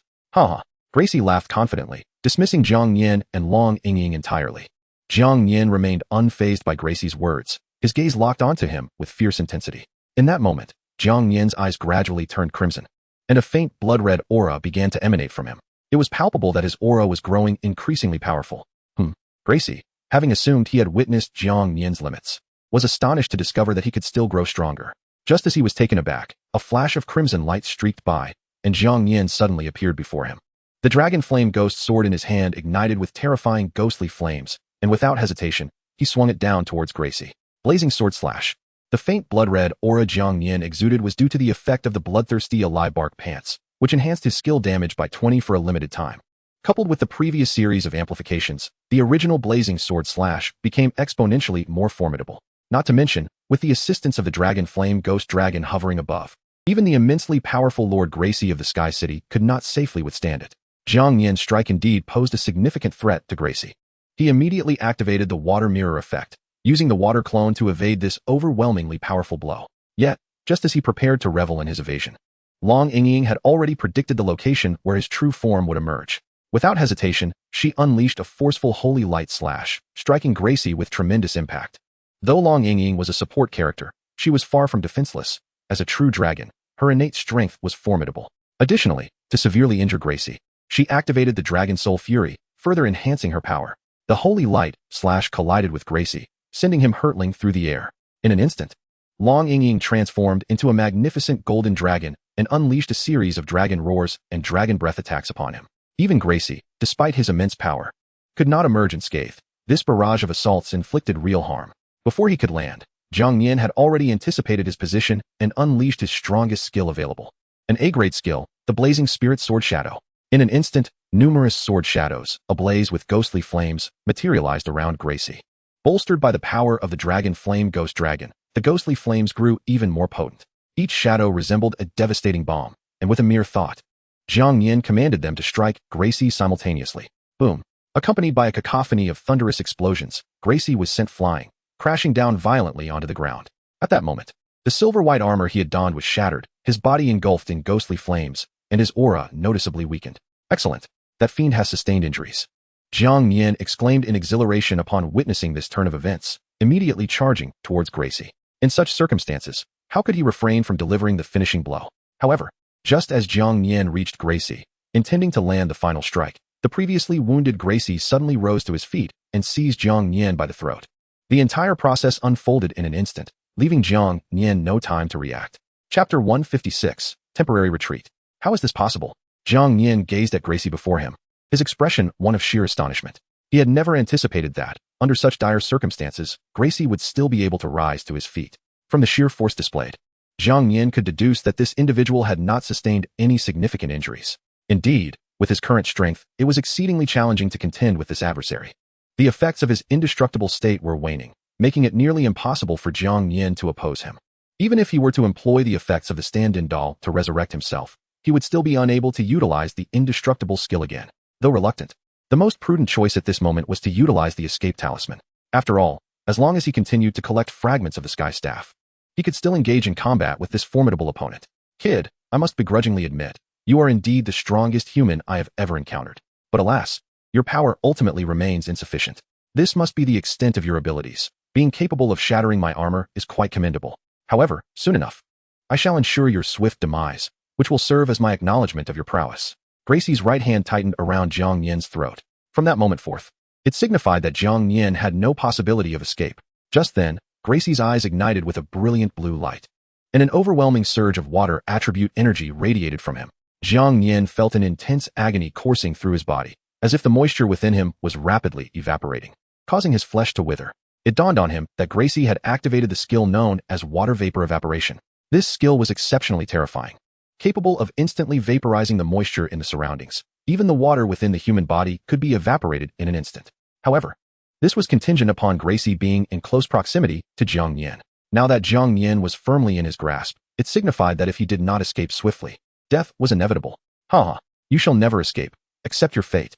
Gracie tightened his grip on Jiang Nian's throat and activated the water vapor evaporation skill.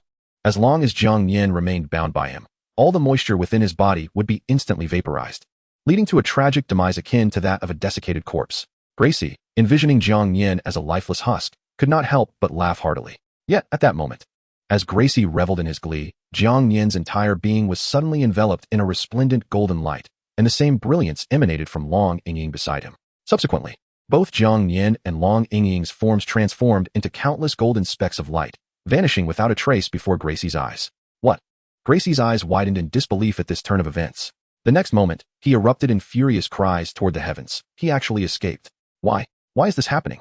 Gracie was acutely aware that this was not a manifestation of Jiang Nian's abilities, but rather the existence of a peculiar item within this world. In truth, this matchmaking realm was inhabited by various races from diverse dimensions, all of whom had been transported here, albeit playing different roles than humans. For instance, Gracie, originally the Lord of the Sky City, had unexpectedly awakened to find himself and the entire Sky City transported to the matchmaking world. He had become the boss of this Sky City dungeon. During this time, many humans had attempted to challenge him, only to be slain by his subordinates before they could reach him, or like this instance, to escape. There were even those who had perished only to suddenly resurrect. He had grown weary of the rules of this world, yearning to return to his own realm, yet found himself utterly powerless to do so. In this moment of immense fury, he shouted toward the sky, venting his wrath. Meanwhile, within the palace of the Flame Domain ruler, two beams of light suddenly descended, and the figures of Jiang Nian and Long Yingying gradually emerged. Although Jiang Nian had suffered severe injuries from Gracie's onslaught, and while the moisture in his body had not been entirely evaporated, he was rendered exceedingly weak. The instant he returned to the palace, he collapsed onto the ground. Observing this, Long Yingying immediately cast a holy light blessing upon Jiang Nian, alleviating his discomfort significantly. Upon hearing the commotion, Tu Shanqing and Reina hurriedly rushed over, their expressions filled with shock, as did the two servants within the palace. They were witnessing Jiang Nian in such a feeble state for the very first time. Hubby! Tu Shanqing and Reina exclaimed in unison, rushing to Jiang Nian's side. Fortunately, under the effects of the holy light blessing, Jiang Nian's complexion improved considerably, and with their assistance, he managed to sit upon a nearby chair. Water! I need water immediately. Upon hearing this, the servants Cini and Kei swiftly fetched an abundance of drinking water and placed it before Jiang Nian. Without a moment's hesitation, Jiang Nian seized a bottle of water and drank deeply. He consumed 3 large bottles in succession before finally feeling a semblance of relief. Throughout this process, Tu Shanqing and Reina learned the entirety of the ordeal from Long Yingying. The reason for Jiang Nian's current state was due to his defeat at the hands of Gracie, the Lord of the Sky City. In the past, no matter how formidable the boss, Jiang Nian had always managed to vanquish them. This time, however, he had voluntarily chosen to retreat, employing the escape talisman in a rather harried manner. This was a testament to Gracie's overwhelming strength. It's all right, this is merely a temporary retreat, Jiang Nian spoke slowly, observing the grave expressions of those around him. When I next enter the Sky City, I shall personally slay him. Following this, once he had regained some strength, Jiang Nian swiftly retrieved the intermediate forging furnace and the design blueprint for the Shadow Phantom Sword. To defeat Gracie, the Lord of the Sky City, relying solely on the power of the Dragon Flame Sword was evidently insufficient. Moreover, to fully unleash the potential of the Dragon Flame Sword, summoning the Dragon Flame Ghost Dragon was far too cumbersome. The immediate priority was to forge the Shadow Phantom Sword. Jiang Nian had already gathered all the necessary materials, and without hesitation, he cast both the Dragon Flame Sword and the materials into the intermediate forging furnace. Commence forging. With Jiang Nian's command, the forging furnace erupted with a dazzling golden light, shaking violently. This time, the success rate of the forging was at a perfect 100. Jiang Nian merely needed to await the outcome in tranquility. Boom. With a resounding crash, the forging furnace gradually came to a halt. A long sword, entirely black and ablaze with ghostly flames, materialized before Jiang Nian. Upon closer inspection, one could discern a skull emblem etched upon the blade, lending it a distinctly eerie quality. Chapter 157. The Final Area Challenge. Item: Shadow Phantom Sword. Type: Weapon. Quality: A-Class. Effect: while wielding this weapon, any attack inflicts ghostly flame effects, increasing fire attribute skill damage by 50. Each time damage is dealt to an enemy, a layer of Shadow Phantom Mark is left upon them. Upon accumulating 3 layers, the Shadow Phantom Mark can be detonated, inflicting substantial damage on the enemy. Upon observing the effects of the Shadow Phantom Sword, Jiang Nian nodded in satisfaction. Overall, the Shadow Phantom Sword was vastly superior to the Dragon Flame Sword. The mere unconditional increase of fire attribute skill damage by 50 was already quite formidable. Furthermore, the ability to accumulate and subsequently detonate the 3 layers of Shadow Phantom Marks would provide enemies with unexpected and powerful damage. Unfortunately, after equipping the Shadow Phantom Sword, Jiang Nian's combat power star rating did not reach 8.5 stars. It is evident that there remains a considerable gap between Jiang Nian's strength and that of the 8-star level. However, Jiang Nian does not overly concern herself with the issue of combat power rankings. Even prior to acquiring the Shadow Phantom Ghost Sword, she possessed the capability to contend with Gracie. Now, armed with the more formidable Shadow Phantom Ghost Sword, she feels increasingly confident in her ability to vanquish him.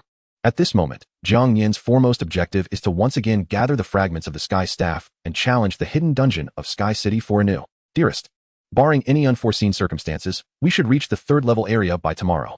At that point, our flame domain will emerge as the champion area. This will undoubtedly bolster our chances of defeating Gracie. Meanwhile, Tu Shanqing, idling within the palace, was vigilantly monitoring the contribution points, feeling a sense of ennui. The distance to the required 50,000 contribution points for the 3rd level area was merely a step away. Beside her, Reina, Long Yingying, and even the 2 attendants were brimming with excitement. Achieving the status of the champion area meant that everyone would receive rewards, which brought them immense joy. Yet, Jiang Nian did not share in their exuberance. Instead, her expression grew notably grave. Despite this optimism, she knew that such pivotal moments often invite unexpected occurrences. Unlike them, Jiang Nian was not so naive. She anticipated that someone would challenge the flame domain the following day, and the challenger would likely possess strength surpassing that of the ruler of the warrior domain. Without a power greater than her own, it would be improbable for anyone to dare challenge the flame domain. Jiang Nian had long been prepared for the impending challenge. The next morning, as Jiang Nian lingered in a state between slumber and wakefulness, an urgent announcement resonated through the air. Emergency announcement. The ruler of the flower domain has initiated a challenge against the flame domain. The contest will commence in 1 hour. All members of both domains are advised to prepare promptly. Reminder: upon entering the boss room, leaving midway will prevent re-entry. Warning: the boss possesses formidable strength. Challengers face a significant risk to their lives, so please exercise caution. Notice: should the rulers of both domains enter the duel room and find themselves outmatched, they may surrender at any time. If a domain's ruler is slain, that domain will automatically merge with the opposing domain. Jiang Nian experienced no surprise at the announcement. She rose steadily and donned her attire. She had anticipated a challenge, though she hadn't expected it to occur so soon. Clearly, the opponent was eager. Moreover, she had gleaned from the leaderboard the previous night that the flower domain was the 2nd-ranked area within the intermediate region, trailing only the flame domain. From the discussions in the intermediate region's chat channel, she learned that the flower domain was among the first to enter this tier. Undoubtedly, the ruler of the flower domain, Robert, possessed exceptional strength. Jiang Nian had foreseen that this individual would be the one to challenge her. An hour swiftly passed. As the portal materialized, Jiang Nian, accompanied by Reina and Long Yingying, stepped into it. Numerous members of the flame domain surged toward the portal. In an instant, thousands from the flame domain converged in the boss room. Before them stood not the black-souled giant, nor the acid slime, but a colossal black bear clad in gleaming silver armor. Name: Steel-Armored Black Bear King. Race: Beast. Talent: Iron Wall, B rank, increases defense by 30 upon entering combat. Can withstand 80 damage from an enemy skill every 300 seconds. Skills: Heavy Strike, Savage Charge, Mountain Crush, Shattering Fist, Shockwave Fist. Strength: 9 stars. Through her omniscient ability, Jiang Nian gleaned information about the steel-armored Black Bear King. This creature, akin to the previous Black Soul Giant and Acid Slime, belonged to the category of 9-star super soldiers, wielding skills that were not particularly formidable, the strongest being of B-rank caliber. However, its talent was evidently far superior to that of the prior foes.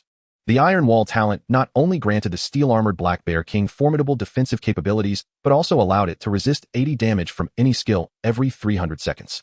Though classified as a B-rank talent, its strength was comparable to that of A rank. Defeating this foe would be significantly more challenging than vanquishing the Black Soul Giant or Acid Slime. Nevertheless, Jiang Nian did not expect the people of the Flame Domain to slay the steel-armored Black Bear King. As long as they could delay it until she secured victory in the duel, that would suffice. At that point, even if the creature remained alive, the Flame Domain would likely emerge victorious. However, regardless of Jiang Nian's thoughts, her immediate task remained to instruct and demonstrate to everyone how to evade the steel-armored Black Bear King's skills. The Flame Domain was her stronghold, and it must not falter. The crowd, accustomed to her leadership, quietly stood behind Jiang Nian, awaiting her commands. As per our usual strategy, I will demonstrate first. Watch closely. With that, Jiang Nian drew the recently acquired Shadow Phantom Ghost Sword and charged fiercely toward the steel-armored Black Bear King. Look, the ruler's weapon has changed. It emanates such a powerful aura. Could it possibly be an A-rank weapon? There is no doubt. The weapon in our ruler's hands is indeed far superior to the previous Dragon Flame Ghost Sword. Our ruler is truly remarkable, acquiring an A-rank weapon so swiftly. While I am still barely managing with a B-rank weapon, one should be content with a B-rank weapon. Others from different domains don't even possess that. Enough. Our primary objective now is to observe the steel-armored Black Bear King's attack patterns.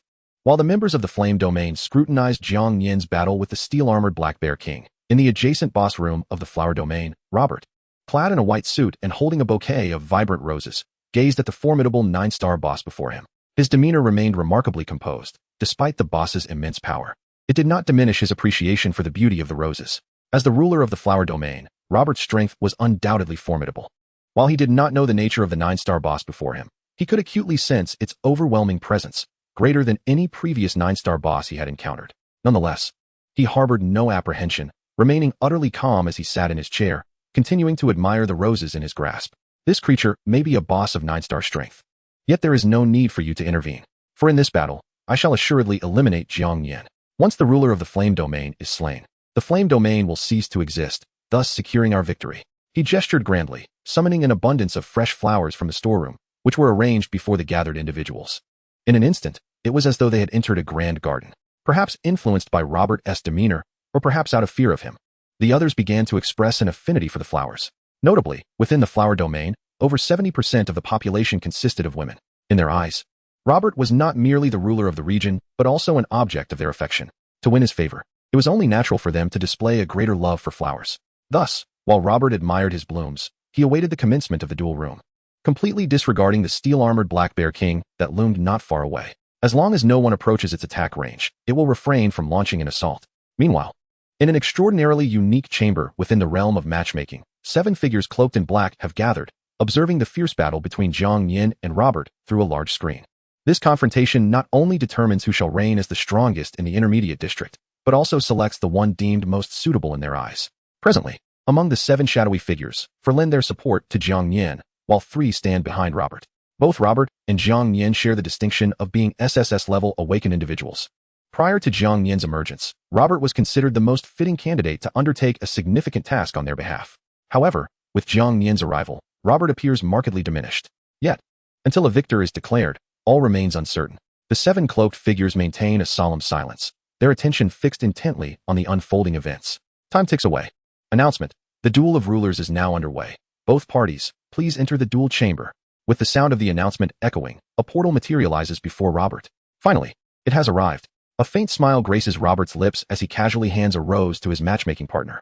You need not accompany me inside. I intend to face Jiang Nian in a one-on-one duel. If Jiang Nian is indeed a man, he will undoubtedly choose to fight me alone. With that, Robert strides confidently into the portal. Simultaneously, within the boss chamber of the Flame Domain, a portal also appears before Jiang Nian, leading to the duel chamber. Just like during his previous battle against the ruler of the Warrior Domain, Jiang Nian does not bring any matchmaking partner with him. He enters the portal alone. His confidence in his own abilities is unwavering, and he too desires to engage the ruler of the Flower Domain in a solitary duel. This sentiment aligns perfectly with Robert's intentions. In Jiang Nian's view, this battle will similarly determine the strongest in the intermediate district, and it is only fitting that victory be achieved through one's own prowess. Upon arrival in the duel chamber, Jiang Nian quickly spots a handsome man clad in a white suit not far ahead. Before Jiang Nian can utter a word, Robert's face betrays a look of astonishment. Realizing that Jiang Nian has also entered alone. Haha, what a surprise, Jiang Nian responds with a calm smile. I wish to engage you in a one-on-one duel. So assistance is unnecessary. Excellent, Robert replies confidently. This saves me from further elaboration. Since neither of us has chosen to bring a partner and opted for a solo confrontation, let us make this more exhilarating. This battle will not only determine a victor, but will also be a matter of life and death. Should either of us dare to surrender midway, divine retribution shall ensue. Do you dare to accept the challenge? Robert declares as he strides towards the battlefield, brimming with self-assurance. In his eyes, no matter how formidable Jiang Nian may be, he could never surpass Robert, who has awakened an SSS-level talent. Clearly, he is the protagonist of this world, while Jiang Nian merely represents a mildly challenging opponent. Once he defeats Jiang Nian today, his position shall remain unassailable. Why should I hesitate? Jiang Nian responds without a moment's thought, walking steadily into the arena. Truth be told, I have awaited this battle for quite some time. Ha ha ha. Robert bursts into laughter upon hearing Jiang Nian's enthusiastic agreement. Splendid. I knew I had not misjudged you. Alas, you are still overly confident. My strength is beyond your imagination. Listening to Robert's words, Jiang Nian merely smiles in silence. At this juncture, words hold no weight.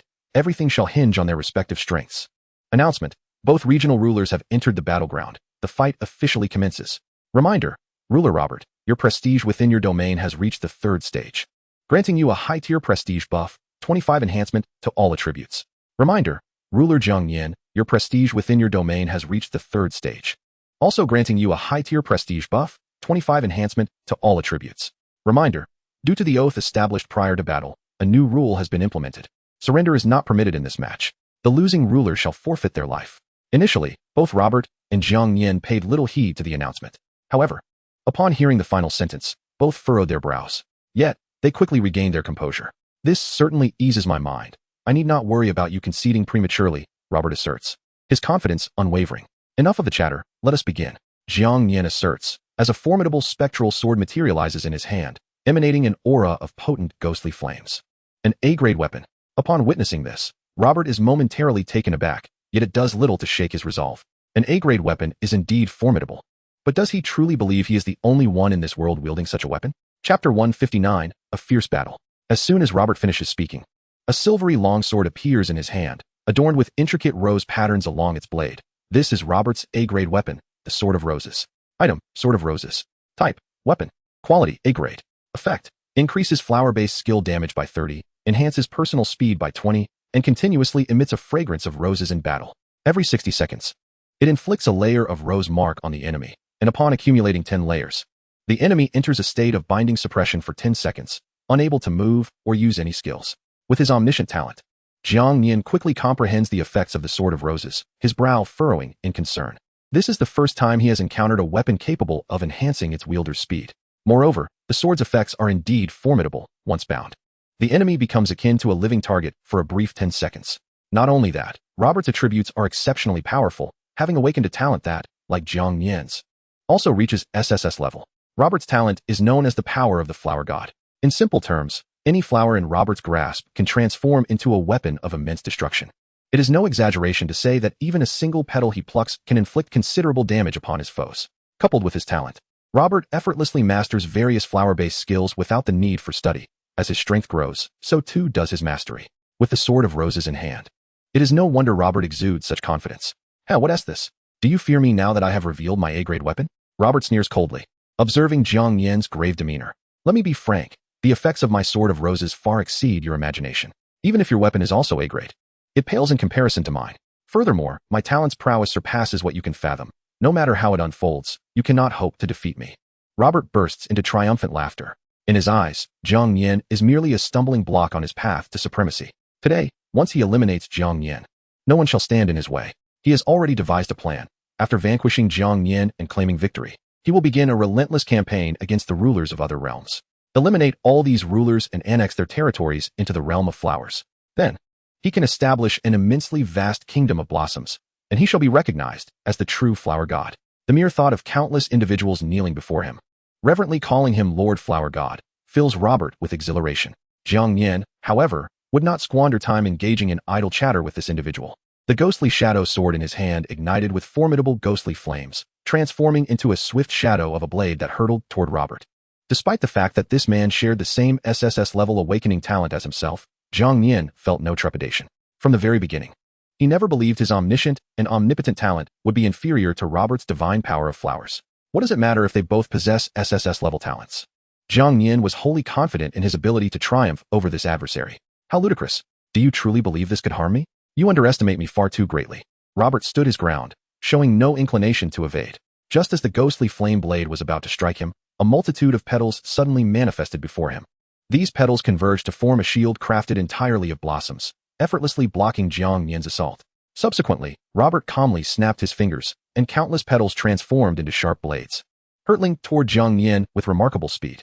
This technique was one of Robert's floral skills, heavenly petal blades, which surpassed the typical B-grade skills in potency. Coupled with the amplification from the rose sword, this attack's power was sufficient to rival A-grade skills. Facing Robert's onslaught of petal blades, Jiang Nian remained unfazed, deftly evading the barrage with the agility afforded by his shadow step. He chuckled, "Impressive. You are indeed stronger than I anticipated. I have never faced an opponent as formidable as you. Today shall be a thrilling battle." Jiang Nian's ability to effortlessly dodge the petal blades was something Robert had long anticipated. If Jiang Nian lacked such capability, how could he ever hope to be a match for him? The two then engaged in an intense clash. In many respects, Robert and Jiang Nian's strengths were indeed evenly matched. They both wielded SSS-level talents, possessed A-grade weapons, and even their prestige buffs were at the third tier. Meanwhile, in a unique chamber within the matchmaking world, 7 individuals cloaked in black stood before a large screen, observing the fierce conflict between Robert and Jiang Nian. In many ways, these 7 could be considered the architects of the matchmaking realm. Following this battle, they would determine the most suitable candidate to undertake an exceedingly crucial mission. Initially, their focus had been on Robert, believing him to be the only one capable of achieving victory. However, Jiang Nian's sudden emergence altered the course of their expectations. Time and again, he had demonstrated astonishing prowess through the death games. Although Robert had also faced challenges in the death games, he was overly cautious, lacking any desire to engage in such trials. Whenever confronted with a death game, Robert would choose to forfeit immediately. To him, survival was paramount. After all, he already considered himself the strongest and saw no need to take further risks. It was precisely his repeated retreats that allowed Jiang Nian to grow ever stronger. Now, more than half of the cloaked figures had already chosen Jiang Nian. Under their watchful gaze, the battle between Jiang Nian and Robert intensified further. At that moment, within the arena, Robert raised the rose sword high, which instantly transformed into a long whip made of petals adorned with thorns.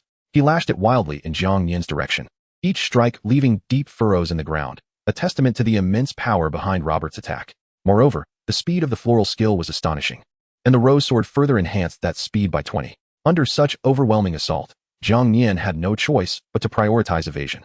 Additionally, as Robert had entered combat mode, the rose sword continuously emitted a fragrant aroma. Enveloped in this floral scent, Jiang Nian accumulated a layer of rose marks every 30 seconds. Unbeknownst to him, he had already accumulated 5 layers of rose marks. Should this reach 10 layers, the consequences would be dire. Chapter 160, Immunity to Control. I regret to inform you that you currently bear 5 layers of rose marks. Once you accumulate 10 layers, it will signify your certain demise. To be frank, every 60 seconds, you will gain an additional layer of rose marks. This means you have less than 5 minutes remaining. Robert's laughter echoed as he observed the rose marks adorning Jiang Nian. His confidence stemmed from the remarkable effects of the rose sword. In his eyes, once Jiang Nian reached 10 layers of rose marks, it would herald his death. Robert was utterly confident that he could eliminate Jiang Nian within 10 seconds. Even now, he felt no fear in revealing the effects of the rose sword, firmly believing that Jiang Nian would be incapable of countering its power. Furthermore, the ghostly shadow sword in Jiang Nian's possession had already left 3 special ghostly skull imprints on Robert. Yet, Robert paid them no heed, as they did not evoke any sense of discomfort. Regardless of how many layers accumulated, Robert harbored no trepidation. He was excessively confident in his own strength. These ghostly skull imprints were a result of the ghostly shadow sword's effect. Each time Jiang Nian struck Robert, he left behind a shadow imprint, and upon accumulating 3, it could be detonated to inflict devastating damage. Under normal circumstances, Jiang Nian could easily trigger the 3 shadow imprints to deliver terrifying harm to Robert. However, he refrained from doing so, silently awaiting the opportune moment. The layers of shadow imprints could indeed continue to stack, meaning that not only 3 layers could be detonated, but also 6, 9, or even 12 layers could be triggered, with the damage compounding. Should he ignite all the shadow imprints he possessed, The resulting force would be utterly cataclysmic. Robert, oblivious to the ghostly shadow sword's effects, could not fathom why Jiang Nian would regard these imprints as inconsequential. This presented Jiang Nian with an exceptional opportunity. He intended to continually stack the shadow imprints on Robert and then swiftly eliminate him. As for the impending 5 minutes leading to being forcibly restrained for 10 seconds due to the rose sword's effects, Jiang Nian dismissed it entirely, harboring no concerns. He had yet to employ his indestructible state, so what was there to fear? He firmly believed that Robert could not eliminate him within the 10 seconds following the activation of his indestructible state. Moreover, Jiang Nian possessed a secret weapon capable of completely countering the effects of the rose sword. With this thought, a subtle smile graced Jiang Nian's lips as he began to sprint wildly. Are you beginning to fear my strength? Observing Jiang Nian's sudden burst of speed, Robert furrowed his brow. Yet, he merely felt puzzled. Regardless of Jiang Nian's actions, he remained unconcerned. He had no intention of launching an attack. Simply watching Jiang Nian dart about. All he needed was to wait for the rose marks to accumulate to 10 layers. 10 seconds. Just 10 seconds is all it would take for him to extinguish Jiang Nian's life. There was no need to squander his energy. During this pursuit, Jiang Nian not only ran incessantly, but also attempted surprise attacks on Robert from time to time. Yet, Robert, being the sovereign of the flower domain and a formidable powerhouse of the intermediate zone, would not fall prey to Jiang Nian's ambushes so easily. He either evaded effortlessly or dismissed Jiang Nian's strikes as too feeble to warrant any need for evasion. Unbeknownst to them, the shadow mark on Robert had accumulated to 6 layers. Based on Robert's conjecture, this was likely the effect of the A-class weapon in Jiang Nian's possession, which would trigger some effect after reaching a certain threshold, much like the rose sword. However, even with this hypothesis, Robert remained unfazed. For now, the rose mark on Jiang Nian had already reached 10 layers. Jiang Nian, your demise is imminent. Amidst Robert's maniacal laughter, the rose sword in his grasp erupted with astonishing energy waves. The ground trembled violently as thorn-covered rose vines sprouted from the earth, ensnaring Jiang Nian tightly. Under normal circumstances, Jiang Nian would now be in a state of binding suppression, unable to move or unleash any skills, rendered a mere target. Robert could seize this opportunity to unleash a frenzied assault on Jiang Nian. However, just as he was about to strike, a dazzling black light suddenly emanated from Jiang Nian. The rose vines that bound him seemed to lose their efficacy entirely, failing to hinder his movement. Before Robert could react, Jiang Nian had already dashed before him, raising his hand to deliver a blazing sword slash. What? Robert was filled with terror as he was sent flying by the blow. Fortunately, at the critical moment, he activated the flower spirit shield, protecting his vital areas. The flower spirit shield allowed Robert to envelop himself in a multitude of petals in an instant, significantly mitigating the damage from opposing skills. Yet, the might of Jiang Nian's strike was exceedingly potent. Even with the flower spirit shield, he was still injured. A deep wound marred his chest, blood gushing forth. The ghostly flames continued to burn at the sight of his injury, inflicting immense agony upon Robert. Why? Why did the rose sword's effect fail? Robert could hardly accept this turn of events, yelling in fury. However, thanks to his formidable regenerative ability, the bleeding from his chest wound soon ceased.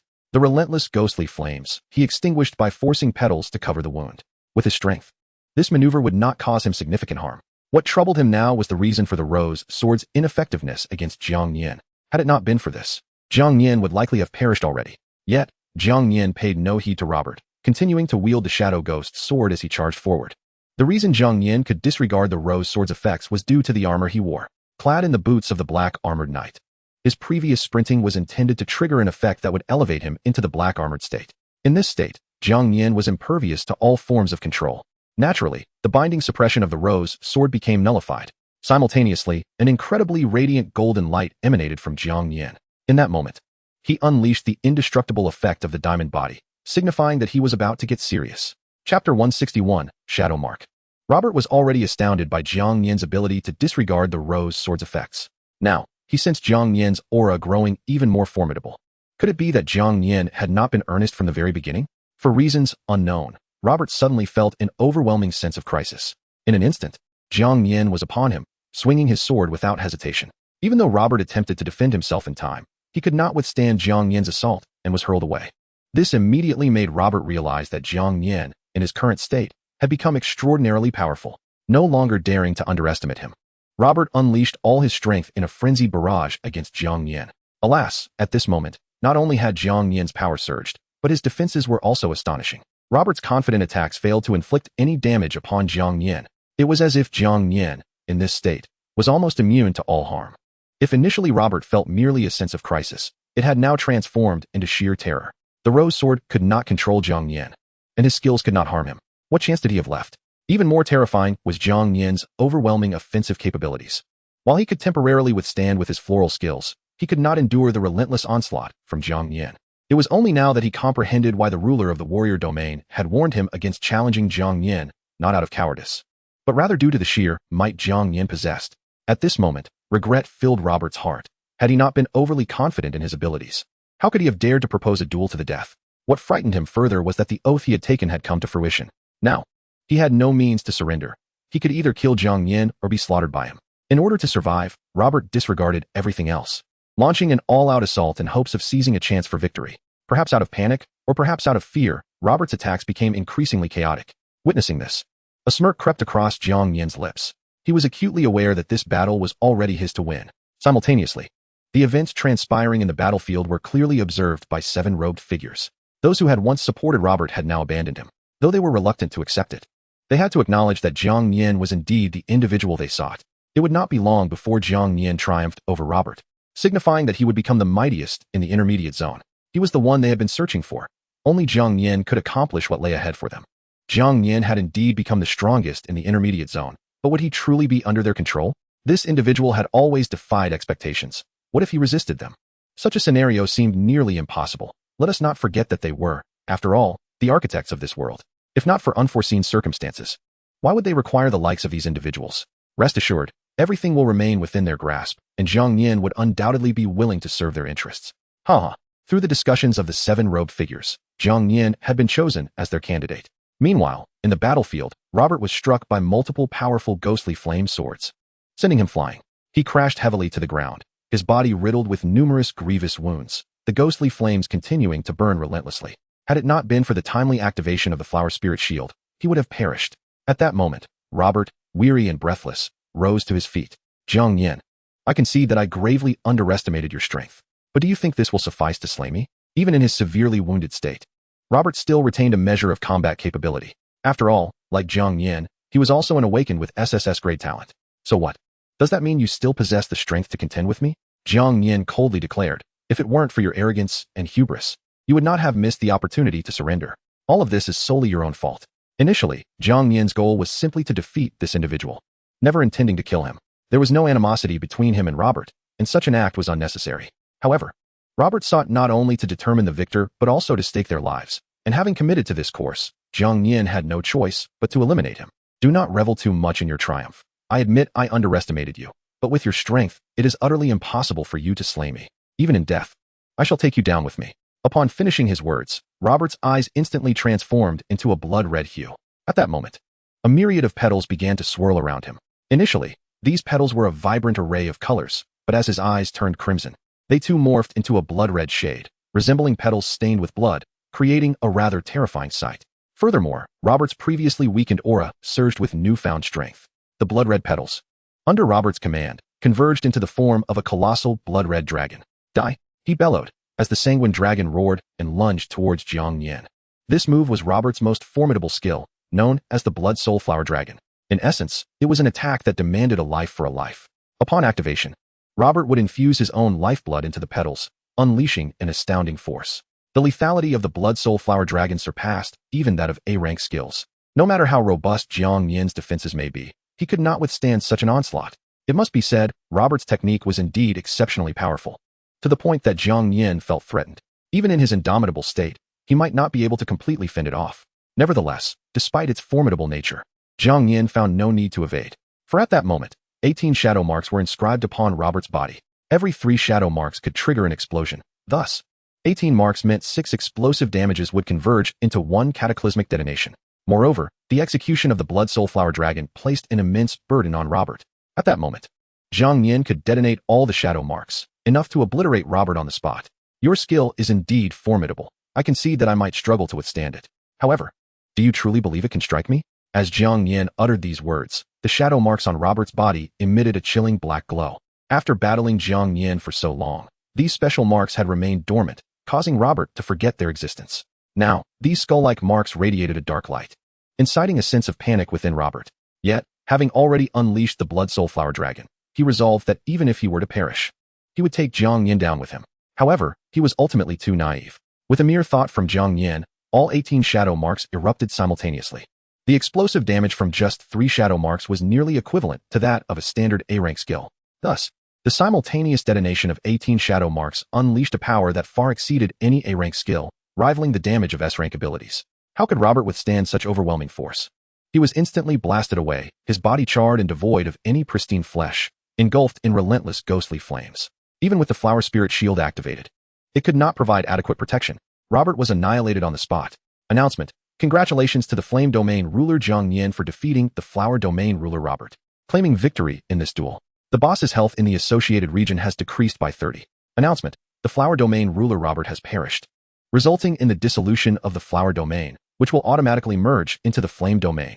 As the announcement echoed, the moment Jiang Nian vanquished Robert signified his ascension as the strongest in the intermediate district. Furthermore, the Flame Domain would elevate to level 3, seizing the championship. Gazing upon the tragically lifeless form of Robert, Jiang Nian's expression remained impassive, devoid of any sympathy. He could only blame Robert for his excessive confidence. Had he not insisted on settling both victory and life or death, such a dire fate would not have befallen him. With a cold glance at Robert's corpse, Jiang Nian turned and strode toward the teleportation portal. Now, he merely awaited the elevation of the Flame Domain to level 3 and the champion's rewards from the regional upgrade competition. However, just as Jiang Nian was about to exit the duel chamber, the surroundings suddenly trembled violently.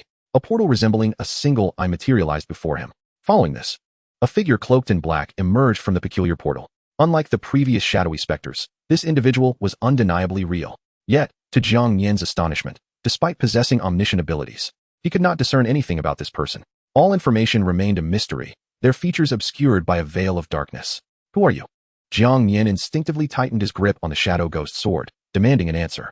Faced with these enigmatic figures, Jiang Nian was wholly uninformed, and he could not afford to let his guard down before ascertaining whether they were friend or foe. Young man, relax. The figure in black remarked with a subtle smile at Jiang Nian's vigilant demeanor. I am not here to engage you in battle, but rather to unveil the truth of this world. I had previously promised that once you became the strongest in the intermediate district, you would be privy to all knowledge. So are you interested? What? The truth of this world? Upon hearing this, Jiang Nian's brows furrowed in contemplation. The cloaked figure was unmistakably the same person who had appeared in the deadly game before, yet this time, they were genuinely alive rather than a mere specter. Jiang Nian was indeed curious about the true identities of these beings. However, he had always been cautious. He would not so easily follow someone simply based on their words.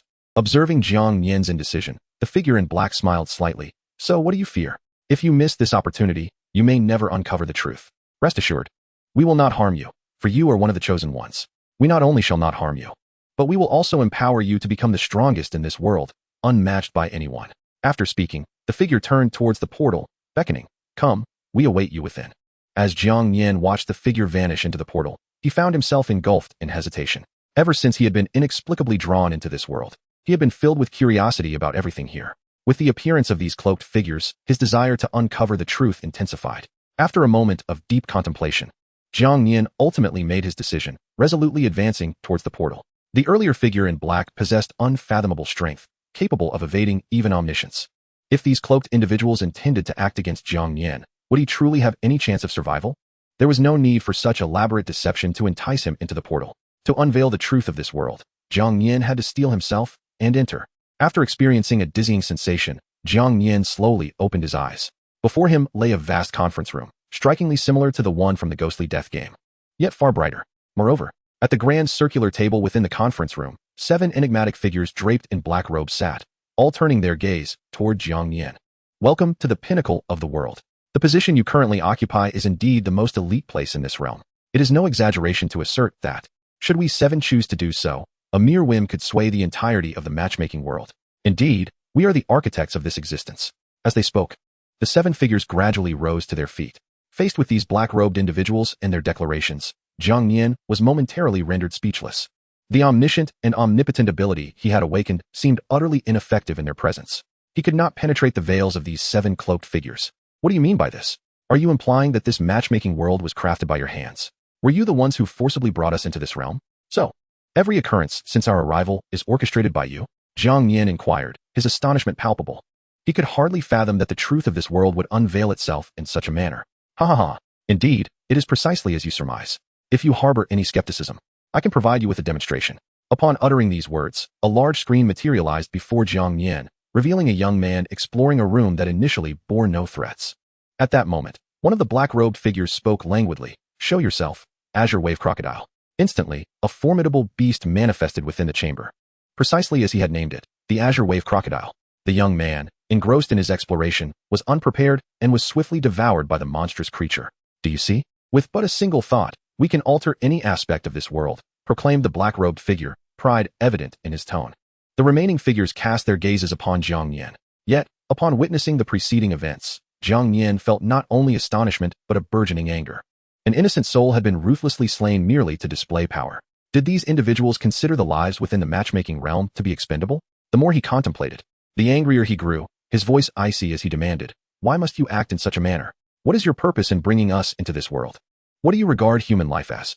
Upon hearing Jiang Nian's words, the 7 figures were momentarily taken aback, then erupted into raucous laughter. "Ha ha ha, I understand your fury.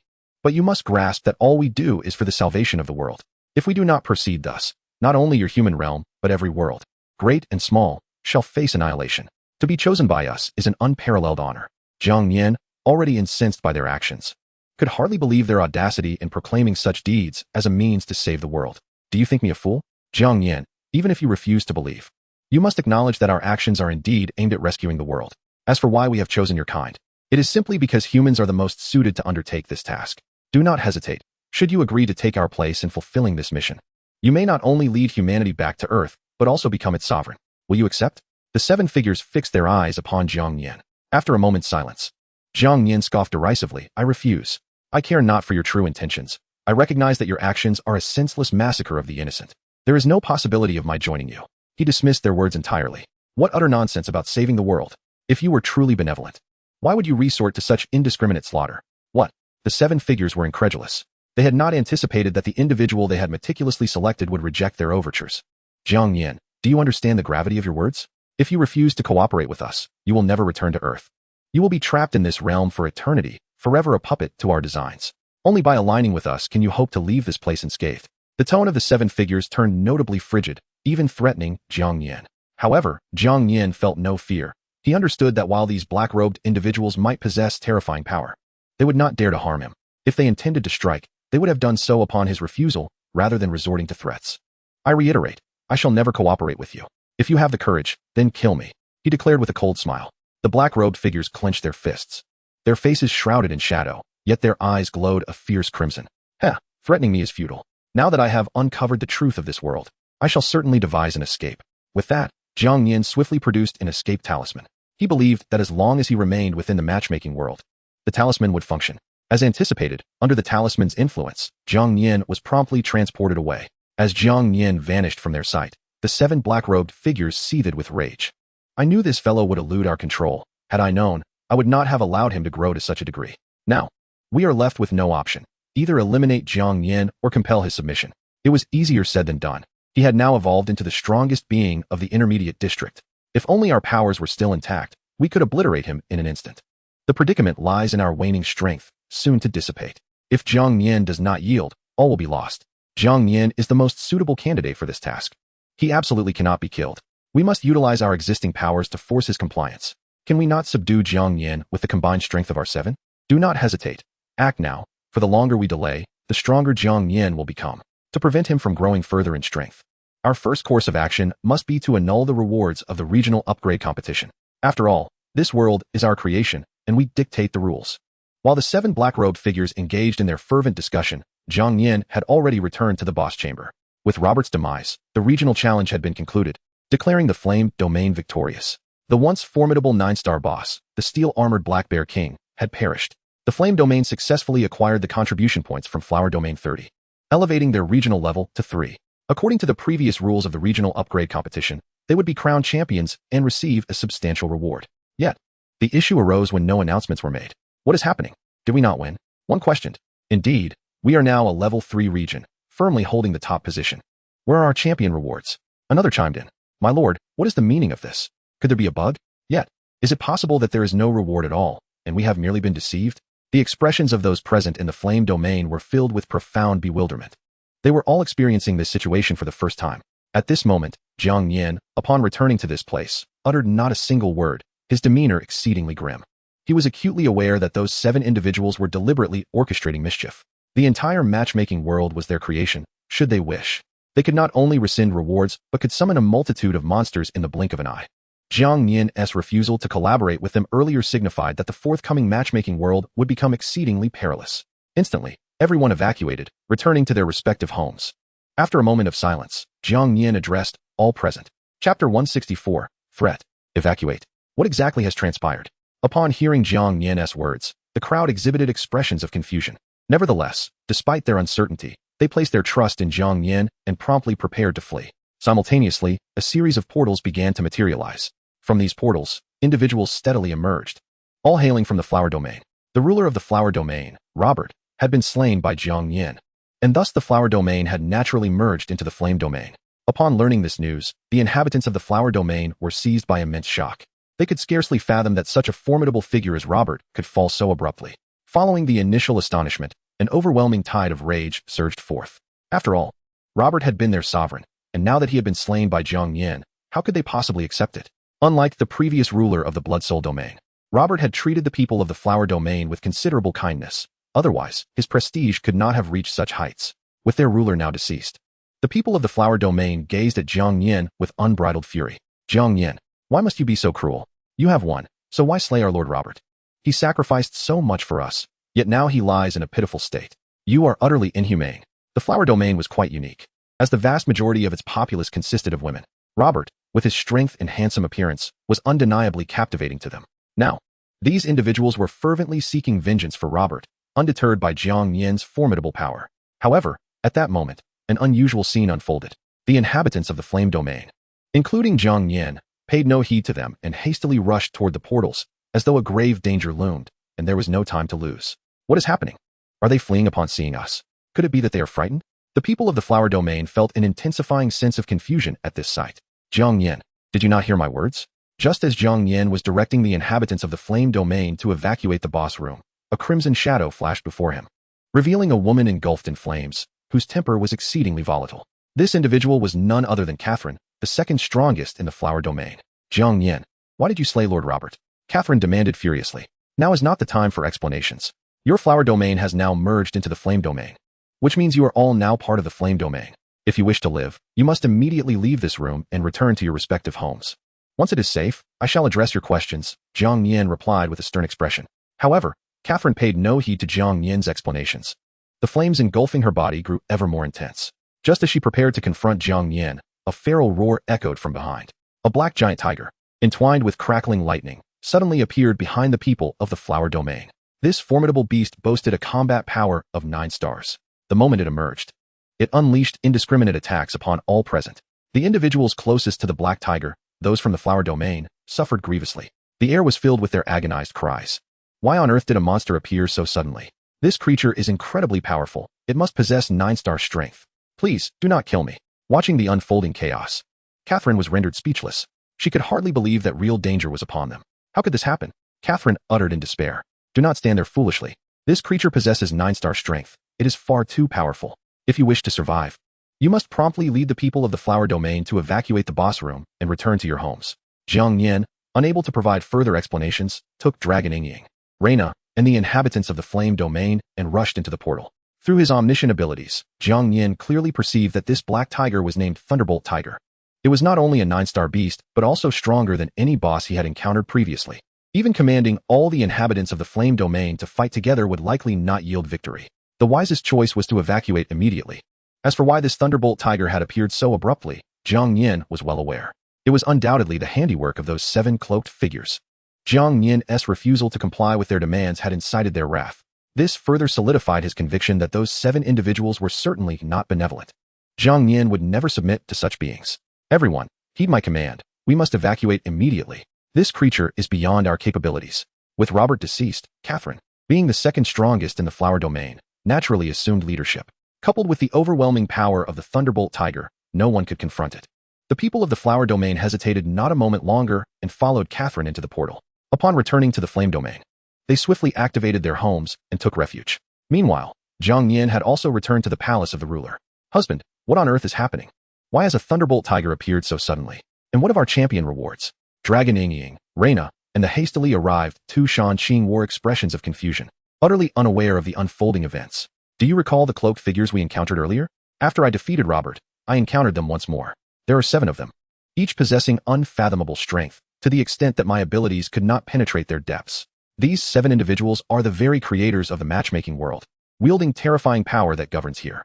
I am uncertain of their true intentions, but they are utterly vile, lacking any humanity, and they indiscriminately slaughter the innocent. My refusal to submit to them has incited their fury. They are the architects of this world, capable of summoning immensely powerful monsters with but a thought. The thunderbolt tiger we faced earlier was summoned by them. They surely intended to annihilate us all. The more Jiang Nian spoke, the graver his expression became.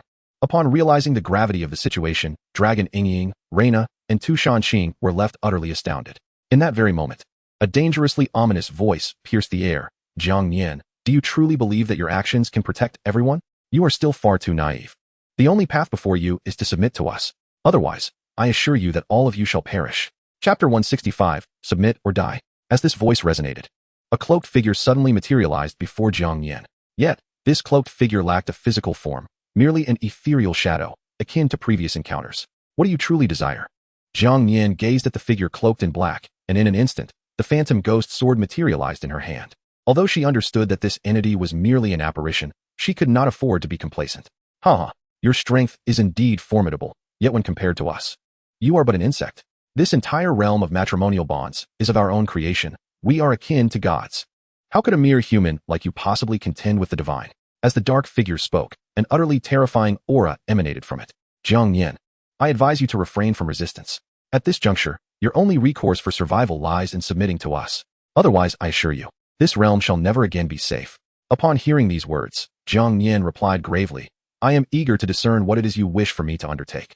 As you claim, you are the architects of this world, divine beings. If you are already so invincible, what need have you of me? The black-cloaked apparition let out a cold chuckle, slowly approaching Jiang Nian. Indeed, the power of the 7 of us is considerable. However, the task we wish to accomplish cannot be fulfilled without you. All you need to know is that once you execute this task on our behalf, I can guarantee the safety of everyone here. Moreover, I can facilitate your return to Earth, allowing you to become the ruler of humanity. Jiang Nian, time is of the essence. Ponder this carefully. With the sound of the dark figure's maniacal laughter, it vanished in an instant. My lord, what shall we do now? Asked Fu Jun. This entity is the creator of the matrimonial realm. Does it not imply that he can effortlessly conjure a multitude of 9-star monsters? While we may be safe within this palace for the time being, we cannot remain here indefinitely. Tu Shanqing, Reina, and Long Yingying wore expressions of deep concern.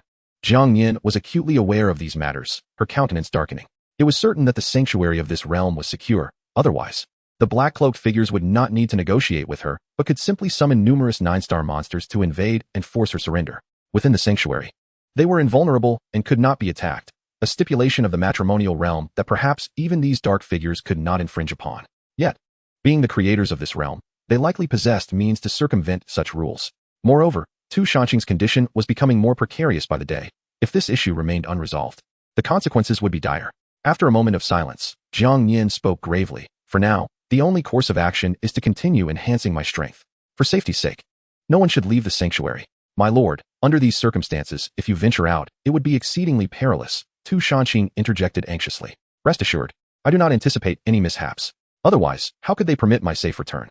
It was evident that these beings were constrained by some special circumstance, preventing them from acting against her. Coupled with the earlier words of the black-cloaked figure, it was apparent that they sought her for a matter of great significance, one that only she could resolve. This implied that they could not kill her. Jiang Nian stated with conviction, and the 3 present, Tu Shanqing, Reina, and Long Yingying, nodded in agreement.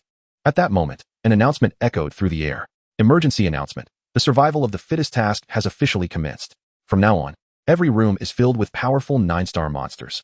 Only by surviving their onslaught can one become a top-tier powerhouse. Damn it. Upon hearing the announcement, Jiang Nian clenched her fists in fury. It was clear that this was the work of the 7 black-cloaked figures. Now that all rooms were infested with 9-star monsters, even Jiang Nian hesitated to venture outside, let alone ordinary individuals. Should one step outside, they would immediately be attacked by the 9-star monsters. It was no exaggeration to say that leaving the sanctuary now would be tantamount to seeking death. In that moment, not only Jiang Nian heard the announcement, it resonated throughout the entire matrimonial realm. Every individual displayed an expression of sheer terror. At this stage, the vast majority possessed average strength of merely 6 or 7 stars. with 8-star individuals being exceedingly rare. There were even some who were weaker. Under these conditions, facing 9-star monsters was utterly futile. They would be obliterated in an instant.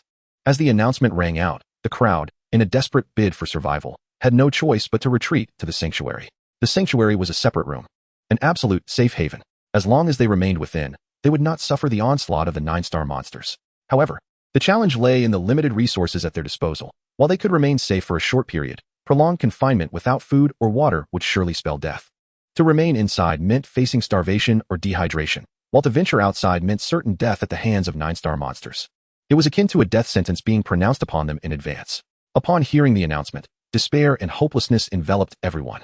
At that moment, within the chat channel of the Flame domain, all individuals were engaged in fervent discussion. What is transpiring? Why has the promised champion reward not been distributed? And what is this unforeseen survival of the fittest task? It's over. Everything is over. How can we resist the power of the heavenly path? This must be an attempt to annihilate us completely. Why has this occurred? The denizens of the Flame domain, including those who had just joined from the Flower domain, were engulfed in despair. They believed that no matter how strong Jiang Nian might be, she could never contend with the forces of the heavenly path. Do not give up. Everyone, rally yourselves. Jiang Nian urged. Are you all content to await your demise? It is far too early to relinquish hope. Until the final moment, we must not falter. Anyone with a strength of 7.5 stars or above, come to my palace at once. Upon observing the frantic messages in the chat channel, Jiang Nian spoke decisively, activating her authority as the regional ruler to open the gates to her palace.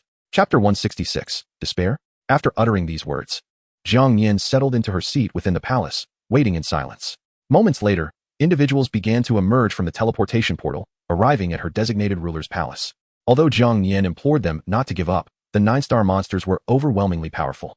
Even those among them with the weakest strength of 7.5 stars were utterly incapable of contending with the 9-star entities. It was no exaggeration to declare that leaving the sanctuary now equated to death. At this moment, those gathered in the palace wore expressions of profound anxiety. My lord, what are we to do? This sudden task is clearly designed to eliminate us all. The promised champion reward has not been delivered. And now this task emerges. Could it truly be a bug? The crowd implored Jiang Nian, their dread palpable. She heard their concerns, but chose to remain silent, sitting quietly in her chair. Let us wait a little longer. Once the individuals from the Flower domain arrive, I will explain everything to you. After approximately half an hour, those strong enough, led by Catherine, began to step through the teleportation portal, arriving in Jiang Nian's palace. Jiang Nian, we have come to see you. But it is not out of submission. In our hearts, Robert remains our sole ruler. We have come to meet you primarily to observe how you intend to resolve this crisis, the audacious Catherine and her companions declared upon entering the palace. How dare you speak to our esteemed ruler in such a manner? Before Jiang Nian could respond, the members of the Yin domain could no longer restrain themselves and retorted fiercely. There is no need for such hostility. Jiang Nian, unfazed by the attitude of those from the Flower domain, smiled gently and rose to his feet, indicating that since everyone had gathered, the formal proceedings could commence. Everything I am about to share with you is the unvarnished truth. There is not a single word of falsehood.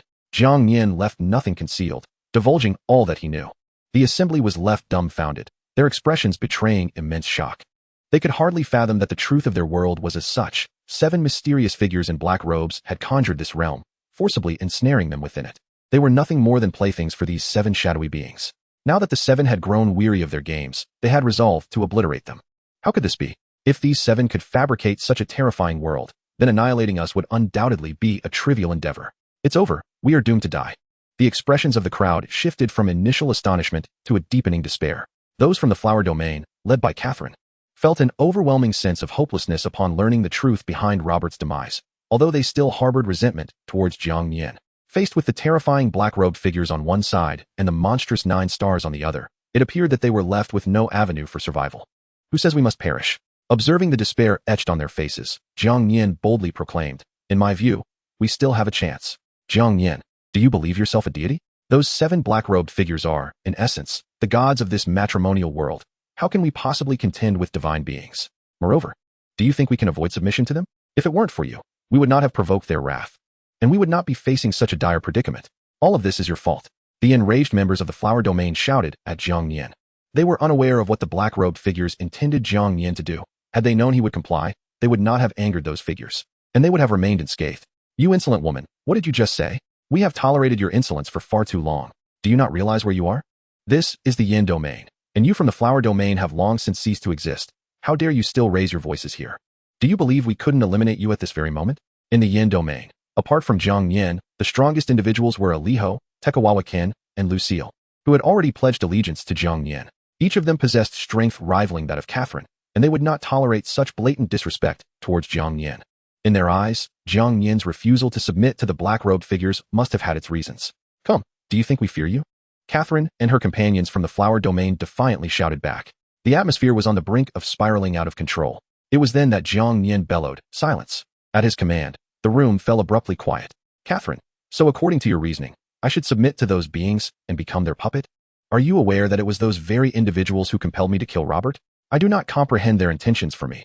I only know that we, as humanity, must never allow ourselves to be manipulated by them. If we cannot devise a way to escape this world, we are surely doomed. Blindly acquiescing is futile.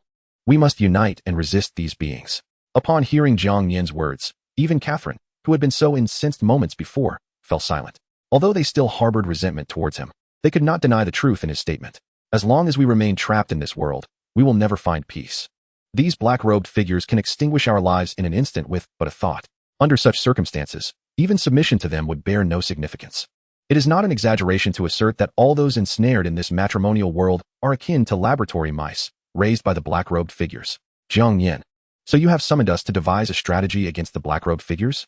Catherine inquired, now composed. Although it was Jiang Nian who had slain Robert, had it not been for the sudden alteration of the rules by the black-robed figures, Robert would not have met his end. At this juncture, all humanity must stand united. We cannot afford any further infighting. Indeed, I have conceived a plan. As Jiang Nian uttered these words, a fierce glint shone in his eyes. The solution was simple. We must eliminate those 7 black-robed figures. Once these self-proclaimed deities are vanquished, we shall be free to depart this place. The declaration sent shockwaves through the assembly. After all, these figures were the architects of the matrimonial world. Could they truly be slain? Noticing the worry etched on their faces, Jiang Nian smiled faintly. "I understand your concerns. However, if I dare to voice such a notion, it is because I possess the confidence to achieve it." Chapter 167, The Final Opportunity. Upon Jiang Nian's pronouncement, an enveloping silence descended upon the room. Catherine, her face a mask of astonishment, asked, "Can you truly accomplish this? If those 7 black-robed figures were to perish, indeed, we would be safe." "Fear not. I, Jiang Nian, am a man of my word. Perhaps you have overlooked the fact that not only was the reward for the regional upgrade competition lost last time, but the regions themselves ceased to advance at that moment. This signifies that currently, only my yin domain has reached level 3. A level 3 domain possesses a remarkably unique ability known as the power of faith.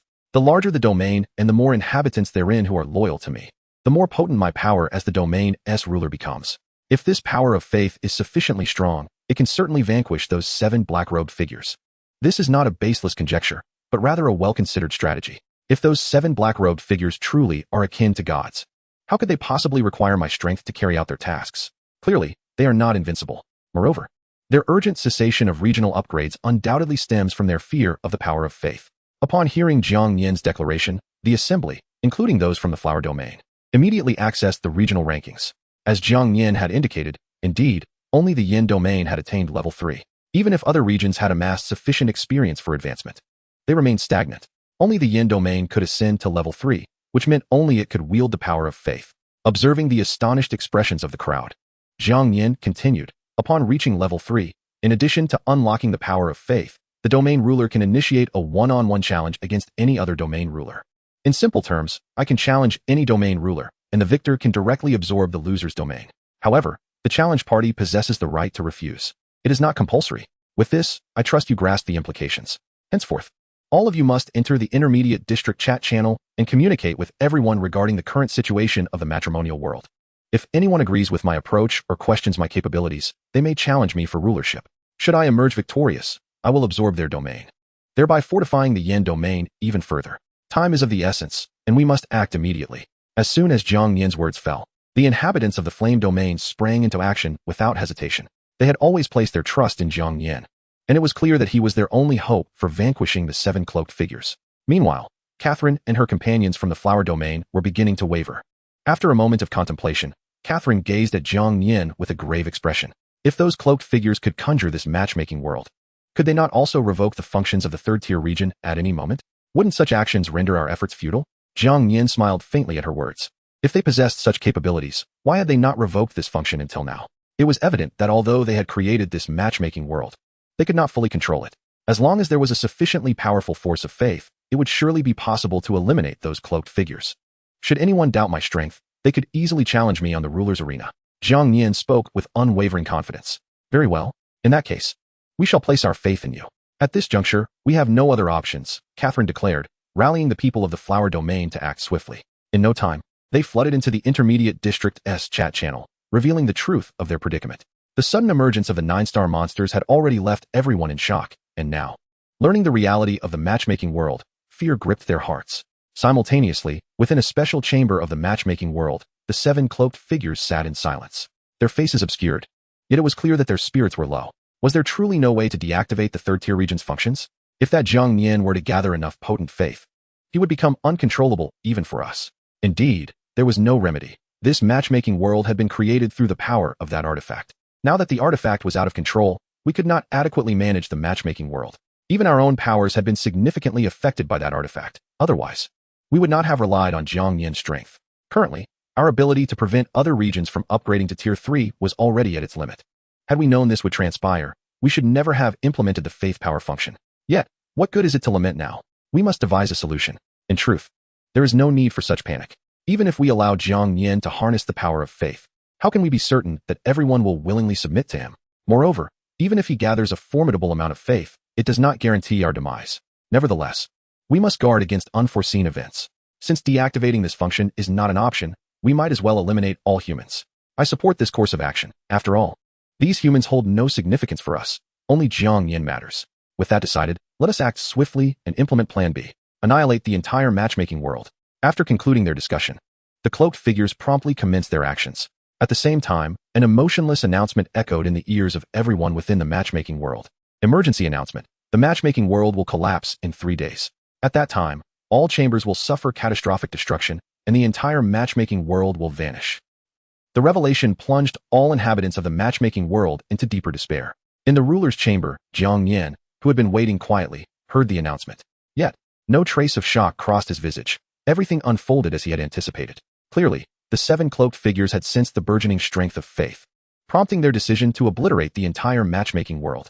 In doing so, all living beings within the matchmaking world would perish instantly, rendering Jiang Nian's faith power utterly useless.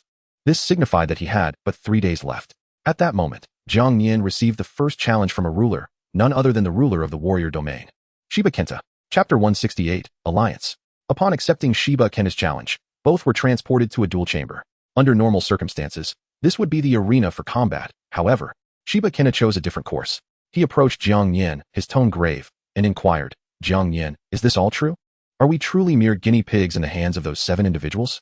Jiang Nian nodded firmly, affirming, indeed, to defeat these adversaries, I require a sufficiently powerful force of faith. After a brief silence, Shiba Kenta replied, his expression serious, very well. I trust you. I surrender. At the moment he declared his surrender, the announcement rang out, proclaiming Jiang Nian the victor of this regional ruler challenge. This meant that the warrior domain would be absorbed into the flame domain, and Shiba Kenta would no longer hold the title of regional ruler. Are you not concerned about my strength in surrendering so readily? Jiang Nian asked, looking at Shiba Kenta. If I doubted your strength, I would have attacked you just now. I have already been defeated by you once, and I am well aware of your capabilities. If you can vanquish Robert, it suffices to prove that you are the strongest here. Go forth, I believe in you. With that, Shiba Kenta departed through the portal. Jiang Nian followed closely behind. Returning to the ruler's chamber, merely absorbing the warrior domain was far from sufficient. Jiang Nian needed more individuals to join the flame domain. Shortly after Shiba Kenta's challenge, others began to challenge Jiang Nian as well. The regional ruler challenges were unlimited. As long as Jiang Nian was willing to accept, he could continue to fight. Consequently, Jiang Nian found himself in the duel chamber for an extended period. Most of the regional rulers who came to challenge him followed Shiba Kenta's example and chose to surrender outright. At this point, there was truly no better course of action than to place their faith in Jiang Nian. After all, he was universally recognized as the strongest, the sole ruler with a third-tier region. Only Jiang Nian could acquire the power of faith and defeat the 7 cloaked figures. However, not all were inclined to surrender easily. Some stubborn regional rulers attempted to assault Jiang Nian, but without exception, they were vanquished in a single blow. Such overwhelming might left everyone in awe. And upon recognizing the disparity in strength, these rulers also opted for surrender. Thus, in a remarkably short span, Jiang Nian absorbed dozens of regions, rendering the flame domain extraordinarily powerful. At this rate, within 3 days, all regions that had ascended to the intermediate district would be incorporated into the flame domain. Yet, even this was insufficient for Jiang Nian, as he had one crucial task remaining. He needed to enter the final dungeon of the Sky City and meet its lord, Gracie. This individual possessed immense power, one that Jiang Nian could not have defeated in the past. Now, bolstered by the force of faith, he could easily eliminate him. However, Jiang Nian sought a more favorable resolution. Thus, he acted swiftly, acquiring the key to Sky City 4 and entering the dungeon. Having previously traversed this dungeon, he had already dispatched all minions and elite monsters. Now, within the vast expanse of Sky City, only Gracie remained. Upon witnessing Jiang Nian's arrival, an overwhelming wave of murderous intent surged within Gracie. Jiang Nian, how dare you enter here? I must kill you. With these words, Gracie charged furiously towards Jiang Nian. Yet, at the very moment he approached, an indomitable golden barrier arose around them, encaging him as if in a prison. No matter how formidable Gracie's strength was, he could not breach this barrier. Empowered by an extraordinary force of faith, Jiang Nian felt an unparalleled capability within him, his battle prowess having surpassed even the 9 stars. Not only could he easily contend with Gracie, but even the most formidable 9-star monsters were no match for him. This is impossible. Gracie was struck with terror at the unfolding scene. He never imagined that Jiang Nian, having been away for merely a few days, could have grown so powerful. Instead of taking Gracie's life, Jiang Nian approached him slowly, stating, "With your strength, you must sense the earth-shattering changes occurring in the binding world. Continuing to fight now is utterly meaningless. Will you join me in cooperation? Together, we can escape this realm, and you can return to your original world. If not, with my current power, I can annihilate you on the spot." Upon hearing Jiang Nian's words, Gracie initially displayed a fierce anger, but upon reflection, he realized the truth in Jiang Nian's assertion. He was acutely aware of the changes in the binding world and recognized this as his opportunity to escape. However, the memory of Jiang Nian having slaughtered so many of his subordinates weighed heavily on him. After a long silence, Gracie sighed deeply, conceding, "Very well, at this point, cooperation is our only option." Though he spoke these words with reluctance, Gracie recognized the futility of resistance against Jiang Nian's overwhelming strength. He understood that refusal to cooperate would lead only to his demise. The aura emanating from Jiang Nian instilled a palpable fear within him. "All right, let us join forces." With a casual wave of his hand, Jiang Nian dispelled the impenetrable golden barrier. He then spoke with a grave expression, "When I engage those foes, the entire binding world will undoubtedly be thrown into chaos. At that moment, you will have the opportunity to flee. Only by uniting can we defeat them and return to our rightful world." Gracie nodded in agreement, and after a brief exchange, Jiang Nian utilized the teleportation talisman to depart from the location. 3 days swiftly passed. At this moment, the entire binding world trembled violently, resembling the cataclysm of the apocalypse. As if the heavens and earth were collapsing. It was then that a portal resembling an ominous eye appeared within Jiang Nian's palace. From the portal emerged 7 figures, the very 7 cloaked individuals. This time, they were not mere phantoms, but their true forms. "Jiang Nian, at this juncture, do you still refuse to submit to us? The entire world is crumbling. Only by yielding to us can you preserve their lives. Otherwise, it will be total annihilation, and you shall perish alongside them." Chapter 169, Absolute Domination. Humph. Listening to the threats of the 7 cloaked figures, Jiang Nian scoffed dismissively. "You 7, neither human nor beast, dare to challenge me? I advise you to allow us all to leave this world promptly, or I shall personally ensure your demise." As he spoke, his eyes glinted with lethal intent. Within the ruler's palace, he stood alone. Tu Shanqing, Reina, Long Yingying, and the 2 servants had been positioned in a safe location, free from threat even if conflict erupted. "Arrogance. Who do you think you are? You have always been but a pawn in our game. Do you truly believe you possess the capability to kill us? If not for certain special reasons, with the combined strength of the 7 of us, eliminating you would be as effortless as crushing an ant. Since you are so intent on seeking death, do not blame us for the consequences. Humanity shall perish along with you." The 7 cloaked figures were evidently incensed by Jiang Nian's defiance, their auras growing increasingly volatile. They desperately needed Jiang Nian to fulfill a particular task for them, making it impossible for them to truly kill him. Their intention was to utterly shatter Jiang Nian's pride, to beat him to the brink of death, and forcibly reshape his will into that of a puppet. However, just as they anticipated Jiang Nian to cower before their might, he charged directly at them. At this moment, the aura radiating from Jiang Nian surpassed even theirs. The 7 cloaked figures, despite their initial slow reactions, quickly realized the gravity of the situation. The power of faith emanating from Jiang Nian was far greater than they had imagined. This indicated that the entirety of the binding world had been consumed by the flame domain, and all its denizens now trusted and were loyal to Jiang Nian, endowing him with a strength beyond their comprehension. How is this possible? How did you achieve this? In less than 3 days, why have so many willingly submitted to you? Although the features of the 7 cloaked figures were obscured by dark mist, their panic and fear were palpable, as if the creation they had unleashed had spiraled entirely out of control. "Humph, Jiang Nian chuckled coldly. You underestimate humanity's intelligence. Though we often engage in treachery and are willing to harm one another for our interests, in the face of such circumstances, we can exhibit unprecedented unity. To believe you can eliminate all of humanity is a naive folly. Die. With that declaration, Jiang Nian erupted in a dazzling golden radiance. In that moment, golden armor materialized around him, and he wielded a golden longsword, resembling a king as he gazed at the 7 cloaked figures before him. When the 7 cloaked figures initially devised the function of the power of faith, they imposed no limitations. The more territories they consumed, and the more individuals loyal to Jiang Nian, the power of faith would increase without restriction. This had led to the entire population of the binding world now kneeling before Jiang Nian, granting him an extraordinarily terrifying power. If the 7 cloaked figures were at their full strength, they might have posed a challenge. However, they had lost nearly 70 of their power, and even combined, they could not contend with Jiang Nian. At this moment, the 7 cloaked figures felt an instinctive terror and dared not strike at Jiang Nian. Let us speak reasonably. If you refuse to assist us, we shall not force you. How about this? We can make you the ruler of this binding world, enabling you to take all of humanity back to Earth. What do you think? The tone of the 7 cloaked figures had noticeably softened. In this situation, how could Jiang Nian allow them to escape? It was clear that the 7 cloaked figures had backed down. Now, if he could eliminate these 7, he would surely be able to return to Earth. As for the title of ruler of the binding world, Jiang Nian had no interest in such a notion. Why would he remain here as their pawn? Ignoring their words, Jiang Nian unleashed a torrent of murderous intent and launched an attack against the 7. How dare you think us easy prey? Since you insist on this course, we shall fight to the bitter end. As Jiang Nian rushed forward with unparalleled speed, the 7 figures cloaked in black felt an overwhelming sense of urgency, transforming instantaneously into 7 wisps of dark vapor. These tendrils swiftly coalesced, merging into a colossal figure, entirely shrouded in darkness, engaging Jiang Nian in a fierce battle. The power that emanated from their unified form was palpably amplified, yet Jiang Nian stood resolute, unleashing his full strength against them. The energy fluctuations generated by their conflict were immensely powerful, shattering the palace in an instant and causing tremors that reverberated throughout the entire realm of matrimony. Moreover, due to the prior directive issued by the black-cloaked figures to annihilate this world of unions, it was now teetering on the brink of collapse. The myriad beings trapped within their respective chambers, including Gracie, the Lord of the Sky City, and countless humans, swiftly converged upon the scene. Their singular objective was clear: to eradicate the 7 black-cloaked figures.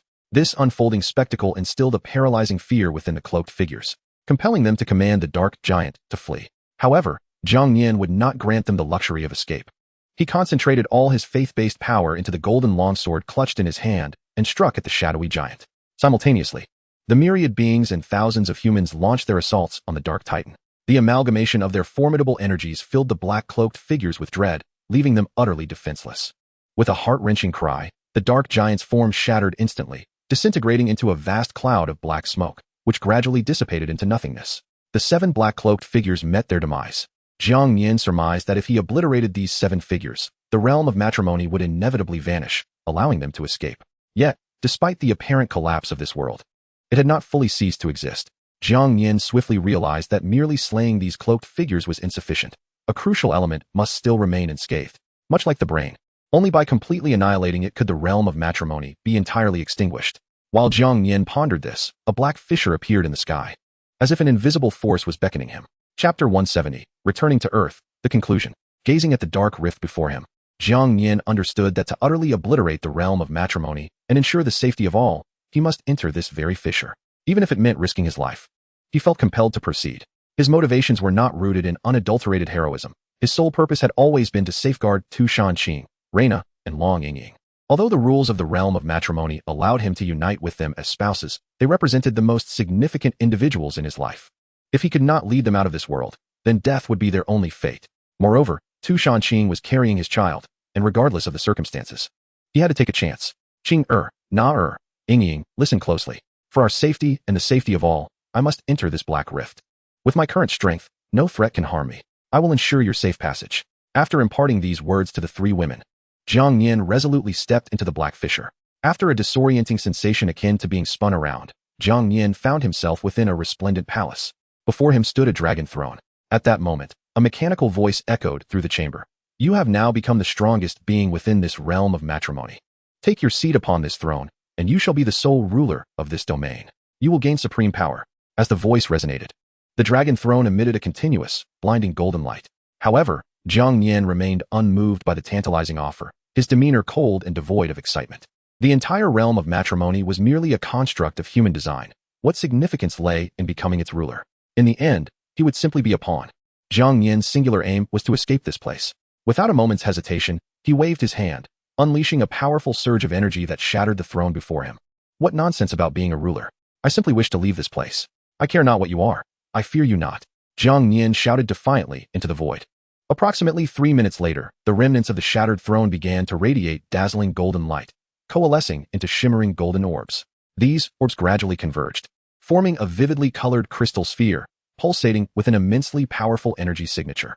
If Jiang Nian's intuition served him correctly, this crystal sphere was the very heart of the realm of matrimony. Destroying it would surely enable him to depart. With this thought in mind, Jiang Nian summoned his immense faith-based power, transforming it into a golden sword of light. But at that moment, the crystal sphere emitted a radiant glow that coalesced into a formless, transparent figure. It approached Jiang Nian slowly, speaking, "Do you truly wish to forfeit the opportunity to become the ruler here? If you desire, I would even submit myself to you." The transparent figure continued to tempt Jiang Nian. Yet, the more it attempted to seduce him, the more suspicious Jiang Nian became. This entity's power was evidently greater than the combined might of the 7 black-cloaked figures. Logically, it possessed the capability to defeat Jiang Nian. However, it refrained from attacking, instead opting to entice him. This indicated that while its power was formidable, it posed no genuine threat to Jiang Nian.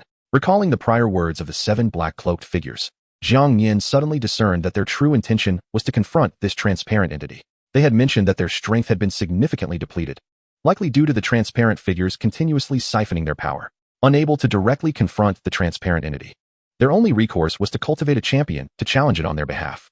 After much contemplation, Jiang Nian abruptly waved his hand, unleashing a powerful surge of energy that scattered the transparent figure's form. "Jiang Nian, you spurn my invitation, believing I cannot harm you? You are but an insignificant human. If you insist on seeking death, do not blame me." The crystal sphere erupted with a terrifying wave of energy, and the transparent figure re-emerged, brandishing a razor-sharp blade and lunging toward Jiang Nian with fierce intent. This attack was immensely powerful, rivaling the combined strength of the 7 black-cloaked figures. Yet Jiang Nian stood still, devoid of any inclination to evade. He allowed the transparent figure to strike him directly, just as Jiang Nian had anticipated. The transparent figure's formidable assault failed to inflict any harm, passing harmlessly through him.